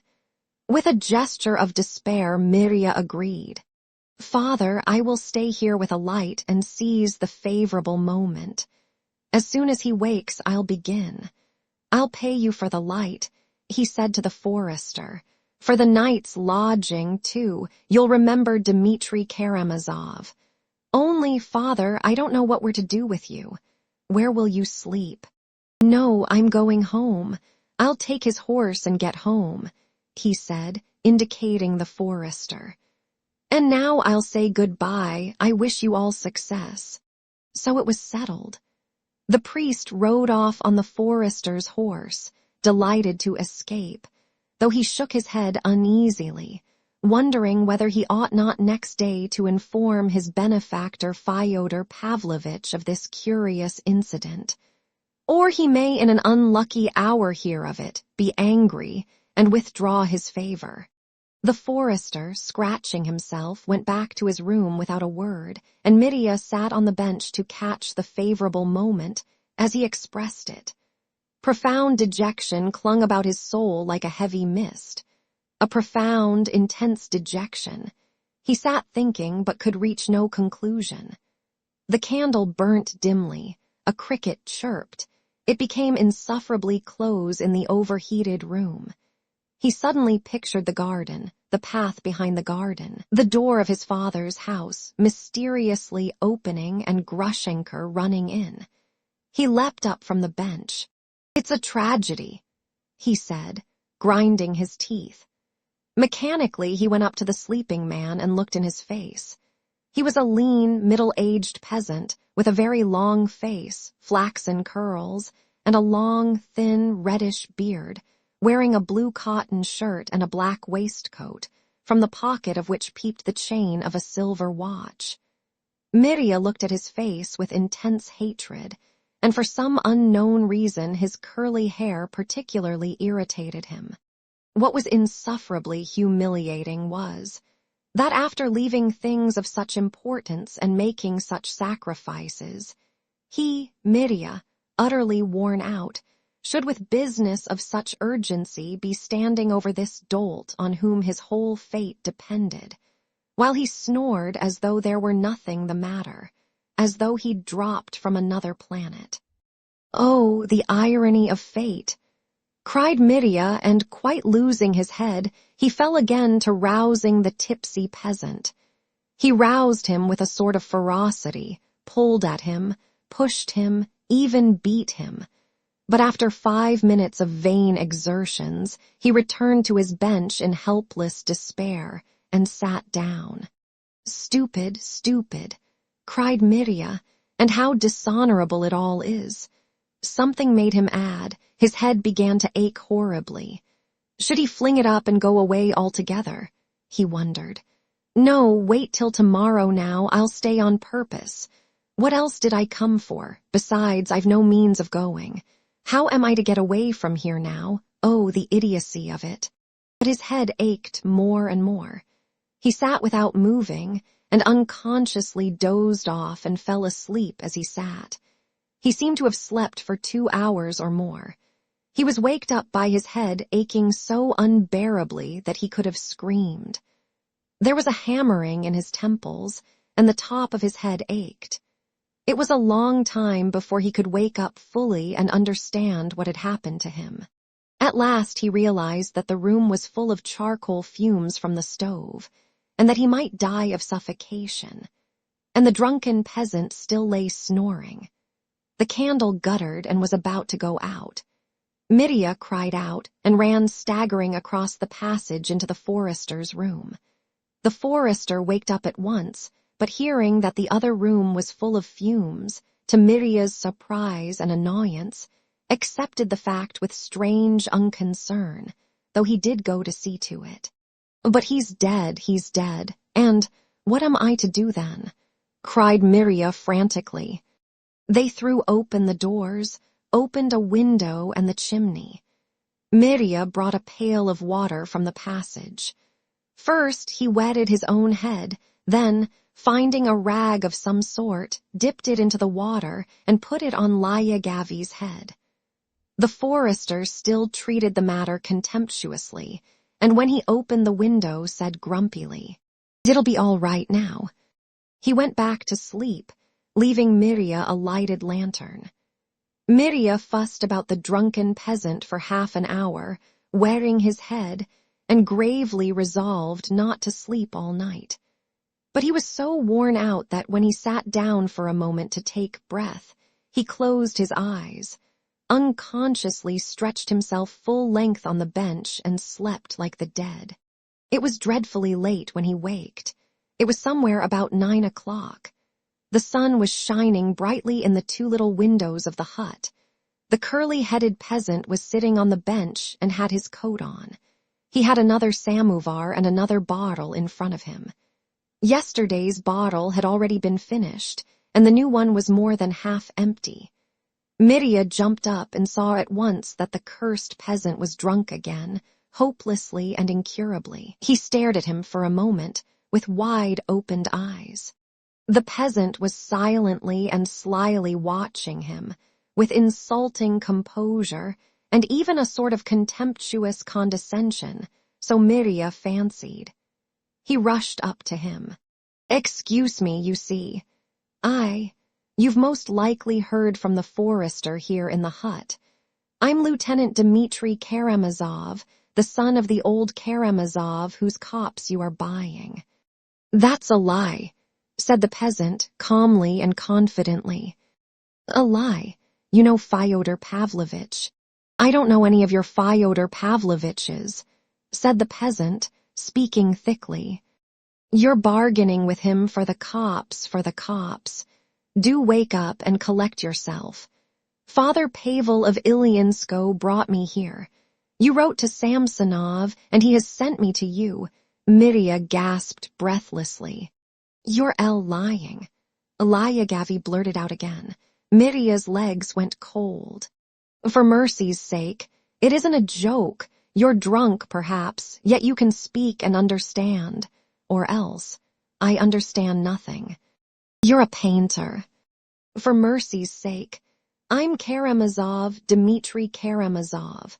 I have an offer to make you, an advantageous offer. Very advantageous offer concerning the copse." The peasant stroked his beard importantly. "No, you've contracted for the job and turned out a scamp. You're a scoundrel." "I assure you you're mistaken," cried Mirya, wringing his hands in despair. The peasant still stroked his beard and suddenly screwed up his eyes cunningly. "No, you show me this. You tell me the law that allows roguery. Do you hear? You're a scoundrel. Do you understand that?" Mirya stepped back gloomily, and suddenly something seemed to hit him on the head, as he said afterwards. In an instant a light seemed to dawn in his mind. A light was kindled, and I grasped it all. He stood, stupefied, wondering how he, after all a man of intelligence, could have yielded to such folly, have been led into such an adventure, and have kept it up for almost 24 hours, fussing round this Lyagavi, wetting his head. Why, the man's drunk, dead drunk, and he'll go on drinking now for a week. What's the use of waiting here? And what if Samsonov sent me here on purpose? What if she? Oh, God, what have I done? The peasant sat watching him and grinning. Another time Mirya might have killed the fool in a fury, but now he felt as weak as a child. He went quietly to the bench, took up his overcoat, put it on without a word, and went out of the hut. He did not find the forester in the next room. There was no one there. He took 50 kopecks in small change out of his pocket and put them on the table for his night's lodging, the candle, and the trouble he had given. Coming out of the hut, he saw nothing but forest all round. He walked at hazard, not knowing which way to turn out of the hut, to the right or to the left. Hurrying there the evening before with the priest, he had not noticed the road. He had no revengeful feeling for anybody, even for Samsonov in his heart. He strode along a narrow forest path, aimless, dazed, without heeding where he was going. A child could have knocked him down, so weak was he in body and soul.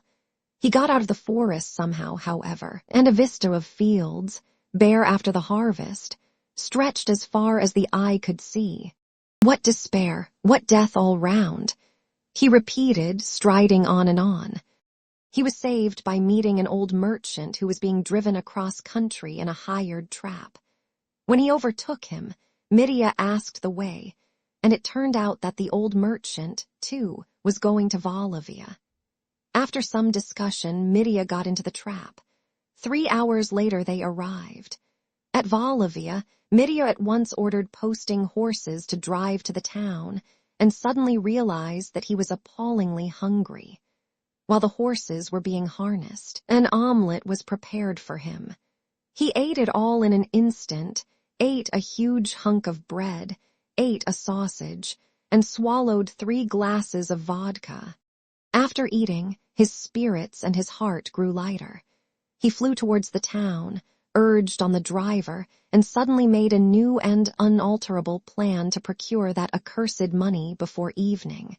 And only to think that a man's life should be ruined for the sake of that paltry 3,000. He cried, contemptuously, "I'll settle it today." And if it had not been for the thought of Grushenka and of what might have happened to her, which never left him, he would perhaps have become quite cheerful again. But the thought of her was stabbing him to the heart every moment, like a sharp knife. At last they arrived, and Mitya at once ran to Grushenka. Chapter 3. Gold Mines. This was the visit of Mirya of which Grushenka had spoken to Rakitin with such horror. She was just then expecting the message, and was much relieved that Mirya had not been to see her that day or the day before. She hoped that, please God, he won't come till I'm gone away, and he suddenly burst in on her. The rest we know already. To get him off her hands, she suggested at once that he should walk with her to Samsonov's, where she said she absolutely must go to settle his accounts. And when Mirya accompanied her at once, she said good-bye to him at the gate, making him promise to come at 12 o'clock to take her home again. Mirya, too, was delighted at this arrangement. If she was sitting at Samsonov's, she could not be going to Fyodor Pavlovitch's. If only she's not lying, he added at once, but he thought she was not lying from what he saw. He was that sort of jealous man who, in the absence of the beloved woman, at once invents all sorts of awful fancies of what may be happening to her, and how she may be betraying him. But when shaken, heartbroken, convinced of her faithlessness, he runs back to her. At the first glance at her face, her gay, laughing, affectionate face, he revives at once, lays aside all suspicion, and with joyful shame abuses himself for his jealousy. After leaving Grushenka at the gate, he rushed home. Oh, he had so much still to do that day. But a load had been lifted from his heart, anyway. Now I must only make haste and find out from Smerdyakov whether anything happened there last night, whether, by any chance, she went to Fyodor Pavlovitch. Awe floated through his mind. Before he had time to reach his lodging, jealousy had surged up again in his restless heart. Jealousy? Othello was not jealous, he was trustful, observed Pushkin. And that remark alone is enough to show the deep insight of our great poet. Othello's soul was shattered and his whole outlook clouded simply because his ideal was destroyed. But Othello did not begin hiding, spying, peeping. He was trustful on the contrary. He had to be led up, pushed on, excited with great difficulty before he could entertain the idea of deceit. The truly jealous man is not like that. It is impossible to picture to oneself the shame and moral degradation to which the jealous man can descend without a qualm of conscience. And yet it's not as though the jealous were all vulgar and base souls. On the contrary, a man of lofty feelings, whose love is pure and full of self-sacrifice, may yet hide under tables, bribe the vilest people, and be familiar with the lowest ignominy of spying and eavesdropping. Othello was incapable of making up his mind to faithlessness, not incapable of forgiving it, but of making up his mind to it, though his soul was as innocent and free from malice as a babe's. It is not so with the really jealous man. It is hard to imagine what some jealous men can make up their mind to and overlook, and what they can forgive. The jealous are the readiest of all to forgive, and all women know it. The jealous man can forgive extraordinarily quickly, though, of course, after a violent scene, and he is able to forgive infidelity almost conclusively proved. the very kisses and embraces he has seen, if only he can somehow be convinced that it has all been for the last time, and that his rival will vanish from that day forward, will depart to the ends of the earth, or that he himself will carry her away somewhere, where that dreaded rival will not get near her. Of course, the reconciliation is only for an hour. For even if the rival did disappear next day, he would invent another one and would be jealous of him. And one might wonder what there was in a love that had to be so watched over, what a love could be worth that needed such strenuous guarding. But that the jealous will never understand. And yet among them are men of noble hearts. It is remarkable, too, that those very men of noble hearts, standing hidden in some cupboard, listening and spying, never feel the stings of conscience at that moment, anyway, though they understand clearly enough with their noble hearts the shameful depths to which they have voluntarily sunk. At the sight of Grushenka, Mirya's jealousy vanished, and for an instant he became trustful and generous, and positively despised himself for his evil feelings. But it only proved that, in his love for the woman, there was an element of something far higher than he himself imagined, that it was not only a sensual passion, not only the curve of her body, of which he had talked to Alyosha. But as soon as Grushenka had gone, Mirya began to suspect her of all the low cunning of faithlessness, and he felt no sting of conscience at it. And so jealousy surged up in him again. He had, in any case, to make haste. The first thing to be done was to get hold of at least a small, temporary loan of money. The 9 rubles had almost all gone on his expedition, and, as we all know, one can't take a step without money. But he had thought over in the cart where he could get a loan. He had a brace of fine dueling pistols in a case, which he had not pawned, till then, because he prized them above all his possessions. In the metropolis tavern he had some time since made acquaintance with a young official, and had learnt that this very opulent bachelor was passionately fond of weapons. He used to buy pistols, revolvers, daggers, hang them on his wall and show them to acquaintances. He prided himself on them, and was quite a specialist on the mechanism of the revolver. Mirya, without stopping to think, went straight to him, and offered to pawn his pistols to him for 10 rubles. The official, delighted, began trying to persuade him to sell them outright. But Mirya would not consent, so the young man gave him 10 rubles, protesting that nothing would induce him to take interest. They parted friends. Mirya was in haste. He rushed towards Fyodor Pavlovitch's by the back way, to his arbor, to get hold of Smerdyakov as soon as possible. In this way the fact was established that 3 or 4 hours before a certain event, of which I shall speak later on, Mirya had not a farthing, and pawned for 10 rubles a possession he valued, though 3 hours later he was in possession of thousands. But I am anticipating. From Marya Kondratyevna, the woman living near Fyodor Pavlovitch's, he learned the very disturbing fact of Smerdyakov's illness. He heard the story of his fall in the cellar, his fit, the doctor's visit, Fyodor Pavlovitch's anxiety. He heard with interest, too, that his brother Ivan had set off that morning for Moscow. Then he must have driven through Volovia before me, thought Dmitri, but he was terribly distressed about Smerdyakov. What will happen now? Who'll keep watch for me? Who'll bring me word? He thought. He began greedily questioning the women whether they had seen anything the evening before. They quite understood what he was trying to find out and completely reassured him. No one had been there. Ivan Fyodorovitch had been there the night. Everything had been perfectly as usual. Mirya grew thoughtful. He would certainly have to keep watch today, but where?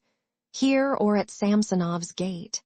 He decided that he must be on the lookout both here and there, and meanwhile. The difficulty was that he had to carry out the new plan that he had made on the journey back.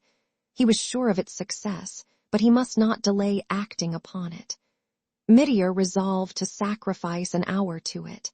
In an hour I shall know everything, I shall settle everything, and then, first of all to Samsonov's.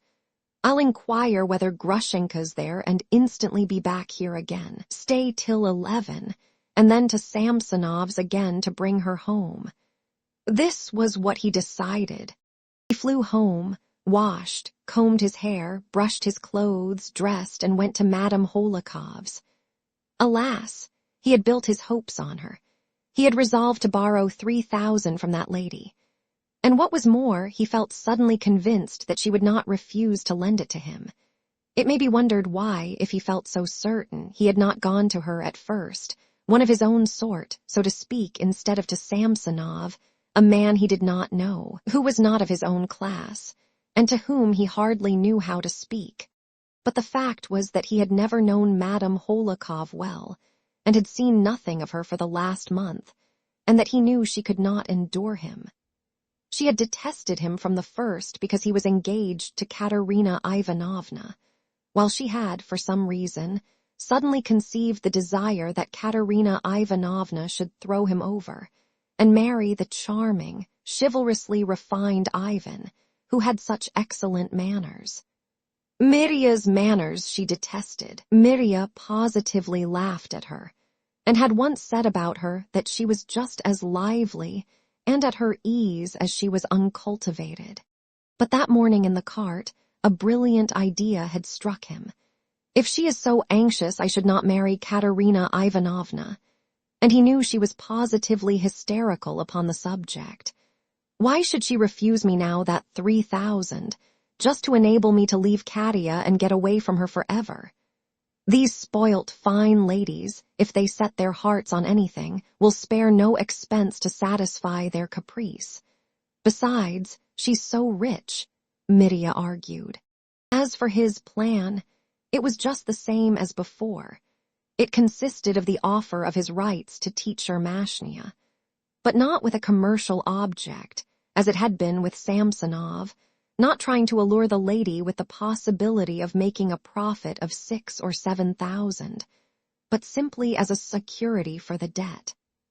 As he worked out this new idea, Mirya was enchanted with it, but so it always was with him in all his undertakings, in all his sudden decisions. He gave himself up to every new idea with passionate enthusiasm.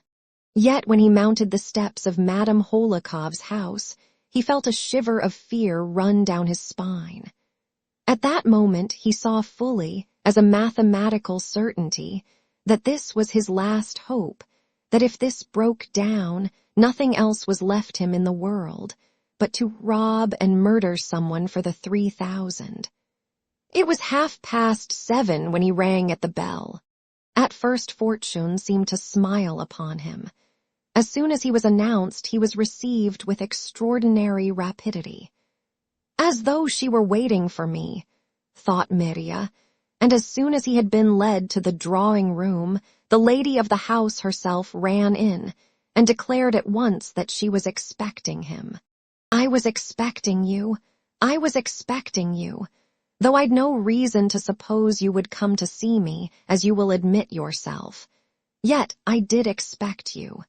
You may marvel at my instinct, Dmitri Fyodorovitch, but I was convinced all the morning that you would come.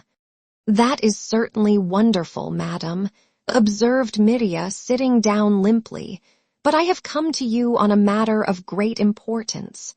On a matter of supreme importance for me, that is, madam, for me alone. And I hasten. I know you've come on most important business, Dmitri Fyodorovitch. It's not a case of presentiment, no reactionary harking back to the miraculous. Have you heard about Father Zosima? This is a case of mathematics. You couldn't help coming, after all that has passed with Katerina Ivanovna. You couldn't, that's a mathematical certainty. The realism of actual life, madam, that's what it is. But allow me to explain. Realism indeed, Dmitri Fyodorovich. I'm all for realism now. I've seen too much of miracles. You've heard that Father Zosima is dead. No, madam, it's the first time I've heard of it. Mirya was a little surprised. The image of Alyosha rose to his mind. Last night, and only imagine. Madam, said Mirya, I can imagine nothing except that I'm in a desperate position, and that if you don't help me, everything will come to grief, and I first of all. Excuse me for the triviality of the expression, but I'm in a fever. I know that you're in a fever. You could hardly fail to be, and whatever you may say to me, I know beforehand. I have long been thinking over your destiny, Dmitri Fyodorovich. I am watching over it and studying it. Oh, believe me, I'm an experienced doctor of the soul, Dmitri Fyodorovich. Madam, if you are an experienced doctor, I'm certainly an experienced patient, said Mirya, with an effort to be polite, and I feel that if you are watching over my destiny in this way, you will come to my help in my ruin, and so allow me at least to explain to you the plan with which I have ventured to come to you, and what I am hoping of you. I have come, madam. Don't explain it. It's of secondary importance. But as for help, you're not the first I have helped, Dmitri Fyodorovich. You have most likely heard of my cousin, Madame Belmasov. Her husband was ruined, had come to grief, as you characteristically express it, Dmitri Fyodorovich. I recommended him to take to horse breeding, and now he's doing well. Have you any idea of horse breeding, Dmitri Fyodorovich? Not the faintest, madam. Ah, madam, not the faintest, cried Mirya in nervous impatience, positively starting from his seat. I simply implore you, madam, to listen to me. Only give me 2 minutes of free speech that I may just explain to you everything, the whole plan with which I have come. Besides, I am short of time. I'm in a fearful hurry. Mirya cried hysterically, feeling that she was just going to begin talking again and hoping to cut her short. I have come in despair. In the last gasp of despair, to beg you to lend me the sum of 3,000, alone, but on most safe security, madam, with the most trustworthy guarantees. Only let me explain. You must tell me all that afterwards. Madame Holikov with a gesture demanded silence in her turn. And whatever you may tell me, I know it all beforehand. I've told you so already. You ask for a certain sum, for 3,000, but I can give you more, immeasurably more. I will save you, Dmitri Fyodorovich, but you must listen to me. Mirya started from his seat again. Madam, will you really be so good? He cried with strong feeling. Good God, you've saved me. You have saved a man from a violent death, from a bullet. My eternal gratitude. I will give you more, infinitely more than 3,000, cried Madame Holikov, looking with a radiant smile at Mirya's ecstasy. Infinitely, but I don't need so much. I only need that fatal 3,000, and on my part one can give security for that sum with infinite gratitude, and I propose a plan which— Enough, Dmitri Fyodorovich, it's said and done. Madame Holikov cut him short with the modest triumph of beneficence. I have promised to save you, and I will save you. I will save you as I did Belmasov. What do you think of the gold mines, Dmitri Fyodorovich? Of the gold mines, madam. I have never thought anything about them. But I have thought of them for you, thought of them over and over again. I have been watching you for the last month. I've watched you 100 times as you've walked past, saying to myself, that's a man of energy who ought to be at the gold mines. I've studied your gait and come to the conclusion, that's a man who would find gold. From my gait, madam, said Mirya, smiling. Yes, from your gait. You surely don't deny that character can be told from the gate, Dmitri Fyodorovich. Science supports the idea. I'm all for science and realism now. After all this business with Father Zosima, which has so upset me, from this very day I'm a realist and I want to devote myself to practical usefulness. I'm cured. Enough, as Turgenev says. But, madam, the 3,000 you so generously promised to lend me. It is yours, Dmitri Fyodorovich. Madame Holikov cut in at once. The money is as good as in your pocket, not 3,000 but 3,000,000, Dmitri Fyodorovich, in less than no time. I'll make you a present of the idea.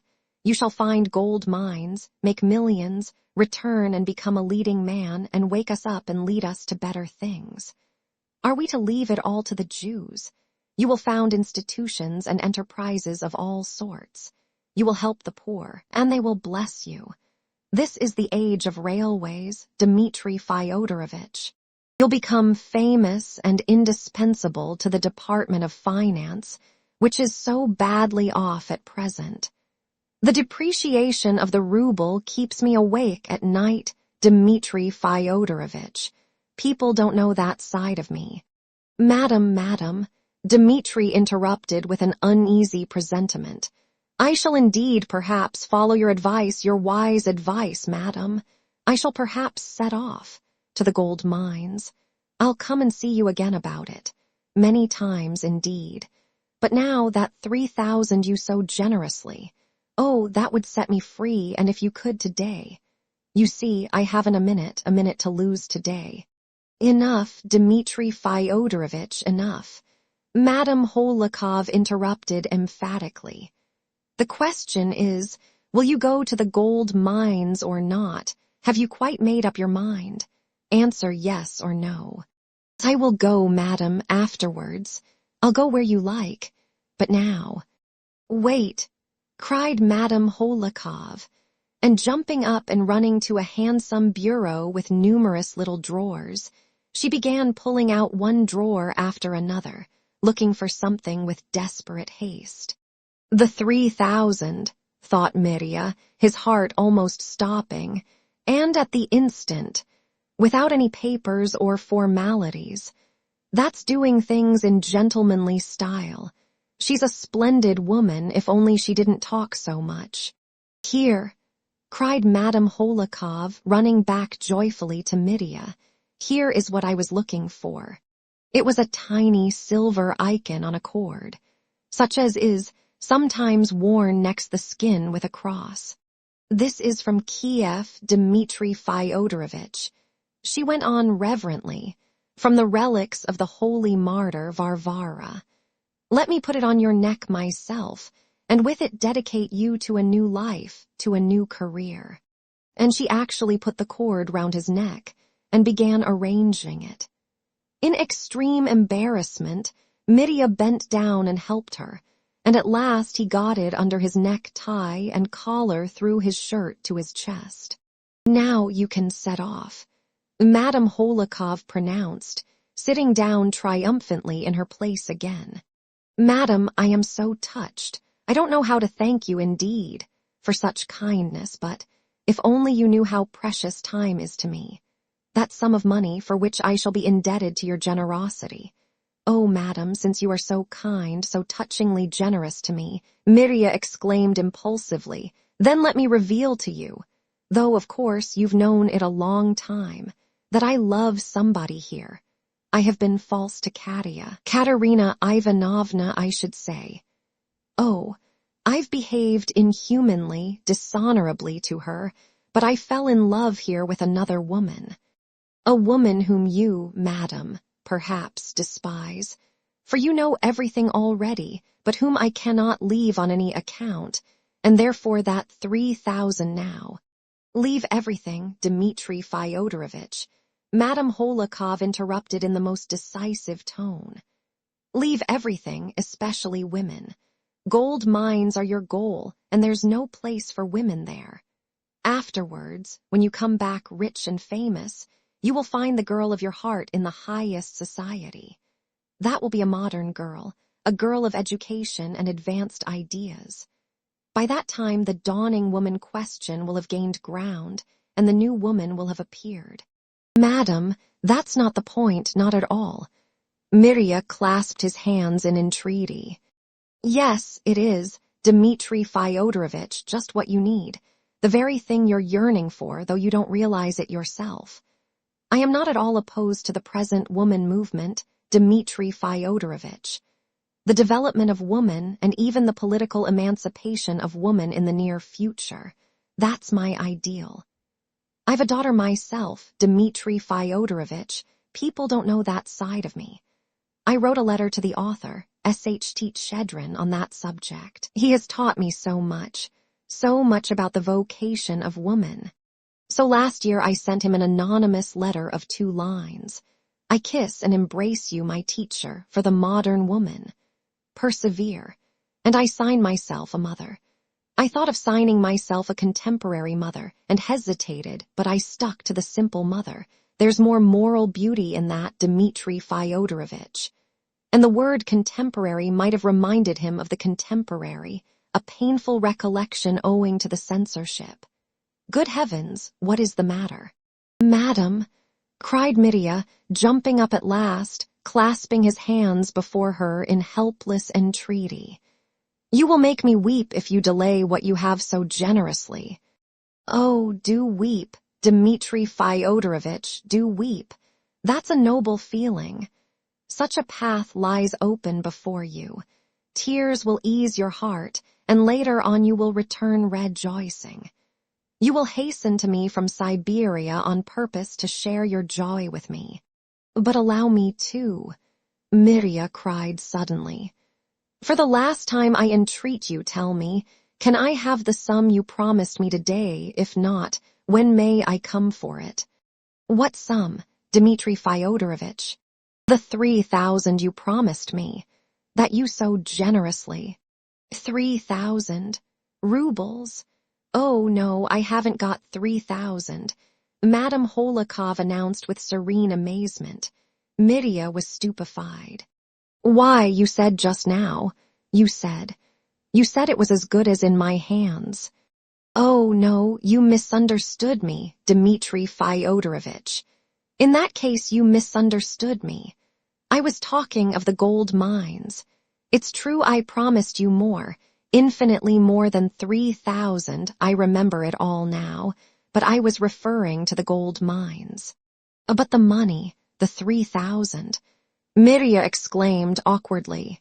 Oh, if you meant money, I haven't any. I haven't a penny, Dmitri Fyodorovich.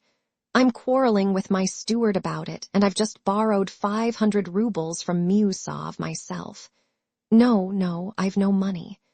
And do you know, Dmitri Fyodorovich, if I had, I wouldn't give it to you. In the first place, I never lend money. Lending money means losing friends. And I wouldn't give it to you particularly. I wouldn't give it you, because I like you and want to save you. For all you need is the gold mines, the gold mines, the gold mines. Oh, the devil! Roared Mirya, and with all his might brought his fist down on the table. Eya, cried Madame Holikov, alarmed, and she flew to the other end of the drawing room. Mirya spat on the ground and strode rapidly out of the room, out of the house, into the street, into the darkness. He walked like one possessed, and beating himself on the breast, on the spot where he had struck himself 2 days previously, before Alyosha, the last time he saw him in the dark on the road. What those blows upon his breast signified on that spot, and what he meant by it, that was, for the time, a secret which was known to no one in the world, and had not been told even to Alyosha. But that secret meant for him more than disgrace. It meant ruin, suicide. So he had determined, if he did not get hold of the 3,000 that would pay his debt to Katerina Ivanovna, and so remove from his breast, from that spot on his breast, the shame he carried upon it, that weighed on his conscience. All this will be fully explained to the reader later on, but now that his last hope had vanished, this man, so strong in appearance, burst out crying like a little child a few steps from the Holokov's house. He walked on, and not knowing what he was doing, wiped away his tears with his fist. In this way he reached the square, and suddenly became aware that he had stumbled against something. He heard a piercing wail from an old woman whom he had almost knocked down. "Good Lord, you've nearly killed me. Why don't you look where you're going, scapegrace?" "Why, it's you," cried Mirya, recognizing the old woman in the dark. It was the old servant who waited on Samsonov, whom Mirya had particularly noticed the day before. "And who are you, my good sir?" said the old woman in quite a different voice. "I don't know you in the dark. You live at Kuzma Kuzmich's. You're the servant there." "Just so, sir. I was only running out to Prohorich's. But I don't know you now." "Tell me, my good woman, is Agrafena Alexandrovna there now?" said Mirya, beside himself with suspense. "I saw her to the house some time ago." "She has been there, sir. She stayed a little while and went off again." "What went away?" cried Mirya. "When did she go?" "Why, as soon as she came. She only stayed a minute. She only told Kuzma Kuzmich a tale that made him laugh, and then she ran away." "You're lying, damn you," roared Mirya. "Aya, Aya," shrieked the old woman, but Mirya had vanished. He ran with all his might to the house where Grushenka lived. At the moment he reached it, Grushenka was on her way to Mokroe.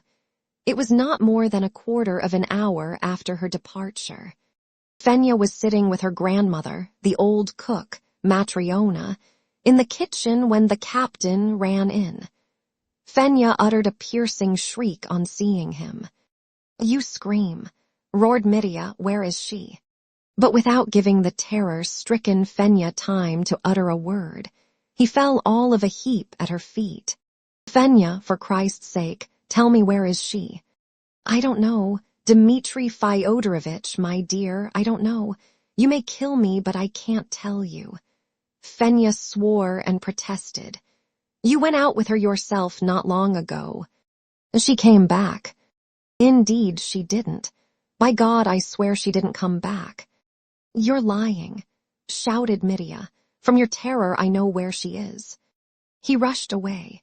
Fenya in her fright was glad she had got off so easily, but she knew very well that it was only that he was in such haste, or she might not have fared so well. But as he ran, he surprised both Fenya and old Matryona by an unexpected action. On the table stood a brass mortar, with a pestle in it, a small brass pestle, not much more than 6 inches long. Mirya already had opened the door with one hand when, with the other, he snatched up the pestle and thrust it in his side pocket. "Oh, Lord, he's going to murder someone," cried Fenya, flinging up her hands.